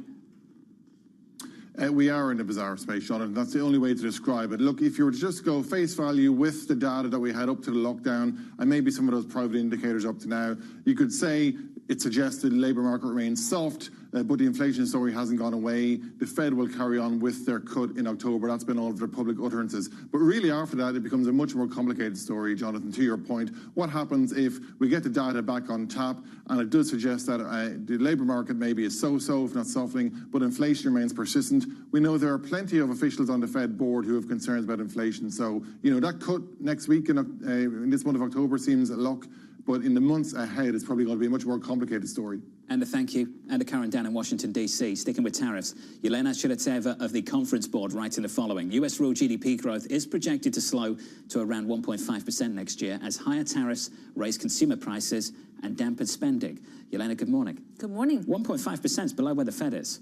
Well, yes. And I think the reason we are expecting such a slowdown is that because we think we have not seen the full impact of tariffs just yet. Companies may be adjusting to the ways tariffs operate and they're shifting some sales and inventory accumulation. But the problem is that consumers have not fully seen it. And that is all happening against the backdrop of higher healthcare costs, rising insurance costs, and things that we don't really necessarily talk about in everyday life, but it's just an add-on to rising costs for the consumer. And I think that will weaken GDP growth more than probably we'll see the inflationary impacts. I'm having this sort of emotional yin and yang. On one hand, we've got investment managers who come on set and they talk about how everything is awesome, it's Goldilocks, and that they actually see disinflation coming down the pike from rent and from other aspects of the CPI and the core PCE. And then economists come on and they say, actually, growth isn't that great and inflation's going to pick up. Why is it that there is such dissonance right now? So we look into intelligence we collect from companies as well. So at the Conference Board, we have the CEO Confidence Survey. And the latest survey showed companies are still kind of on the edge. They're, well, maybe we're not going to grow that much, but we are not that concerned either. So what's interesting in the survey is that companies are concerned about the outlook, so that has worsened a little bit in the survey, but they are more confident about the outlook for their own industries. So what it tells us is that companies are adjusting to the new reality with tariffs, so the tariff shock is probably behind the initial psychological shock. But the impact for the consumers, I think, is still ahead of us, and the holiday season will be a major test. So this is something that even the retailers are saying, and Mattel is saying that their orders are re-accelerating in the fourth quarter. We hear from a lot of investment managers, as well as CEOs, that there does seem to be this re-acceleration. What would you have to see to say, maybe I'm wrong? Maybe that some of these surveys aren't indicating the reality, which is something a lot more positive. Absolutely. I think we have seen that consumers have been very resilient this year, and that totally surprised to the upside. That surprised our projections for slower and quicker deceleration. I think the holiday season is the major test to consumer tolerance. We passed that into Q1, and if consumers are still resilient, that would be a big thing for me to consider revisions. When you look at how much these companies are absorbing tariffs, what is the paper tariff level, and then what are they actually paying? Absolutely. So if you just look at some kind of an average on the paper, it's around 20%, roughly speaking. But if look at duty collections and compare it to imports, it's around 11%. So that kind of tells you maybe there's more to come. And companies did all this shifting and for the supply chains and things like that. And maybe there's more to come. And it all depends on what happens to tariffs next. We haven't settled on that one. No, we haven't. And potentially we're going to get a big meeting between the two biggest economies. Another issue a lot of CEOs talked about in your survey was AI and what that means for job growth. They think it is going to change how they hire, but they're not seeing it yet. When will they actually start to change how they recruit and hire? So it's major big thing for all companies. They all mentioned that, and like a lot of them saying that it will change the way we hire. But they don't see that happening. Like the majority of them don't see that happening until after 2 years. So 3 to 5 year horizon. So we're in that moment where we see downside risks to the economy, but maybe over the longer run, that's what happens. AI is a big deal, and it's everywhere. Everybody's talking about it. Everybody's seeing productivity driving growth going forward. How do you think the Fed's going to handle this moment? And is its dual mandate fit for purpose? Absolutely. When you think about the future of growth, I mean, let's just play it out. You could have a situation, at least in the near term, where it's high energy intensive and low labor intensive growth. How problematic is that for a Federal Reserve with a dual mandate of full employment and a price target of 2%? Well, they have to raise it implicitly or explicitly. But again, there are so many unknowns in the short run, including the new Fed chair and things like that. So it's a tough situation for the Fed at the moment. And I think the risks to the labor market are still real in the near term. That's certainly what they're prioritizing, that's for sure. Yelena, good to see you, as always. Yelena Chedeteva there of the conference board. We had this conversation with Governor Waller last week, at least briefly.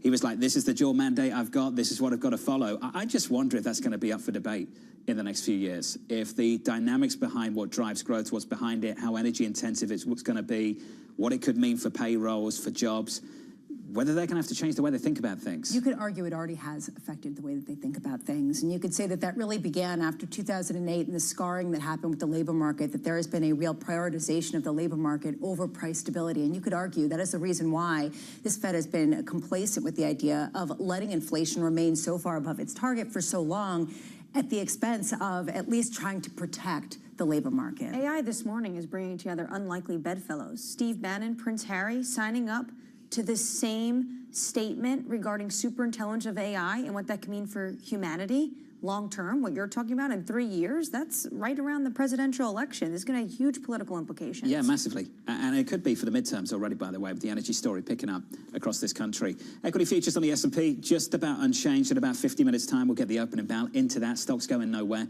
With an update on stories worldwide with your Bloomberg Brief, let's cross over to Hira for more. Hey, Hira. Hi, John. The Federal Reserve has shown other regulators revise plans to relax a bank capital proposal for Wall Street, and it's lower than previous estimates that were floated. Sources telling us here at Bloomberg, some officials have calculated the terms would lead to an increase of about 3 to 7% in aggregate for most big banks. The Fed's new plan could be unveiled as soon as the first quarter of 2026.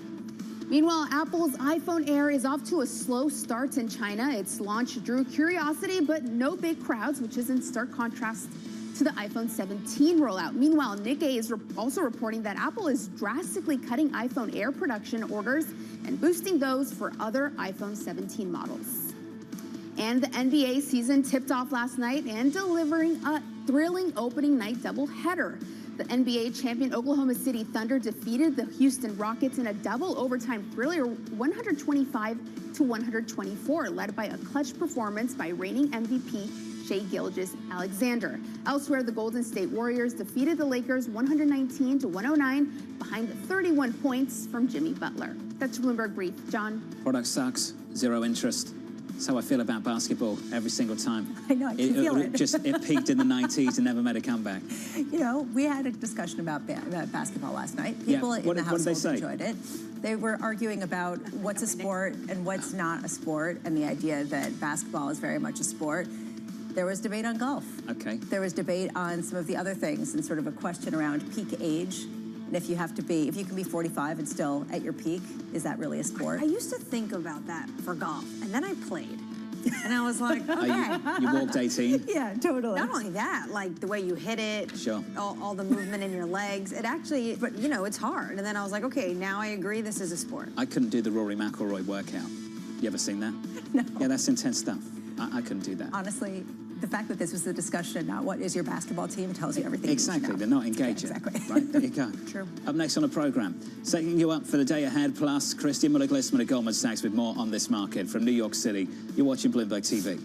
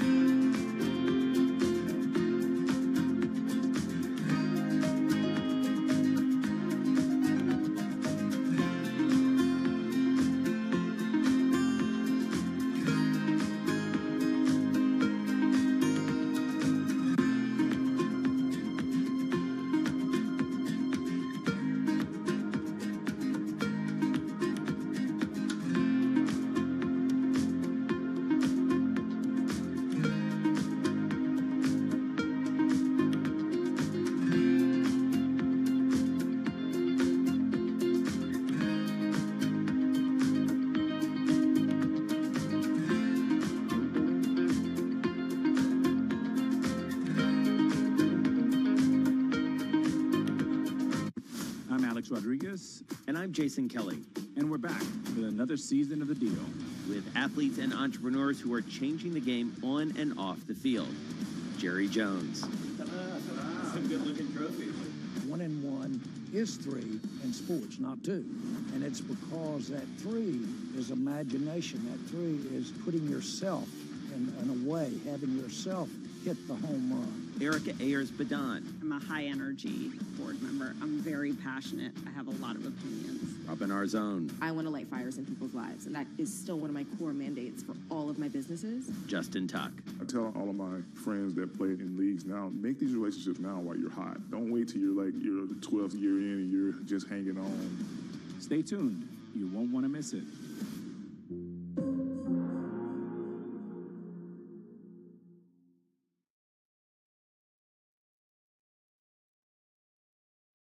Technology is embedded in every aspect of our lives. And laying the foundation for the future. From finance to defense, AI to entertainment. And from the road to the stars. Bloomberg brings you the latest stories of the people and companies pushing the tech sector to new frontiers. And the politics that shape global tech markets. I'm Caroline Hyde in New York. And I'm Ed Ludlow in San Francisco. Watch Bloomberg Tech every weekday. Only on Bloomberg Television. The countdown is on. Everything you need to get the edge at the end of the market day. Get ahead of tomorrow's trading with The Close. Weekdays on Bloomberg. Context changes everything. Bringing you up-to-the-minute economic news whenever and wherever it happens.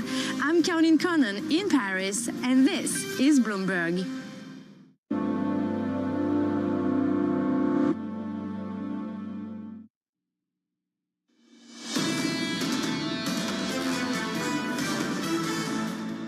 We're actually very bullish heading into next year. I know the day-to-day noise around uncertainty is high, but I think all of that starts to come down and you look through that out in the next 2 to 4 years. I think America does really well in the next couple of years. That's the positive, constructive call from Daryl Cronk of Wells Fargo. As we count down to the opening value, scores look like this. Equity futures on the S&P 500 drifting just a little bit higher, positive by 0.1%. I was so harsh on the NBA, I'm sorry. It's great to see it back on NBC. Bit of nostalgia. No. You I get can't all of put that back in the bottle. Got to try and bottle it back up. It's brutal. Jim Berlin's excited, I'm sure. Just towards the end of the show, you get a bit, you know. You get a little punchy and start being too honest. Just a little bit too This much. is for you. A Knicks mug? A Knicks mug, yeah. All right, okay. Expensive to go and watch that, isn't it? Okay, all right. It's unbelievable. But not as bad as I help yourself. It comes right back out again. I can't. That's going over to Madison Square Garden. No, thank you. Oh my God. Like the worst. No, hold on. We've been to a Knicks game together. We've been to a Knicks game It's so much together. fun. It's a lot of fun. It's also very expensive, and it's a horrible area. Okay? All right, I agree on all points. All right, okay, good. Okay, let's get back to the market. Christian Muller-Glissman of Goldman Sachs. I tried. Just you know, just inauthentic. Absolutely, just crashed. This is what Christian's got to say. Outside of the US, investor allocations to equities are generally lower, but in most markets they have also increased. Notably, aggregate equity allocations now surpass peaks from the late 1990s. I'm pleased to say that Christian's actually with us in the studio. Christian, good morning. It's good to see you, sir. You put out a note recently, a big paper, Investing in Everything Everywhere All at Once. Can you share us with what you and the team found looking at that? Yeah, I mean, listen, I think we tried this kind of experiment of trying to map literally every asset that exists in the world. We found like roughly 270 trillion, and we tried to understand, on the one hand, what can you actually get in terms of performance by literally just buying everything, which is already interesting. And we found it's quite easy to outperform that portfolio, actually. But also within that portfolio, you get some very interesting concentrations, asset bubbles over time, because we go back to World War II. And it shows you also it's a major influence on investor asset allocations. You mentioned it just, like the fact that equities since the global financial crisis have done really, really well, especially in the US, has meant that literally everywhere in the world, equity allocations have moved up a lot. In the US, it's most extreme, where you actually, despite the fact that the equity weight in the world portfolio is not at tech bubble levels, investor allocations are actually at tech bubble levels. So they're a bit ahead, you could say. This raises lots of questions. Now, typically, we talk about a 60-40. What's the share of equities bonds in that Everything Everywhere All at Once? And how are alts starting to participate and grow as a portion of the share? Yeah, I mean, listen, I think if you look at the weight right now, it's 50%. So it's a bit smaller than the 60-40. But if you look in the tech bubble peak, you were at 63. If you look in the 60s Nifty 50 bubble, you were at 60. So you know, this is actually quite an interesting statistic to tell you that maybe we're not in a bubble yet. As a proportion of financial assets, equities are not as extreme as they were in previous equity bubbles. So from that perspective, it's gone up a lot, the weight. It's pushed kind of the equity allocations of investors up a lot, but it doesn't look as extreme. All I can say is you could make an argument if you have more extreme valuations and more extreme allocations to equities, that would be bearish. Most people have come on and said, actually, that's bullish because it's not fully at the bubble level, and you might as well ride the bubble train as long as it keeps bubbling. Is that kind of where you are, too? Well, the way I would put it is like, the current backdrop, the late cycle backdrop with a lot of policy easing, as you were discussing earlier, the labor market is very weak, but the corporate sector is strong. We've seen it before. You actually had similarities in the late 90s, where you also had the Asian financial crisis at the time, forced the Fed to cut into a late cycle backdrop with the technology revolution, which ended up in a tech bubble. And in the mid-60s, you had the Great Society program coming after the Vietnam War, a lot of fiscal easing into a kind of like stability bubble, like the Nifty 50 bubble, driving up valuations. So I don't think it's completely crazy to see equities being very well supported right now by the macro. It's an uncomfortable backdrop because it's not the usual type of growth goes up without inflation, everything is fine, let's buy equities. It's much more driven by liquidity, and it's much more driven by structural themes like AI and fiscal debasement. And both of those themes are actually quite good for equities. So I would say at this point, we are not necessarily worried about the investor asset allocations. We are in the medium term worried. The same with valuations. A lot of these metrics, they mean revert in the very long run. But in the very short term, we're not necessarily worried because of that. The idea of exposures you want. And we always say you want to have a combination of exposure to innovation and protection from inflation, which includes the debasement. And innovation, the US and China and a few places in the world, they just have the best companies, they have the liquidity, they have the access, and you can't really find that domestically. So you go where you can domestically for protecting inflation, for finding debasement, for finding interesting long-term kind of stories for cash flow growth, real cash flow growth, but the innovation you have to get in places like the US. How different are the conversations on either side of the Atlantic? I think broadly one similarity we have is people are quite cautious. And I think that's so interesting with the equity markets having done so well. We don't really see that in our conversations. We don't really see that in our sentiment and positioning metrics. The institutional community, which are mainly investors I speak to, they are cautious. They're cautious about the labor market, of course. They're skeptical and worried about the AI ecosystem and similarities to previous bubbles, exactly what you said. The main difference, I guess, is that everybody always seems to be a bit more bearish, I noticed, on where they are. That is really weird, but I really noticed that, like when you go to Italy, to France, when you go to even the US here, since I've been here, like people generally are quite worried about their domestic political situations. People are a bit more cynical about like the long run outlook for their countries.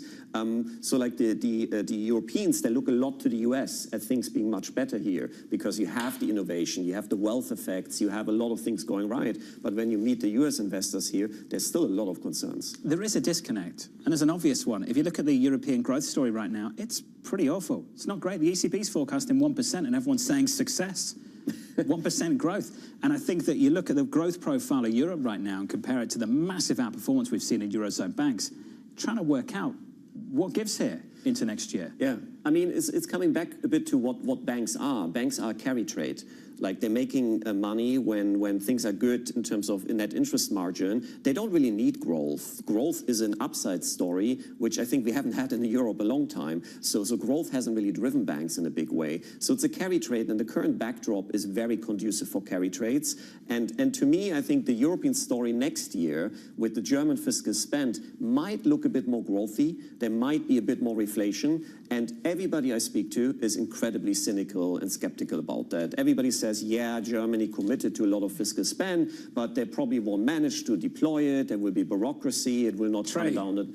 And our economists have actually been saying that probably already this year, because Germany publishes the fiscal kind of spend every month, there will be the first upside surprises. So investors, I think, are not positioned for that. What's growthy in Europe?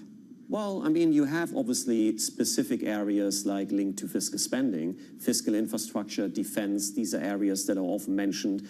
I think the big story to me is if you go a bit more reflationary, savings rates in Europe since COVID have been much, much higher and actually not come down at all. So, you know, you don't have the wealth effects like in the US, but there is savings. There is a lot of liquidity that's being trapped.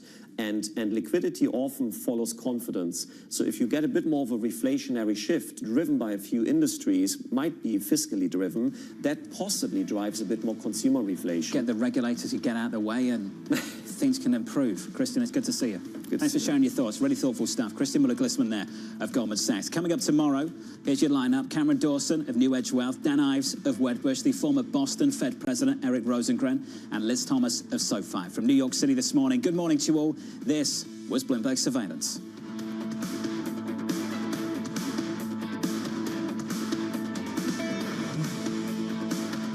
Right, okay, ready? David, what initially sparked your interest in this topic of longevity? 15 years ago, I turned 60, and I began to wonder how much longer I'm likely to live and what I could do to extend my life. On longevity, I talked with the leading experts in science and medicine to educate people about how they might be able to change their conduct so that they can live a happier and healthier life. I'm David Rubenstein. Join me on a 4-part journey as I explore the great quest for longevity, only on Bloomberg. Do you know what to tell people about what the tariffs are going to do on the United States economy and the investment environment, or is it not clear yet? If you look at the impact of the tariffs, they were much more significant and broad than I think the market expected. Looks closer to 19% on balance versus 2 and change last year. So effectively, it's a 20% increase on 10% of household goods that are imported into this country. And do you think it's going to lead to a recession? Well, we think that it's going to impact both inflation and the economic growth scenario. So we were coming into yesterday expecting the real economy to grow at 2%. And inflation to be closer to 2.8%. If you just go through the math, it would suggest there's probably 1 to 2 points upward increase on inflation and a similar amount on economic growth. So it could put us in a position where we're teetering. So the tariffs will likely depress the GDP growth rate and increase inflation. So what's the advantage of tariffs? From our standpoint, we have a hard time seeing the benefits of tariffs. They do tend to be inflationary in the short term. As you're pointing out, the longer term impact on economies is probably the greater downside.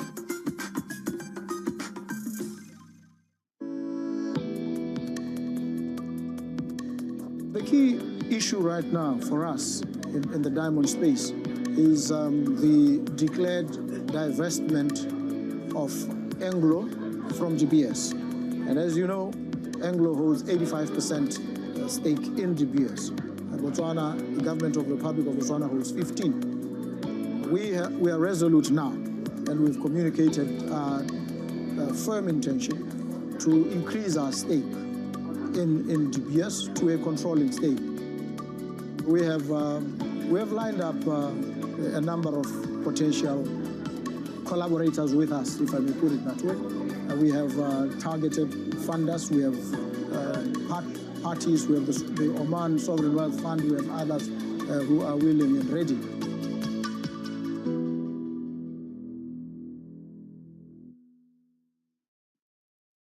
Join me each week on Wall Street Week for stories of capitalism from business, markets, economics, tech, and climate. More than what you need to know, it's what you need to think about. An unchanged market yesterday. Will there be more movement today? So far, the screens say no. 30 minutes until the start of cash equity trading. I'm Danny Berger. Matt Miller is on assignment. Bloomberg Open Interest starts right now.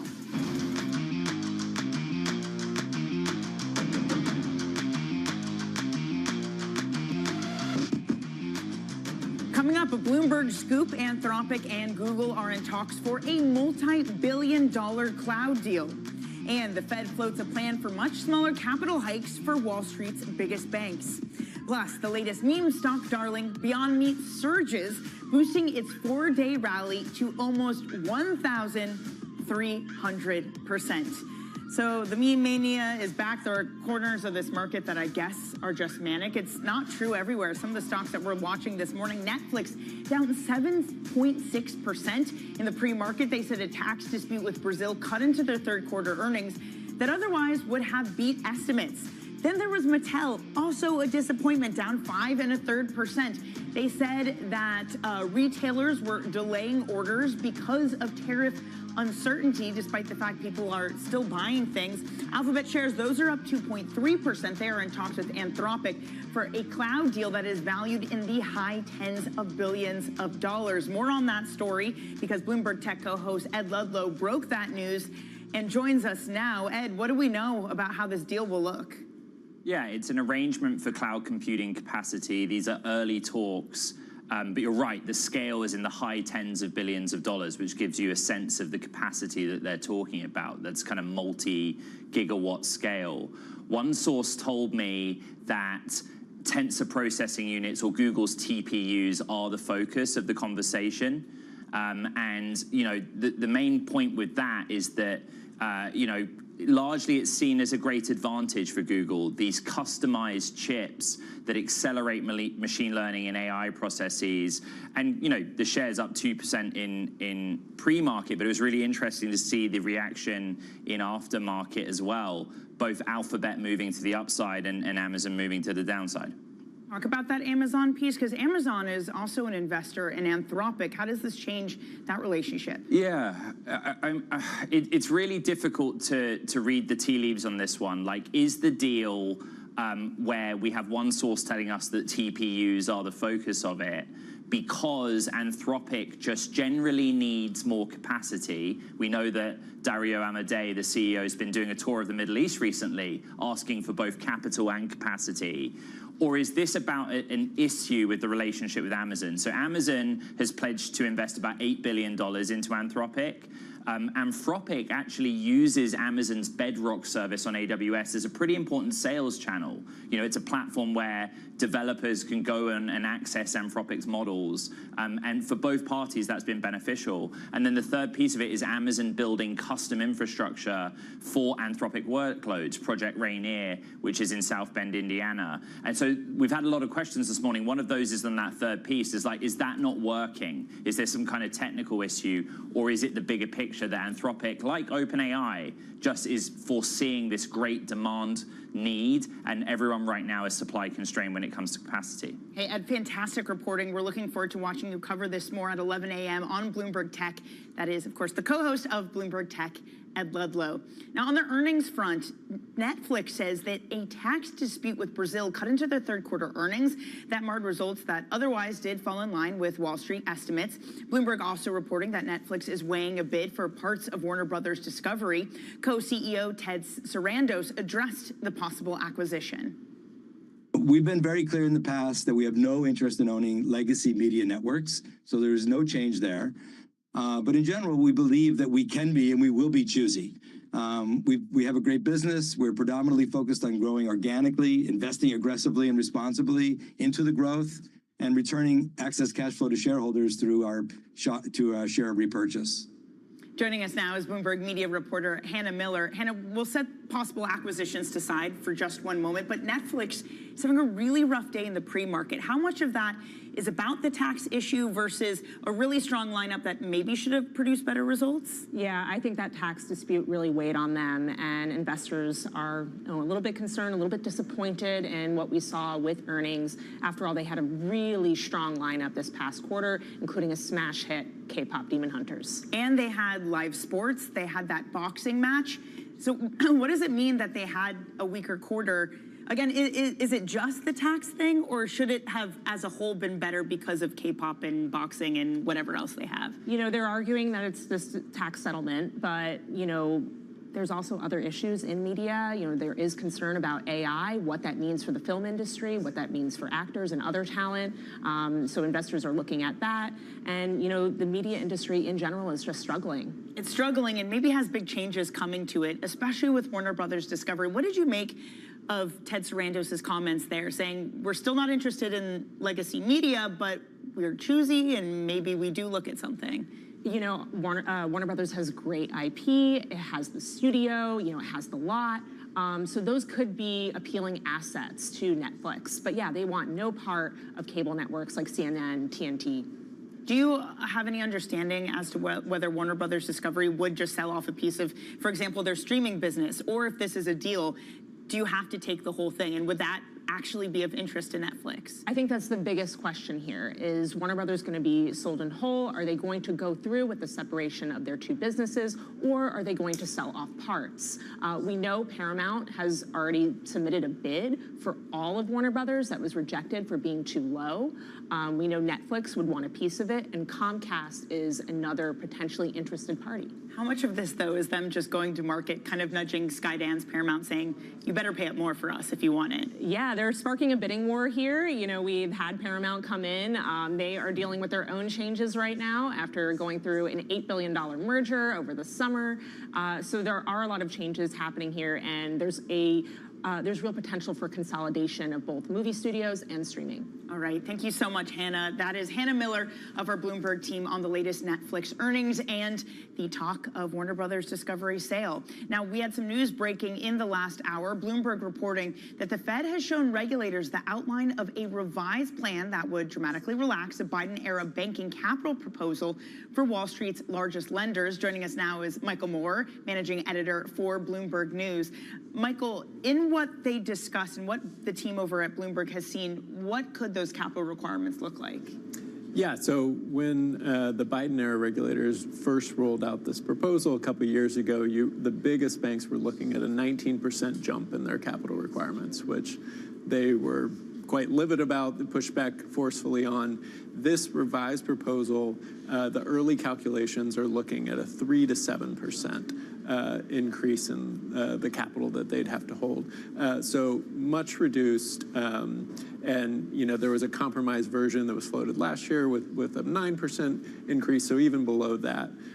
So the devil's always in the details. These proposals can run thousands of pages, and this is just a broad outline of what they want to do, but certainly it's in the directions that banks want. How big of a gulf is that between 3 and 7%? What would those numbers mean, and how would their fortunes change on either end for the big banks? Yeah, and that's an aggregate number. You know, individual banks could be looking based on their business mix and looking at different figures. We said some of the ones with larger trading portfolios, it could be even lower than that 3% figure. So I think it'll depend on which bank and a lot of the details that will come through. You know, the proposal is not expected until the first half of next year. So I think you are going to see a lot of questions, but certainly banks will be encouraged by this direction. Just overall in this banking environment, we had earnings from Western Alliance after the bell yesterday.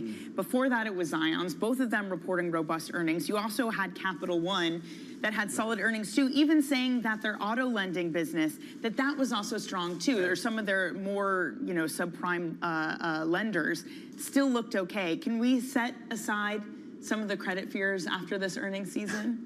I think for now people are a little calmer. Obviously on Thursday, you had a couple of banks reporting hits tied to a specific incident, and that was 3 in the course of a month, which got people a little edgy. The sell-off was quite rapid, but we've seen in the last few days, a rebound from that. Banks coming out and saying, actually, overall provisions are quite good. There's some one-off situations, but the credit, both on the corporate side and the consumer side, is holding up okay. All right, Michael, thank you so much for joining this morning. Always a pleasure having you on. That's Michael Moore, Bloomberg Finance Executive Editor. A quick check on futures this morning. So the move yesterday, you had to go out to in 1,000% to see a move. 0.003% is how we ended the S&P 500 session higher yesterday. It looks like another calm day. I mean, it is only 9:10 a.m., so that could easily change. But at the moment, still little change on the S&P. NASDAQ sinks by 0.1%. It is Netflix seemingly moving that lower. Meanwhile, the Russell 2000 index falls yet again after underperforming yesterday. It was down 0.5% today, down 0.3% today, despite the fact you do see government bond yields coming in. All right, let's take a look at some of the other movers this morning. More earnings to get through. AT&T said it added 405,000 new mobile phone customers in the third quarter. That did top estimates as summer promotions paid off. But how much of that was just about promotions? That will not last. Shares falling 2%. Meanwhile, Hilton lowered its full-year outlook. Demand for U.S. hotel bookings continues to fall, but they did raise some other parts of their financial guidance, saying that some stability in policy, be it tax policy or other geopolitical policy, and lower rates will help them going forward. Shares up 2.3%. Texas Instruments, they gave a disappointing forecast, and it suggested that customers are slowing orders, specifically the CEO pointing out industrial companies in a wait-and-see mode as they navigate trade tensions and a shaky economy. Shares off almost 9%. Coming up, more on Netflix. We'll talk with analyst Robert Fishman of MoffettNathanson. That's coming up next on Bloomberg Open Interest.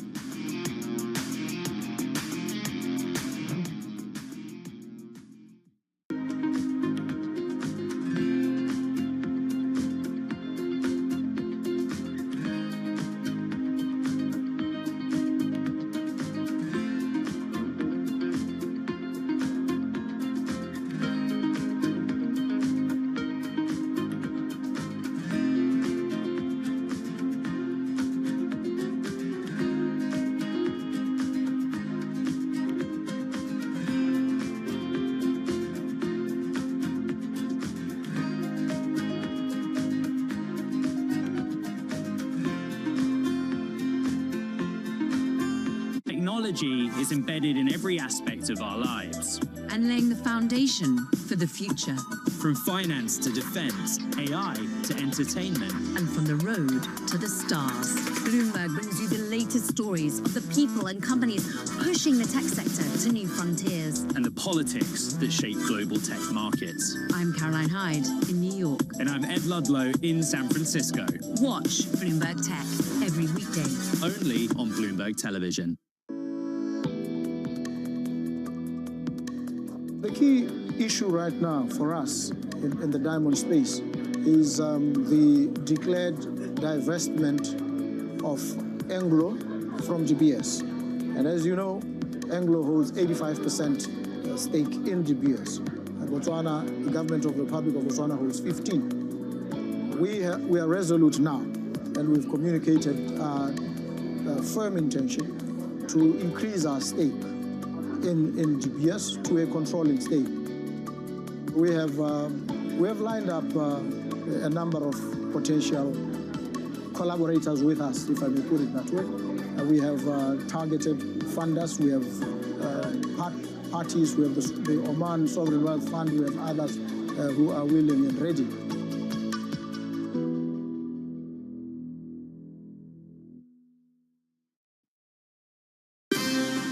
bringing you up-to-the-minute economic news whenever and wherever it happens. I'm Michael McKee in Jackson Hole, Wyoming, and this is Bloomberg.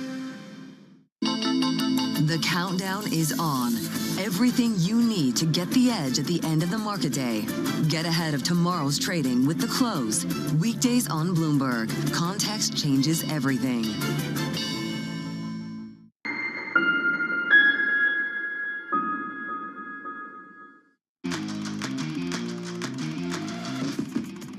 Let's look at some high interest stories. What's making headlines around the world?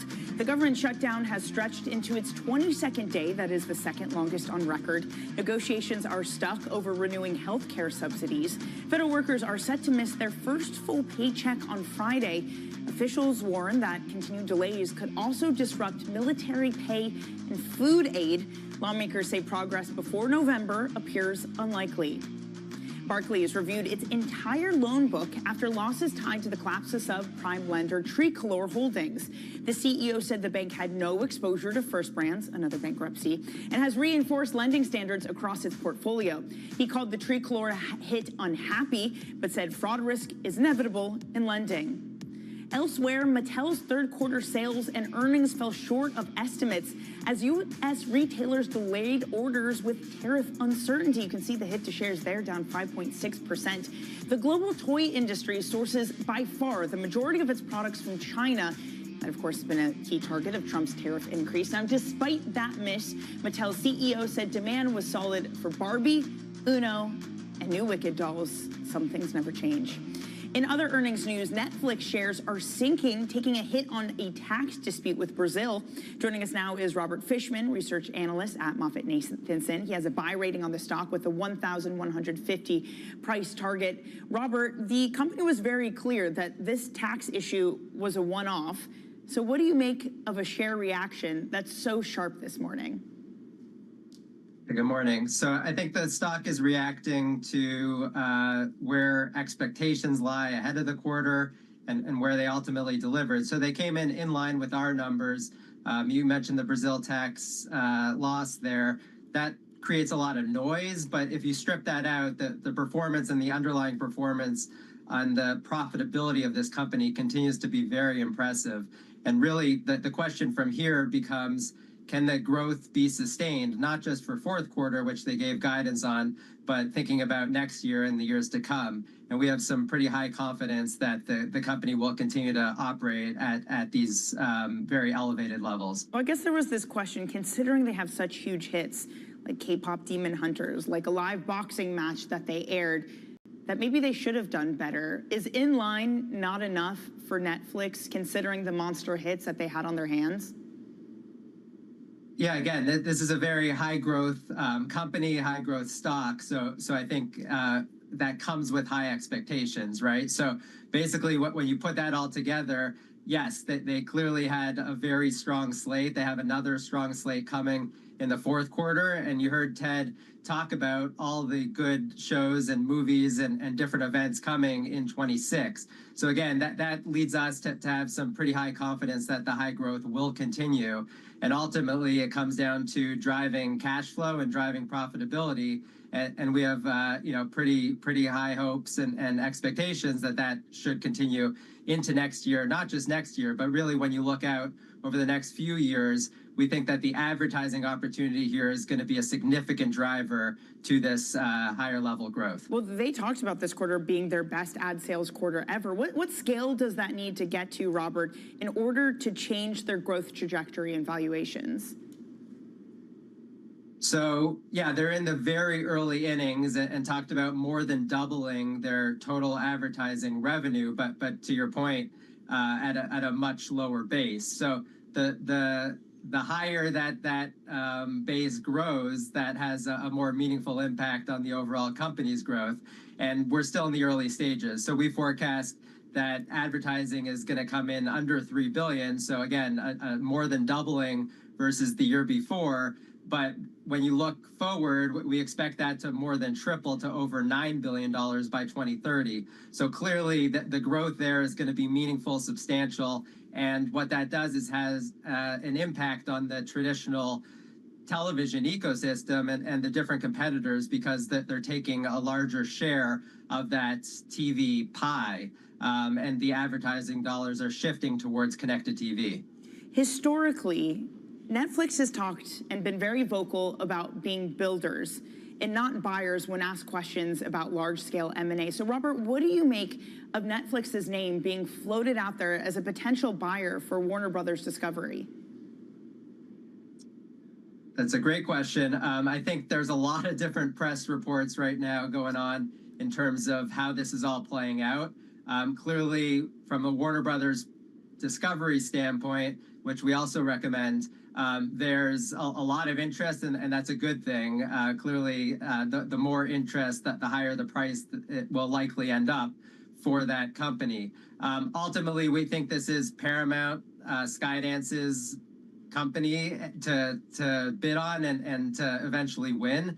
But yes, I think that the idea that now Warner Brothers Discovery is in a full strategic review will present other opportunities, and companies like Netflix owe it to themselves and to their shareholders to take a look, depending on what the price is. That doesn't necessarily mean that there's going to be a full bid, but at the very least, just to get a chance to look at what these companies are and the assets within them. And, you know, we'll see how this all plays out. But we think that the highest probability right now is for Paramount Skydance to end up with Warner Brothers Discovery. Well, Robert, just to that point, CNBC reporting now that Warner Brothers Discovery rejected 3 Paramount Skydance offers.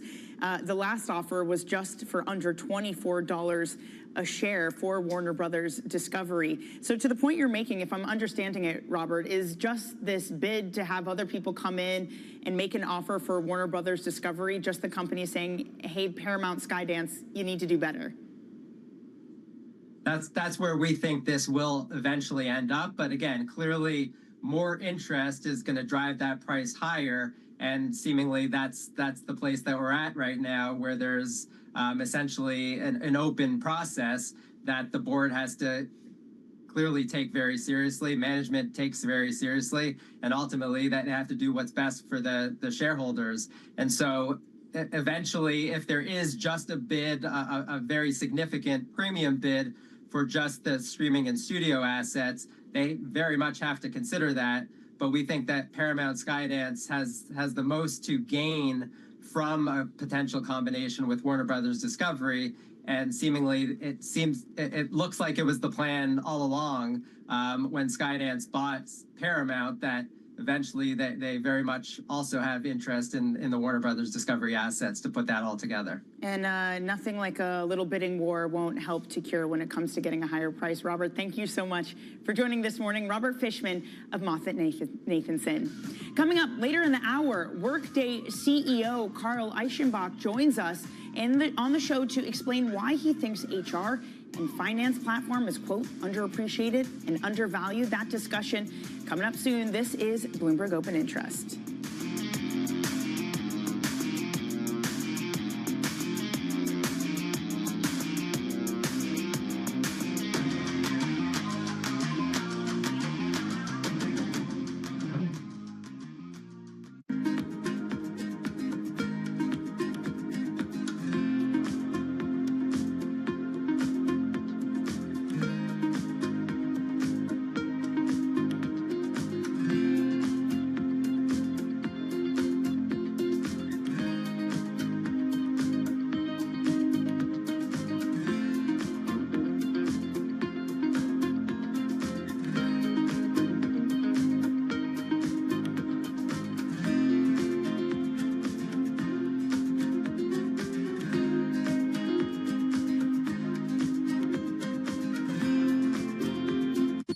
Asia is at the forefront of some of the world's biggest stories. I'm Sherrian in Tokyo. And I'm Heidi Stroud-Watts here in Sydney, where the trading day begins. We're here in the center of all the action to get you set up with the numbers, news, and knowledge you need for the day ahead. The demand is indeed recovering. We've been waiting for this moment. The opportunity of a century. Join us on Bloomberg The Asia Trade. Weekdays only on Bloomberg TV. Context changes everything.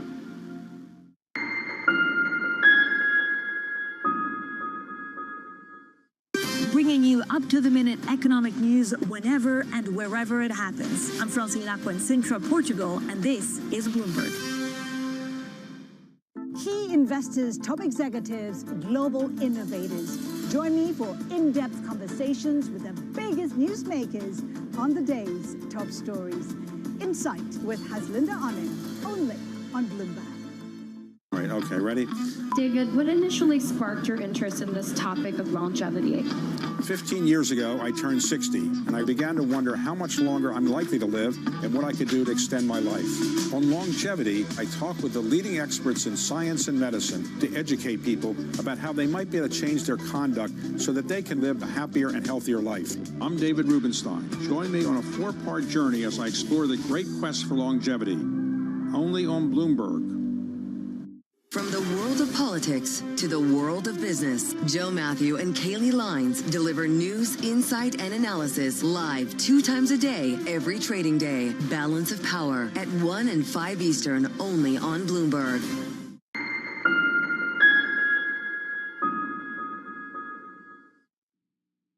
Earnings season is here. Earnings season begins once again. So much going on. Bloomberg is first to break the numbers. From Snowflake, from Pure Storage, from Urban Outfitters, and yeah, from NVIDIA. Coming up, we'll talk about some of the other earnings that are coming out. With the smartest insights. Third quarter numbers are going to be really important. The commentary is going to be important. It's all going to be about margins because margins lead to earnings. And if earnings come down, we have a problem. You have to come back again soon. This is really excellent. Continuing coverage on Bloomberg.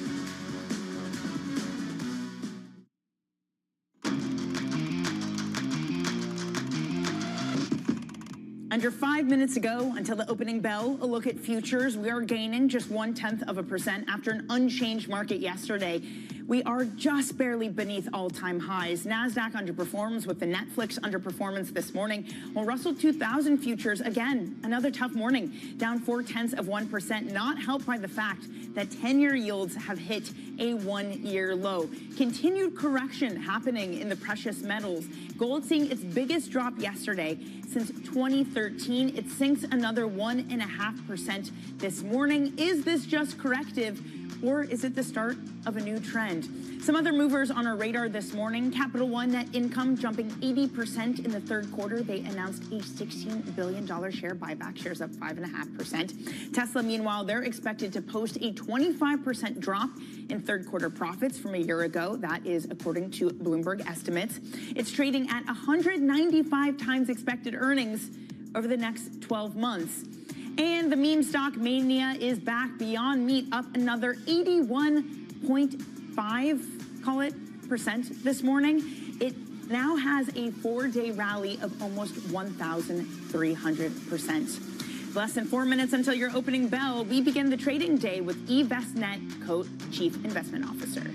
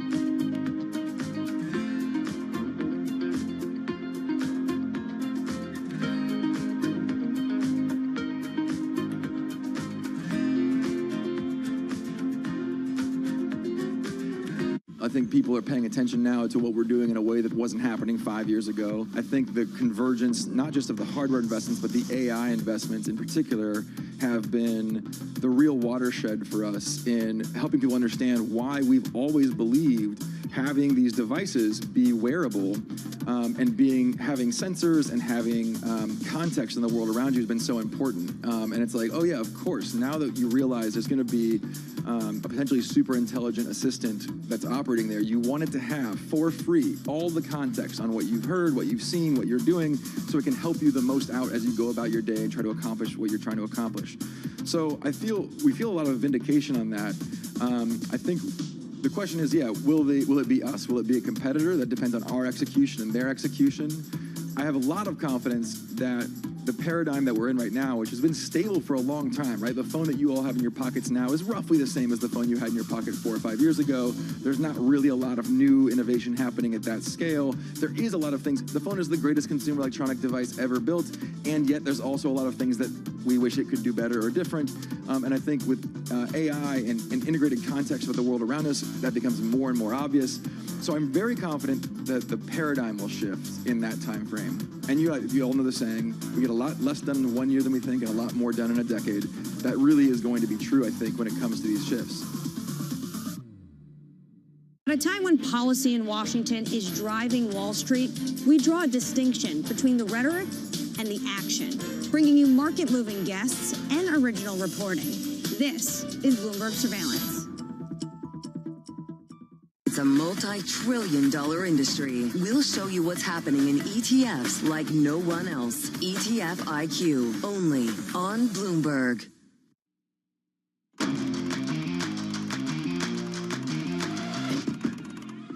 Just moments away from the start of cash equity trading, you are watching Bloomberg Open Interest with me, Danny Berger. Matt Miller off today. Futures doing a whole lot of nothing after a whole lot of nothing yesterday. That doesn't mean there's no risks. We've had lots of earnings, some good like energy providers, some bad like toy companies and Netflix. Hence, you're seeing NASDAQ futures off this morning by about 0.1%. Russell 2000 futures off this morning as well.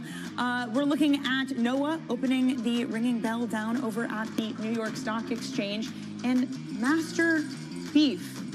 How about that? Master Beef. I'm going to be honest, I'm not sure what Master Beef does, but they are over at the NASDAQ ringing the bell. But for what it's worth, you do have Beyond Meat having a huge day yesterday, the day before. So a good day for all meat and non-meat products. Netflix, though, I said it's one of the stocks to watch this morning. Shares are down 8.5%. They had a dispute with Brazil that cut into their third quarter earnings that otherwise would have mostly beat analyst estimates. Their name has also been floated as a company maybe that might be interested in Warner Brothers Discovery. I mentioned toy makers not doing well. Mattel down 7.5% this morning. U.S. retailers have delayed their orders of toys coming in because they just don't know what tariffs will look like. Finally, Alphabet shares up 1.25%. They're in talks with Anthropic about a cloud deal valued in the high tens of billions of dollars. So sure, a little bit of shakiness when it comes to Netflix and Mattel, but besides that, in this, the very early days of third quarter earnings, we are on course for the best performance since 2001. About 85% of S&P 500 firms have surpassed profit estimates so far. It stands out because analysts did set the bar higher. They raised projections heading into the period. So let's bring in Dana Doria, Co-Chief Investment Officer and Group President at Envestnet. Dana, great to see you this morning.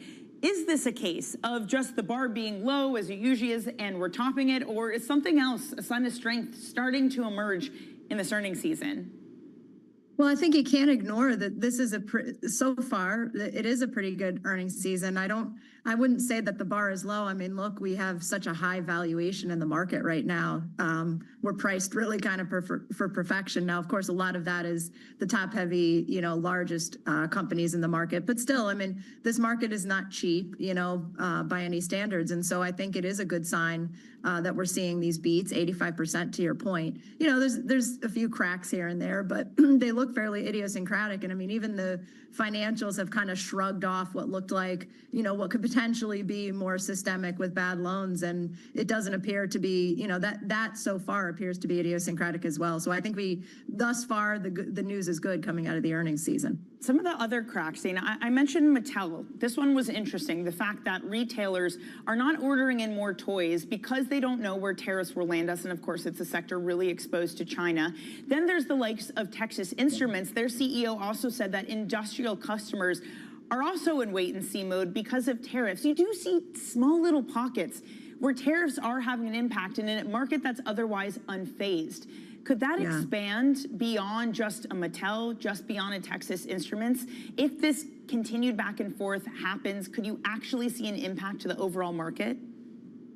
Oh, for sure. I mean, I think this, we've gone from Liberation Day to this was a negotiating stance, and now, we can kind of breathe a sigh of relief. And the market has, at this point, sort of ignored the tariff issues for the most part, right? I mean, when you get an issue like Trump promising 100% tariff on China, all of a sudden the market reacts. But largely, it's been priced in that this is not going to have a major impact on inflation, or to the extent that we've seen so far. And so I do think that there's more risk there than because, again, like, you have a market that's priced pretty high, right? So you don't have a lot of wiggle room in there for pricing. And so yes, but on the other side of that is, do we believe that we really are going to land in a bad place with China, or do we believe give it a little bit of time? This is a negotiating stance like it has been before, and we're going to have this fantastic deal. I think the wait and see is a little bit of a push on that, right? It's a little bit of a push on, we better get this fantastic deal. Dana, it does sound, I have to say, that you are very cautiously optimistic. So if you are confident, but things look expensive, what do you do at this point? Do you sit on your hands? Do you look for cheap things if there are any to buy? Do you take profit? What's the move? Yeah, I think that you're right. I don't see, notwithstanding an exogenous shock that's unexpected, which is always possible, given what we know about markets today, I think the base case is that, things are looking pretty good for the rest of the year. I mean, obviously, we actually are going to get an inflation report. There have been some cracks in employment. The Fed is clearly more worried about employment now than they are about inflation, which is interesting in and of itself because, inflation, and to your point on tariffs, could continue to be a problem. It tends to come in waves. But, we're focused on unemployment, which means we're probably going to get cuts. So in the near term, there's not a lot of, immediate concern, especially with earnings coming in the way they are. People should be in the market with the money that belongs in the market. I would not be, you're seeing a reversal on gold now. I think there's a little bit of a recognition that sitting on the sidelines is not necessarily what I want to be doing. Now, of course, if you have immediate term needs for your money, that shouldn't be in the market to begin with. But I don't think we're facing, signs of some immediate pullback that would say, hey, I should take my money and sit on the sidelines. On the gold point, because it's been incredible volatility, up 2.5% one day, falls 5.3% the next day. Its biggest loss since 2013. It's down 1.5% this morning. When you look at that, is that just, all right, makes sense, we've run up so much here, or does it say something wider about fragility in current market conditions? I think my take would be it's more the run up. I mean, you're right. A lot goes into all of these numbers. You've got one price for all of these assets, for any asset, right? And every bit of information that's going into that, it gets reflected in the one price. So, there's a lot of reasons that things could be happening. But my take on it is just we've had such a run up in gold. Gold does not produce anything, right? It doesn't have income. It really is just a safe haven asset. And so if you're sitting in gold and then we've had this barbell where people are sort of in equities, and the AI trade is very dominant in equities, but it's not the only thing going on. If you're sitting in gold on the side, maybe you're pulling back a little bit. Maybe that was a little bit overbought. That would be my take on it. Yeah, I guess it's no Beyond Meat up 1,300% in the past 4 days. We can put that to the side for now, Dana, and not try to explain the unexplainable. But you mentioned some of the event risk coming up. CPI report on Friday. A week from today, we're going to get a Fed decision, a Trump-Xi summit at the end of the month, if it does happen, and big tech earnings next week. For you, which of those do have true event risk for them? Which has the potential to be a source of volatility for an otherwise sleepy market? Yeah. Of course they all do is the answer, but I think the inflation report's going to matter, I think, significantly, just because if things got out of hand in a way that we weren't expecting, then it puts in risk, some of these rate cuts. And I think the market at this point has kind of come to the conclusion that we do need the rate cuts, right? And so, in fact, you have some folks prognosticating about a 50 basis point, and you're starting to see that in the numbers as well, that there's a decent chance of a 50 basis point cut because maybe we were behind.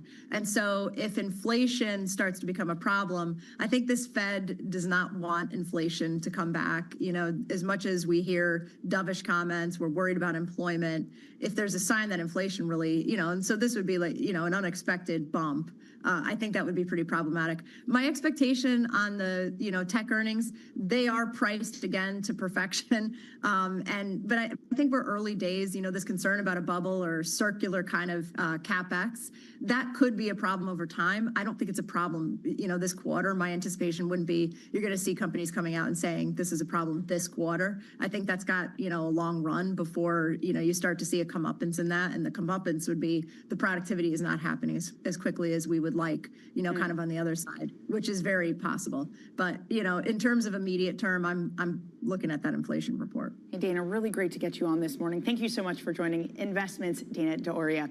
Let's get a look at your stock market this hour. About 9 minutes into your trading day, we've gone from teeny tiny gains to teeny tiny losses. Again, not that much has changed. On the winner side, you have Intuitive Surgical, the best mover by points, which is usually kind of rare for a company that's not one of the Mag 7, but they had some strong earnings yesterday that's sending shares that are highest since the 2000s. Microsoft, Alphabet, that follows close behind Alphabet, of course. We're talking about the circularity of things. They have that deal with Anthropic, a Bloomberg scoop, at least talks for a deal with Anthropic. To the downside, it is no surprise. It's Netflix that's leading us there. They're down 8%. A tax dispute with Brazil eating into their results for the quarter. Amazon falls after it reached record highs, or Apple rather, after it reached record highs. Amazon also potentially related to that deal with Google and Anthropic, considering Amazon's an investor in Anthropic in Texas Instruments. You can see that on your screen too. They had a poor earnings result, down 8%. For the sectors themselves, a lot of earnings themes here too. You can see energy is at the top of the pile, or at least second highest.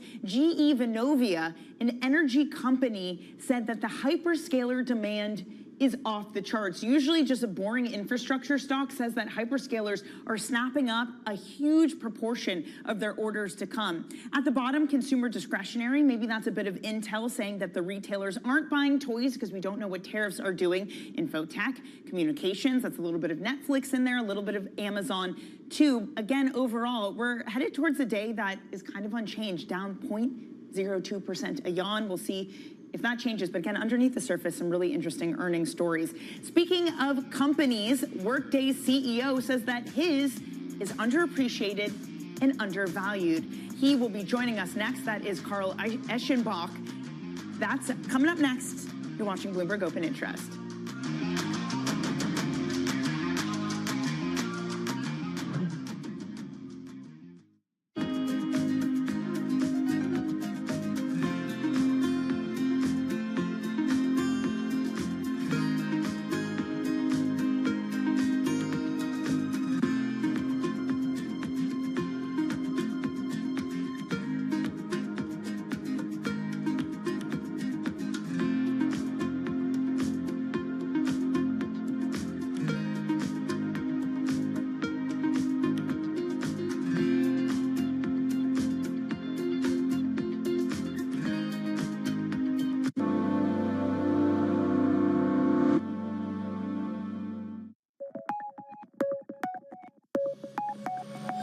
AI should be for everybody, from leaders to the working on floor.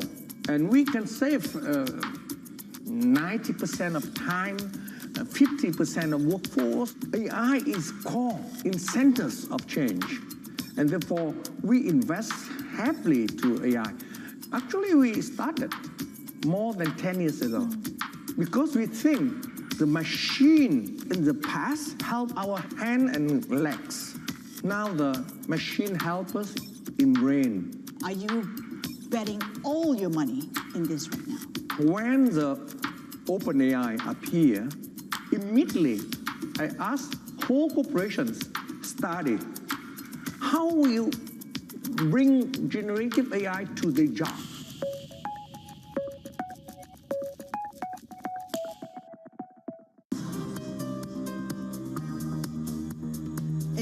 to the market open as we bring you the first trades across Europe.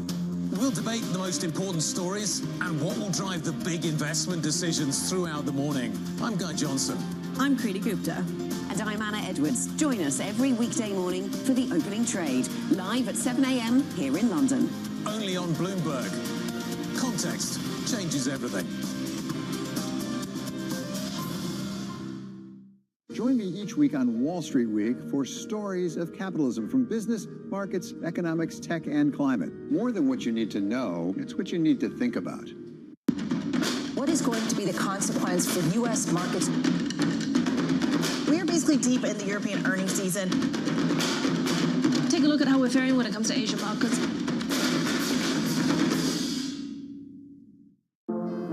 Used to be, one would say, what's that got to do with the price of tea in China, when they wanted to poke holes in the relevance of something? Now, though, if you're in tune with how events around the world affect each other, it becomes clear that the current going rate of tea in China has a lot to do with a lot of things, not just tea things either, but tariffs, franchises, and IPOs. How much?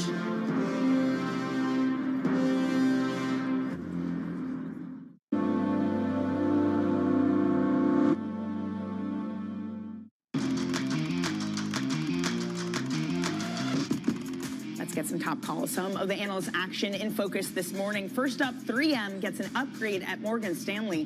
The firm says expectations have reset lower, making the stock setup more constructive. Analysts see early progress from new management's turnaround efforts and say 3M could start outgrowing the broader economy. Next up, Halliburton, that gets an upgrade at RBC Capital Markets and HSBC after its strong earnings results. RBC cites the oil giant's improving capital efficiency and catalysts from its role in international power generation projects. And finally, the IT research firm Gartner is getting cut at Barclays. They flagged pressure from the Department of Government Efficiency amid the government shutdown and says macro headwinds may persist. Elsewhere, business software giant Workday is leaning into AI to draw new customers. The company unveiled new artificial intelligence agents last month and a developer platform where customers can build their own AI agents. Yet the stock is down year to date, but the company's CEO, Carl Eschenbach, says that Workday is, quote, underappreciated and undervalued. He joins me now around the desk. Carl, wonderful to see you this morning. Good morning, Danny. How are you? Great to see you. So what is the market missing, Carl? Yeah, you know, I do believe Workday is underappreciated and undervalued. And I think it primarily stems from the fact that there's this narrative in the market that AI is going to eat the software world in companies like that are in the SaaS industry like Workday. And I think the narrative is overblown, and I think it's false. So let me give you a few examples. You know, we have 11,000 customers today. That represents 75 million users on the Workday platform. And we transact more than 1 trillion transactions a year on our platform. And with that as a backdrop and a context, we have an incredibly highly curated set of data. And as you know, Danny, your output of your AI is only as good as the data you're training off of. And we have the best data set in the industry to train off of. And quite frankly, we have a 97% retention rate, which means our customers don't leave us. And if I look at just our bookings and our billings growth around AI, it's growing over 100% a year. 75% of our customers today are already adopting our AI solutions, and 70% of our new sales, quite frankly, are with AI. AI is a tailwind for us. It's not a headwind. So I think this narrative that AI is eating the software industry and SaaS providers, and oh, by the way, I think AI is software, so we can't forget that. But it comes back to the data we have, the quality of customers. 65% of the Fortune 500 run our platform. We're uniquely positioned.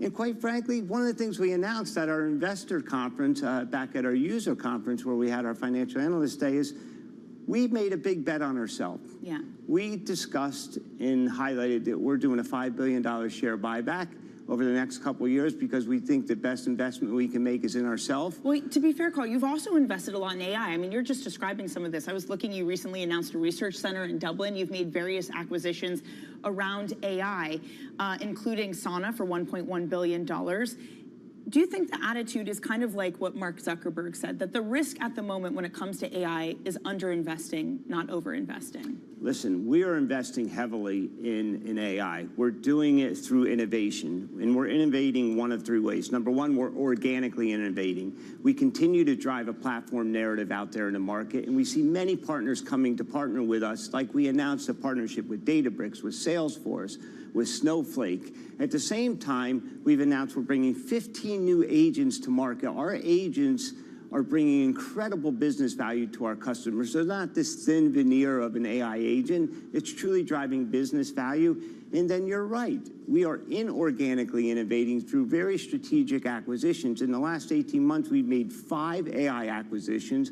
And at our user conference, we announced an acquisition of Sana, which gives us an incredible opportunity to bring more AI to our customers. So we're organically innovating through acquisition. We're driving, lots of innovation to our platform, and our partners are leaning into us and innovating on top of us. It does feel like early days, though, for some of these AI agents that you're releasing in AI-related business lines. When do you expect that to become a real meaningful part of revenue coming into Workday? Yeah, we did discuss this in more detail at our investor conference. We talked about having over $400 million in annual recurring revenue with our agent today. It's growing over 100% a year. And I think it's already bringing value. That being said, over the next 12 to 18 months, as more of these 15 new agents that we're bringing to market come online, I think it will only help us drive more and more revenue around AI. And I think it's something that our customers are leaning into us. Our customers are telling us an investment in Workday, because they already have our platform, is an investment in their AI strategy. I think just taking a step back, part of the fear around SaaS and enterprise software and AI comes from something as simple as Google search, right? Something as mainstay and ubiquitous as Google search was upended by ChatGPT, and they found the need to invest and make sure they incorporated AI into it. Is that representative of the industry, that if you're not acting fast, if you're not innovating with AI, you do risk getting left behind? Oh, I definitely think that's the case, but we are doing exactly that. We're innovating at scale, both organically and inorganically, and we're bringing these solutions to our customer, on a daily basis. Our customers are leaning into our AI solutions and agents because they drive real business value. Some of our peers out there are talking about bringing hundreds or thousands of agents to market. We're not focused on quantity of agents. We're focused on quality of agents. And our agents drive true business value that our customers can measure, and that gives them confidence to lean more and more into what we have to offer. Hey, Carl, just quickly, on this overall environment, because I saw this really interesting study from an IBM spinoff that essentially said a lot of spending by various companies is happening on AI, but 62 remain in what they call pilot purgatory. Half of enterprises can't show return on investment. I know we're talking about AI disrupting things, but is there almost a degree with some companies, and of course you work with so many, that AI is more hype than promise? I think, there may be a little bit of hype going on with AI, but I do think it's going to provide incredible value going forward. And when I look at our customers, they're seeing the value today. It's in the early days. A lot of people are in experimental phase. They're doing proof of concepts, or they're doing tests. And during them, they're trying to figure out how to bring it into the enterprise. But eventually, there will be significant business value, tremendous cost savings, tremendous productivity gains for customers and their employees going forward. So I think while today that may be true, I think over the long term, AI will drive radical value for customers, for partners at Workday, and will drive a step function change in human productivity when people lean into it and not be afraid of it. And hopefully not take jobs, just productivity boost. I don't think that is going to be as pronounced as people say. I hear people out there talking about 20, 30, 40, 50% of the workforce going away. I think we're going to peacefully exist. In fact, I think AI will allow us to reskill, upskill, and revive skills that we're missing in the enterprise today, and it will drive that step function change in human productivity. Today, Danny, employees are nervous their jobs are going away because of AI, and they feel like they're competing against AI. Yeah. And I think that's wrong. Who they're really competing against is their competitors or peers who are leveraging AI. So they need to lean into it, leverage this as amazing technology, and with that, they'll get personal productivity gains, personal growth, and the recipient of all that is your company you're working for. Hey, Carl, this has been so interesting. Please come join again soon. This was an absolute pleasure. That is Carl Eschenbach. of workday. Coming up, Beyond Meat shares are on a massive run in recent days. The stock just getting halted moments ago and is up more than 1,000% over the past 4 days. We'll take a closer look coming up next.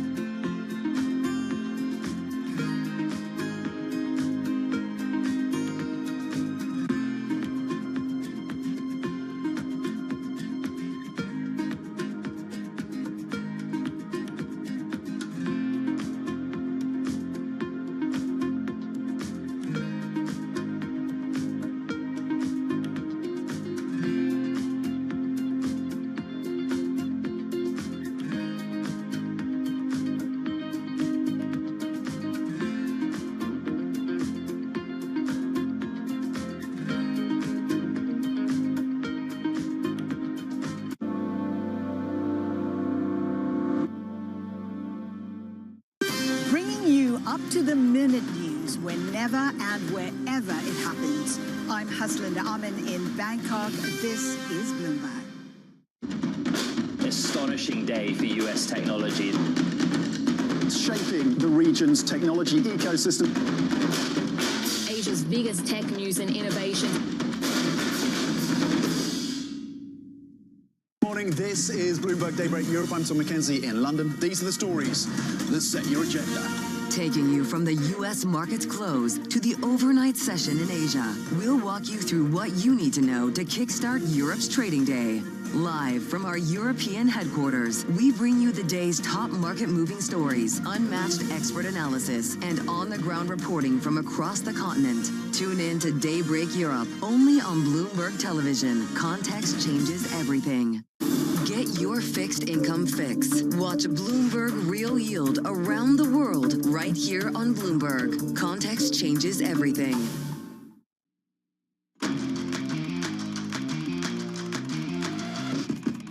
Beyond Meat, up more than 8-fold in the past 5 trading sessions. The only news, marginal, an expanded partnership with Walmart. Is that what's behind it? Likely not. Bloomberg Markets correspondent Nora Melinda joins us. Nora, what is behind this rapid rise?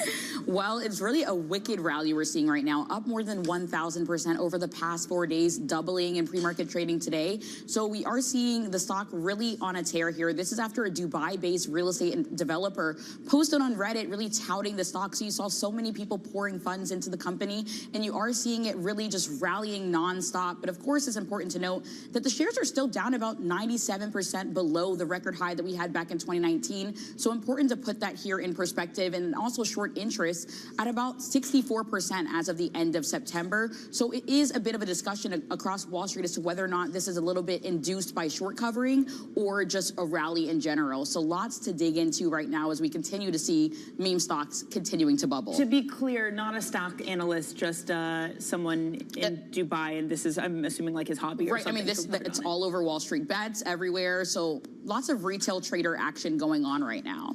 Definitely has that feeling like it's meme stock mania all over again. Nora, thank you so much. So great to get you on Bloomberg's Nora Melinda. Coming up in the next hour, Blue Owl's Mark Lipschultz breaks down their blockbuster deal with Meta, plus Goldman Sachs global co-head of private equity, and Josh Easterly of Sixth Street. All those conversations coming up. This is Bloomberg Open Interest.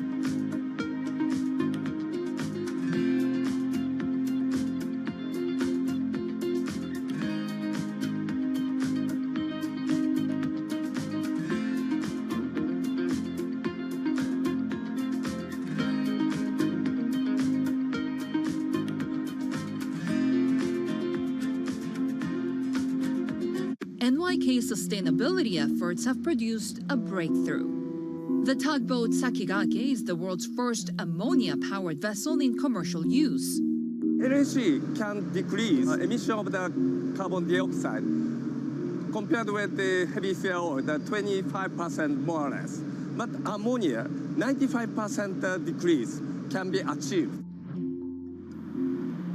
According to Bloomberg NEF, ships powered by LNG and other alternative fuels make up nearly 40% of the global shipping order book. This is funded by the NEDO, so-called Japanese agency. And also the NEDO has the kind of the GI funds and the Green Innovation Funds.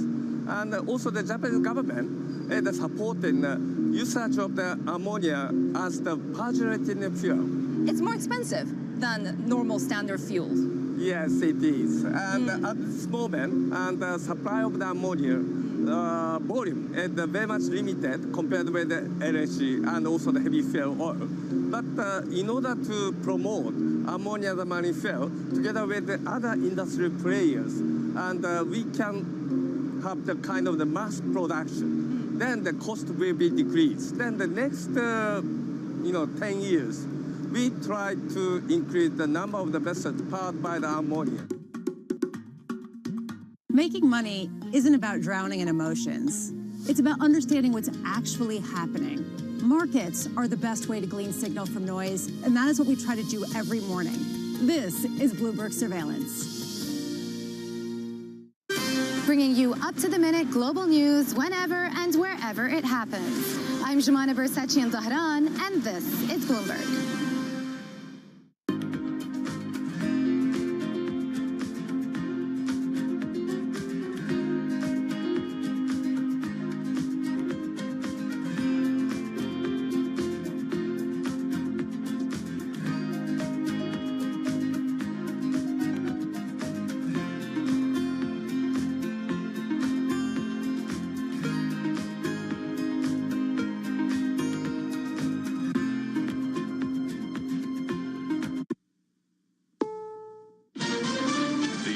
CBS News on the Hour, sponsored by Eggland's Best.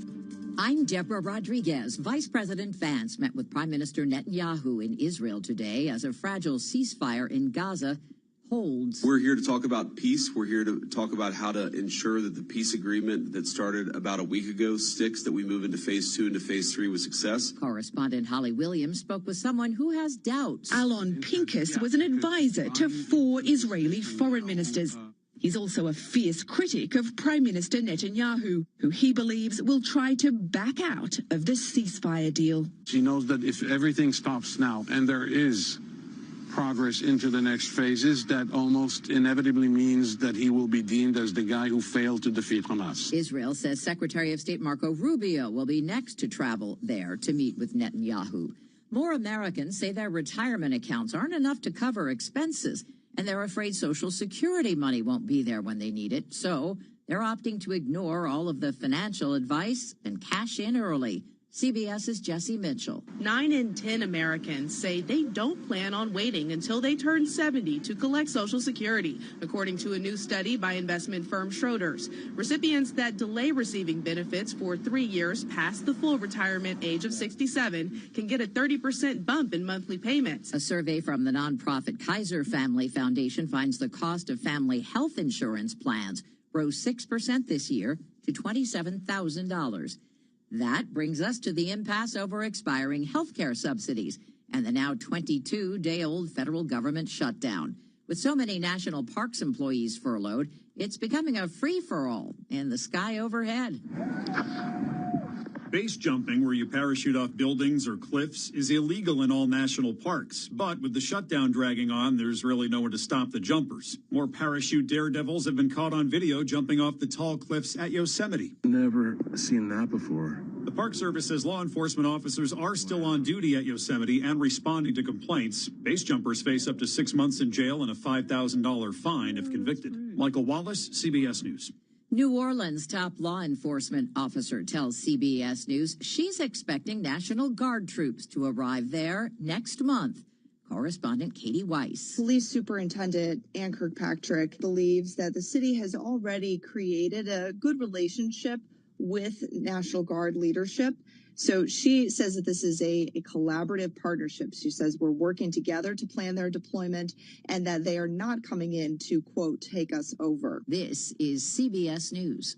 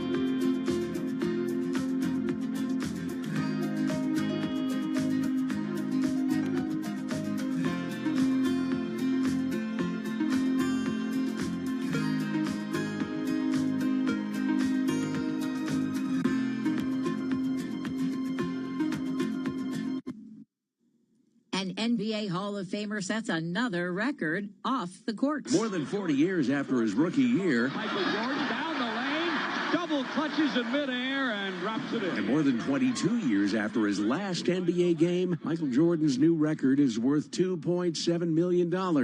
That's how much a private collector has paid for a mint-condition Jordan autographed rookie card that actually came out 2 years after Jordan's NBA debut. Golden Auctions says it's one of only 9 aftermarket cards that Jordan signed at a private session. The other cards have yet to surface publicly. Peter King, CBS News. It wasn't just apps and games that went on the blink, not just banks and airlines affected by Monday's Amazon Web Services outage. We're learning smart bed sleepers got a rude awakening. Owners report their 8 sleep mattresses locked in an upright incline became unbearably hot, blinked flashing lights, and sounded wake-up alarms. Deborah Rodriguez, CBS News.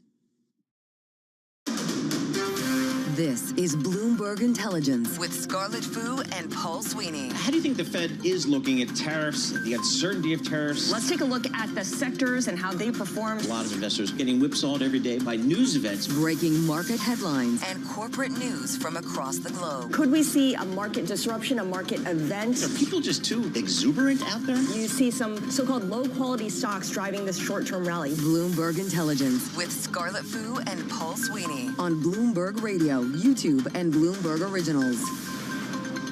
All right, good Wednesday morning from the Bloomberg Interactive Broker Studio in New York City to our worldwide audience. We're streaming live on YouTube as well, so head over to youtube.com and search Bloomberg Local Radio, and that's where you'll find us. Scarlett Fu and Paul Sweeney are live here in New York with the Bloomberg Intelligence Program. Coming up, we're going to check in with Ed Ludlow, B-Tech co-anchor.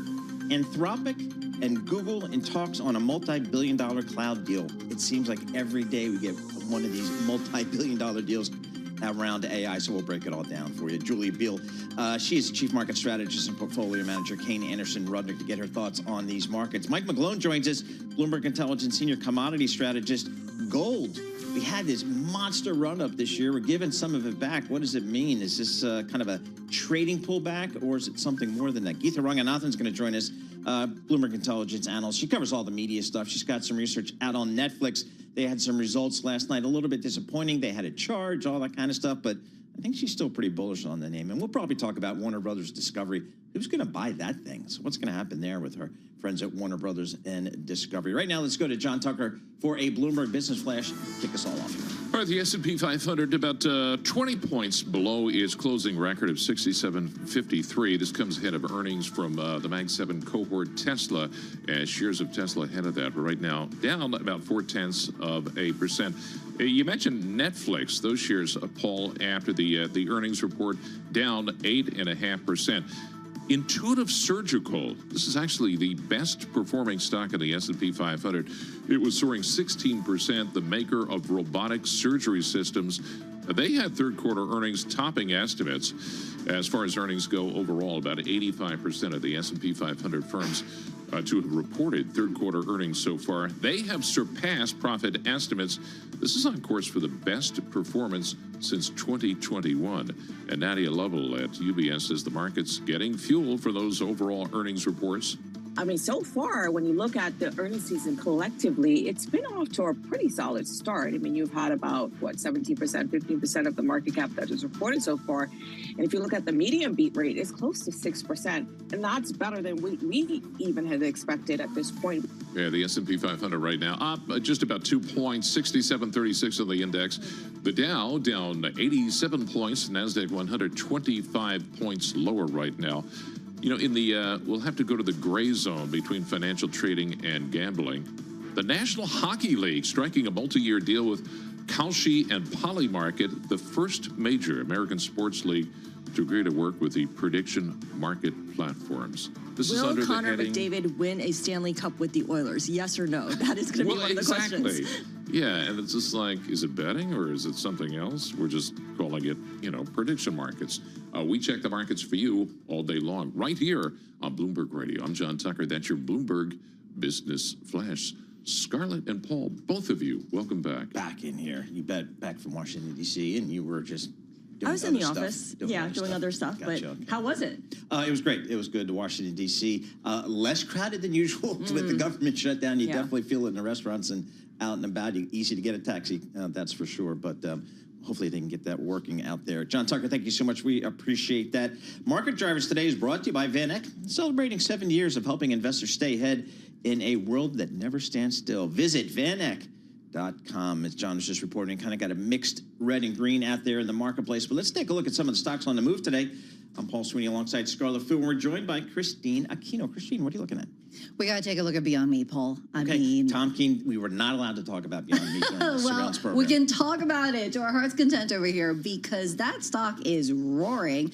So Beyond Meat, ticker BYND. Earlier, actually, it was halted because of the volatility, but before it rose as much as 73%. Now that stock is trading again, and it is currently up 60%. It's just been a crazy rally, like nearly 4 days up nearly 1,300%. Sure, and it started on Friday. Because there was a Business Insider report that apparently there is a trader who's been touting the stock on social media, and that kind of just gave rise to the meme stock feeling of it all. So it is the latest darling of that movement. And the theory is that now that rally is being used by all these traders who previously were heavily short on the stock, now trying to cover their shorts because 64% of the shares available for trading had been sold short at the end of September. That's a lot of shorts to cover, and that's why we're seeing this gangbusters rally today. All right, so sticking it to the man when it comes to Beyond Meats. Let's talk about Tesla, which will be reporting earnings later today. Absolutely, Scarlett. So that stock not moving too much today. So ticker TSLA, that's down just about 0.3%. But it is the second day of losses. So a lot of expectations, of course, for the third quarter earnings after the close. They're expected to actually report a solid set of results, primarily because we did see the record deliveries figure earlier this month. But of course, that is because of potentially customers taking advantage of this tax credit, that $7,500 that people can use toward purchasing an EV vehicle. That is expiring or has already expired. And so, there was a rush to get those vehicles before that deadline. So the question is, can the deliveries be sustained, right? Or is it just kind of a one-off thing? I would make the call. It doesn't matter. Because Elon's going to get on the call. He's going to try to redirect you away from the fact that he's an auto company. No, shiny bright thing over here. It's exactly. AI, it's robo-taxis. And you know what? Nobody does it better than he does. And his investor base is happy to make that play. Yeah, so, exactly. And that's exactly what Cantor Fitzgerald analysts are saying, right? Like, so the focus is actually going to be anything new in robo-taxis, or is there anything new on the lower cost Model 3 Y, and also updates on robotics or autonomy? So like you say, Paul, there's a lot of shiny new things that Elon can tout here that will take attention away from that deliveries figure. Yeah, there you go. Texas Instruments, Well, that's a name I haven't heard in a while. Yeah, and shares are not doing well this morning. So Texas Instruments ticker TXN, those shares are down just over 6% at the moment because we did get an outlook update from them. So they're saying that the current period forecast is raising questions over whether this recovery in chips is sputtering, because they say that the EPS outlook for the current period is going to be below estimates. Top-end revenue outlook just slightly above the average forecast. And their CEO, Haviv Ilan, saying that their industrial customers are taking a, quote, wait-and-see approach when it comes to their factory expansion plans because of the macro backdrop. As we know, there are tariffs in play here that could potentially be affecting those investment plans. All right, very good. Christina Aquino, thanks so much. Appreciate that. Managing editor for Markets Live for Bloomberg News. For more conversations like this, subscribe to our new Stock Movers Reports. Listen for 5-minute audio reports on the biggest winners and losers in the stock market. Subscribe to Stock Movers on Apple Podcasts, Spotify, or anywhere you listen. We have yet another AI investment headline coming out. Anthropic and Google in talks on a multi-billion-dollar cloud deal. Why not? I mean, we've seen a bunch of these. Right. deals. Every day there's a new announcement. They're all worth about tens of billions of dollars. And we say this casually, like it's just pocket change. And I think we may look back on this and say, boy, that might have been a red flag. Ed Ludlow, he does this stuff for a living. He's built a career out of this whole technology thing. Go figure that. B-Tech co-anchor. Ed, you're a go-to guy on what's happening out in the Valley. What do you make of this deal? Because these are some big companies and probably some big dollars amount. Yeah, I think you said, why not do it? I mean, there are still a lot of questions that I'm getting from our readers and from the audience this morning on why. What's happening in the background here? What sources told us is that it's a cloud computing capacity deal, high tens of billions. There's already a relationship there between Google Cloud and Anthropic. Both in terms of compute capacity, you can access Anthropic's models through one of Google Cloud's platforms. But what one source told me is that what's in question here is Anthropic's use of Google's tensor processing units, its TPUs, custom chips that Google designs and deploys capabilities on. And the reason that's interesting is that Anthropic has another big investor called Amazon. And Amazon also has custom chips that we believed Anthropic was using. And so when we broke the news last night, Alphabet shares went up in aftermarket. They're still up this morning. Amazon shares went down. And I think that what the market's trying to assess is, like, is there a relationship shift here? And is the underlying reason because one technology is better than the other? Okay, we knew CPUs. Those were the bad days of the internet. Then it became GPUs, and now we have TSUs. So I'm just trying to keep track of all these different units. Oh, that's fair. Yeah. Right? Okay, so Ed, I wonder to what extent investors in the market, and I'm talking about people outside of Silicon Valley, really care about the details here. To them, it's just another big AI-related deal for the big tech players that it's worth tens of billions of dollars. Do the details at this point make any difference? Yeah, for three reasons. The one we just discussed, like, is this story, if the reporting is accurate, a reflection that Google's chips are better than Amazon's chips, as one case study?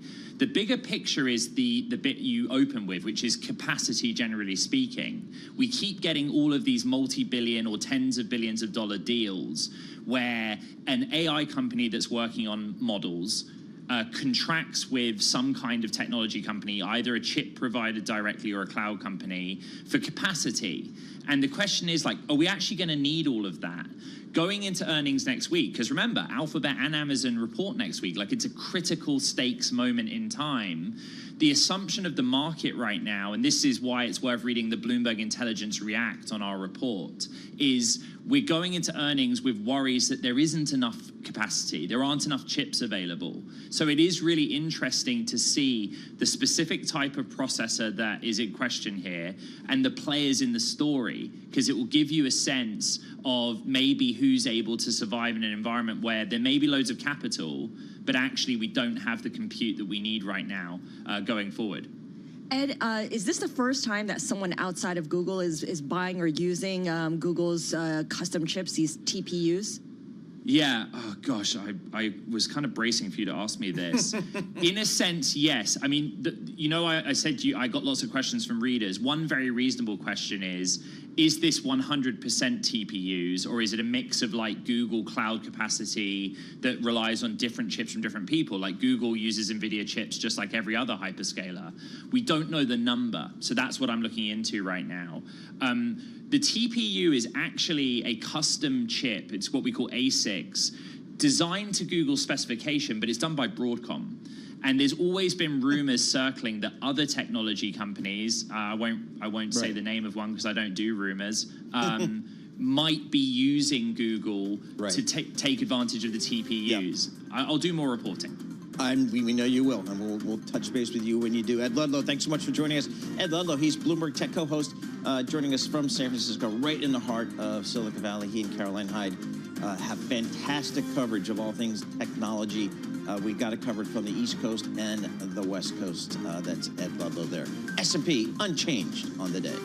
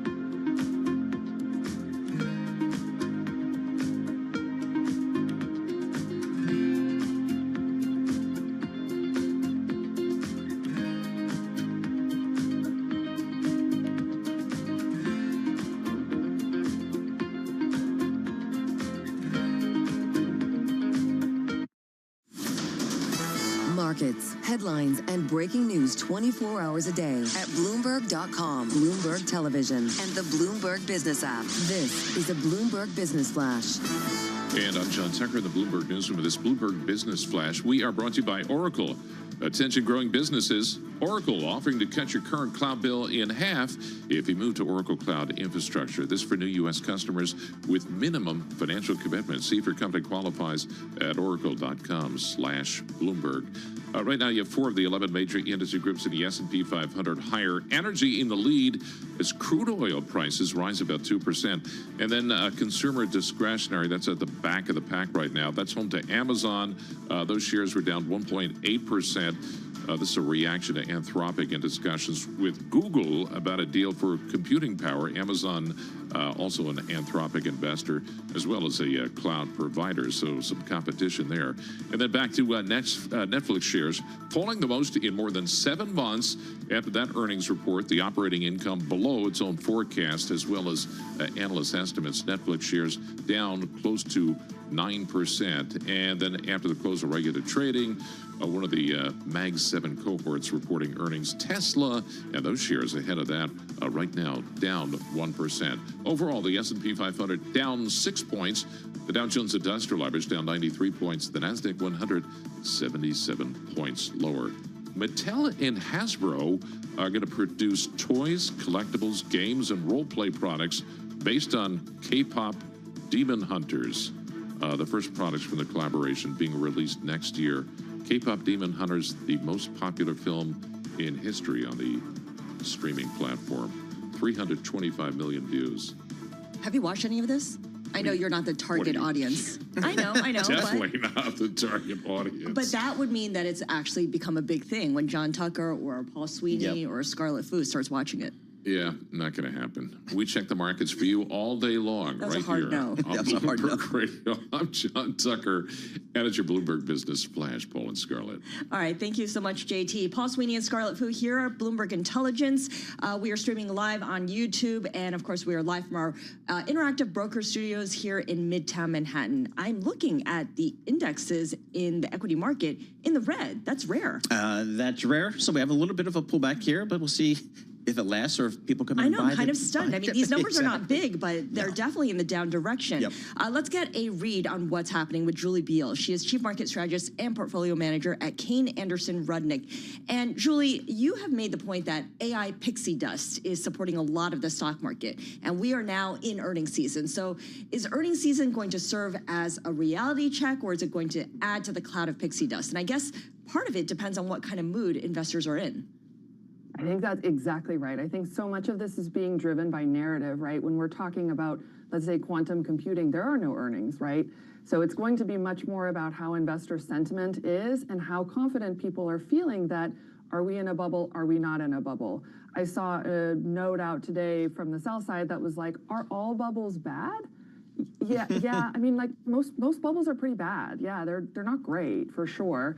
So I think that we're all kind of trying to talk ourselves into a lot of the hype around this. And what I think is it can be both. It can be true that AI is going to be transformative for our economy. It's going to create a lot of wonderful new businesses and innovation. And we can be overbuilding capacity, much like we did for the internet. So what's the message you have for your clients when they want to say, I want to increase my exposure to AI, I want to reduce my exposure to AI, I want to, think about tech more broadly? What's the discussions you're having? I think that the real key is that wanting to have exposure to AI makes a ton of sense to me, but I think you really want to be focused on the companies that even if the AI bubble pops, these companies are going to be fine. And so to me, the Magnificent Seven make a ton of sense because most of those businesses are quasi-monopolies and they have great businesses in place. And that's kind of why investors feel so confident, right? People talk about them as being almost defensive in that way. I think that when you start talking about the more fringe players, HVAC companies that, are benefiting from AI marginally, right? If those have been really bid up and those are very expensive, it's still not necessarily the highest quality company you can own. And so those are the ones where I would caution from getting too overly excited about. I think earnings are really, really important if we do have any kind of air pocket or gap in CapEx spending, because it's really hard when you look at the circularity of the deals to feel really confident that all of this capital is really going to get deployed. Not only that, but because the deals are so circular, all it takes is for one company to pull back on spending for it to have a ripple effect that could reverberate really quickly. That's exactly right. If you look at CapEx over the last 12 months, 30% of the S&P 500 was only 4 companies, right? And so when we talk about customer concentration as a risk, it's not that the customer is going to get up and leave. It's just that they're going to trim their spending that has really negative cascading impacts throughout. If all of these companies feel like this is a huge race that they're all trying to, win, if just one of them starts to just tap the brakes, it really kind of ripples through the entire group. So, Julie, Scarlett was just calling out that we actually have some red on the screen here today. It's been such a long time since we've had a meaningful 5-10% pullback in this market here.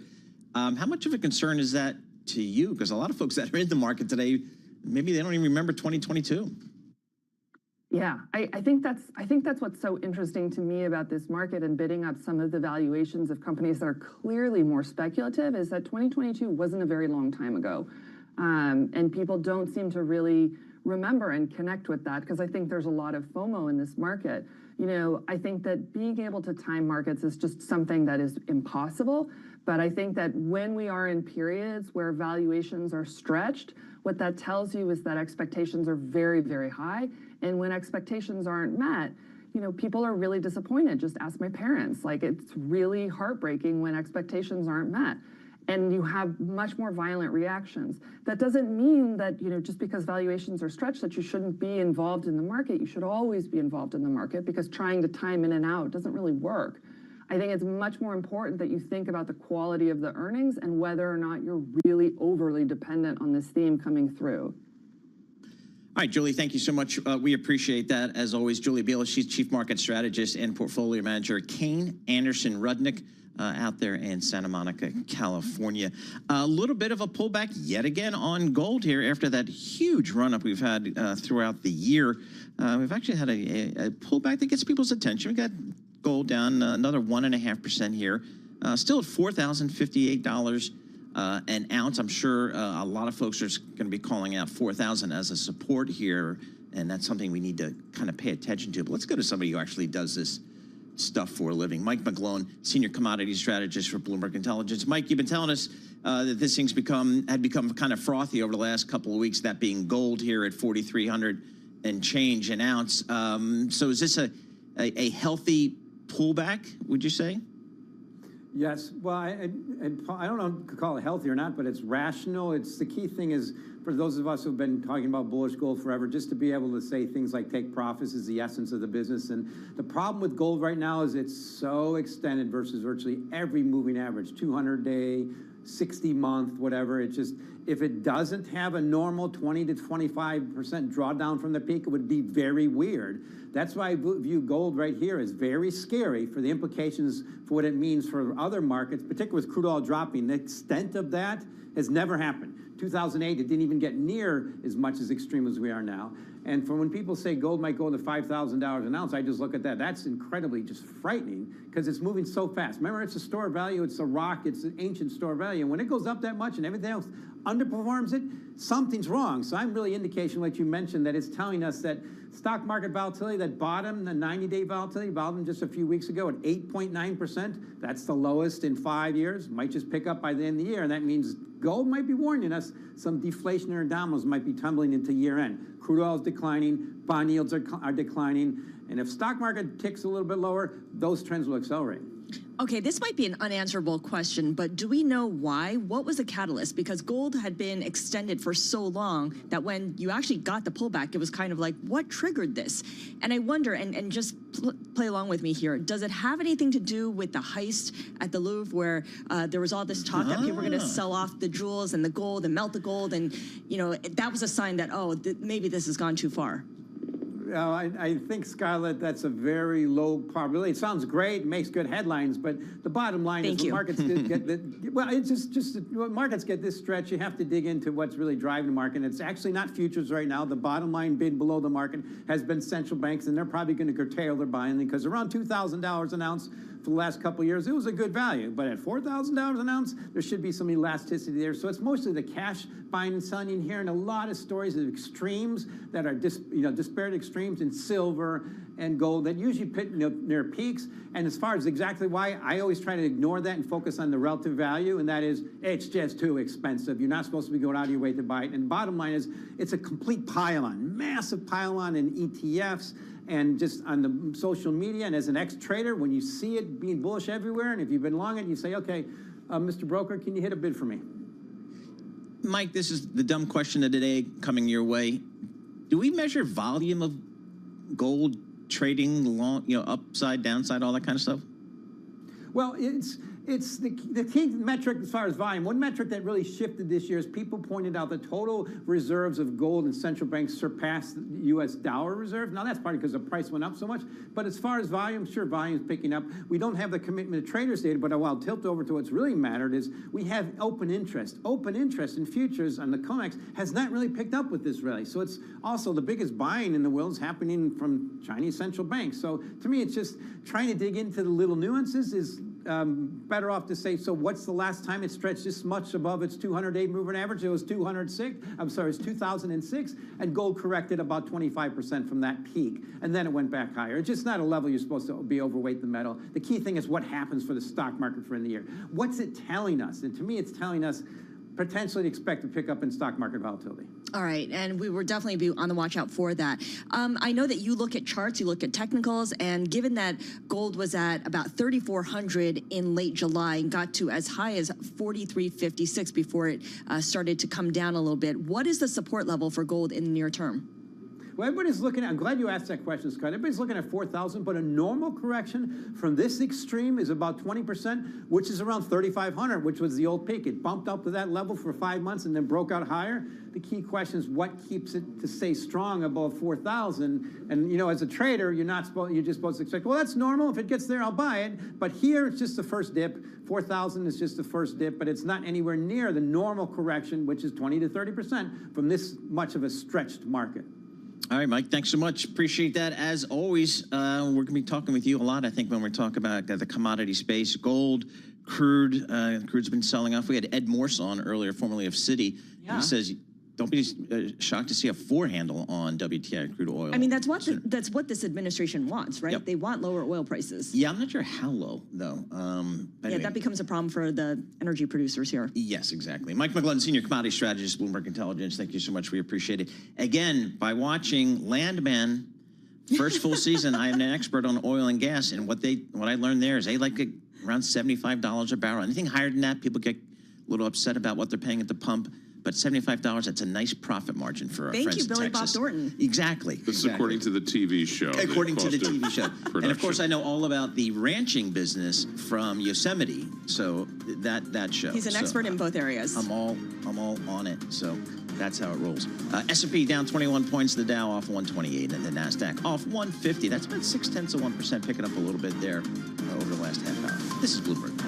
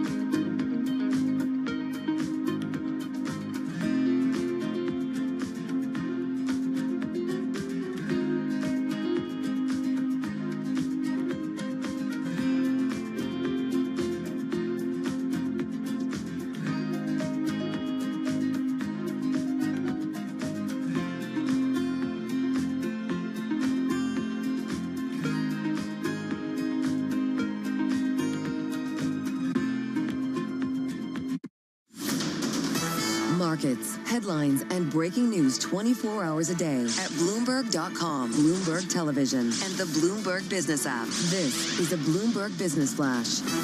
And I'm John Tucker in the Bloomberg Newsroom with this Bloomberg Business Flash. We're brought to you by IBKR. Will the U.S. economy enter a recession by the end of Q4 2025? At IBKR Forecast Trader, the yes was recently at 6%. Start predicting today at ibkr.com/forecast. Last trading day for this contract, March 26, 2026. Mostly all about earnings today. Netflix and Texas Instruments, they led the decliners after the disappointing results for those two. Capital One Financial, among the gainers, they had a positive surprise for investors. Most actively traded right now, back to Beyond Meat, 89% higher. And it must be meme day because right behind that, Krispy Kreme, those shares right now 18% higher. The first of the Mag 7, Tesla, reporting after the close, ahead of a wave of tech results next week. And Wei Li, you just heard from her at BlackRock. She remains also committed to her positive view on technology stocks. U.S. really stood out in being able to deliver earnings to justify the performance, and tech and Magnificent Seven in particular really stood out in terms of their earnings, basically explaining almost all their performance so far this year. Well, the S&P 500, 21 points lower right now. That's down 0.3%. 6713 on the index. The Dow Jones Industrial Average down 113 points, and the NASDAQ 100 is down 184 points. Defense startup Shield AI has unveiled a new fighter jet. It's called the XBAT. It's an autonomous vehicle powered by, yes, you guessed it, artificial intelligence. There you go. It doesn't require runway or GPS to fly. It's part of a larger Silicon Valley push to make smarter AI-powered tools for the U.S. military as well as its allies. XBAT expected to cost about $1 billion. Billion. Wow. That would be a B. Okay. Sounds like a massive drone. Yeah, it's a massive drone. It's very cool looking. There's a picture of it on the Bloomberg, but it looks like, one of those jets that evades radar. So, what's the name of this company again? This is Shield AI. I'm all in on that. Okay. A startup. It's not publicly traded. I see. Okay. At least All right. not yet. I'll find it. Anyway, we check the markets for you all day long, right here on Bloomberg Radio. I'm John Tucker, and that is your Bloomberg Business Flash. I couldn't see, Maverick. No. Around those things. Goose, or whatever his name is. Exactly. All right, very good. That's the next installment of Top Gun. Yes, AI, Top Gun. With no actors. Right, exactly. All right, John Tucker, thank you so much. We appreciate that. Scarlet Fu, Paul Sweeney, we're live here with you in the Bloomberg Interactive Broker Studio, streaming live on YouTube as well. Netflix had some numbers out last night, as John was reporting. Stock's down 10%. What's going on there? I mean, they had a tax hit. All right, so the IR guy blew it, didn't tell the street about it, but, I mean, down 10%. Geetha Ranganathan joins us. She is the U.S. media analyst for Bloomberg Intelligence. Geetha, what's going on with their friends at Netflix? I mean, so they had a tax dispute in Brazil. Is that enough to knock the stock down 10%? Yeah, I think that's part of the story, Paul. So definitely nobody saw this coming in terms of this transaction tax. It's a little bit of a catch-up charge that Netflix took in the third quarter. And there will be an ongoing charge as well, about 40 million or so per quarter. But again, nothing that will materially impact results.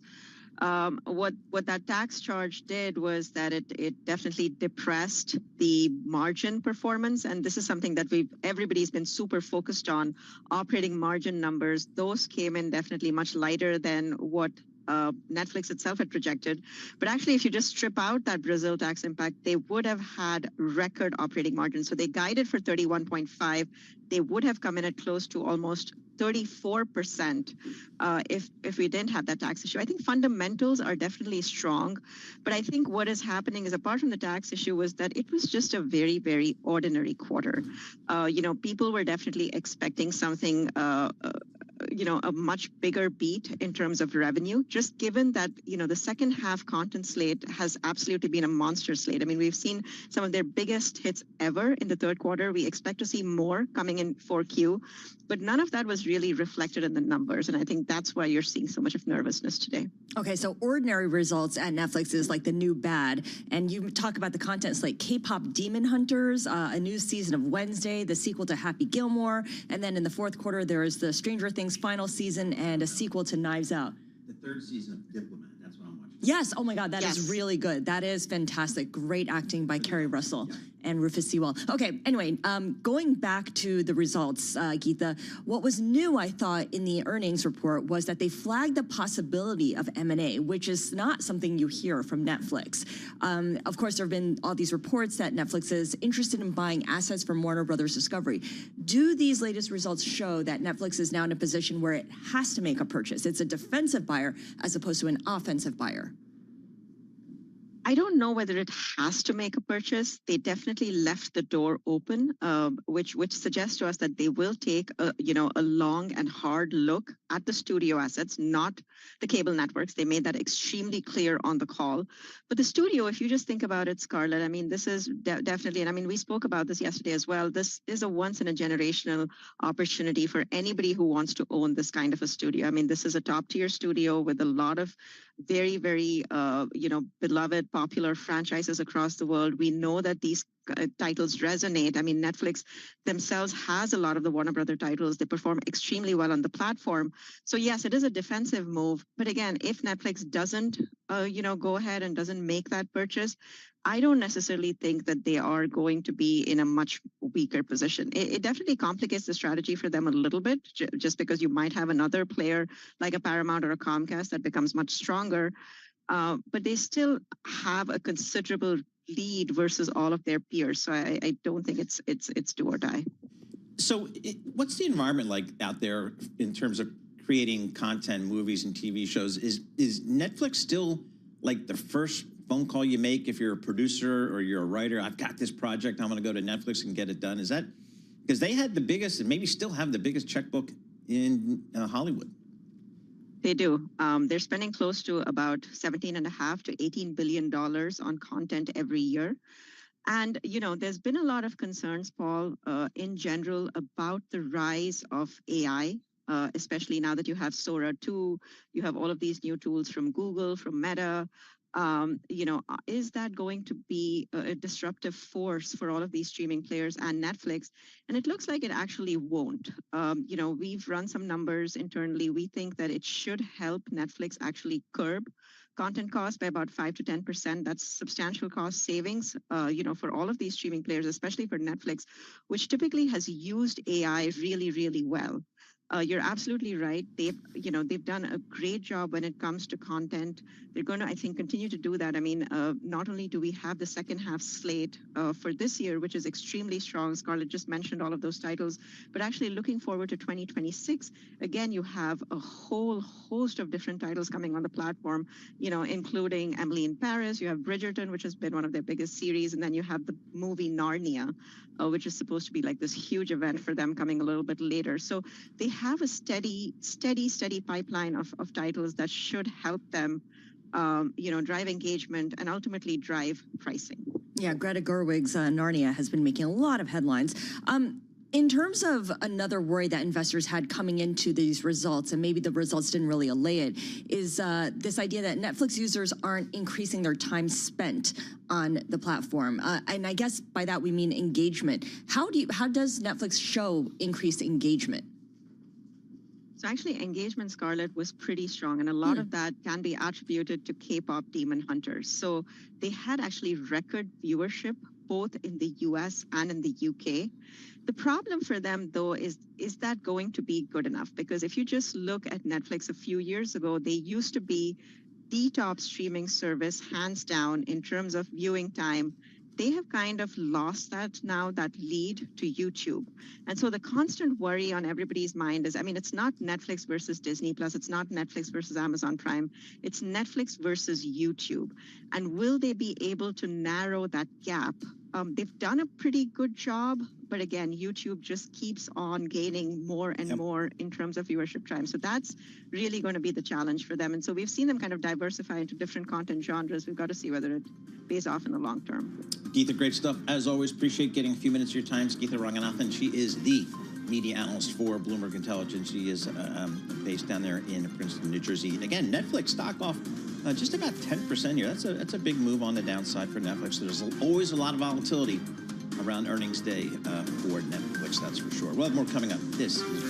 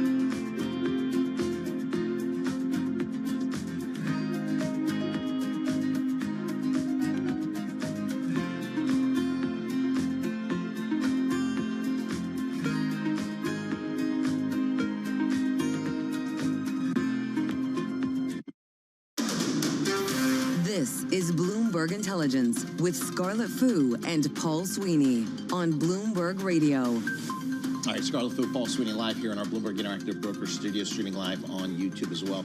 Prima, what is that company? Prima Lend Capital Partners. Okay, now you were just saying that they do the auto lending? They provide financing to auto dealerships focused on subprime borrowers. So what they do is like the buy here, pay here auto dealerships. Yeah. That's who they target. And they definitely focus on lower income customers, right? If it's subprime borrowers. And it feels like there's a theme emerging here, Paul, with some of the credit blowups that we've seen. You know, we've been through this before, you know, just obviously a much bigger scale back in 07, 08, but I think we know some of the signs to look for here. Some of the lower end of the credit spectrum first. And we've seen, you know, reporting of, you know, consumers, particularly on the lower end, stretched, and inflation hitting them the hardest. It's part of that K-shaped economy that everyone talks about, where the high-income consumer is doing just fine, especially because the rising stock market adds to the wealth effect. But the lower-income consumer is definitely under pressure and pulling back. But in aggregate, this doesn't really show up in GDP numbers because the higher-income customers spend so much, they account for so much of GDP that it kind of masks the weaknesses elsewhere. I mean, I think my question here when it comes to these subprime lenders and auto loans is that when people aren't paying their auto loans, you know it's bad because they need their car to get to work. Yep, absolutely, absolutely. We'll keep an eye on that, but this seems to be a theme here in the credit markets that we'll have continued coverage of as well. After the close tonight, Tesla, that's going to be the star here. We're going to get some numbers out of our good friends at Tesla, see how Elon Musk is feeling about that business. Craig Trudell joins us here, Global Autos Editor for Bloomberg News. He's based in London. Craig, what will you be looking for? What do you think the street is looking for when they hear from Elon this afternoon? We had a very surprisingly good third quarter out of the company from a vehicle deliveries perspective. I think everybody was anticipating that they were going to have kind of the wind at their back because of the tax credits in the U.S. being phased out and the opportunity to sort of take advantage of that before it's gone. I think while everybody was expecting that to really help matters, it was a surprise, I think, for a lot of investors and analysts to see the company have a record quarter. And the question, of course, going forward is how can we possibly, replicate this going forward, given the fact that now U.S. consumers have, a $7,500 boost that is no longer around. How does the company sort of backfill that and sort of continue its momentum, particularly in its home market, when everybody else in the industry is counting on some real significant slowdown within the EV side of things. Right. The third quarter sales, because of the expiration of the tax benefit, the credits are definitely, almost a peak, you could argue. The fourth quarter, however, it doesn't look good right now. And Steve Mann of Bloomberg Intelligence was quoted in the Bloomberg News story saying the sales are falling off a cliff. That's a fair way to characterize it. What do the numbers look like right now? Yeah, it's a little early, and I do think you would sort of expect actually that especially the first weeks after everybody was trying to close deals, that things would be incredibly slow, and to sort of read into that for the entirety of the fourth quarter things are going to be disastrous. It's probably imprudent to do so, but I think the concern is entirely justified, and Musk himself raised this concern 3 months ago when we last heard from him on an earnings call. He alluded to the idea that after incentives go away in the U.S., in his words, Tesla could have a few rough quarters. And so, this all, by the way, this is not just a U.S. story for Tesla. It's quite a global company now. Here in Europe, they continue to really have challenges, and it has been an absolutely disastrous year for them. In China, I think it's more a story of them more or less holding their own or slipping a little bit in this industry where we've seen domestic manufacturers, BYD, Xiaomi, just absolutely, sort of growing like gangbusters. In Xiaomi's case, it's a pure competition against models like the Model Y. with BYD, to the extent they're continuing to grow, it's because they haven't necessarily gone full EV. They still have this plug-in hybrid electric vehicle business that is doing quite well. But oh, by the way, yes, they are selling more fully electric vehicles than Tesla, and will do so on an annual basis for the first time. Craig, to what degree do we know is Elon Musk re-engaging with Tesla these days in a post-Doge world? It's interesting. I think people, maybe are seeing Elon a little bit less in the headlines than they did. I think especially earlier in the year when he was, at Doge and really sort of riling all of Washington. And yet, when you sort of pay too close attention to his X feed, which I absolutely do, you can tell that his attention, tends to still wander quite a bit. He still is very much throwing himself into the culture wars. He's very, very fixated and concentrated on AI, and more so from the vantage point of XAI and Grok and X. And while there's this sort of notion that he's turning back to Tesla for purposes of his pay package, I think it's questionable just how much that is legitimately happening. All right, we'll keep an eye on that. Earnings after the close today. Craig Trudell, Global Autos Editor for Bloomberg News. For our listeners in the U.S., a reminder, you can listen to us live via satellite radio on Sirius XM Channel 121. Access the world's only global audio business network, coast to coast, 24 hours a day. Bloomberg Radio on Sirius XM Channel 121 is presented by Oracle.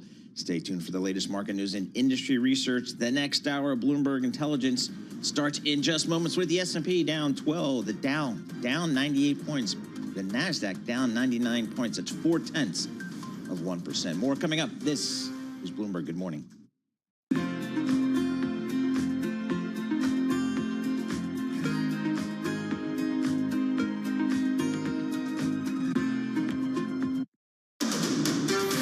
This is Bloomberg Intelligence with Scarlett Fu and Paul Sweeney. Concern about rising prices spooking investors. What does renewables investment look like in the U.S.? More tariff talk coming out of this administration. Breaking market headlines and corporate news from across the globe. The president wants lower interest rates. He wants a rate cut cycle. How do you broaden out the AI play? Are people just looking for something to worry about when it comes to China? Bloomberg Intelligence with Scarlett Fu and Paul Sweeney on Bloomberg Radio, YouTube, and Bloomberg Originals. Good morning. We're live from Bloomberg's Interactive Broker Studios at our global headquarters in Midtown Manhattan. This is Bloomberg Intelligence with Paul Sweeney and Scarlett Fu. We are streaming live on YouTube. Coming up in this second hour of Bloomberg Intelligence, John Butler, Bloomberg Intelligence senior telecom analyst, will give us his instant analysis of AT&T earnings, and then we will speak with the CEO of AT&T. Our B-Tech co-anchor Ed Ludlow will be conducting that interview. Justina Lee, a Bloomberg Markets reporter, will talk about how the NHL has become the first U.S. pro sports league to strike a deal with those prediction markets companies, Kalshi and Polymarket. And then Rebecca Walter, president of Walzer Wealth, will discuss her outlook on the markets overall. So stay tuned for all of that. You want to keep it up right here on Bloomberg Radio. In the meantime, John Tucker, you have our Bloomberg Business Flash. I'm John Tucker. this Bloomberg Business Flash. I looked at you with a raised eyebrow. Yeah, Brought to you by Interactive Brokers, a trade over 10,000 U.S. stocks and ETFs, U.S. equity index options, U.S. treasuries, and more. On your timetable. Learn more at ibkr.com/round-the-clock. Yeah, so the major stock averages right now, they are pushing lower, as Paul said. In the S&P 500, let's go down the list of laggards. Nora's going to do some of the earnings for us, but Netflix, in terms of index points, that's the biggest laggard right now. That is down 9.4%. Amazon.com down 1.8%, and you have Apple shares 0.9% lower. The bank stocks, they're actually holding relatively steady. This comes after Capital One Financial, Western Alliance, and others reported stronger profits for the summer than analysts were expecting. And of course, the big tech earnings on deck for next week. Max Kettner at HSBC says, you know what, overall the results have been pretty impressive. The earnings beat rate will be even better than in the second quarter, and that would then be the biggest earnings beat rate since COVID. So for all those people who are like, we're all just firing on one cylinder, it's just tech. No, it's not just tech. In fact, we are seeing broad-based and underestimated strength elsewhere as well. And right now, the S&P 500, 12 points lower. That's down 0.2%, 67.23 on the index. Remember, the record closed 67.53, so a bit of a ways away from that. The Dow Jones Industrial Average, 86 points lower. The NASDAQ 100 right now, down 114. Maybe you'll see Travis and Taylor on El Toro. The activist investor Jana Partners has teamed up with co-investors, including Travis Kelce, to push for changes at Six Flags. This includes maybe a sale of underperforming amusement parks or the entire company. They have more than 40 parks in the U.S. and Mexico and been struggling with the falling attendance. They also have a lot of debt that they have to service as well. It's funny because Disney just, I mean, the numbers they put out of their parks are just huge every quarter. I would say there's a huge difference between the Six Flags amusement parks and Disney. Yep. And I'll leave it at that. Yeah, Because I don't want to get in trouble. Okay. I don't want Kelsey after me here. Yeah, no. What kind of role does Travis Kelce play in a Six Flags? He brings attention to this deal. That's why John Tucker's even talking about it, and that's exactly what's happening. It wouldn't have come on your radar, right? More of that. Well, yeah. I mean, you know.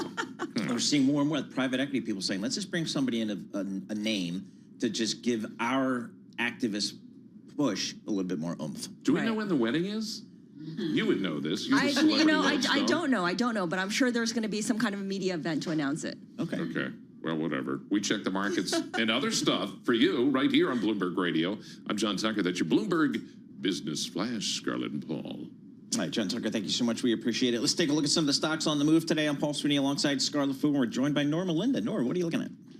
Well, lots going on in the market today. So many earnings to parse. But I wanted to start off with a meme stock here. We're looking at Beyond Meat, which is ticker BYND. We're seeing shares jumping as much as 112% in today alone. This is the highest intraday since August of last year. But if you look over the past 4 trading days, we've seen the stock surge more than 1,300% over the past 4 days here. This all due to the fact that there has been a lot of chatter online. There's a Dubai-based real estate developer that's really been touting the stock, and you're seeing a lot of the retail traders rushing to the stock, trying to pour money into it. But of course, we did see short interest that was up more than 60% at the end of September. So it's a bit interesting to see right now whether or not this is actually people covering their positions here or just a traditional rally here. All right, so the meme stock's making a comeback. You're also looking at Intuitive Surgical, and I accidentally typed in INTU, which is not Intuitive Surgical, it's Intuit. Well, Intuitive Surgical is ISRG. That's a ticker there. This is the medical equipment company. Also some earnings here, of course, as we're kind of parsing earnings season right now. The company boosted its worldwide Da Vinci procedure growth forecast for the full year. This essentially is a procedure that involves a robotic arm here that they use during these surgeries. And so they did boost the forecast for growth there for the full year. And you are seeing shares on a tear, biggest gainer in the S&P 500 today, and it's up for its best day since 2009. Shares up as much as 19%. All right, one more. What do you got for us? Netflix, can't skip that one. Ticker in FLX. We're seeing shares down, the worst performing stock in the S&P 500 here, down as much as 10% in trading. And this is the worst day since December 2022. This, of course, after the company said that a tax dispute with Brazil cut into its third quarter earnings. You're seeing a lot of people really digging into the details here, but that is definitely creating a drag here on the stock as you're seeing Wall Street really just trying to dissect what's going on here. All right, Nora, thank you so much. We appreciate that. Nora Melinda covering all the stocks. She does it for Bloomberg Television. For more conversations like this, subscribe to our new Stock Movers reports. Listen for 5-minute audio reports on the biggest winners and losers in the stock market. Subscribe to Stock Movers on Apple Podcasts, Spotify, and anywhere you listen. All right, it is crazy outside of our studio on the 5th floor. We've got a lot going on here. Bloomberg's global headquarters. Why? Are they rushing? Is everybody rushing to a meeting, a conference, a presentation? No. They're going for donuts on the 6th floor. Okay, let's be clear. These are Bindi Bakery croissant-style Ciambella or Ciambella donuts. So, you know, that sounds special. fancy. These are not just run-of-the-mill out of the supermarket. No. Okay, these are not just regular Krispy glazed. Kreme, by the way, is the second most actively traded stock. With no connection. Thank you for bringing it back. I'm guessing. Very good. AT&T, thank you very much, Nora Melinda. AT&T reported numbers here. They look pretty solid to me, but I know they had a lot of promotional stuff out there, so the revenue growth kind of came in a little bit lighter. John Butler, he covers this stock for us at Bloomberg Intelligence. He joins us here. We're going to have the CEO Mr. Stankey of AT&T coming up in just moments. John Butler, senior telecom analyst for Bloomberg Intelligence, joins us here. John, talk to us about the AT&T quarter. We know that wireless business is a really competitive business out there. It's a tough one, Paul. It's a very mature market right now. You've had a lot of movement, and the management suite with new CEOs at Verizon and T-Mobile. So the fear is that promotional activity is going to pick up as these new CEOs try and make their mark. And I think we saw some evidence of that in 3Q. You know, if you look at AT&T's numbers, they were truly mixed. I was really surprised at that. What we saw was revenue growth across the board, just missed estimates slightly. It was a little bit slower than everyone expected. Subscriber growth, though, was higher than expected. And that really, to me, those are the kind of financial metrics you see in a highly promotional environment, right? You're promoting heavily. There's pressure on pricing. Their average revenue per user actually fell in the quarter on the wireless front, but subscribers rose. And so you're out there trying to build up your roles, your subscriber roles, at the expense of revenue in the short term, on the promise that in the long term, if you can keep those subscribers, it more than pays back. I always pay special attention to AT&T's results because I switched from AT&T after 15 years because of the original iPhone to T-Mobile because they had all these great deals and I don't know, it seemed more fun in general. I'm a sucker for fun. So the results it's down because of you? No. I actually switched last year. But the reason I ask, John, or the reason I bring this up is because now AT&T is actually the smallest of the big three wireless providers behind Verizon, behind T-Mobile. Does being the underdog work for it? It's a good question, Scarlett. What they're really doing is throwing their weight behind broadband. John Stankey, who's going to be on in a moment, can speak to this more eloquently than I can, but he has really pursued the broadband market in a big way. And I think a lot of it has to do with the fact that the broadband market is growing faster than wireless. It's still a mature market. It's still relatively saturated, but there's room for more growth there. AT&T is pursuing a fiber broadband strategy, and fiber is the single best way to deliver internet, period, full stop. There's nothing better out there, and AT&T is a real leader there. So I think on the wireless front, I don't want to say they have their eye off that ball in any way whatsoever. They're going through a big modernization of the wireless network right now, standing up a lot of new spectrum. So you're going to see network quality increase significantly over time, and that will drive more net additions, I think, down the road. But if you think about AT&T, don't just think wireless. I think it's important to pay attention to what's happening in that broadband business because that really is setting the foundation for their future growth. So, John, in the broadband business, are they competing against the cable companies? Because they've made that a key focus over the last decade or so. Yeah, I mean, the broadband market's getting really interesting right now. What you've seen is the cable guys are losing a lot of share to fiber and particularly to fixed wireless access, which is basically a wireless link of broadband into your home. That's been a runaway hit with consumers, really popular. AT&T was late to that game, but they're getting a lot of growth in FWA right now, as it's called. So it's interesting to see the dynamic where the cable guys are losing share and the telcos are gaining share. And soon you're going to have Starlink enter the market in a bigger way. They're right on the cusp of upgrading the capacity of their constellation. And so they're going to go from a very high-priced product, I think, to a much more reasonably priced broadband offering once they get more capacity up there. They're going to look to fill that, and the way to do that is to cut your prices. And so suddenly you're going to have another wireless option, which is going to be satellite. So the competitive dynamics there are getting interesting, but for AT&T and their dedication to fiber, I think they're extremely well positioned to not only hold their own, but grow from here. You know what I've noticed is that if you have the old school cable broadband, they're always trying to push you into fiber optic by making the old school cable broadband so expensive that you end up calling to complain about it, and then they're like, "Hey, we can upgrade you to fiber optic." Okay, that's been a ploy. strategy. I fell victim to it. John, AT&T's results, they set the tone for competitors' earnings. T-Mobile reports on Thursday, Verizon reports next week. The interesting bit there is that both of those companies have named new CEOs in the last month. So they're in a moment of transition here. What will you be looking for to carry over from AT&T's results to those numbers? So I'm going to be laser focused on what's called wireless service growth, which is the revenue they earn from charging you your monthly bill.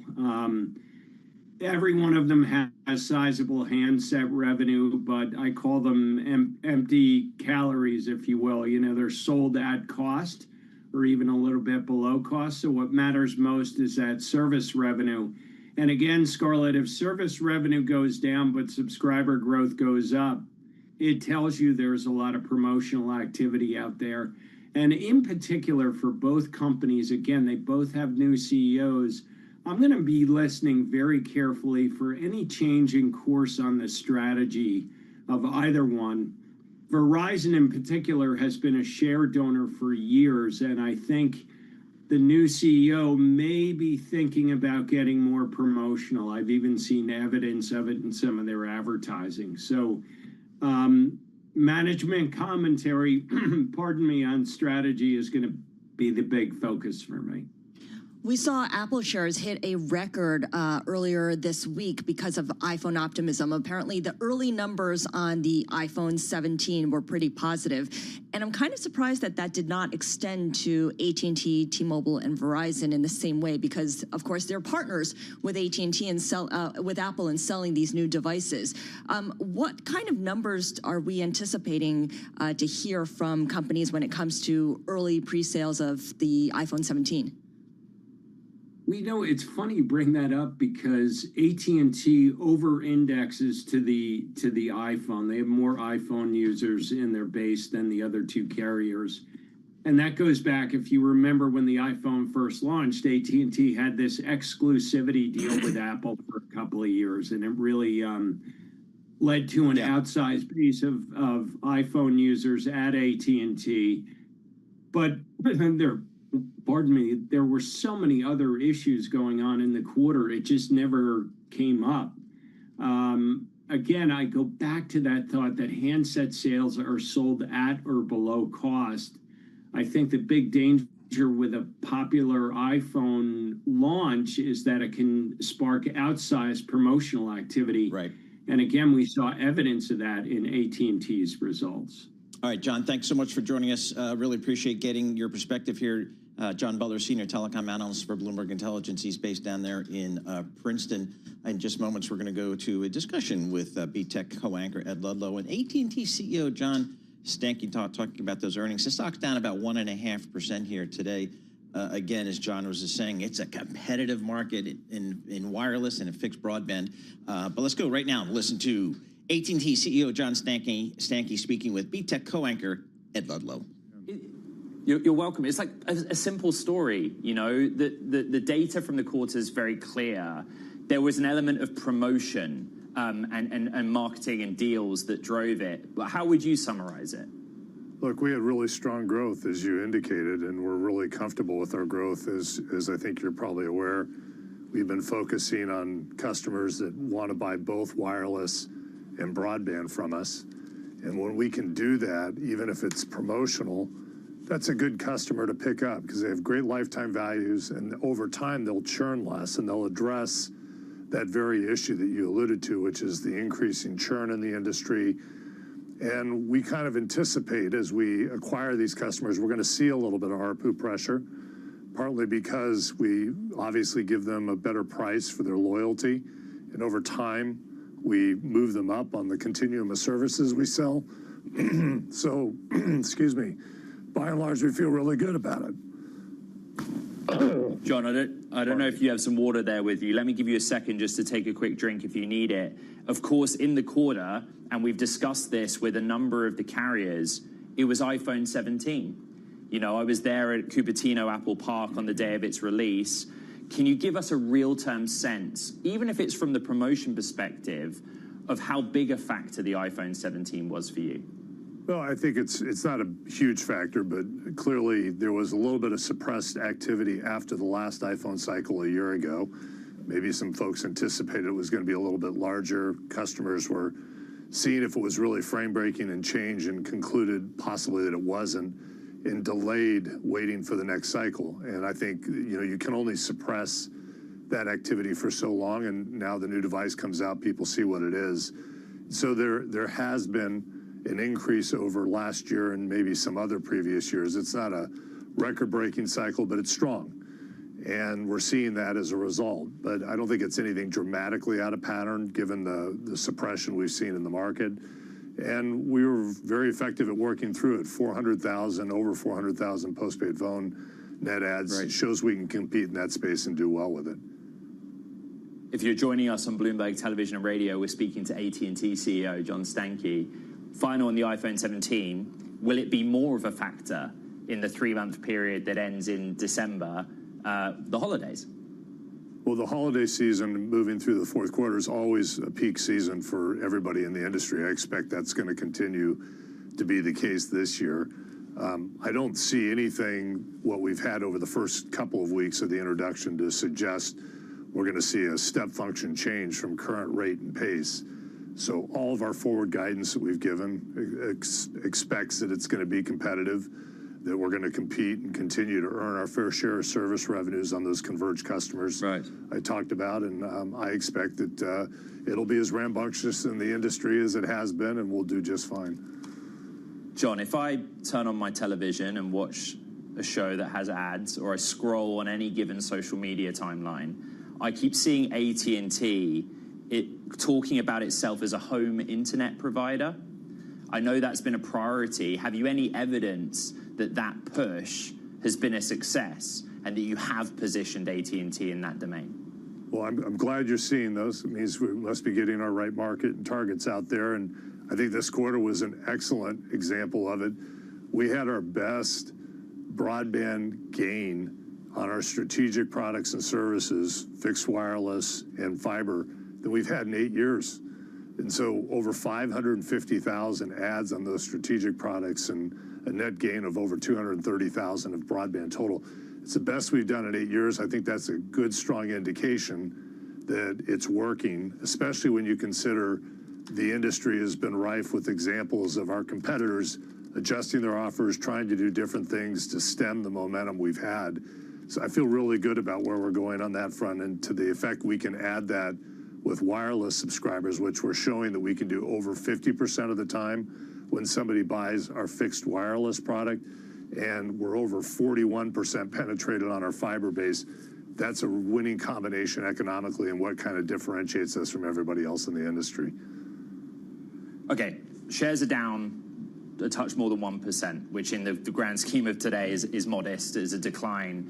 The back and forth you had with the analysts was, yes, churn is up, and ARPUs are down, but you seem not to be concerned about that. Why? Why is that not the metrics by which we should look to progress? Yeah, part of it, I think, Ed, as well, is we've got a little bit of churn going on in the industry from CEO change-outs, and there's a little uncertainty around what the competitive posture is going to be. And then you look at the data points you just referenced, and we're the first to report, and people are asking, you know, what's going to happen when we hear from everybody else? And my answer to your question is, we're going to talk about the fact that we're focused on putting customers together with wireless and broadband. And part of that dynamic is go penetrate segments that we've not been successful at penetrating or as successful. So when we go to value segments that we're maybe a little undershared in, you're going to naturally have a little bit less ARPU, or average revenue per user, when you pick that customer up. And when you combine wireless and broadband together, you may be giving initially a little bit better deal to do that. But that's designed into the plan. We want to grow in aggregate service revenues, which we've demonstrated that we can do that. We indicated we're going to see some strengthening of that as we move through the year from where we were this quarter. And I'm okay with a little bit lower ARPU if we actually execute on this consolidated customer strategy and are more successful at penetrating some of these segments that we haven't been as active in. John Stankey, AT&T CEO. It's great to have you back here on Bloomberg Tech. Thank you.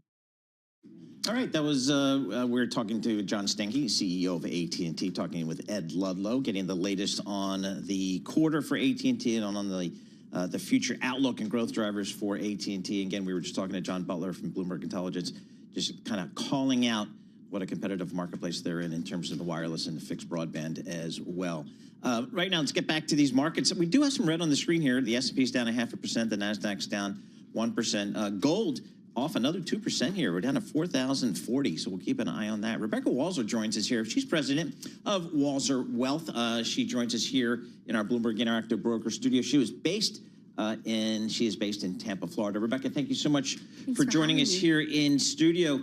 What are the conversations you're having with your clients these days? We've got stock market doing well. The bond yields are interesting. Commodities up until recently had been performing well. Gold's been selling off. But what have your clients been asking you about the most? I think right now they're concerned a little bit about gold going so parabolic so fast because we've been big gold bugs since 2020, and obviously the kind of the routing and crypto on October 10 when we had the president announce additional tariffs on China that he since came back off of. That was a little bit alarming for people that were using crypto as an alternative kind of speculative kind of additional risk and really believe that DeFi is the way forward. And then gold obviously going to 40, above 4,000 was a big step, right? But then to go so fast and not really establish resistance and support at the 41, the 42, the 43 before it's back down to 4,060 right now.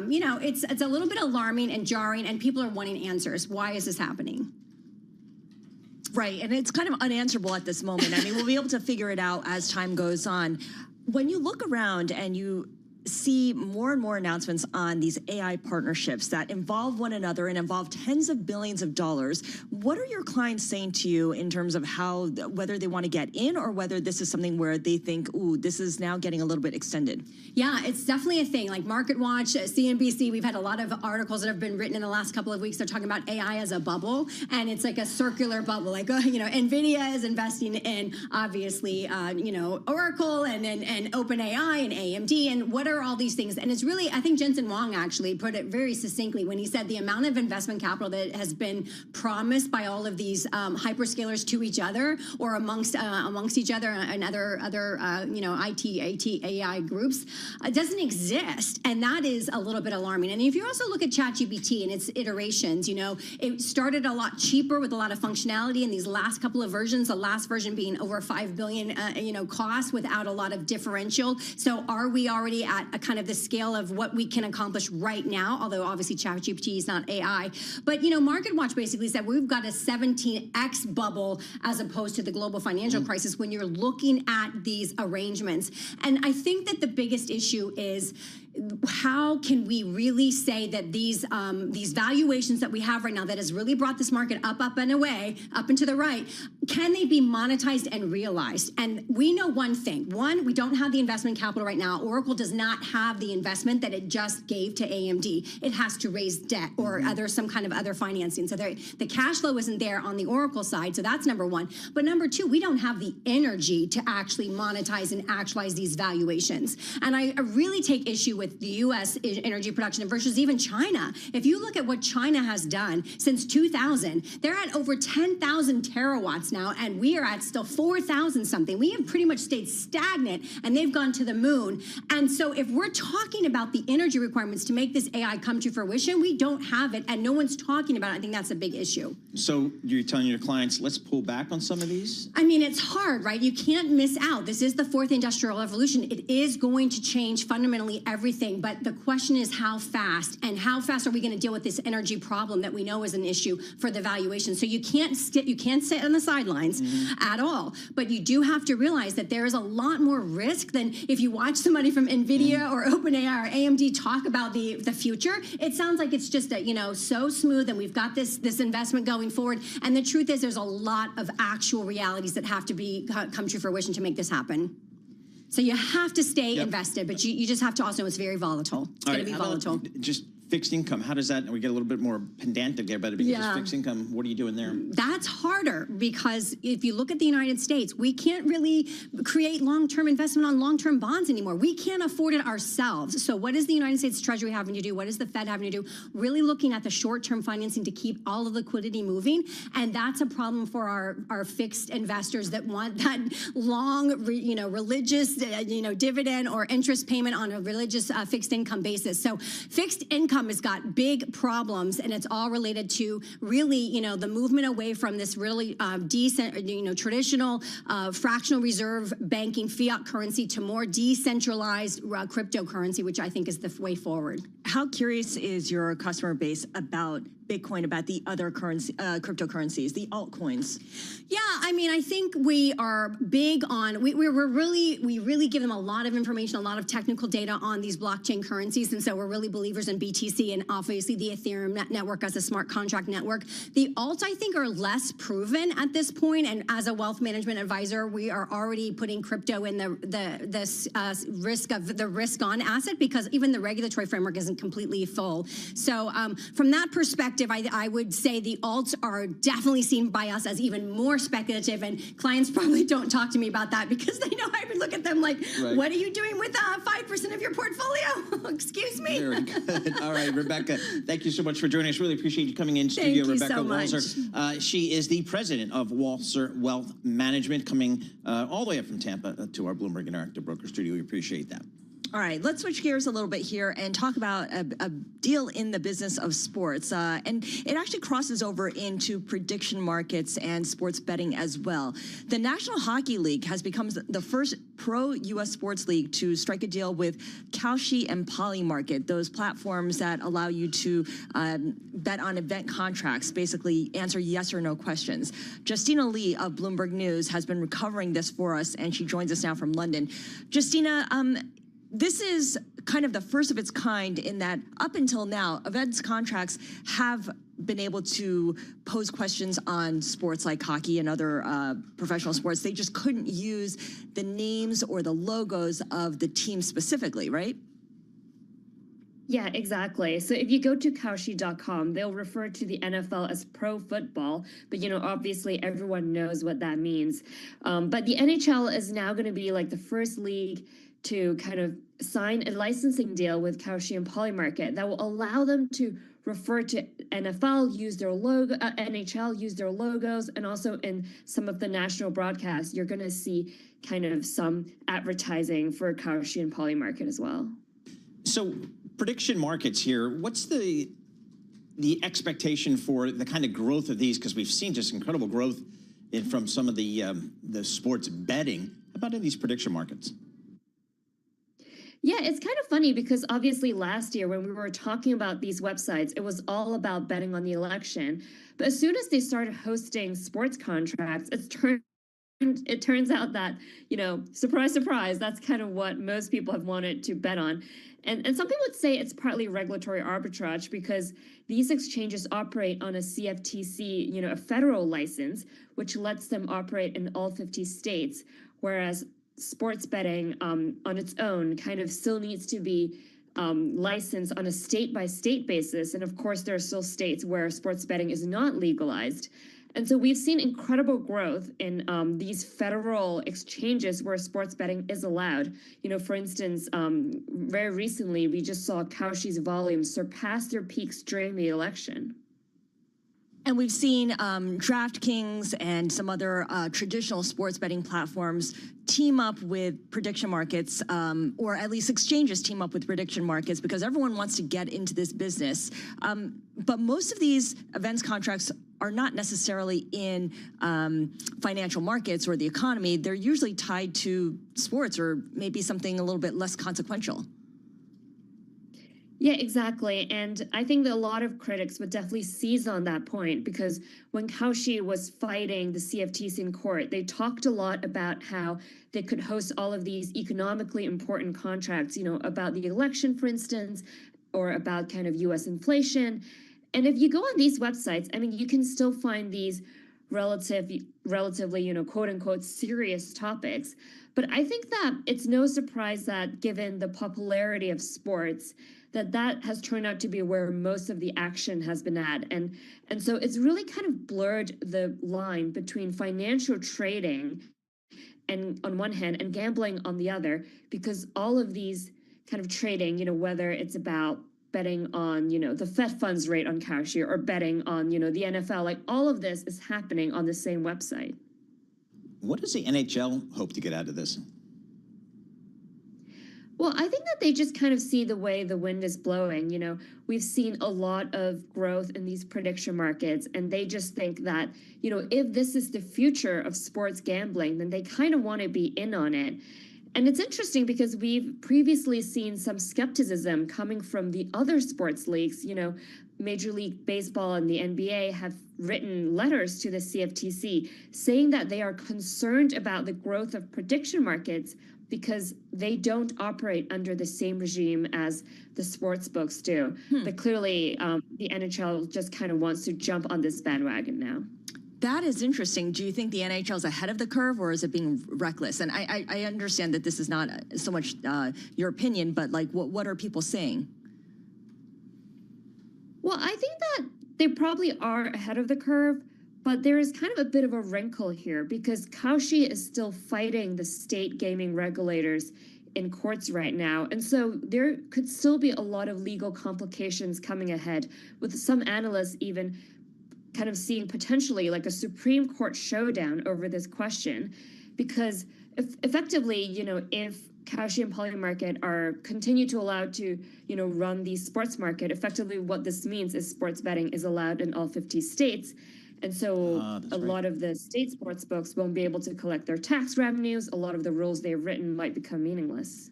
Justina, fascinating story. Thank you so much for joining us here. Justina Lee, markets reporter for Bloomberg News, talking about the NHL becomes the first league to strike a deal with Kalshi and Polymarket. So again, kind of the speculation coming into it. We've had certain states passing the sports books, and those have been wildly popular.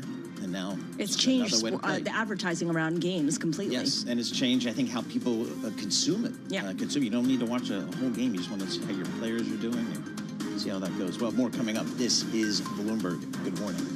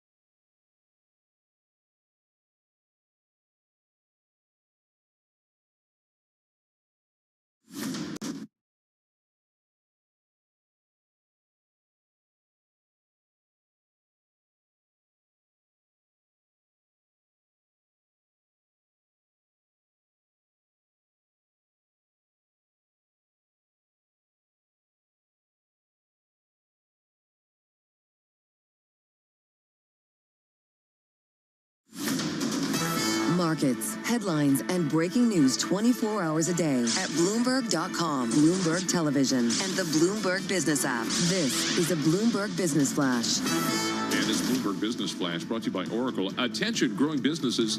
Oracle offering to cut your current cloud bill in half if you move to Oracle Cloud Infrastructure. This is for new U.S. customers with minimum financial commitment. See if your company qualifies at oracle.com/Bloomberg.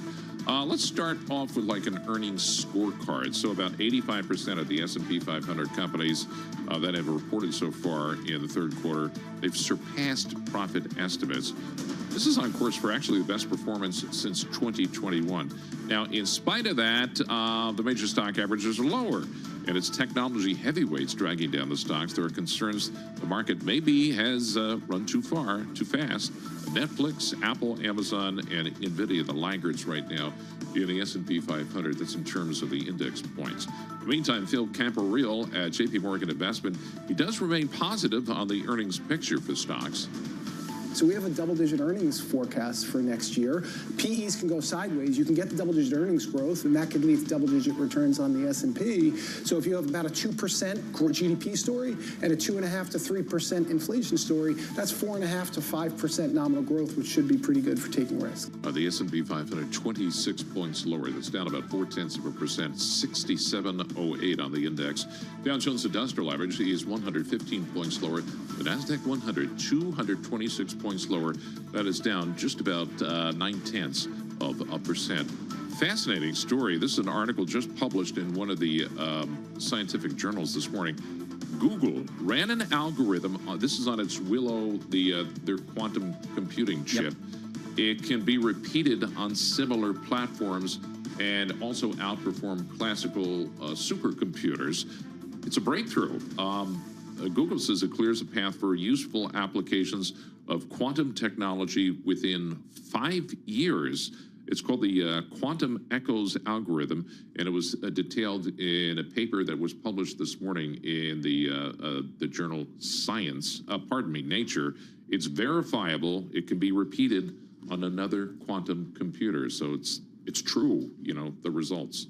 So do we all need to upgrade from regular Chromebooks to PCs and now to supercomputers and now quantum computers? Yeah, they got to put it in the phone first. It's the next refresh cycle next for refresh. everybody. Quantum computing. We check the market's view all day long, right here on Bloomberg Radio. I'm John Tucker. That's your Bloomberg Business Flash. Scarlett and Paul. All right. Thank you so much, John Tucker.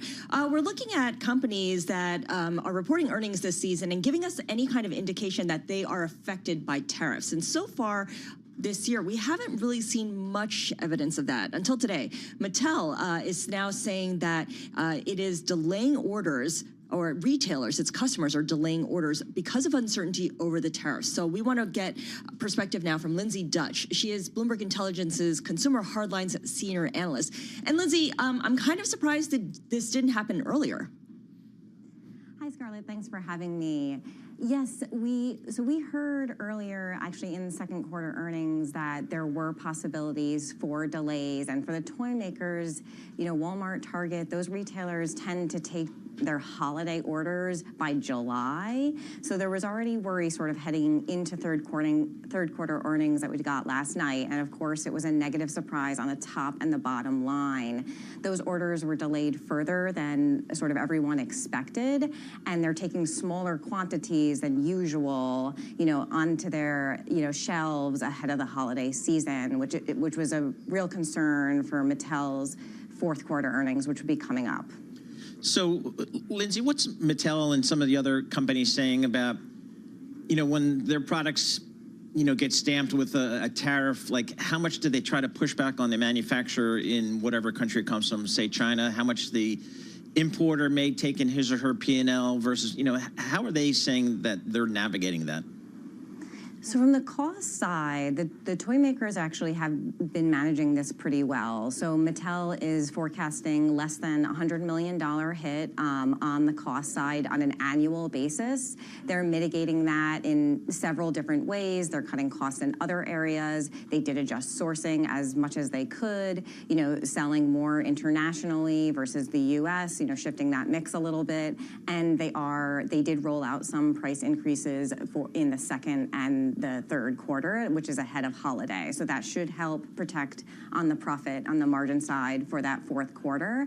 It looks like those toy makers are bearing the brunt of that cost rather than sort of passing it through towards a retailer. So Mattel shares today fell as much as 9.7%, but they've pared their losses and are only off by 1/3%. Where there's smoke, there's fire. So I wonder if this is something that also is an issue for Hasbro. Yet when I look at Hasbro's share price, it's up 0.9%. I realize that we shouldn't read too much into the day-to-day moves of each stock price, but can you just talk a little bit about how Hasbro is now positioned? Yes, so Hasbro, I think, faces very similar challenges on the toy side. Toys still, for Hasbro, account for more than 50% of annual revenue, but they do also have a very strong and a growing digital gaming business. So when I think about third quarter earnings, and they're reporting tomorrow morning, I think that digital gaming business, could shine and it could offset a lot of pressure on that toy product side. Hasbro also has significantly lower expectations for their toy business. So they are thinking about that business being down, mid to high single digits, whereas Mattel has stuck with their guidance for sales growth of 1% to 3% on a constant currency basis. So Mattel's outlook is just much more ambitious and much more optimistic for that fourth quarter, where Hasbro is going in, they have the digital gaming offset, and they already have lower expectations. Lindsay, what are the trends impacting the toy business these days? Is there, I guess a lot of electronics, but what are some of the big trends that you're paying attention to? So a big trend that we have seen growing momentum on is really the kidult trend, which is adults 18 plus playing with more toys. And Hasbro, Mattel, Lego, they're all playing into this. So those big black box Legos that are very high price points, they've done very well the past couple of years, but Mattel is also leaning into that. A lot of their new products coming out, even with Barbie or Hot Wheels, are really collector's items. They're really aiming at that adult. And honestly, the industry was up 6% in the first half, up high single digits in the third quarter, and that's really being driven by this trend. As we look ahead to the holiday season, I realize for companies themselves, they are already knee-deep in it. But as consumers, we're looking ahead to it. Are there any must-have items that the toy makers are really counting on, or these toy retailers are really counting on?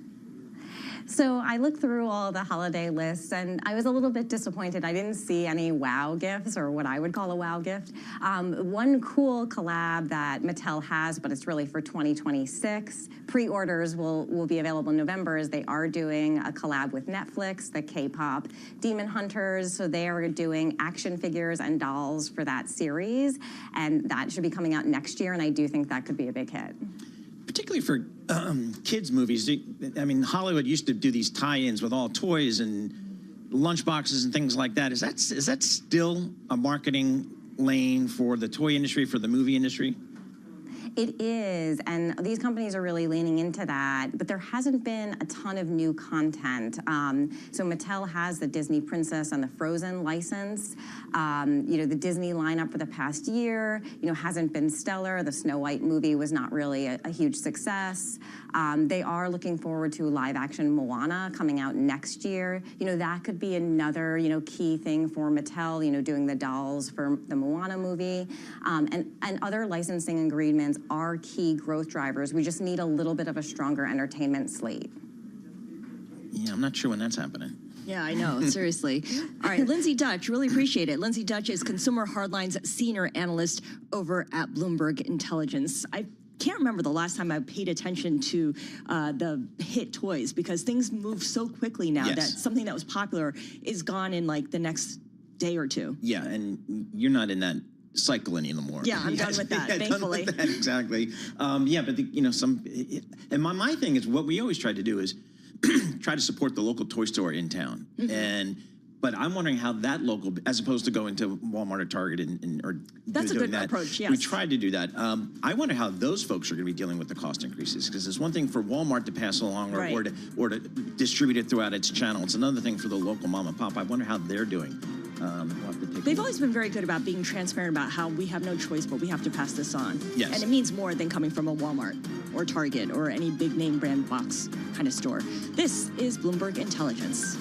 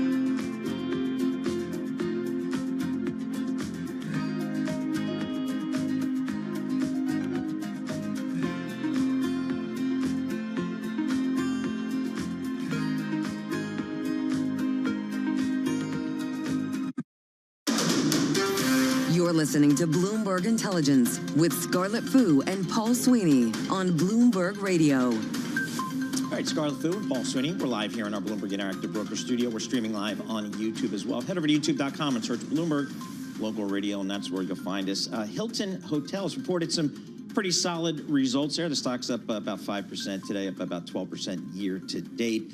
Let's check in with Jody Laurie. Laurie, she is senior credit analyst for Bloomberg Intelligence. She joins us from Princeton, New Jersey. Jody, what did you hear from Hilton in their earnings release? So I think, Paul, what's interesting is that Brian Egger, my equity counterpart, and I came up with the same conclusion in that they are a little bit too optimistic, it seems, in general. I think what's so funny is when you compare, and actually, taking a step back, it's a little alarming when equity and credit analysts agree, right. just as a side note. But when you compare what their estimates were for RevPAR, looking a year ago, fourth quarter of last year, you were talking 2 to 3%, positive 2 to 3%. Now they're saying 0 to 1%. Yet for some reason, they're able to reach an EBITDA that's almost similar to what they were projecting then. So it's a little bit of a head scratcher. I guess a lot of it's coming from the cost component of it. If your revenue per available room isn't necessarily growing, but then your EBITDA is growing, you sort of say, okay, well, where is that coming from, and what does that mean overall? So what is the company saying about kind of just the underlying book of business? How are their bookings looking, and what are they saying about, I guess, components of their customer base? So if you break it out, the U.S. is a clear sort of underperformer at the moment in terms of travel. We're seeing some weakness, some more muted results on the leisure side of things.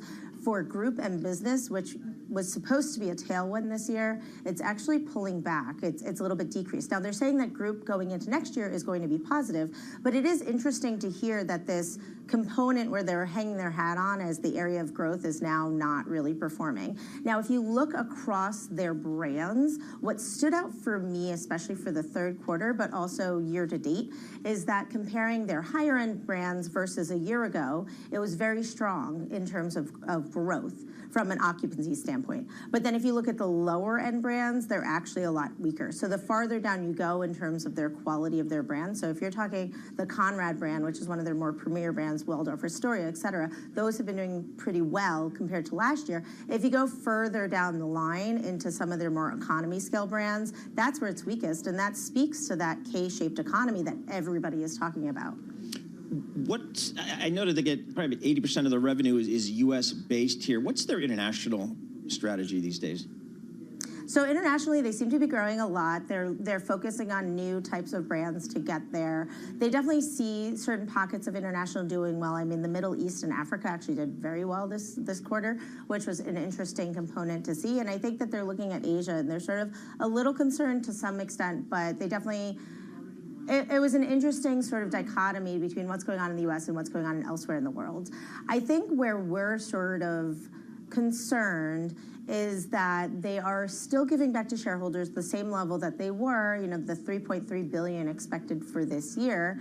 They have leverage that's roughly within their range of 3 to 3.5 times. But if you're talking about a 2026 that's very uncertain, you say, okay, wouldn't you want to hold onto your cash maybe just a little bit more than you're giving out? What are the Hiltons of the world doing in terms of capacity? Is the industry, are they building new hotels? Are they taking hotels off the market? Are they building higher end or lower end? Where's the kind of the capital for this industry going? For Hilton specifically, they're still very much growing. I mean, that was a lot of the conversation. The management team was very optimistic about growth coming from these new properties and also from new brands. I mean, they have a new lifestyle brand that they're introducing as part of their growth strategy. And I think they're trying to key into these younger consumers, getting them to go into these lifestyle brands and more of these quick service brands that might not necessarily be traditional hotels, maybe sort of tapping into what they're seeing in Airbnbs and Verbos and other sort of alternatives to your traditional hotels. Now, what I will say, though, is something that was a little bit jarring to me as a credit analyst and as somebody who likes macroeconomics is they talked about how inflation is actually reducing and with it are rates. And I don't think that's quite the calculation I would do. But I also am sort of curious as to if the consumer is necessarily feeling that. You layer that in, they did mention a little bit about the government shutdown affecting volumes and affecting, the outlook. But I do sort of wonder what that means for other companies in the space. For example, Choice, that really depends on government in terms of infrastructure spending and long-term stays at their properties throughout the country. All right, Jody, thank you so much. Always like talking to you and hearing about your industry. You cover the fun stuff, the cruise lines, the hotels, all that kind of good stuff. Jody Lurie, senior credit analyst for Bloomberg Intelligence. She's based down in Princeton, New Jersey, talking about Hilton Worldwide. Putting out some numbers, took their guidance up a little bit, and the stock market seems to like it, with the stock up about 4.8% today. Again, up about 13%. On a year-to-date basis. It's a big company. I kind of forget how big Hilton is. $65 billion in market cap right there. So, and they still growing the company here. So we'll keep an eye on all the leisure companies as they report earnings going forward. For our listeners in the U.S., a reminder, you can listen to us via satellite radio on Sirius XM Channel 121, access the world's only global audio business network. That's coast to coast, 24 hours a day. Bloomberg Radio on Sirius XM Channel 121. It's presented by Oracle. Stay tuned for the latest market news and industry research. Your top stories and global business headlines are coming up in just a moment, with the S&P 500 off 22 points. That's about 0.3%. The Dow's off 120 points. That's about 0.25%. NASDAQ taking a little bit harder on the chin, off 170 points. That's about 0.75%. The Tom Keene VIX now back above 18.5. And the 10-year Treasury, 3.96%. More Bloomberg Radio coming up right now.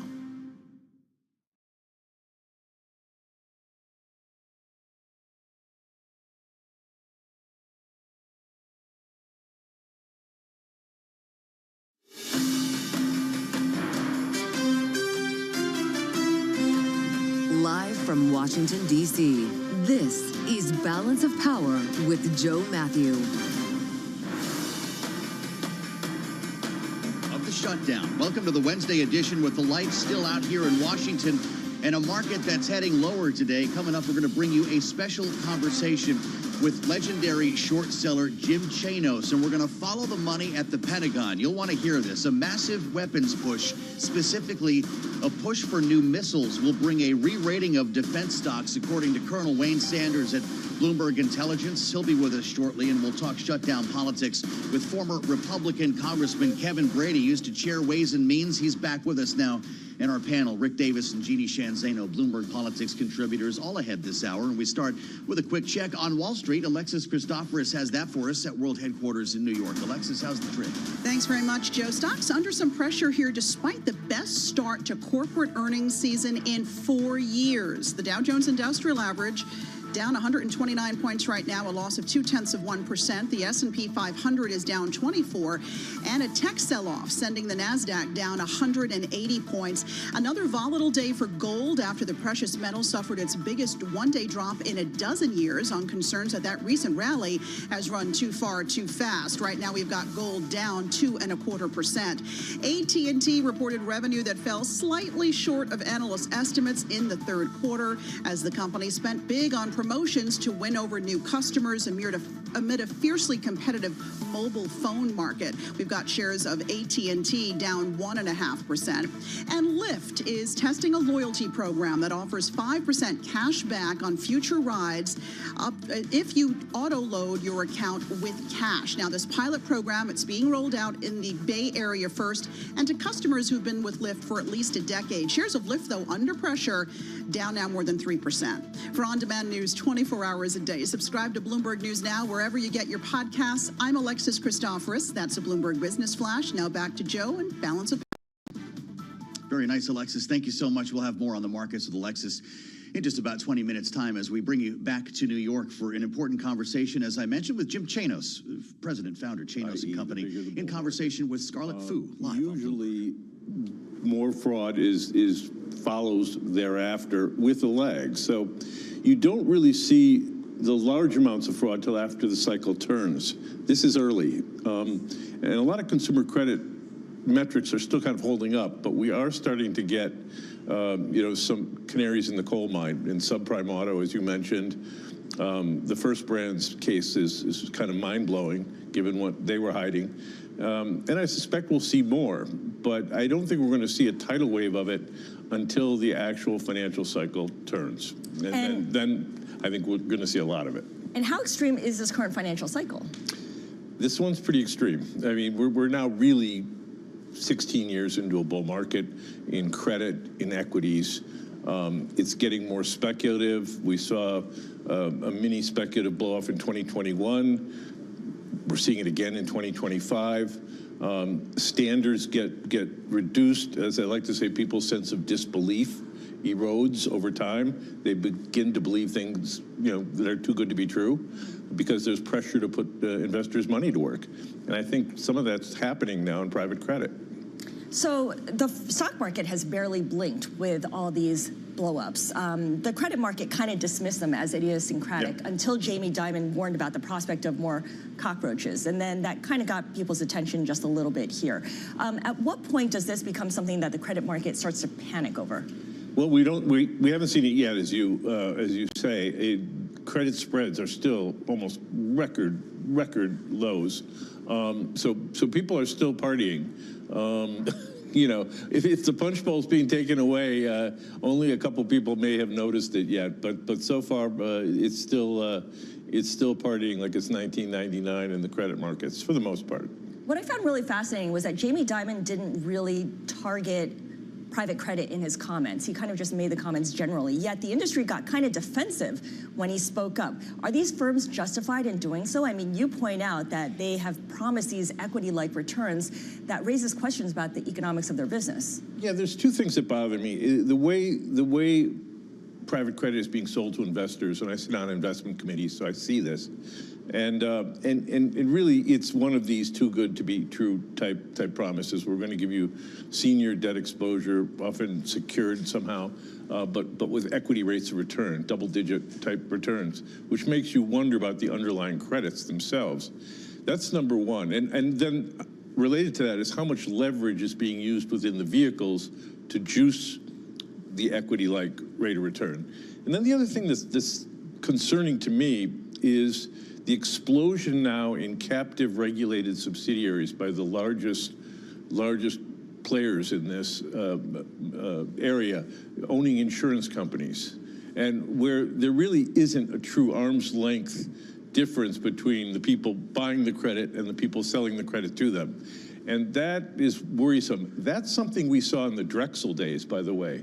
One of the things that got us so concerned in 1988 and 89 in the Drexel junk bond kingdom was the fact that more and more of Mike Milken's clients had regulated subsidiaries like savings and loans, insurance companies, thrifts, trust companies, where they were buying the same credit that, in effect, others in the kingdom were selling without a lot of arm's length disclosure. And so that is something to keep our eye on, I think, is the use of captive regulated subs to buy this stuff. Yeah, to your point, private credit has kind of become the it girl of asset classes. Everyone talks about it. Every asset management firm wants to be able to offer. Every bank seems to want to get in after missing out.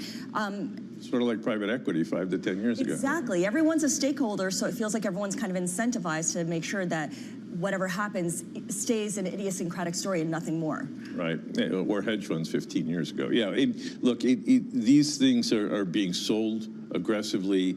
It's a wonderful product for people that have targeted rates of return needs, endowments, pension funds.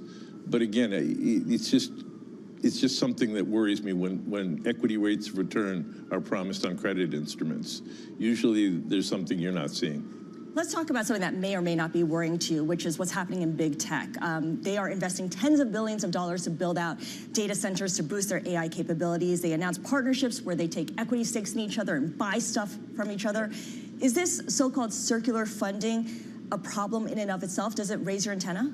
Well, what we've told clients because we went through the first time we saw this in 99, 2000, 2001, where there was a lot of circular financing and vendor financing. Back then it was the telecoms. But the customers that were taking that vendor financing from the Lucents and Nordtels of the world were predominantly profitable. The CLEX raised about $45 billion over 5 years. Competitive local exchange carriers, they had a flawed business model. Most of them went broke. And then the fiber optic guys did build-outs, and most of them had to be restructured or went bankrupt. But we were talking about $100 billion of vendor financing over the 5 years or so that it was happening, which was a lot at the time, but it pales into comparison of some of the numbers we're starting to hear about both this year, next year, 27, 28, for the capital needs of the AI companies. And that's, you know, that's a red flag. It's a red flag. I mean, is circular financing funding an unmistakable sign of market overexuberance? Well, similar to my concerns about private credit owning regulated investing subsidiaries, one of the things that has caught my eye that is concerning now is we're starting to see the advent of so-called SPVs, which are entities, and this comes from the Enron era and the global financial crisis, entities that are specifically set up to hold assets, borrow against those assets, and take it off balance sheets. So you just show an equity investment as opposed to the massive amount of debt that's being taken on. And that again, is something that worries us, because if there's one sort of consistent theme that we're seeing amongst the players that know this the best, NVIDIA, Microsoft, companies like that, is they seem to now be willing to do anything to get the actual equipment off their books and either keep it in the footnotes or use innovative financing to sell it. And I think they're concerned about depreciating lives and some of the accounting on this, as well as just the immense capital needs that they don't want to put directly on their balance sheets. So how do you hedge against this? Look, I mean, it's driving the market, right? AI is the displacement of this cycle, right? If the internet was the displacement idea of the 90s, certainly it's AI right now. And if AI goes, there's not going to be a lot of places to hide because it's so embedded right now in the psyche of investors. So we better hope it works. And because if not, there might be some disappointment down the road. You've pointed out that the AI-driven capital spending boom we're seeing today is comparable to the internet build-out in the late 90s. Yeah. So when companies start tapping the brakes a little bit, pulling back on their spending by just a bit, how quickly will that show up in earnings and margins, given where we are in this bull market? So the problem in 2000 and 2001 was basically, wasn't really vendor financing. As I said, that was all in about $100 billion over 5 years. The real problem was double and triple ordering of equipment, where people put in orders for routers and network equipment and capacity, and then basically all at once in late 2000, early 2001, they pulled back. We don't need all these routers. We don't need all these switches. We don't need all this fiber optic gear. And order books just collapsed. And S&P earnings dropped 40% from peak to trough. The S&P dropped about 40%. There was a mild recession. GDP dropped about 1% for 2 quarters. It really was not like the global financial crisis or even 89, 90 when we had a banking crisis. But it was terrible for corporate profits because there was so much basically steroidal profit margins from all this. So that's what we're kind of keeping an eye on is order books and looking for any signs that suddenly maybe we don't need all of these router GPUs or all of these data centers or what have you.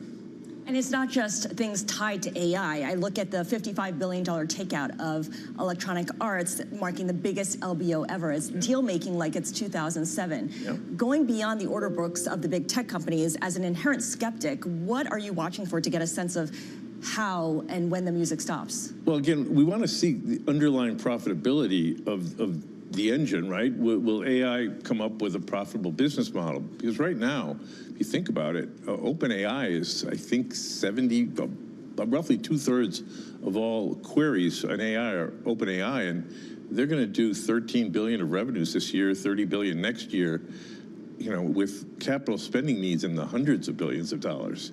So at some point, someone's got to come up to say, we actually have a model that will directly lead to cash flow and profits so we can service the debt that we're taking on to build the data centers and build the infrastructure.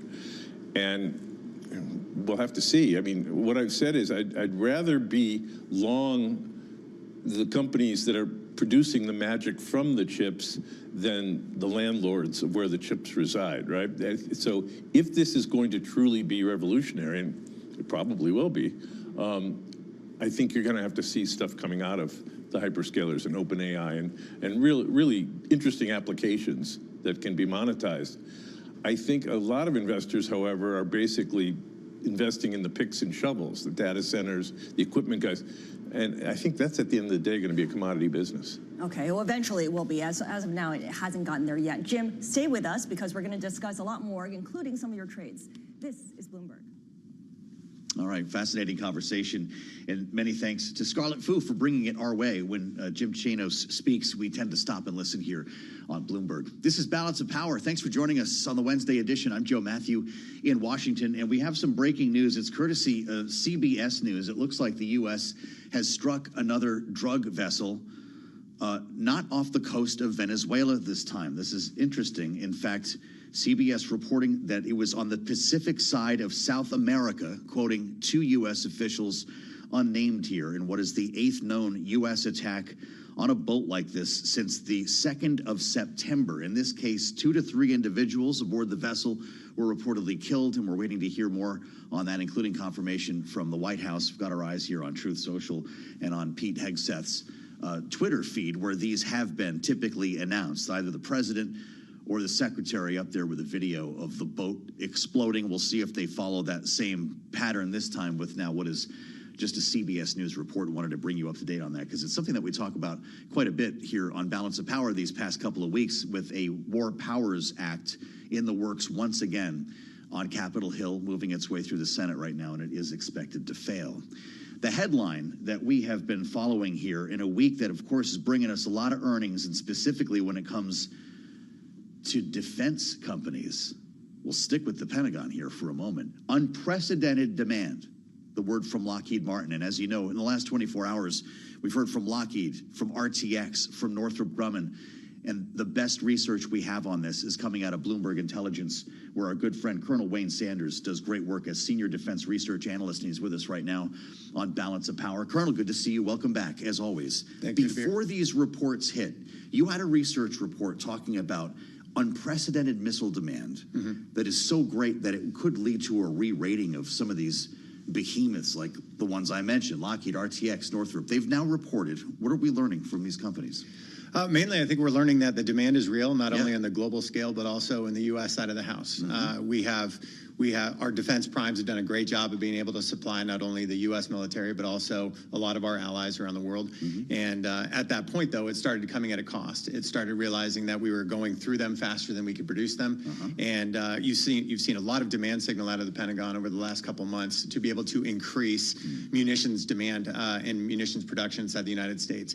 Really with a focus on China 2027, really just being able to look if there happened to be any type of situation there. We want to make sure that we have stockpiles for it. That demand was, we want to be able to double, if not quadruple, were the words coming out of the administration from that munitions. And that's everything from long-range munitions as well as to even your standard artillery rounds as well. And now, do we have the manufacturing chain, the capacity to meet that demand? Well, I think you're seeing a lot of that actually taking place now. You've seen a lot of production line increases across, right? AUSA was last week, and you heard Lockheed Martin talk about their PAC-3 interceptors. That's a trade show, right? Yes, Association of U.S. Army. Yeah.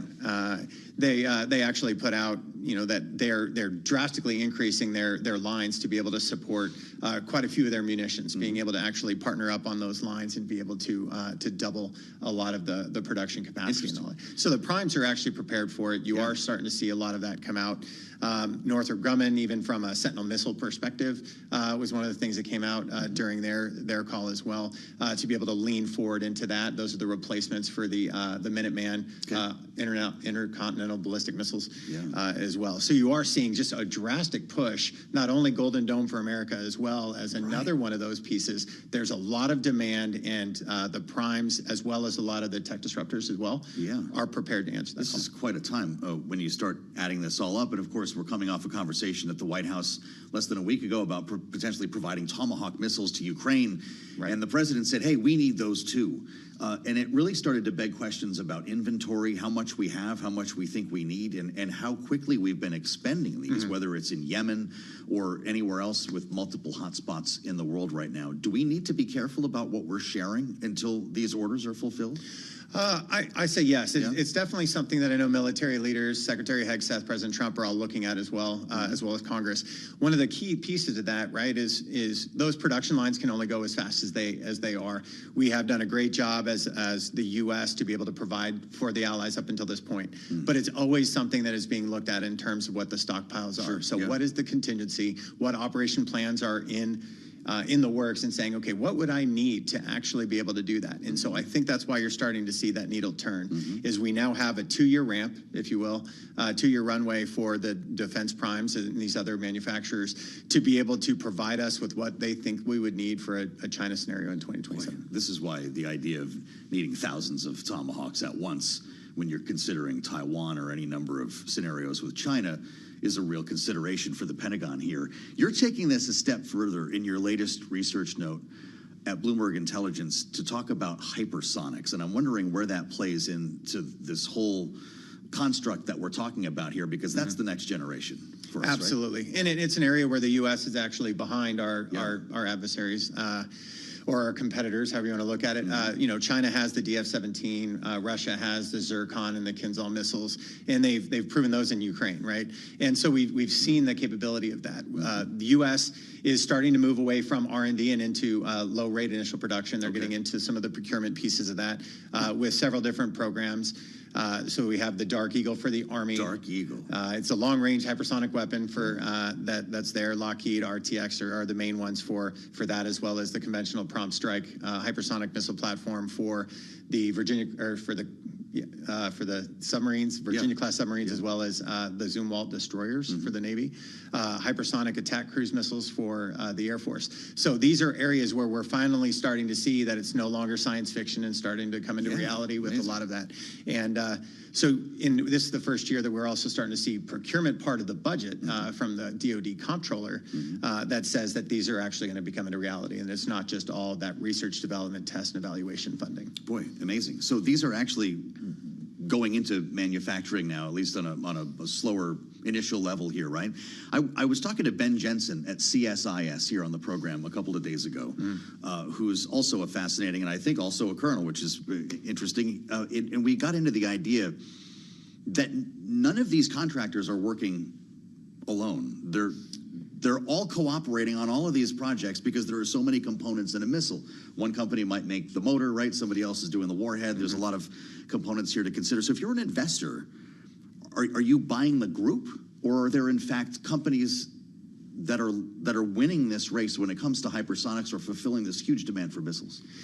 Yeah, I mean, you're really looking at a lot of the primes. Is the key. Am I allowed to ask you that, by the way? If you don't want to recommend stocks, I understand that. But if you're an investor listening to our conversation, what are you supposed to do with all this information? Well, I mean, I won't say which one. One of the earnings calls that came out, it was actually one of the things the CEO did bring up is that unprecedented collaboration and support, not only across the different primes, So they do recognize that. Everybody gets a piece. Yeah, you've got Solid Rocket Motors coming out of one. You've got Trajectory and Sensors coming out of another. We have leading industry partners that are tied to each one of those, and the government is actually right now more supportive. This is the words that came out of theirs than they've ever been in being able to collaborate and be able to bring down some of those barriers that allow some of that collaboration, which means it can move faster from research and development into prototype and experimentation and then into procurement. Boy, really interesting. Love spending time with you, and I appreciate the insights on this very much. The Colonel Sanders, in the house with us here on Balance of Power. Wayne Sanders, find his work on the terminal at Bloomberg Intelligence. It's some of the smartest stuff out there as we consider the Pentagon's critical weapons push with the Colonel here on Bloomberg. We're going to have a couple of interesting conversations ahead on this 22nd day of the government shutdown. Kevin Brady is in the house as well, the former chair of the Ways and Means Committee, former Republican congressman. He's up next in our panel later this hour as well. We want to check on Wall Street first, though. Alexis Christoforous has that covered for us at World Headquarters in New York. The Wednesday trade, Alexis, how we doing? Joe, stocks are lower right now as investors digest a full plate of earnings reports, including some disappointing results from the likes of Netflix and Texas Instruments. The Dow Jones Industrial Average down now 192 points one day after notching a record close. The S&P 500 is down 36, and the NASDAQ taking it on the chin with a loss of 234 points. Oil is higher on a report that the U.S. and India are nearing a trade deal that could see India gradually reduce imports of Russian crude. Remember, yesterday we found out the U.S. plans to purchase crude for strategic reserves with plans to buy 1 million barrels for delivery in December and January. Right now, WTI crude up about 2.5% to $58.66 the barrel. In stock news, Capital One Financial reporting a surge in third quarter profit, beating the street. It also announced plans to buy back as much as $16 billion of its stock. Capital One is now up 2.4%. And Beyond Meat's meteoric rise is beyond belief. Shares are up more than 1,000% in just the past 4 days after the plant-based burger maker was added to Roundhill's meme ETF that apparently caused a short squeeze with investors who bet against Beyond Meat stock to force cover their positions. For on-demand news 24 hours a day, subscribe to Bloomberg News Now wherever you get your podcasts. I'm Alexis Christoforous. That's a Bloomberg Business Flash. Back to Balance of Power now and Joe Matthew. All right, Alexis, great to see you. We'll have more on the markets coming up in about 20 minutes' time with Alexis Christoforous in for Charlie Pellet today. Good to see you on the Wednesday edition of Balance of Power here on Bloomberg Radio. On your satellite radio, we're always on channel 121, and of course, you can watch us on YouTube right now. Search Bloomberg Business News Live as well. Bloomberg Originals carrying the program, which is why you can't hide from us here.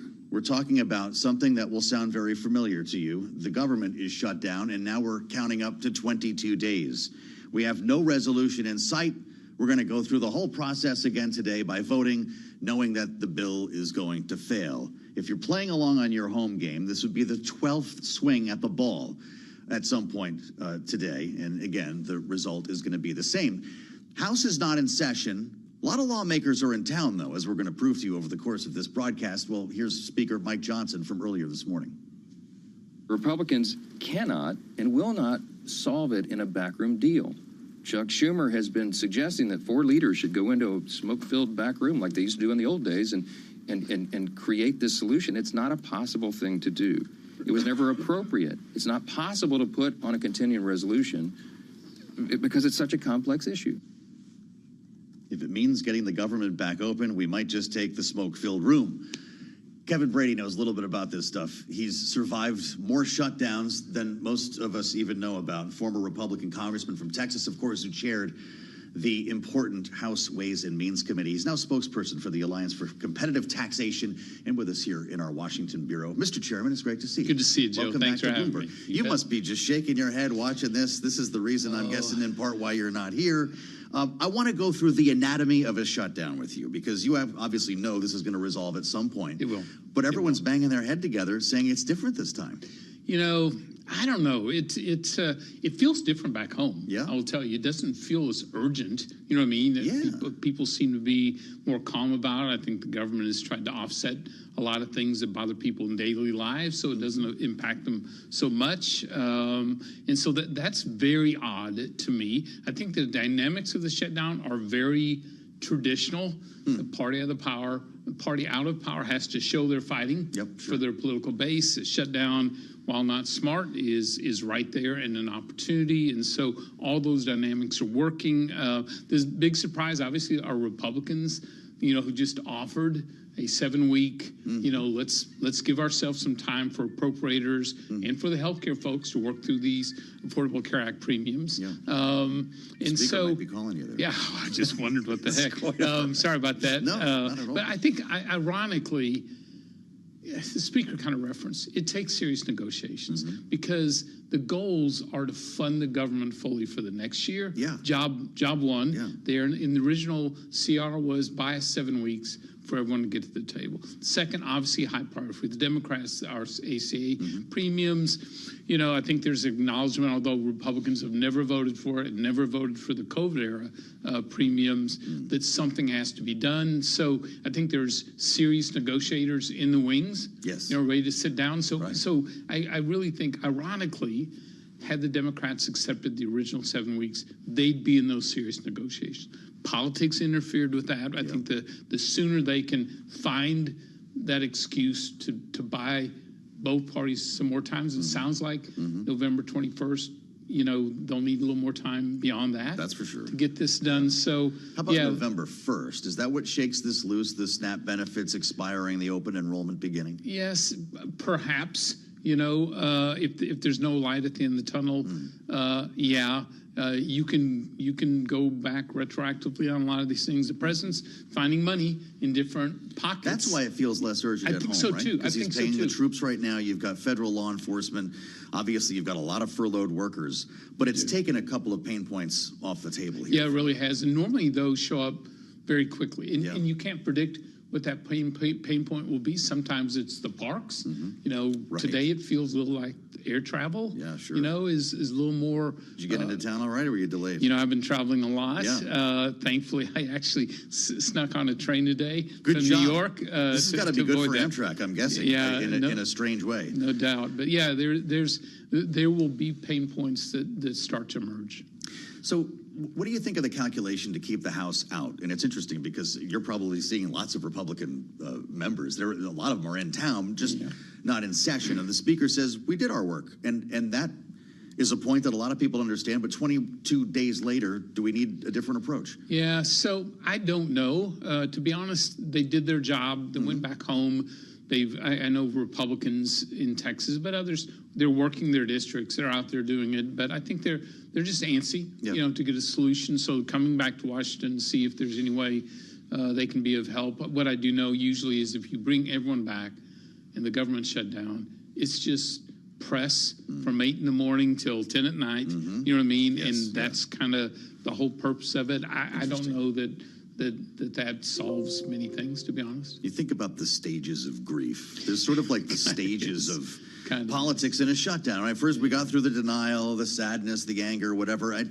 How does this unravel? Because you've been behind the scenes for the longest shutdown in American history, actually, in the first Trump administration. You talked about people in the wings. Does it start with that small chatter, and then you have to convince the leaders to get people in a room? How will this unfold it's really kind of the opposite. The leaders find the folks like the appropriators, the key appropriators, get them in a room, have those conversations, but communicating with your conference. You know what I mean? You've got to be lockstep with where they're at. I think that's key. You pull the healthcare folks, and each party has its wings that will be in this near zero majority, have to be part of that conversation. You know what I mean? Whether you're Freedom Caucus or the most progressive, you're going to be part of this conversation. So obviously leadership is key.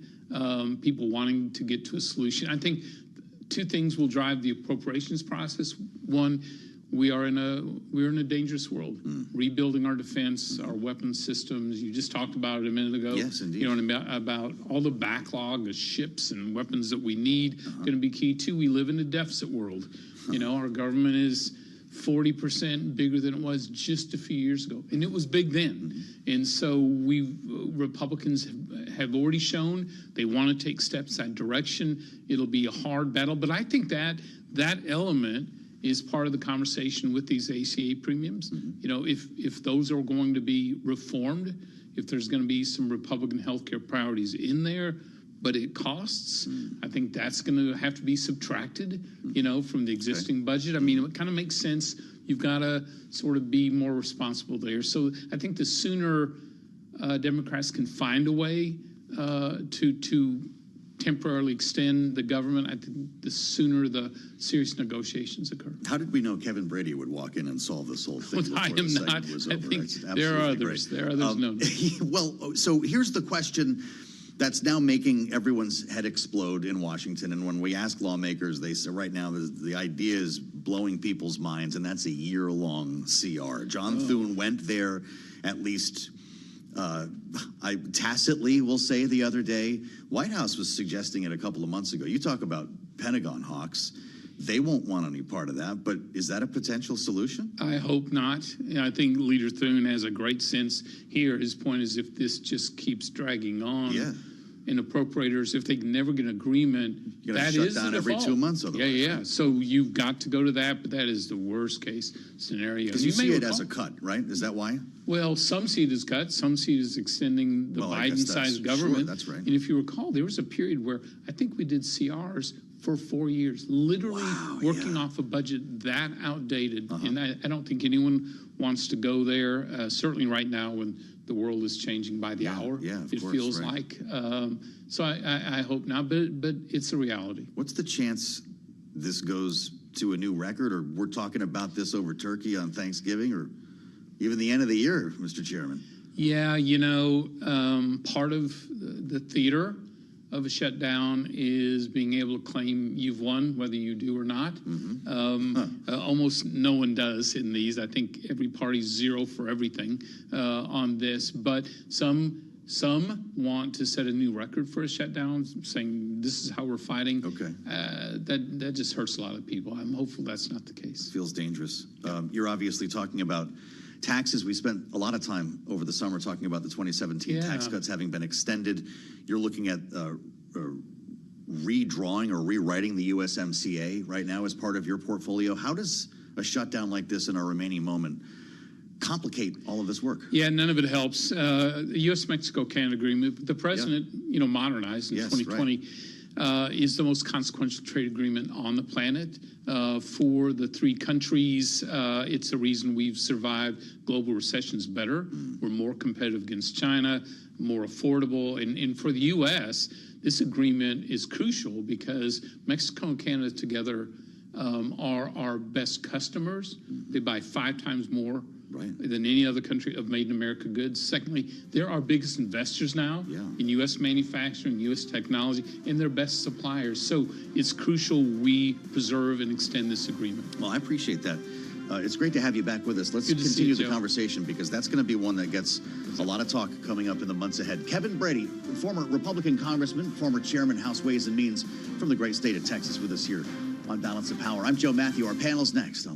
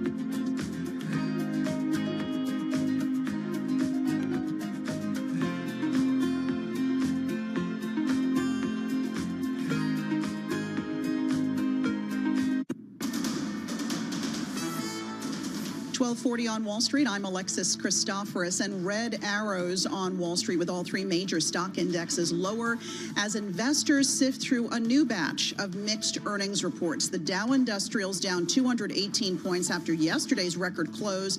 The S&P 500 is down 42, and the NASDAQ Composite sliding 275 points. Wei Li at BlackRock remains committed to her positive view on tech stocks. The U.S. really stood out in being able to deliver earnings to justify the performance, and tech and Magnificent Seven in particular really stood out in terms of their earnings, basically explaining almost all their performance so far this year. BlackRock's Wei Li on Bloomberg Surveillance. Checking commodities, gold down 1.6%. That's on top of yesterday's 5% sell-off on concerns the recent rally has left the precious metal overvalued. And crude oil, WTI, up 2 1/3% right now at $58.60 the barrel. Yields are slightly lower with the 10-year yield at 3.96%. The 2-year yield now at 3.45%. In stock news, Hilton cut its forecast for room revenue growth this year. This is amid weak travel demand, but the hotel operator still raised its full-year profit forecast and said its luxury hotels outperformed its mid-budget properties last quarter. We've got shares of Hilton now up about 4.5%. For on-demand news 24 hours a day, subscribe to Bloomberg News Now, wherever you get your podcasts. I'm Alexis Christoforous. That's your Bloomberg Business Flash. Back to Joe Matthew and Balance of Power. All right, Alexis, thank you. We'll have more on the markets with Alexis Christoforous coming up at the top of the hour, 1 p.m. Eastern, right around the time we welcome our global television audience to the conversation. Of course, you're ahead of that, and we appreciate your being with us here on the Wednesday edition. This first hour, it's just for us here on Bloomberg Radio. And on YouTube, you can find us right now by searching Bloomberg Business News Live. And Sirius XM Channel 121 will serve you pretty well, too. Jeff Merkley is still talking.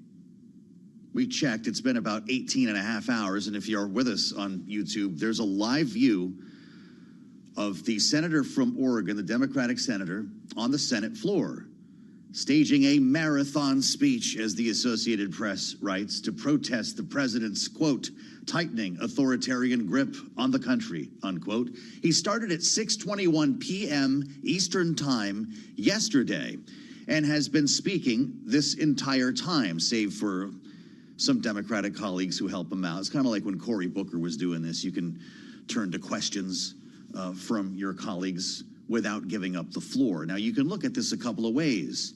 He's a Democratic hero standing for truth in the face of authoritarianism. Or if you ask a Republican, he's the guy who kept everybody up all night long, Capitol Police, staffers, everybody else, overtime, knowing that they are not getting paid. I'll remind you, the government's closed, and it's been 22 days. Here's a little taste of what the senator was saying late last night. Let's listen. Mr. President, I've come to the Senate floor tonight to ring the alarm bells. We're in the most perilous moment, the biggest threat to our republic since the Civil War. President Trump is shredding our Constitution. President Trump wants us to believe that Portland, Oregon, in my home state, is full of chaos and riots, because if he can say to the American people that there are riots, he can say there's a rebellion. And if there's a rebellion, he can use that to strengthen his authoritarian grip on our nation. Not a ball of fire in this speech. He had an easel behind him that says, ring the alarm bells, with 3 bells. Right around 2:45 a.m., Senator Merkley stopped down to untie his shoes. He said standing in one place had made his shoes a little tight. Quote, I do not recommend standing through the night and talking. By the way, he turns 69 on Friday. We'll see if he's still talking at that point, knowing that the government shutdown will be, 25 days old? This is where we start our conversation with our panel, and we've got a lot to cover with Rick and Jeannie. They're both back together, Bloomberg Politics contributors. Rick Davis and Jeannie Shanzano. She is our Democratic analyst and democracy visiting fellow at Harvard Kennedy School's Ash Center. Rick is Republican strategist partner at Stone Court Capital. Rick, you spent enough years in the Senate to know how this stuff works. How are you looking at this? Is he the guy who kept a bunch of unpaid workers up all night, or a brave Democrat who's using the system the way he should? I'd probably say a third, which is a sort of pinnacle of performative politics that is on display in virtually every corner of Washington these days. And he's just found an old style version of it, you know, the classic filibuster. And so, yeah, I mean, you know, he's making a point. He's not passing legislation. He's not trying to get anything done. He just wants to opine on, you know, this difficult Trump administration and everything they're doing wrong. And I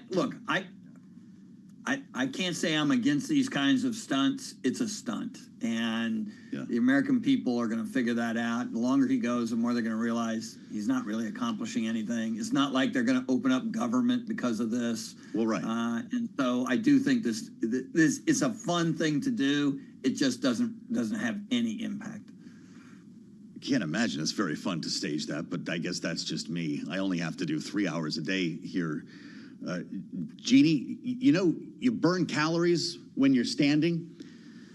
Producer Matt took a look at this here. He's got the online tracker, and we're doing this in real time. Jeannie, Senator Merkley has burned 3,215 calories based on the calculator that we're using. It's a patented balance of power calculator. Is this a good look for Democrats? Actually, Cory Booker got a lot of publicity for his, but it's not like, to Rick's point, the senator's holding up a bill or reopening the government here. So what does he get for it? Yeah, Rick Davis has a very strange definition of fun. I'm starting to learn. The reality is that you're right. He's following in the steps of Cory Booker. We've seen this, you know, Mr. Smith goes to Washington. We've seen Ted Cruz. These are performative, but that's all you can do when you are in the minority. And this is what the base and what Democrats are asking for. So I do think this is more important. Yeah, sure, it's a stunt. Sure, it's performative, but how could he by himself reopen the government? He simply can't. But what he can do is draw attention, just like the 7 million people out on the streets over the weekend, to what he and some of his constituents, many Americans, feel is a Washington, D.C., in which the president is overreaching and Congress has allowed him to take that power, and they are doing nothing to fight back. You know, he's also mentioned, of course, the fact that President Trump, during a shutdown, wants the Department of Justice to give him $230 million of our taxpayer money. I mean, in addition to taking a wrecking ball to the wall of the White House and building a ballroom for the Gilded Age. So this is what the president is focused on. And Merkley has a right and a duty to stand up and do what he can, which is to go to the floor and talk for as long as he can. Boy, so much there that I could pick up on, Jeannie, but I'm going to just remind everybody that there's an individual who will not be going to the Senate here, however long Senator Merkley speaks, and that's Paul Ingrassia. Talked about him yesterday, the president's pick here for the head of the Office of Special Counsel. I'm not going to go through this whole thing again. You probably heard about it. Even John Thune said that he's not going to pass, was the line. And it comes after a series of texts in a group chat that have been made public in which he referred to his Nazi streak and suggested that MLK Day should be tossed into the seventh circle of hell. Last evening, on Truth Social, by the way, he's definitely on brand. I will be withdrawing myself from Thursday's hearing to lead the Office of Special Counsel because, unfortunately, I do not have enough Republican votes at this time. The part of this story, Rick, that I'm curious about is your thought on the Senate here, Senate Republicans actually checking the president following some very difficult confirmations when it came to members of his cabinet. Has John Thune found the line with Trump? I don't know if he's found a line, but I think he's testing a line. In other words, this is pretty egregious, right? I mean, anytime the word Nazi is associated with your background, you're on shaky ground in the United States Senate, whether it's, you know, Democrat or Republican, right? And that being said, he's certainly not the first one who has had a controversial nomination, and Thune's done an amazing job of wrangling up these Republican senators and, you know, perp walking them down to the Senate to vote for these guys. And so, like, what's the difference here? And I do think two things. One, I do think that the grip that Trump has is wearing out a little bit in the United States Senate. It normally would for any president after going into their second year who is a lame duck, right? And so it's not like this is his first term and you don't know how long he's going to be around. He's going to check the box, in a few weeks on his, victory, and in January his first year in office. And everything from that point on, and it even is indicative today, he starts to lose a little bit of power every day. And so this may be the first indication we have that some of that power loss is starting to affect him. I mean, obviously he's fighting to assume as much power as he can as president, but his influence definitely wanes over time. Really interesting, Jeannie, to consider that the president had Senate Republicans at the Rose Garden Club for lunch yesterday. By the way, we did find out what was on the menu. It was cheeseburgers and fries as the president sipped a Diet Coke out there in the sun. That was not just to thank senators for holding the line on the shutdown. That was to thank senators. There you see the president on YouTube out there in the Rose Garden.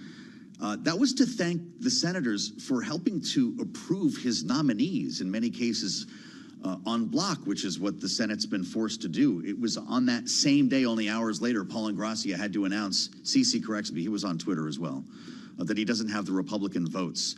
What does that tell you about the president's relationship with Republicans in the Senate? Yeah, I mean, I think it does say that John Thune recognizes that he wants to be majority leader and that he wants the Republicans to control Congress. And it's hard to do that when you are flying through nominees who say the sort of despicable and deplorable things that this nominee said. But I think the bigger question is, why is he still apparently serving at the White House as a liaison to the Department of Homeland Security?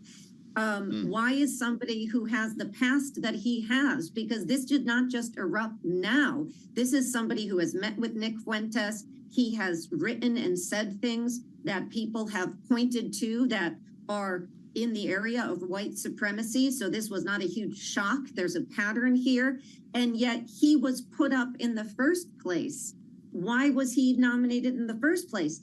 And you can't even argue that he is incredibly qualified. And so we need to overlook this horrendous things he said because he's so qualified. Even James Lankford said he's grossly unqualified, which again raises the question, what is the White House doing with a nominee like this? This is the same White House that went very strongly and rightly so to college campuses against students and said, you cannot continue to go to college if you are guilty of saying anything anti-Semitic. Rightly so. We will take you down. And yet they don't seem to have the same concern when that same rhetoric is coming from the right. And that is very concerning. Well, I'll tell you, Jeannie mentioned the demolition of the East Wing and the construction of the ballroom. Rick, we talked about this briefly yesterday. You could actually hear sounds of construction work being done as the president was speaking. Over the past 24 hours, we've learned a lot more about this. It's not even in terms of who's paying for it or whatever, but the extent to which, look at these images on YouTube. They're spraying water on this thing to keep the dust down in the neighborhood, literally ripping the East Wing apart with a backhoe. The Washington Post reporting that the demolition job has been expanded to include the destruction of much of the East Wing. This is the East Wing that was not going to be touched as part of this project to make room again for a 90,000 square foot ballroom. Rick, they're telling federal workers not to take pictures of this to get it out there because, I mean, forget this being an eyesore. This is breaking a lot of hearts, and the White House apparently did not ask for permission to go through the proper channels to do this. We've only got a minute left. Rick, are we pearl clutching here, or is this a bit of a disgrace to see at the White House? You know, look, I mean, everything changes in politics and in Washington over time. This is a pretty significant and if not troubling occurrence. He's promised not to do exactly what he's doing. This is what he did at Mar-a-Lago when he acquired, a historic estate, immediately started turning it into something that he could use in a more commercial way.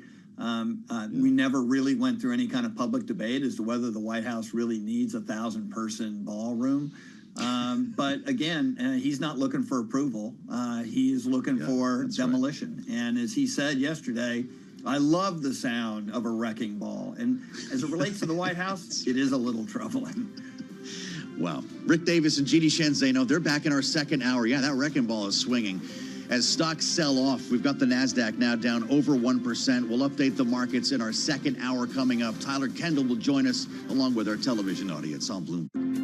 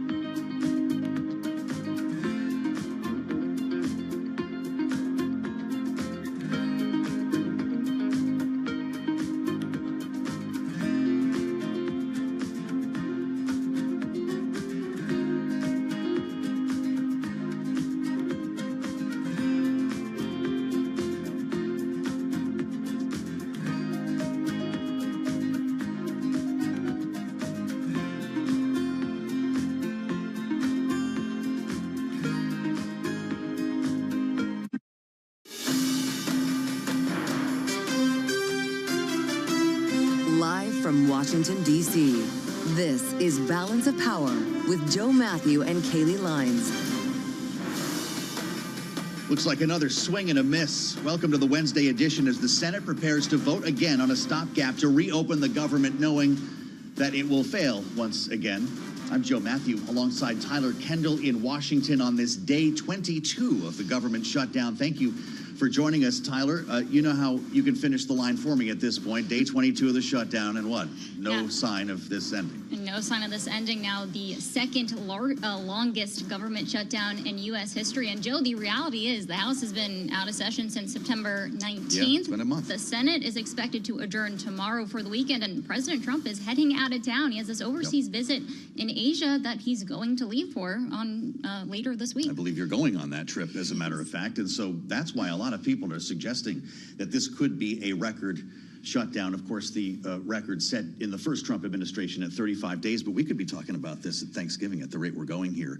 And we're going to get an update coming up from Jack Fitzpatrick at Bloomberg Government. And interesting, Chairman of Ways and Means is going to come on and talk to us as well. Right, because one of the big questions here is this stopgap measure that they keep voting on. It funds the government until November 21st if it passes. But Joe, is that really viable at this point as we wait for some sort of update? Because when they passed that back in September, it looked like they had a lot of time to work out some differences, but now we're just inching closer to that date. Right. What was once 7 weeks is now just a couple of minutes, it seems like. And there are great questions about whether there'd be enough time to pass spending bills to then have a budget for the next fiscal year. So we're going to talk about all of this. We'll get an update, as we mentioned, from Capitol Hill, and we'll dig into this with Congressman Jason Smith, the Republican in charge of the Ways and Means Committee. Tyler, all that ahead this hour. Right, exactly. Something that the markets are watching. Of course, also putting on your radar, we just heard from President Trump on Truth Social saying that he spoke to Mary Barra of General Motors talking about their stock and what's happening there. So for an update and the latest, we go to Alexis Christoforous from World Headquarters in New York for a look at Wednesday's trade. Hey, Alexis. Thanks a lot, guys. Stocks are extending their losses here. Reuters reporting the U.S. is considering restrictions of exports to China linked to software. We have the Dow Industrials down about 205 points, the S&P 500 down 39, the NASDAQ Composite sliding nearly 260. Speaking of sliding, gold and silver extending declines after yesterday's big sell-off, with gold falling another 1.7% today, closing in on $4,000 an ounce. Tesla in the spotlight. Earnings due after the closing bell. Analysts expect a decrease in adjusted earnings from the previous year, despite record EV sales for the quarter. Tesla's also recalling nearly 13,000 vehicles over an issue that can cause a sudden loss of battery power, increasing the risk of a crash. The recall affects Model Y and Model 3 vehicles produced from March through August of this year.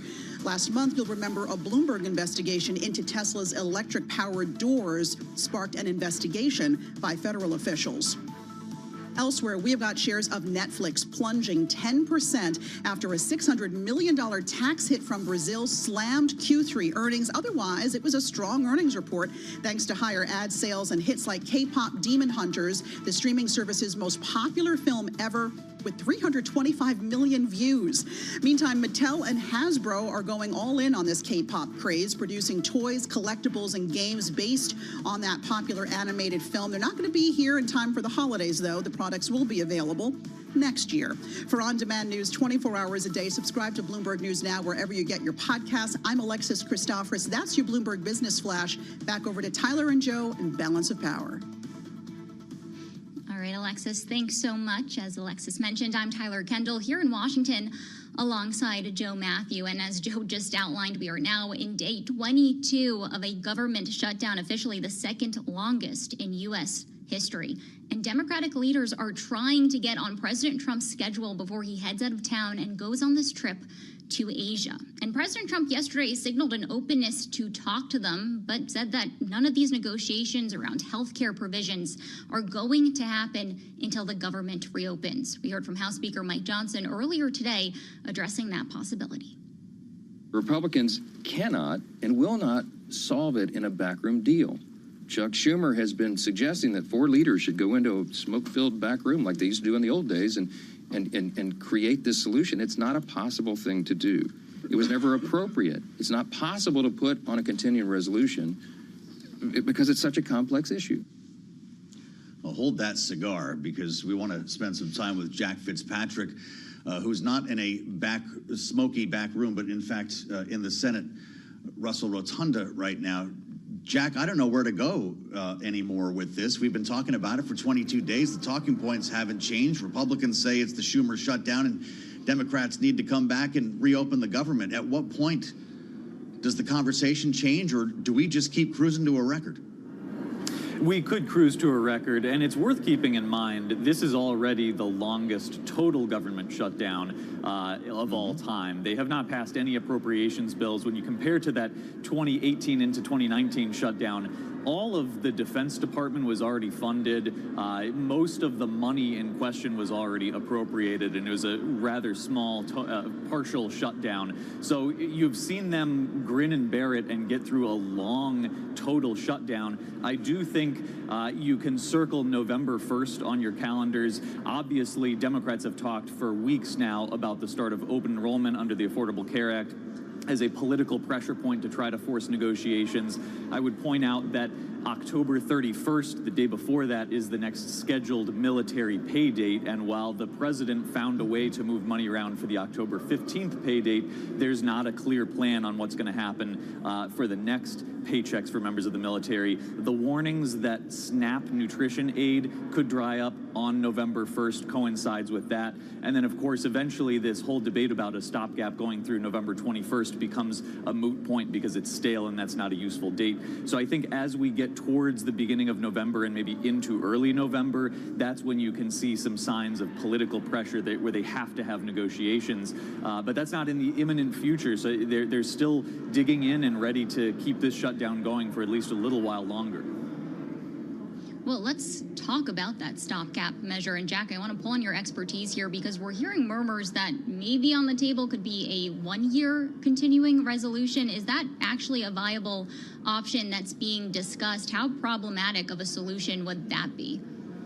It's definitely seen as a problematic and unfortunate solution. It does sound like it's on the table. We heard from John Thune, the Senate Majority Leader, saying that is an option. And surprisingly, you've heard for a while now a drumbeat from the most conservative members of the House saying, let's take a full year CR, a stopgap that just runs the government on autopilot for the rest of the year. Usually they hate CRs, but freezing funding is effectively a cut adjusted for inflation. So that's a position that's somewhat widely held among Republicans. The appropriators who are in charge of trying to actually put together funding bills have put their foot down and said, absolutely not. We want to do our jobs. We want a real deal. But that's not all the members of Congress. So there is a threat of a second consecutive full year continuing resolution, which raises a lot of questions about the governance of the federal budget. But there are at least some members who are very upset at that implication and are trying to fight against it. What's Senator Merkley up to? Jack, he's been talking for over 18 hours. I guess he had to loosen his shoelaces because he's been standing for so long here. But what's the point of the filibuster if he's not actually holding up a bill or helping to reopen the government? You know, I think we're at the point after Cory Booker broke the record for the longest floor speech where there is some value seen in attracting the cameras and going the distance and seeing how long you can put a spotlight on the issues you care about. Jeff Merkley has been one of the most vocal members of Congress about his frustrations with Russell Vought, the budget director, about calling for not just a handshake deal, but a concrete deal in writing to try to stop unilateral cuts from the White House. And he's on the floor warning about, I saw he has a sign warning of authoritarianism. That is a significant part of this shutdown fight, is the frustration with Trump and Vought and the unilateral actions aside from the healthcare fight. So we'll see if he can go the distance. He's got to go at least a little past 7 p.m., maybe 7:30 to break Cory Booker's record. I don't know if he's got it in him, but clearly the opportunity is there for Democrats to put a spotlight on the issues that they're angry about.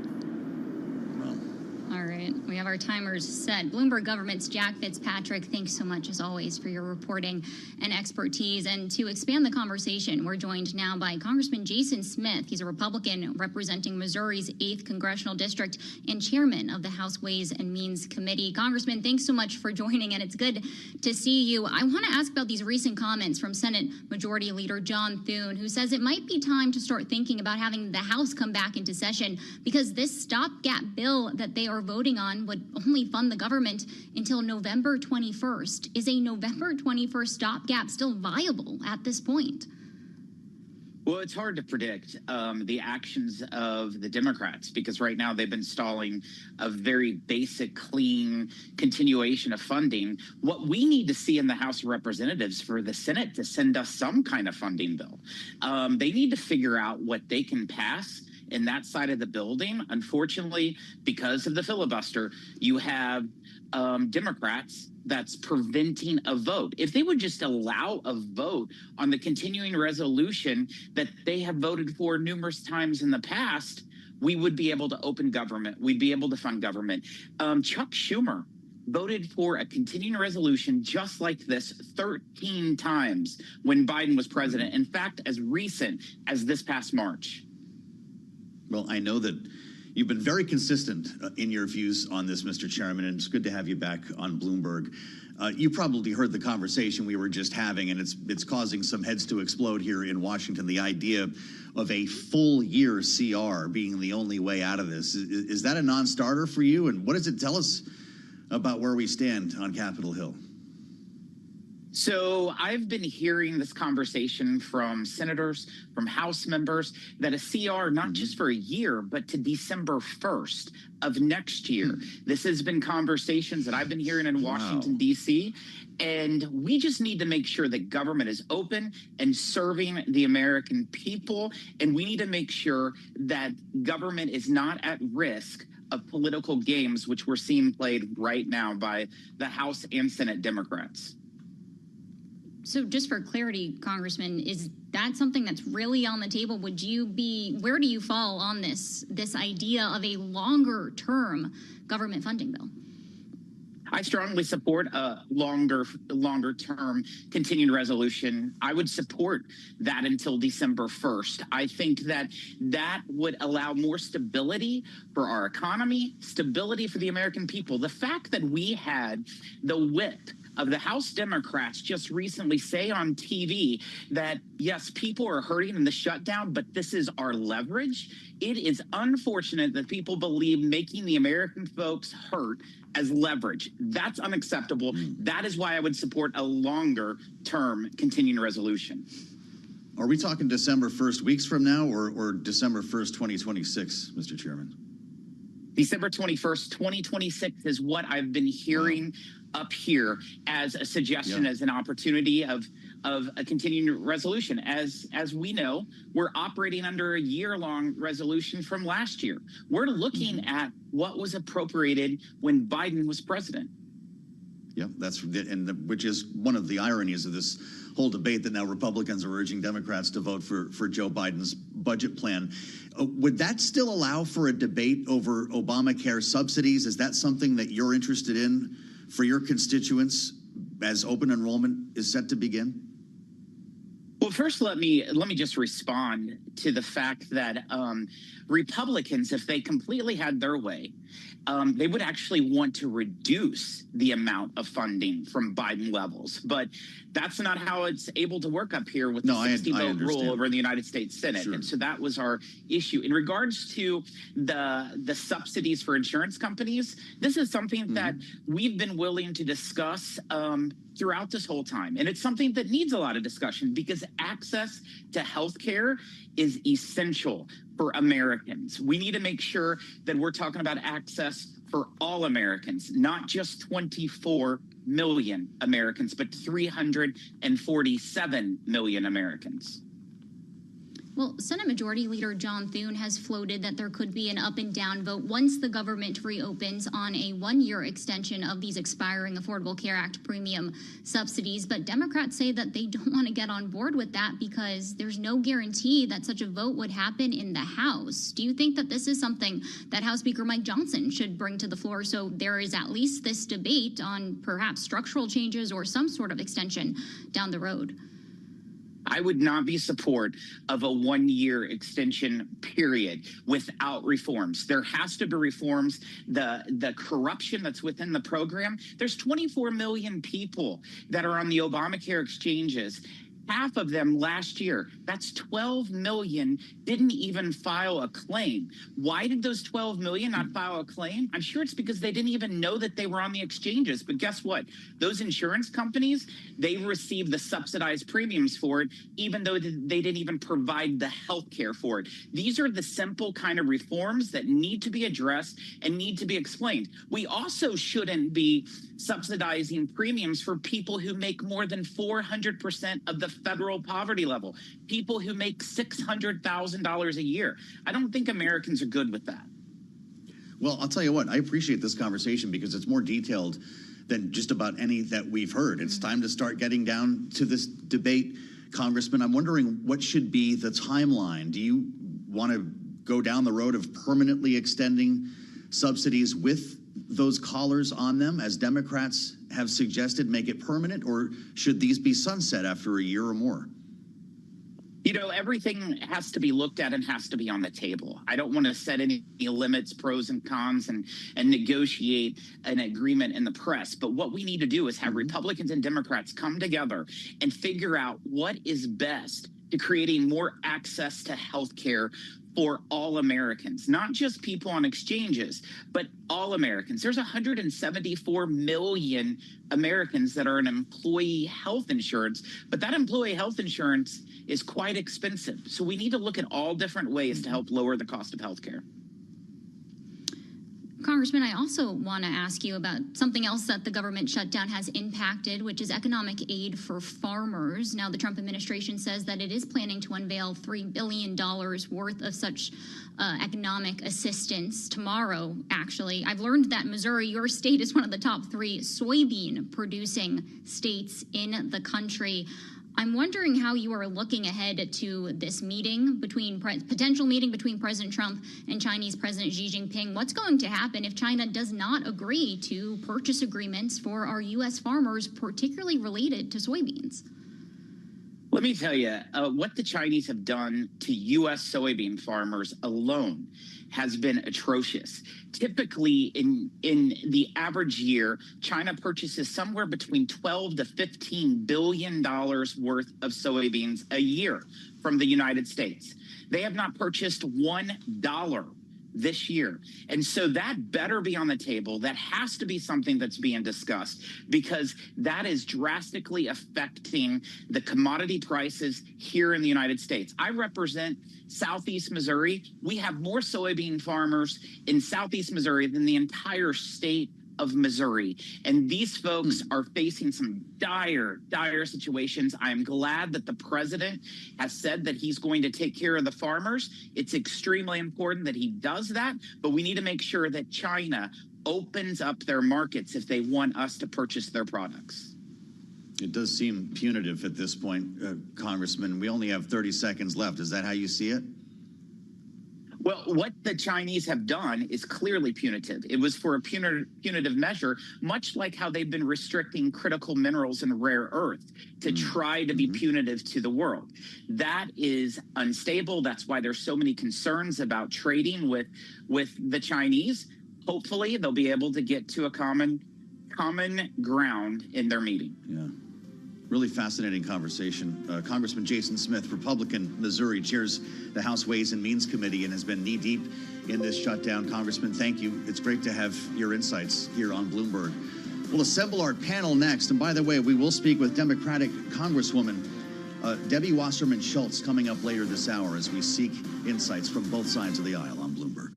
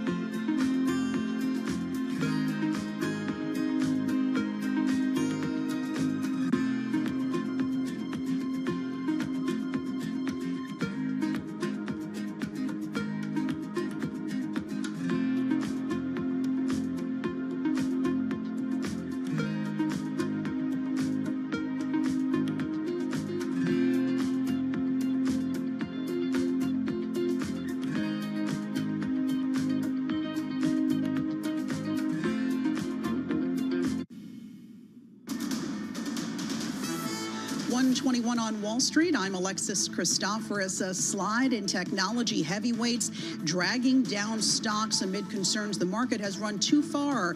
Despite a generally solid earnings season, the Dow Jones Industrial Average tumbling 320 points now. The S&P 500 is down 57, and the NASDAQ composite tumbling 343. We've also got gold down another 1.8%, heading back towards $4,000 an ounce. That's on top of yesterday's 5% slide. In stock news, shares of Texas Instruments in the news, down about 7% after giving a lackluster forecast for the current quarter, just adding to worries that the recovery in the chip industry is losing some steam. And AT&T down more than 2% now. It added more mobile phone and home internet subscribers than expected last quarter, but pricey mobile promotions to win over new customers weighed on revenue. And Lyft is testing a loyalty program that offers cash back on future rides. The program will let customers use as much as 5% cash back if they opt to auto-reload their account with cash. This pilot program is being rolled out in the Bay Area first and to customers who've been with Lyft for at least a decade. Shares of Lyft right now down 3.5%. For on-demand news 24 hours a day, subscribe to Bloomberg News Now wherever you get your podcasts. I'm Alexis Christoforous. That's a Bloomberg Business Flash. All right, Alexis, thanks so much. As Alexis mentioned, I'm Tyler Kendall here in Washington alongside Joe Matthew. And we just had some news from our interview that just happened moments ago with Jason Smith, of course, the chair of the House Ways and Means Committee, the chairman telling Joe and me here that lawmakers are now weighing a stopgap bill that would fund the government through December of 2026. This would be controversial, to say the least. We know that it is something that Senate Majority Leader John Thune has previously indicated that could be difficult for Republicans in the Senate. So, Joe, it's really raising some questions here about where these negotiations are heading. Yeah, we floated this idea to the panel yesterday, and we're going to have Rick and Jeannie with us momentarily here, because you're right. John Thune suggested that this may be the only way out, and it's something that the White House, before the shutdown, had floated. You know what? Just rip off the Band-Aid. We'll do a year-long CR, and we don't have to talk about shutdowns for a while. To hear the chair of the Ways and Means Committee extend this through December of 2026 was unexpected, and I'm not sure if he's speaking for the Republican conference. He's clearly not going to be controversial at the White House, but Speaker Johnson may not love this idea. Right, and a lot of Senate Republicans don't love it either. We heard from Susan Collins, of course, a top appropriator in the Senate just yesterday, saying that she is adamantly opposed to a long-term CR. So that is raising questions about the viability, but certainly news here on Balance of Power. Of course, the Freedom Caucus will throw up as soon as this gets their way as well. So let's find out what the panel thinks, because indeed, we may be heading for a very different scenario than we were talking about just a couple of days ago. Bloomberg Politics contributors Jeannie Shanzano and Rick Davis are with us right now. Jeannie is our Democratic analyst and democracy visiting fellow at Harvard Kennedy School's Ash Center. Rick, our Republican strategist, partner at Stone Court Capital. Jeannie, did Jason Smith just tell us how this movie ends? He very well may have. I mean, that was just fascinating. And of course, what are we talking about? We're talking about Joe Biden still living in Washington, D.C. We're just going to continue with the Biden budget. I mean, it's utterly stunning and hard to explain given a Republican leadership that came in under Mike Johnson and Thune, promising a return to regular order. Well, that's gone right away. And here we go. We're going to re-up Joe Biden's budget. I think that is just stunning. And I can't imagine appropriators around D.C. are excited to hear this may be how it ends. But boy, it is big news to hear him say that to you guys. So, Rick, what's your reaction here? How would these Republicans that are in favor of this long-term potential solution pitch it to the rest of the party? Yeah, I mean, I'm not sure, I would use the term in favor of, Tyler. I mean, I think even the chairman indicated it's like a desperate effort to fund the government at this stage. And I think it's going to be a hard sell in the United States Senate. I mean, as you pointed out, Susan Collins, who's been working very diligently as the chairman of the Appropriations Committee to craft a bipartisan budget, which was well on its way to getting done. I mean, the reason that the CR is only originally 60 days is because everyone thought in that period of time we could actually finish up these appropriations bills, actually doing something that Congress hasn't done in a long time, which is pass a budget that Donald Trump approves of. This is the real question as to, like, why did we take such a big step backwards in order to, just sort of kick the can on government funding? I don't know a single Republican in the Senate who wants to vote for Joe Biden's budget again. They've done it 3 times now. They don't want to do it again. And they've got the ability to pass these appropriations bills certainly before year end. And there's going to be a real push against this. I mean, this is not the funding that these guys want. And by the way, it still doesn't fix the insurance subsidies for the ACA. I mean, that's going to be laying around, stinking up Congress until it's fixed. And so, all of a sudden, there's this like real traffic jam in Congress to get these things done in a way that isn't just kicking the can. Maybe okay with Donald Trump, but as a staunch fiscal conservative, the idea that we just keep funding Democratic budgets after winning a presidential campaign is just reverse thinking. Well, it's interesting because you're both saying some of the same things here. Jeannie, what's Chuck Schumer going to say about all this? To Rick's point, since this doesn't address what the Democrats raised to bring the shutdown to begin with in terms of the subsidies, I don't see how it moves through the Democrats that they need to get it through the Senate. So that would be a problem. But I do think, as you just imagine trying to explain to anybody on the street, wait a minute, we've been through all of this and you're simply going to try to re-up what you did under Joe Biden? Why did we even elect you? I mean, I can't imagine this is a sell for the Republican base or the Democratic base. I have empathy for these leaders in Congress and these chairs of these committees. They desperately want to reopen this government and get this thing done. I just can't see this as a winning message to either members or to their constituents. Well, from domestic to foreign policy issues, we also want to ask you both about some other news of day happening here in Washington. The NATO Secretary General Mark Rutte at the White House meeting with President Trump later this afternoon behind closed doors. His meeting here to the U.S. coming after we had the Ukrainian President Volodymyr Zelensky at the White House on Friday. And we heard from President Trump yesterday speaking about the potential future of a meeting between him and Russian President Vladimir Putin, now downplaying that that's going to happen. No, I don't want to have a wasted meeting. I don't want to have a waste of time, so I'll see what happens. But we did all of these great deals, great peace deals. They're all peace deals. They're agreements, solid agreements, every one of them. But this one, and I said, go to the line of battle, or the battlefield lines, and you pull back and you go home and everybody take some time off because you got 2 countries that are killing each other. President Trump there saying he doesn't want a wasted meeting in his terms. Rick, where do we stand on this? How is the dynamic being informed today with the latest on the war in Russia, as we have this NATO Secretary General, Mark Rutte, considered to be a close ally, a relatively friendly relationship between himself and President Trump? Yeah, I think Rutte does have a close relationship with Trump. He's come to the fire brigade before for Zelensky after that horrific meeting in August in the White House.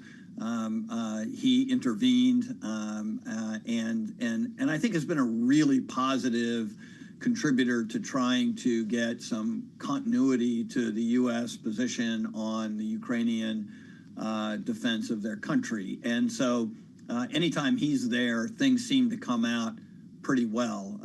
And at least this time, you don't also see the Prime Minister of the UK and the President of France joining, because that was the other fire brigade last time that this went down.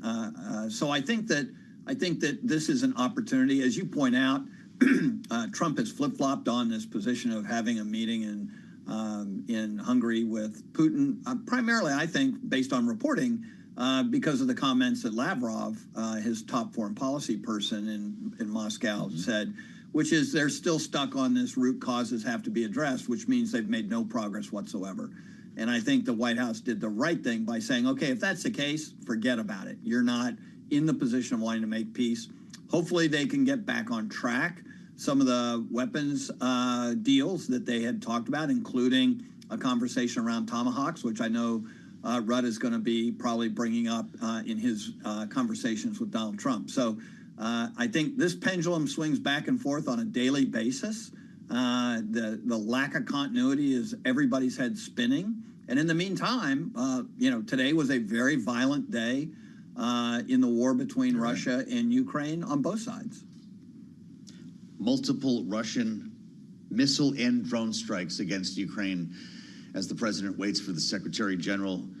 Jeannie, if it is true that the president tends to follow the opinions of who he last spoke with or is impressed by the most recent conversation that he had on this, are we going to get a post on Truth Social this evening saying that Ukraine once again can retake all of the land that has been occupied by Russia? Well, we do know that the Secretary General speaks Trumpian, so there is that. And apparently Putin does as well. The one who seems to have more difficulty is Zelensky, because all reports out of that meeting they had the other day, it was a pretty stark meeting, and that is why we are seeing the Secretary General make this trip today. I think it is possible we may see a Truth Social post that those tomahawks may be sold. But I think in the end, there's very little sense that that is going to make a huge difference on the ground. And I think what we are seeing is that Donald Trump and Vladimir Putin are continuing to have these conversations. They're important conversations, but that Vladimir Putin is not moving. He is not changing from where he started when this war started. And so I think Donald Trump canceling that meeting was a recognition that this is an immovable feast at this point. And he is sort of throwing up his hands once again and saying, not much we can do here, and I'm not going to waste my time, which doesn't bode well for what is going on in Kyiv and in Ukraine. And given the outsized population that Russia has, it's losing a lot of fighters, but much bigger than Ukraine. It desperately needs the support of the United States and NATO if they are going to make any headway. And I'm not convinced they will. And in the meantime, Lindsey Graham and the other senators who want these sanctions, they are still waiting to hear from the president. He hasn't even approved those, and that is what 80 bipartisan senators supporting those. All right, a fascinating conversation today with our political panel, both Bloomberg Politics contributors Rick Davis and Jeannie Shanzano. Thank you both so much, as always. And Joe, much to Jeannie's point, she brings up Congress, the NATO Secretary General also paying a visit to leaders on Capitol Hill today. The Senate Foreign Relations Committee poised to pass 3 bills that would ramp up the pressure on Russia, including some additional economic penalties. But of course, that doesn't mean that it would be enacted quite yet. Right. We've also got breaking news from the Pentagon. The Secretary of Defense Pete Hegseth confirming earlier reports that the United States has hit another alleged drug boat. This would be the 8th strike, killed 2 individuals on the vessel. CBS News reporting it. It's on the Pacific coast. This is Bloomberg.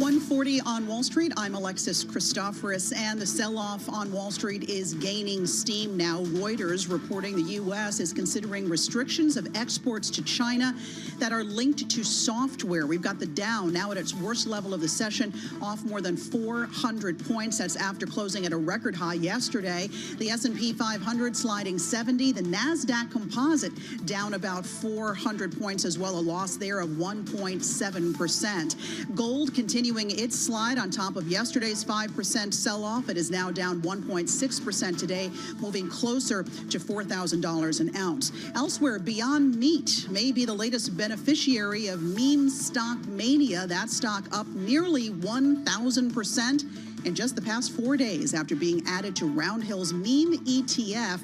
Even with that meteoric rise, Beyond Meat stocks still about $4 a share. Capital One Financial up 2% today after reporting a surge in third quarter profit and announcing plans to repurchase as much as $16 billion of stock. And shares of Hilton climbing 4% after the company boosted the lower end of its full year outlook for expanding its hotel network. Hilton says luxury brands outperformed its mid-budget properties, but revenue per available room, that's a key profitability metric, declined 1% last quarter amid weaker travel demand. For on-demand news 24 hours a day, subscribe to Bloomberg News Now wherever you get your podcasts. I'm Alexis Christoforous. That's a Bloomberg Business Flash. Back to Joe and Tyler and Balance of Power. Alexis from World Headquarters for us in New York. Thanks so much. I'm Tyler Kendall here in Washington alongside Joe Matthew, and this is the Wednesday edition of Balance of Power, where we had some news earlier this hour. We spoke with the chair of the House Ways and Means Committee, that's Jason Smith. He's a Republican from Missouri, and he told us that he, quote, strongly supports a long-term stopgap funding bill as the government shutdown is now in its 22nd day. Here's part of our conversation from earlier.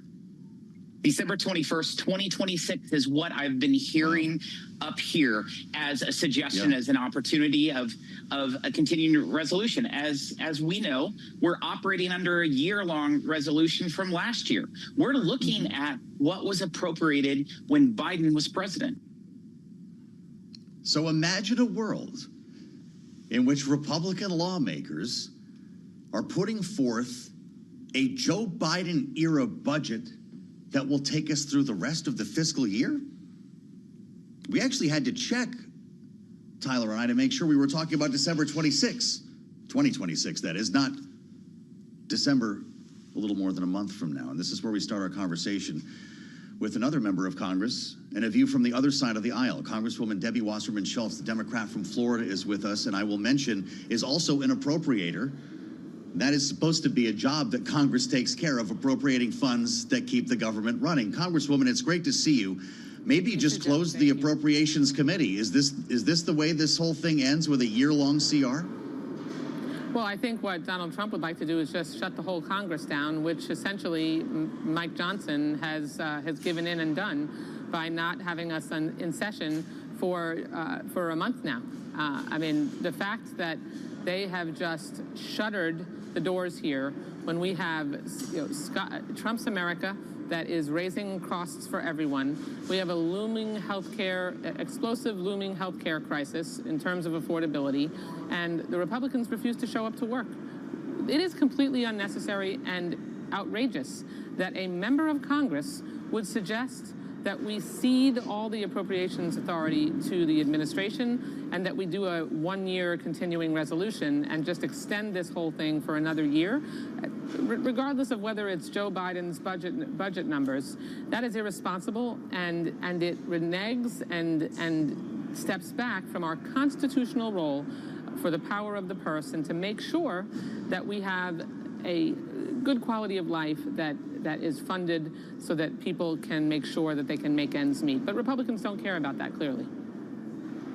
What if there was something to entice Democrats to come to the table on this idea related to those expiring Affordable Care Act premium subsidies? Is there any world where there could be something that is offered in order to get this longer-term stopgap measure officially over the finish line?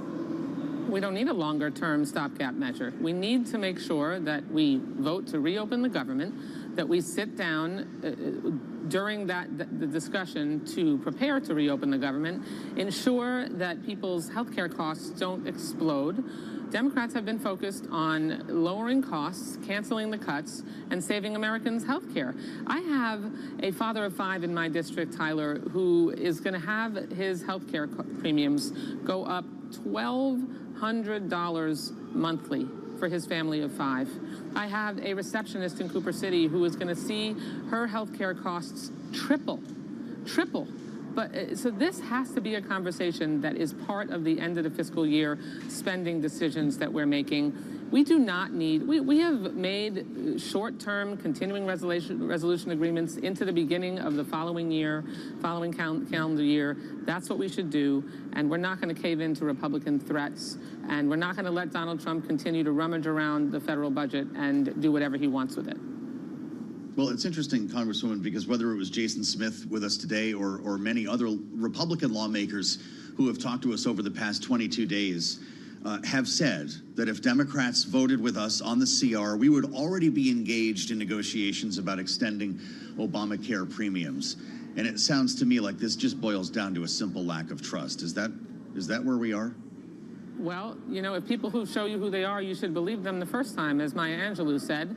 They weren't willing to negotiate on the enhanced premium tax credits expiring before we got to this point. And there's no reason to believe that they would do that now.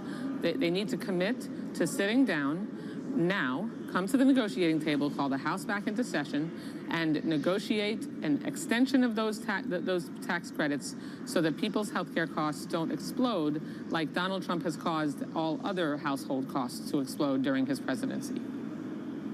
Just to put a finer point on it, Congresswoman, what if there was a promised vote in the House, much like we're seeing in the Senate, for once the government does reopen, then there could be a vote on a 1-year extension? If Democrats got a promise that this could happen in both chambers, not a guarantee the policy would change, but that at least there would be a debate and a floor vote, is that something that could be a viable option to get us out of this shutdown?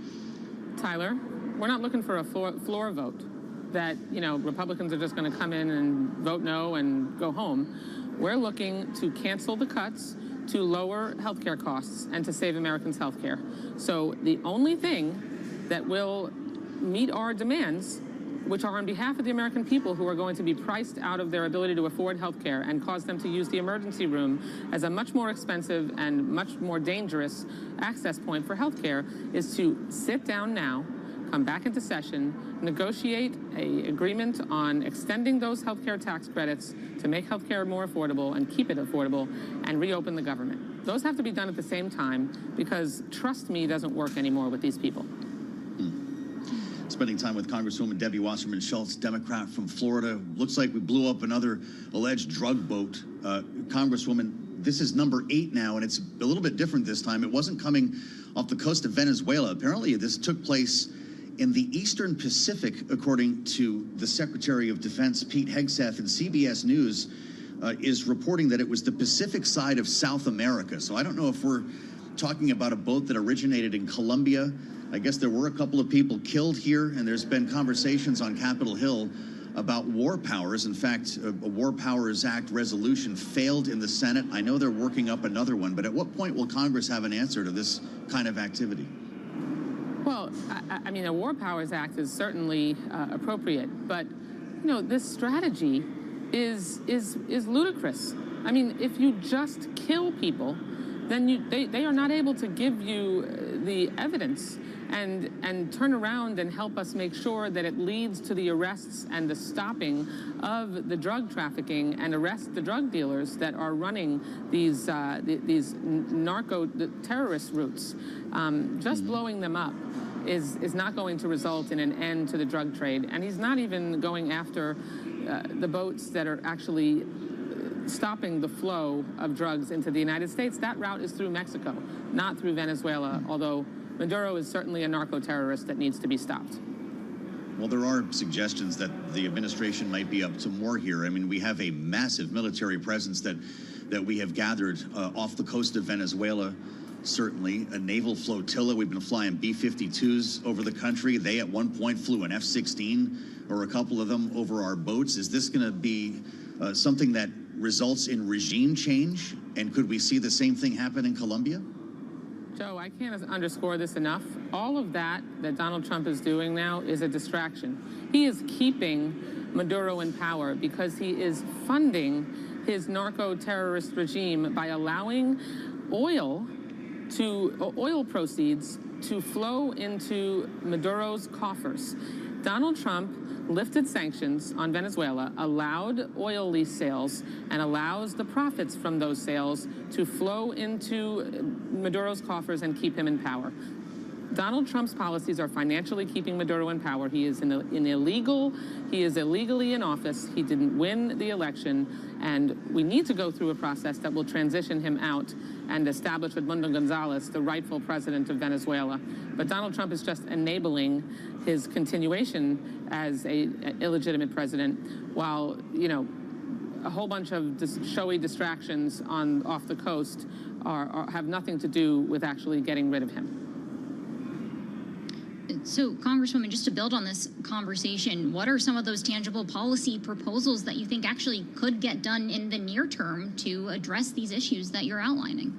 Well, we need to engage the Latin American leadership. We have had both the Colombian government, you know, who I think is erratic, but the Colombian government, the Chilean government, we've had the support of leaders in the region that Trump is now alienating with these actions that he's taking against boats, and the CIA announcement about their involvement in Venezuela, because the track record of the United States is not very good, Tyler, and going through that kind of regime change, it conjures up really terrible memories.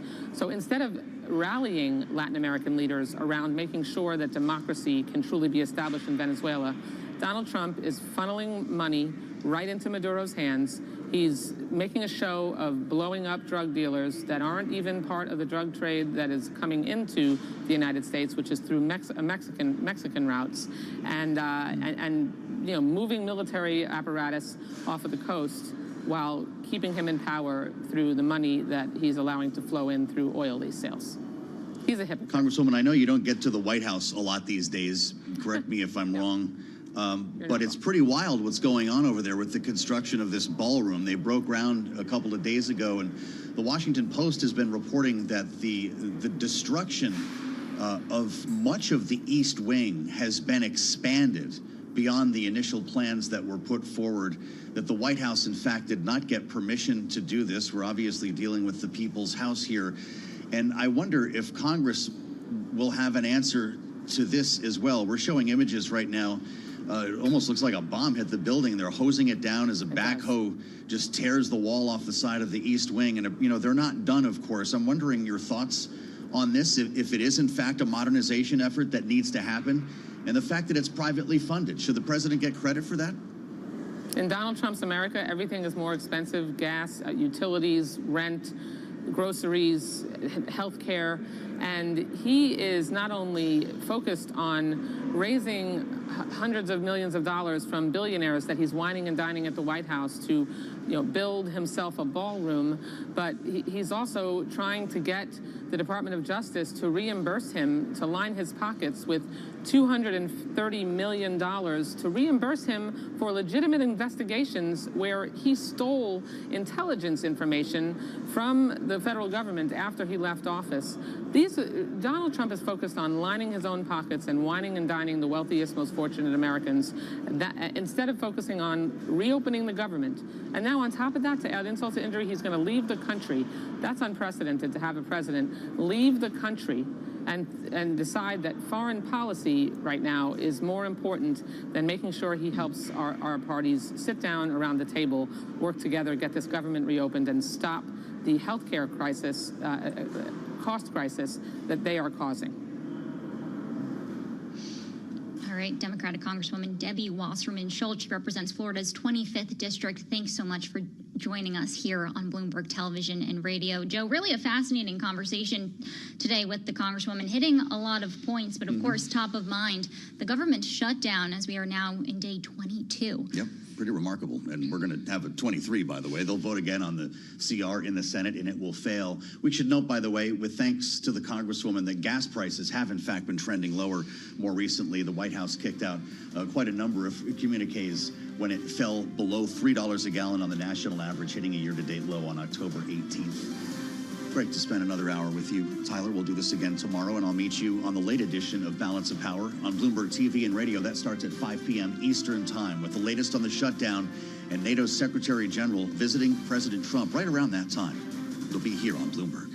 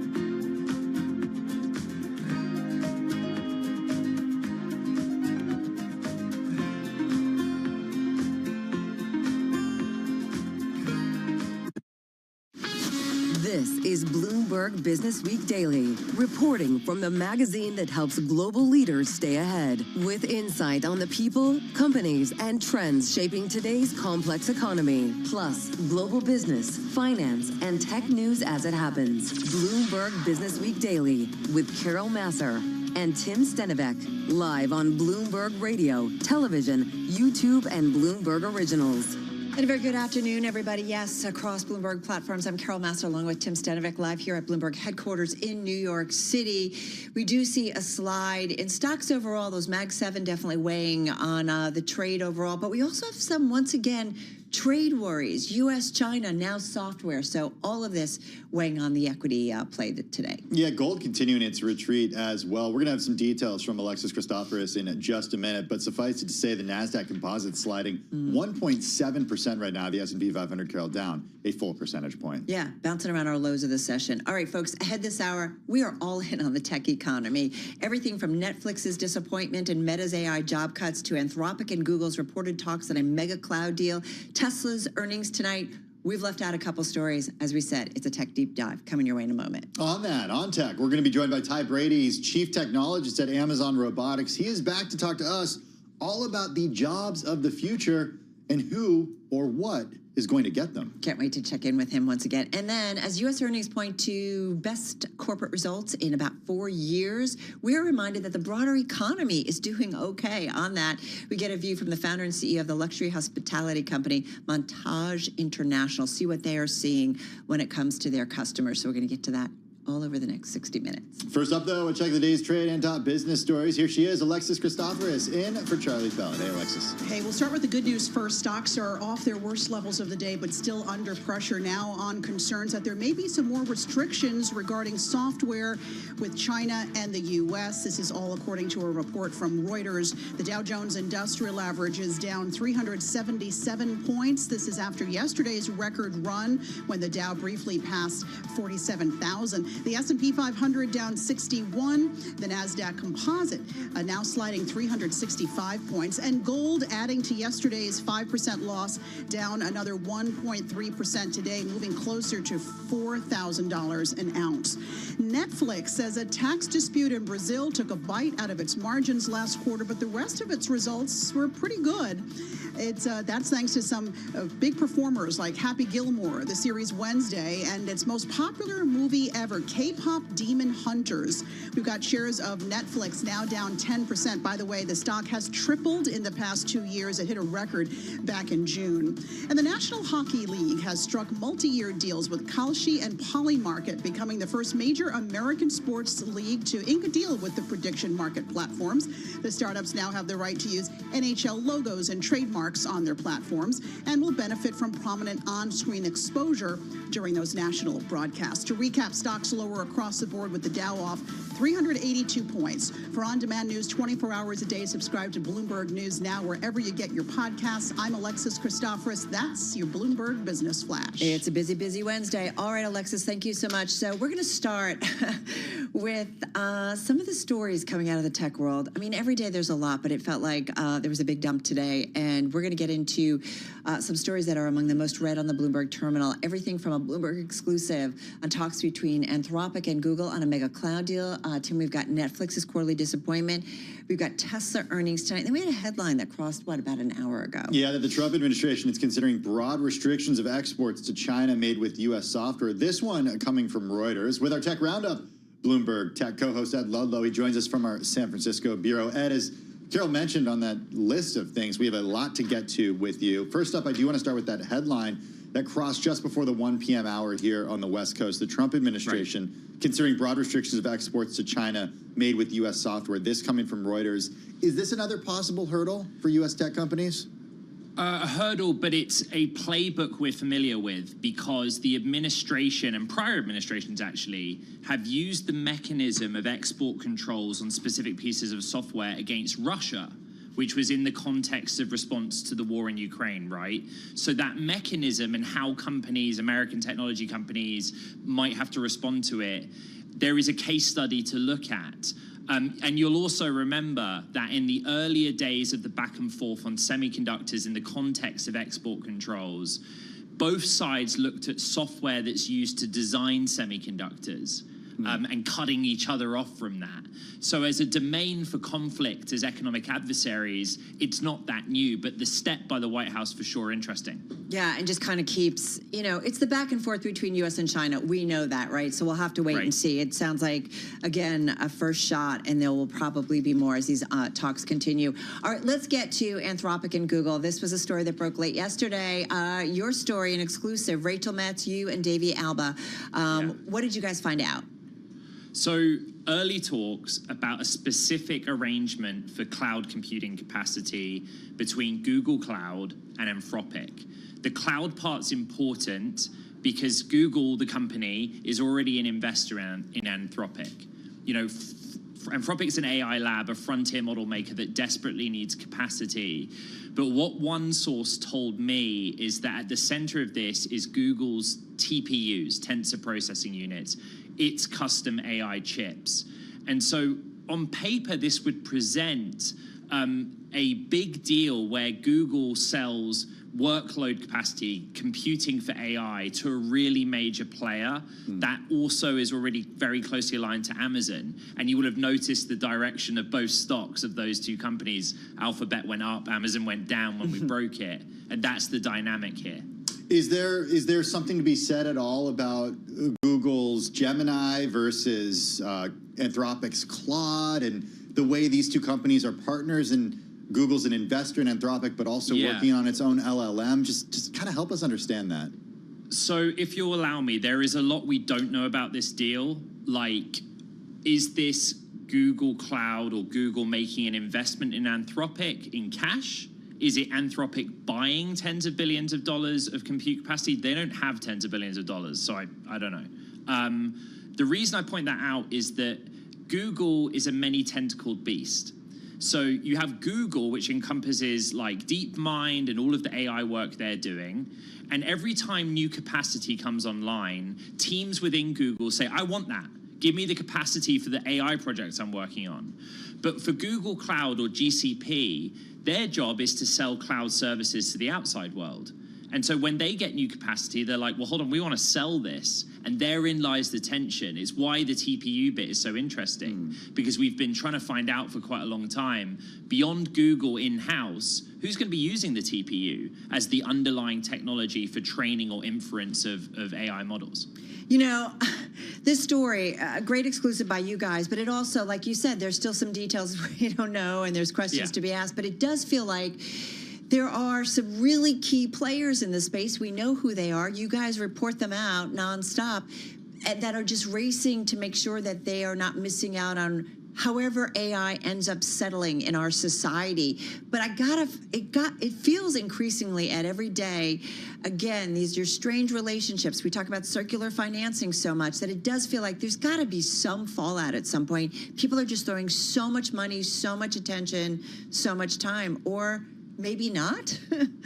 Yeah, I mean, the idea around circular financing would be pushed back by those companies or debunked by those companies, because they'll say, whoever we give money to, there is absolutely no contractual requirement that you use our technology. We'll give you money, but you can use anyone's technology.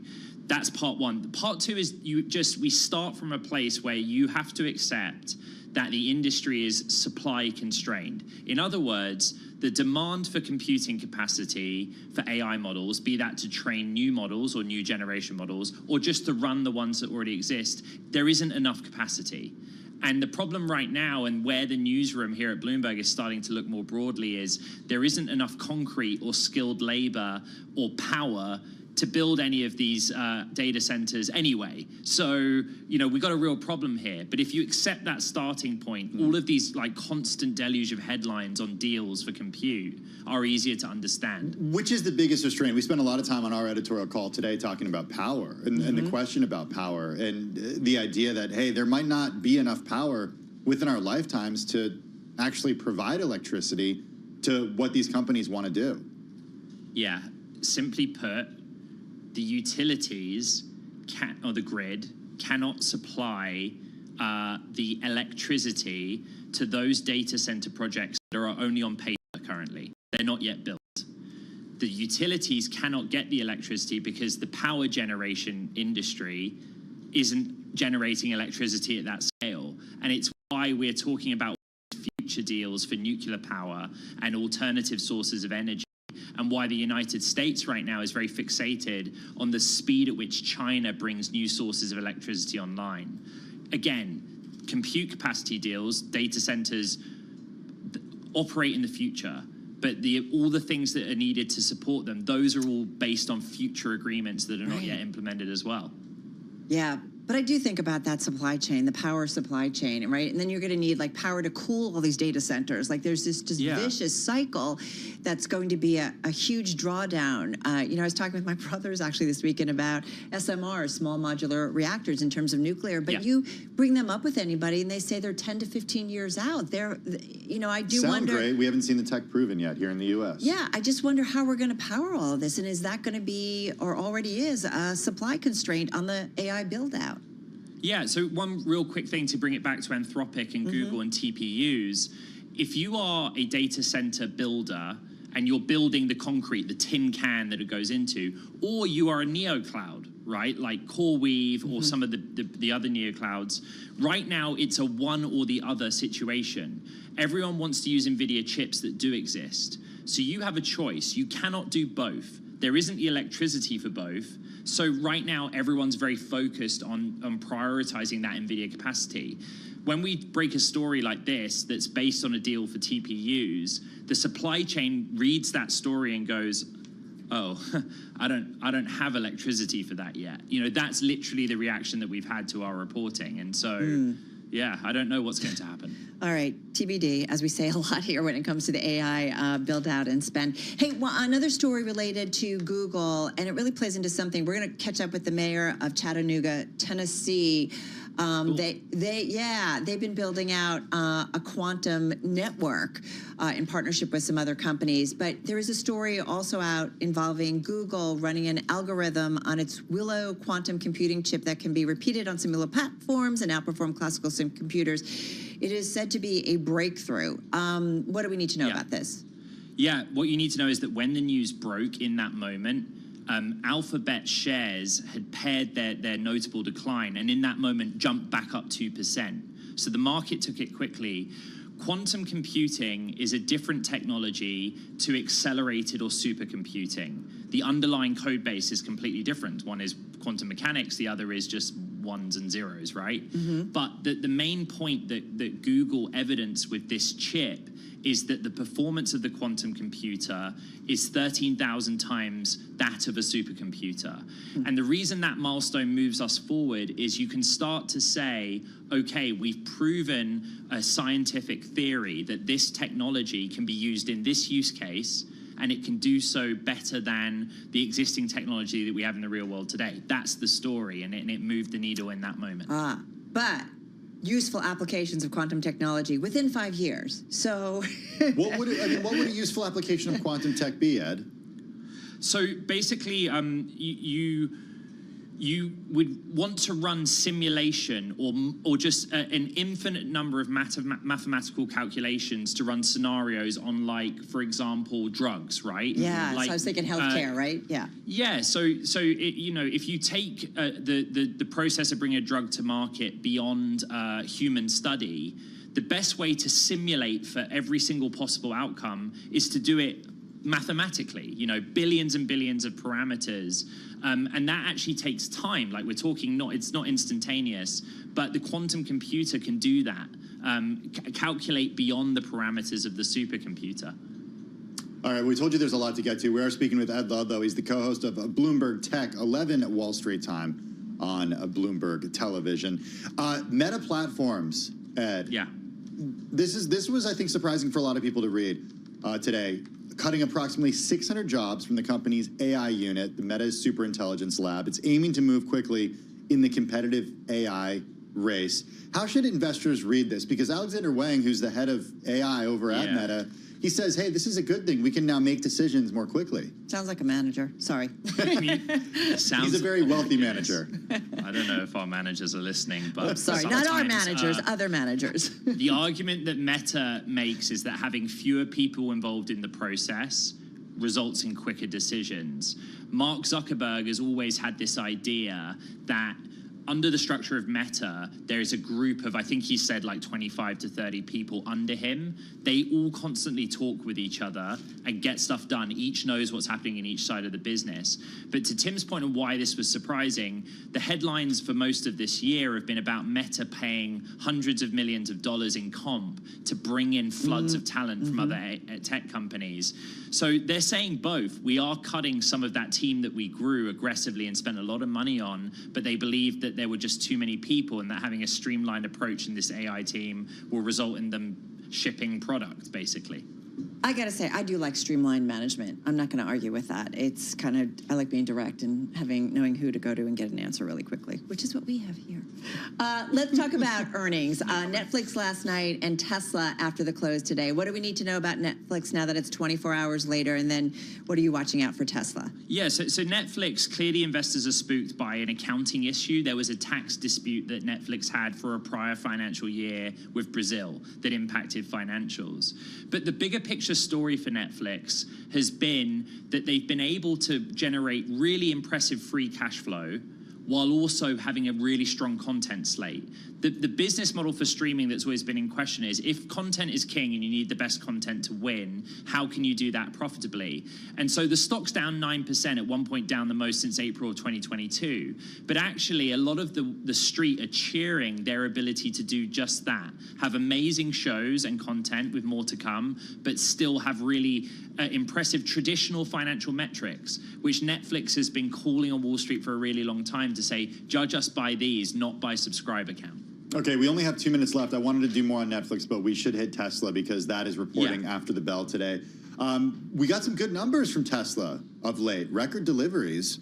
So that we know that as of now. What's the big question that you have about these numbers that are going to hit right at 4? Yeah, it's really simple. There's the short term and long term. In the quarter gone, they did almost 500,000 EV deliveries. We know that a lot of that was consumers rushing to buy a Tesla before the federal tax credit went away. Now, on November 6th, investors will vote on Elon Musk's compensation package. And one of the goals that the board has set him, which is mandatory, is to deliver 20 million vehicles over the 10-year period of the agreement. I am not brilliant at math, but to do 20 million vehicles over 10 years, Tesla is going to have to do on average 500,000 a quarter. If that quarter just gone was an anomaly, it was high because people rushing to take advantage of a credit that's no longer there, can they explain to us how they will achieve that over the next 10 years, even though, of course, they'll tell us that AI and robotics is their focus? It is Elon we're You know talking how about. I know Ed has been living in the U.S. for a long time? He just said math instead of maths. What? When did when did you switch? When my wife stopped dinging me on saying route instead of route. There it is. What's All that right. thing we Welcome, Ed. Welcome. Wait, Ed, what's that thing we take to go from floor number 1 to floor 42? The 42nd floor? The elevator. Elevator. You meant that right? Yeah. Oh, that didn't sound right. No. Yeah. All right, don't lose it. All right, Ed Ludlow, around the world of the big, massive world that is technology. Covered it all. So appreciate it. We're going to be talking to Ed a little bit later on, too, once Tesla reports. All right, folks, that is Bloomberg Tech co-host Ed Ludlow. Catch him and Caroline Hyde, 11 a.m. Wall Street time, Monday through Friday. All right, we're going to stay on the tech universe. Another area that's getting a lot of attention, robotics. Can I do that? You can't. I don't know. You just did. We've got Amazon's chief technologist, Ty Brady, back with us. So many questions we have to ask him. This is Bloomberg.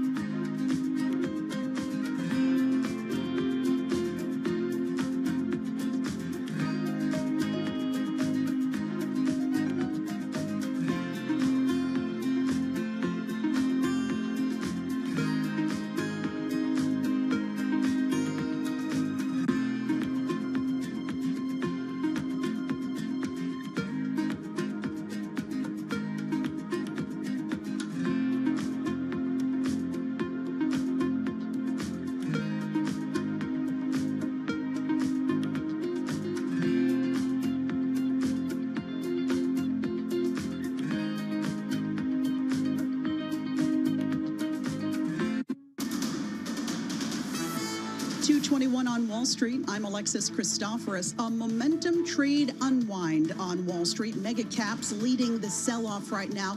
A report saying the Trump administration is weighing restrictions on software exports to China, just adding to those lingering worries about U.S.-China trade relations. The Dow is down 348 points, a loss of 0.7%. The S&P 500 down 55. The NASDAQ off 337, a loss of 1.5%. NASDAQ 100 also down now 1.5%. Tesla in the spotlight, earnings due after the close. Analysts expecting a decrease in adjusted earnings from the previous year.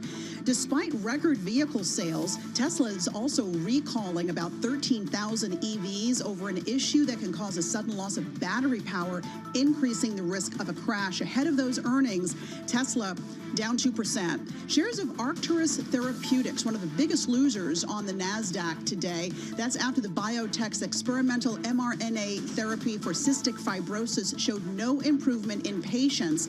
Arcturus also disclosing a serious adverse event occurred in one patient. That stock down now 53%. And shares of Apple coming under pressure today after its iPhone Air was met with tepid demand in China. Nikkei reporting Apple drastically cut its iPhone Air production orders while boosting orders for the iPhone 17. Shares of Apple down 2.25%. For on-demand news 24 hours a day, subscribe to Bloomberg News Now wherever you get your podcasts. I'm Alexis Christoforous. That's a Bloomberg Business Flash. Back over to Carol and Tim. All right, Alexis, thanks so much. Well, Bloomberg's Thomas Black, he recently wrote an opinion piece, and he talked about the hype around humanoid robots being pretty high, with forecasts of nearly 1 billion humanoids in service by 2050. But the reality is that most people overestimate what robots can do at this point in their development. Gotta say, though, one company that's been using robots a lot and for a long time and has deployed its 1 millionth robot happens to be one of the world's largest market cap companies out there. It's also a household name. So we wanted to check in once again with Ty Brady. He is chief technologist at Amazon Robotics. He joins us from Amazon's Delivering the Future 2025 event from Amazon's DUR3. It's a delivery station in Milpitas, California. And so we kind of want to find out where they are in terms of the world of robotics. Ty, I got to tell you, Tim and I loved talking to you last time, so glad to check in with you again.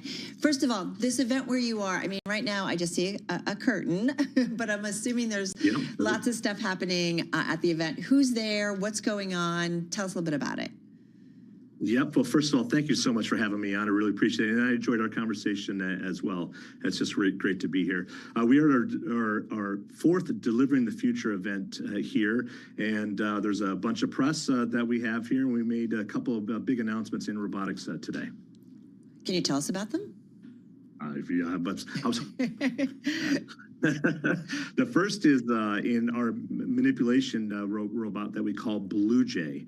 And what Blue Jay, the way that you can think of that is that you can take 3 assembly lines and put it in the same footprint of 1.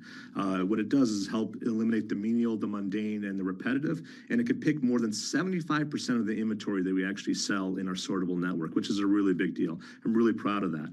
And I'll also say there's just something interesting about Blue Jay as well, as compared to our other bird manipulation systems, Cardinal, Sparrow, and Robin. It took us about 3 years to kind of design, deploy, and get out to our frontline employees.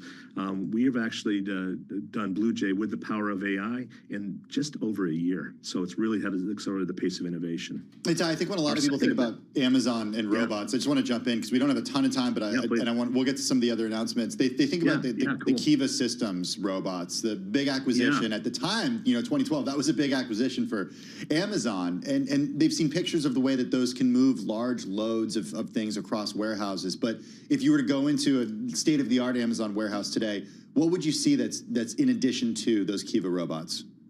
Yeah, in addition to the world's first goods-to-person fulfillment strategy, which was just a really good idea, where we have more than 1 million robots that we manufacture actually in Massachusetts doing that job every day, you're going to see more of the unstructured fields, right? So you're going to see green robot that we call Proteus that can move big cargoes of packages to the right dock at the right time. You're going to see many more manipulation systems that we have in there, eliminating kind of the repetitive motions that we have. No one wants to lift a 50-pound box all day. Robin does that. Cardinal does that, moving it into some of these Proteus-bound carts that we have. You're going to see much more collaborative robotics, right? So that's where we build our robotic systems to enable people, to augment what people are capable of, and we really believe in the philosophy of people and machines working together. How can we build a tool set that enables our employees to do their job not only more efficiently, but also with better safety in mind? All right, so there's this robot arm called Blue Jay. You just talked about it. You know, you guys are using this AI agent called Illuna. And then you're also working with augmented reality glasses to be worn by drivers in delivery trucks in the field. There's like so much going on. Step back for a moment, because you guys have a lot of data. You look at what you're doing. I'm just curious, investors who are thinking about Amazon and what you are doing, how do they think about the long-term, like ROI, return on investment, when it comes to the investment you guys make in robots? Is the goal about labor efficiency, throughput speed, or is it margin expansion, kind of tie across your fulfillment operations? What is it? Yeah, well, definitely efficiency. We think about efficiencies and how can we gain efficiency through all the chain of our fulfillment processes, for sure. And you mentioned data, and data is the fuel for AI systems. Data has allowed us to bring, think of the body of being our robotics, but bring the mind to robotics, allowing it to be more adaptable, more fluid. You can almost think of this as the ability to pour our robotic systems into any size building, any scale of building, to amplify what our employees are already doing. We want to give them an amazing tool set. And we see that when we do that, we're more productive, right? When you do robotics right, when you do collaborative robotics, where you need both people and machines doing what they do best, and they do different things better, that it allows you to be more productive. And when you're more productive, that allows you to invest more in people. We've upskilled more than 700,000 of our employees, which is a great stat. And also in our robotics, we've expanded from the Kiva days, we've expanded from just a movement solution to now movement and mobility and sortation and storage and perception systems, packing systems that have really changed the game for our customers. That's a big deal to us. But Ty, you know, will you need less workers? And I got to bring it up. You know, Times had a story out. They talked about interviews and a cache of internal strategy documents that they saw, that it reveals that your execs think that the company's on the cusp of its next big workplace shift. I'm reading from the Times, and replacing more than 500,000 jobs with robots. So, you know, we know things change. I'm not in a horse and buggy anymore. I don't make things piecemeal. I get it. I don't get tons of faxes, and I don't get tons of pieces of physical mail. Thank God. Things change. Having said that, is Amazon, do you guys believe that you're on the cusp of a workplace shift and that you won't need as many workers because the advancements in robotics? Well, there's no doubt that things change. I mean, and we're actually really proud of that at Amazon, is that we avoid stasis at all costs. We change and we adapt, and the nature of tasks definitely changes. There's no doubt about that. We are laser focused on efficiencies inside of our buildings. But when it comes to that article was speculating 10 years out. Right, that's a 10-year speculation, and it's hard to say what's going to happen in the next 10 years. But I can tell you what happened in the last 10 years. The last 10 years, which is when we seriously invested in robotics, that we created hundreds of thousands of new jobs and new job types. And there's been no employer in the United States that has employed more people than Amazon. In 10 years. I mean, that's the power of efficiencies and building your robots in a way that's applied and real, that actually augments the human potential. All right, my brothers say I'm like a dog with a bone. So wait, so does that mean 10 years out, it could be less jobs, or we just don't know, or you don't think that's the case? Well, you have to think about, I mean, there's jobs and there's tasks, right? So of course, we're changing the nature of tasks. Like, I'm very bullish on eliminating every menial, mundane, and repetitive job out there. Nobody wants to do that. So we're going to change those tasks 100%.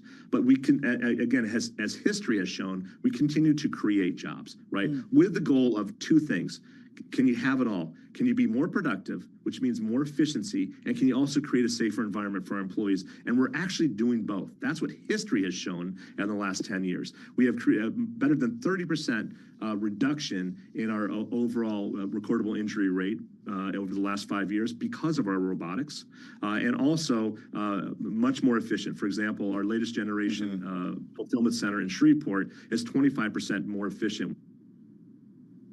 The order. So you can have it all, but you have to build your robotics in the right way that empowers people.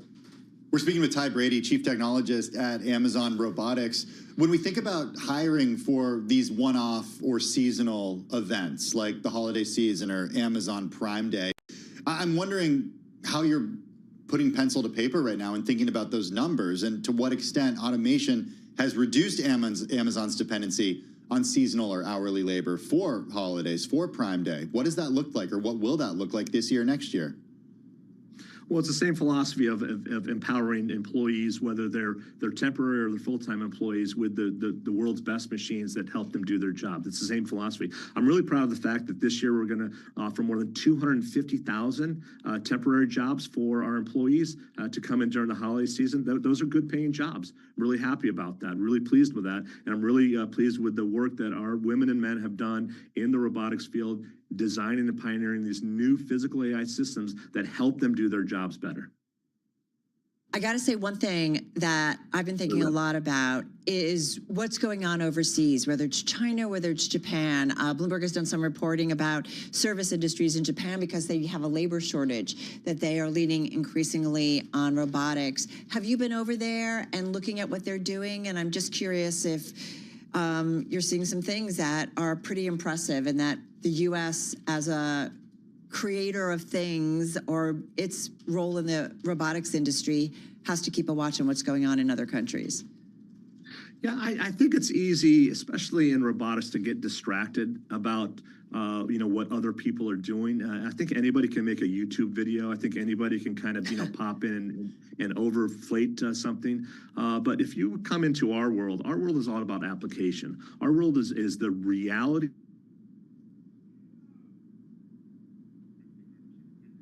All right, we were talking with Ty Brady, Chief Technologist, Robotics at Amazon. Of course, our shot froze. That's the world of technology. We're talking a lot about technology. Stuff happens, and we're hoping we can get Ty back just to finish up this conversation. Maybe the robots are using all the Wi-Fi. Or robots like, I don't like what he is. That is a connectivity thing, though. Well, it feeds into the, right? Like it's all a question about resources. You got to charge these puppies, you right? Do. Can't just plug them in, right? If they're, I don't know. Hey, we need recharging too, okay? Yeah, it's called food and sleep. Yeah. For Tim, it's called robots food, Look, and sleep. I will say. Do we have Ty back? Can we grab him for 20 seconds? Ty, 20 seconds. Forgive us. Your final thoughts here. Sorry about that. No, it's okay. Okay, let it go. I'm ready for you. Okay, 20 seconds. Just final thoughts for our audience, because we got to run. So final thoughts is that robotics, when done the right way, when you reframe your relationship with machines, you can enable more productivity, create greater efficiencies, and create a more safer environment for employees. And this collaborative mindset that we've had, that we've done for the last 10 years, really does make the day. Ty Brady over at Amazon. So appreciate it.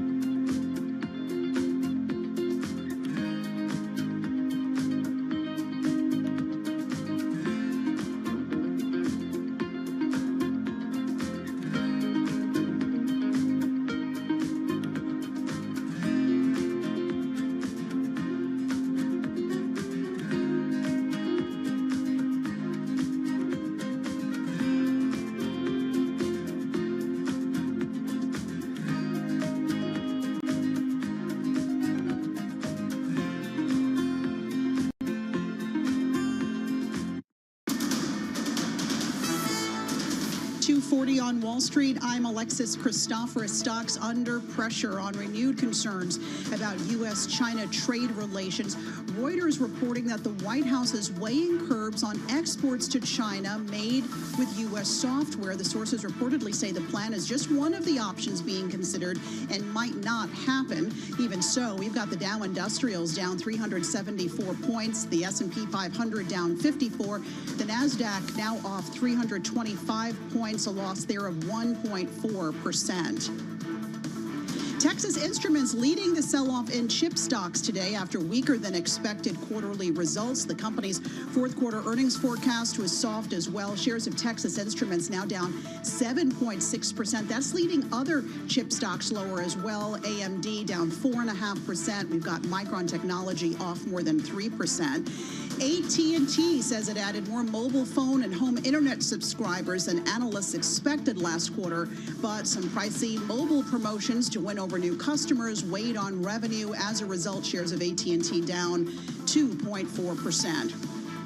And the New York Giants have a new co-owner. Billionaire philanthropist Julia Koch and her family now own a 10% stake in the NFL team, valuing the New York Giants at $10.3 billion. For on-demand news 24 hours a day, subscribe to Bloomberg News Now wherever you get your podcasts. I'm Alexis Christoforous. That's your Bloomberg Business Flash. Back over to Carol and Tim. All right, so appreciated. Alexis Christoforous in for Charlie Pellet. Just pulling up on my Bloomberg, taking a look at shares of Hilton Worldwide. Stock's been up as much as 5% today, right now with a gain of 3.5%. It is among the top gainers in the S&P 500. The stock rallying after the company boosted the lower end of its full-year outlook for expanding its hotel network. Our next guest, Tim, also a big operator in the hospitality space. We've got back with us Alan Firstman, founder, chairman, and CEO of Montage International.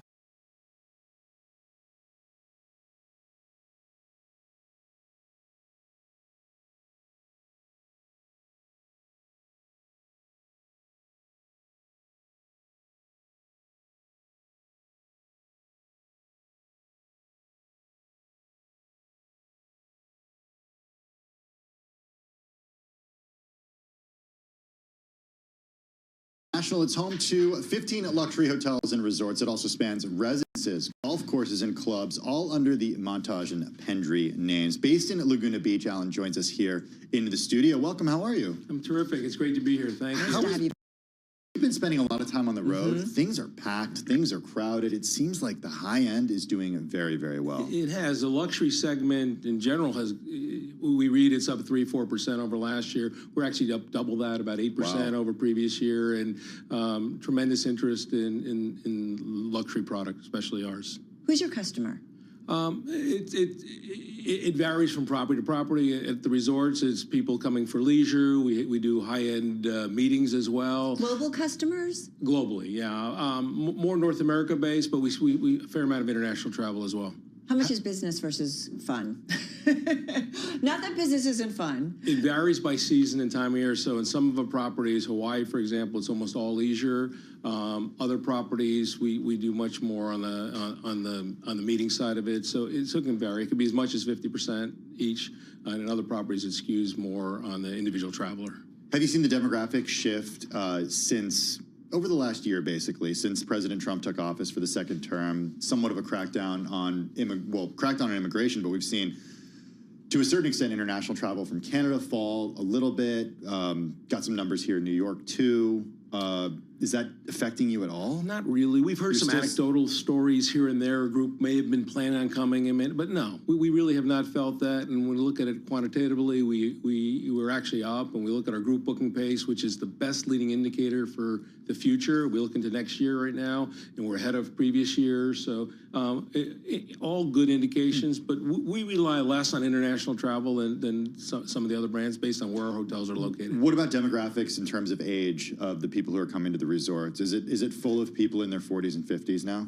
Yeah, we've always had an active clientele, and there's a youthfulness to that. But we also see a lot of multi-generational travel, the tradition. So grandparents bringing everybody. Grandparents bring 3 generations. Okay, So it's really great to see.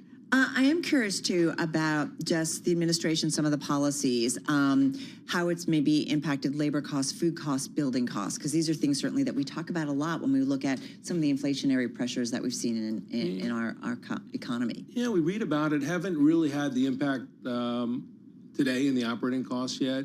Even labor costs? And you're finding all the workers you want? Well, labor costs have gone up. That's been a challenge, market to market. Yeah. But that's been happening for the last few years. Right. So it continues. It hasn't gone away. It continues. It has not stopped. Does the pushback on immigration make it even more tricky? No, fortunately, we've been able to attract the cream of the crop, it seems to be. Okay. But we keep an eye towards the challenge of finding great associates. I mean, it's the essence of who we are as a company. But in all parts of the resorts, I'm talking kitchen, housekeeping, still no issue with talent and labor there? It's market to market. Some markets, there's a real scarcity. And, where is that scarce?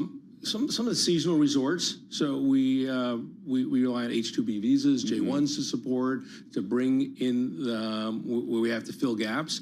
Seasonality is the biggest challenge. Will you still rely on those visas with the new restrictions coming into play? The restrictions that have been talked of late have been the H-1Bs. Yeah. We rely on H-2B, so I think we've been... So you'll be okay? It appears that way, and as we're gearing up for ski seasons, we have three great ski resorts. We got Montage Deer Valley, the Pendry in Park City, and then Montage Big Sky, and we've been filling out our roster there beautifully. Well, it's interesting too, because I feel like, when there's a pushback by the administration against immigration, and then some of the construction and hospitality industries did reach out to the administration. So has it, do you feel like you're being heard, or go ahead? Well, there's a concern, obviously, as new development and what the cost will be associated with building the hotels. And we have 15 hotels today, but we have another 15 that are in various stages of development. So, and some of those costs haven't been, are still being put together. So there's an eye toward that, but it's unpredictable, I think, is the biggest challenge right now. We don't know exactly where it's heading. We're talking with Alan Firstman. He's founder, chairman, and CEO of Montage International, luxury hotels and resorts. What are you guys building? Because you do hotels, you do resorts, you do residences, you've got golf courses, you've got clubs. Like, where's the growth for you guys? Well, we're seeing a lot of international growth. And so, for example, in Mexico, we've got 4 new projects in development. We're opening in Mexico City, a Pendry, next year. And then the year after, we've got both a Montage and a Pendry opening in Punta Mita. What would you say to people about, because Mexico City, as you know, can often be a target for concerns about safety. But what would you say, your experience? My experience has been terrific. We're developing in an area of town called Roma, which is a beautiful location, very European in feel, in a market that's been underserved in luxury hotels. And I think we'll do a great dining scene. It's going to be a great addition and an entry for us to further into Latin America. Tell us about a place that you've considered developing and you chose not to, and why? Well, the opposite. Why did you pass on it? We pass on developing in markets where we don't think we can get the rate to support the levels of services we need to provide. And one of the biggest disconnects luxury hotel brands have, or if they put a hotel in a market that has a rate ceiling and no matter what they do, they can't get the rate, you have an inherent disconnect where either you're gonna have an unhappy owner of the asset because you're not being able to get the returns you want, or you'll find those companies will reduce services commensurate with the rate they can charge. So I want to stay true to markets where I believe a luxury traveler will go. Is there a base rate in US dollars that you have to have for a per night rate? I mean, I know it depends on where we are. It absolutely depends on where you are in the world, where you are in the country. I mean, broadly speaking, Montage to make it work. Broadly speaking, Montage runs an average rate north of $1,200, $1,300 a night. So we should be able to get $1,000 plus rate for a Montage. A little less on the Pendry, but we look at those, and then there's a factor based on the labor costs and others in a particular destination or market. But we factor that into where we think the hotel is today and where we think the market will be heading. What do you think if somebody, it's interesting, the luxury space, I was looking at some of just the stories, because there's been some concerns, certainly for some of the luxury retail space. They've been under some pressure.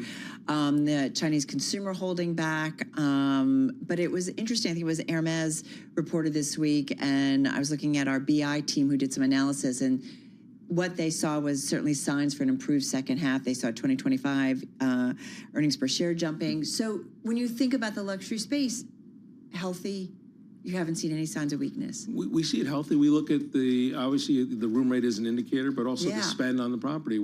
How our guests are consuming our spas and how they're consuming the food and beverage in our restaurants. And we have a customer, an affluent guest that is looking for value, looking for great services, great product offering, and they'll pay for it. What does value mean for a luxury customer? For $1,300 a night, what does value mean? Value means we'll exceed your expectations. You're going to come there, you'll be in an environment where you say, I'm made to feel special. The amount of people I've interacted with, their focus on my likes and dislikes, their the personal attention, the lack of the human touch is a big part of what we're offering, and that relationships that we strive to develop with our guests. Are you talking at all or developing at all? This is going to sound weird, but developing at all for Instagram, for social media. I was just at a resort. It underwent a $30 million renovation. This part of the resort looks different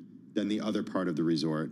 And I went to it. It's the pool. It overlooks the cliffs. I was like, this thing is made for social media. Like, they want people here taking pictures and sharing this on social media. Yeah, as we design hotels, we look at, it does cross our mind, what a great Instagrammable spot. It used to be, where's a great photo shot? We look at that. We see how much energy it creates and its excitement. And so, yeah, that's very much a real thing. But the ability to see, one of the things that made launching a hotel company for us in this age, what helped level the playing field was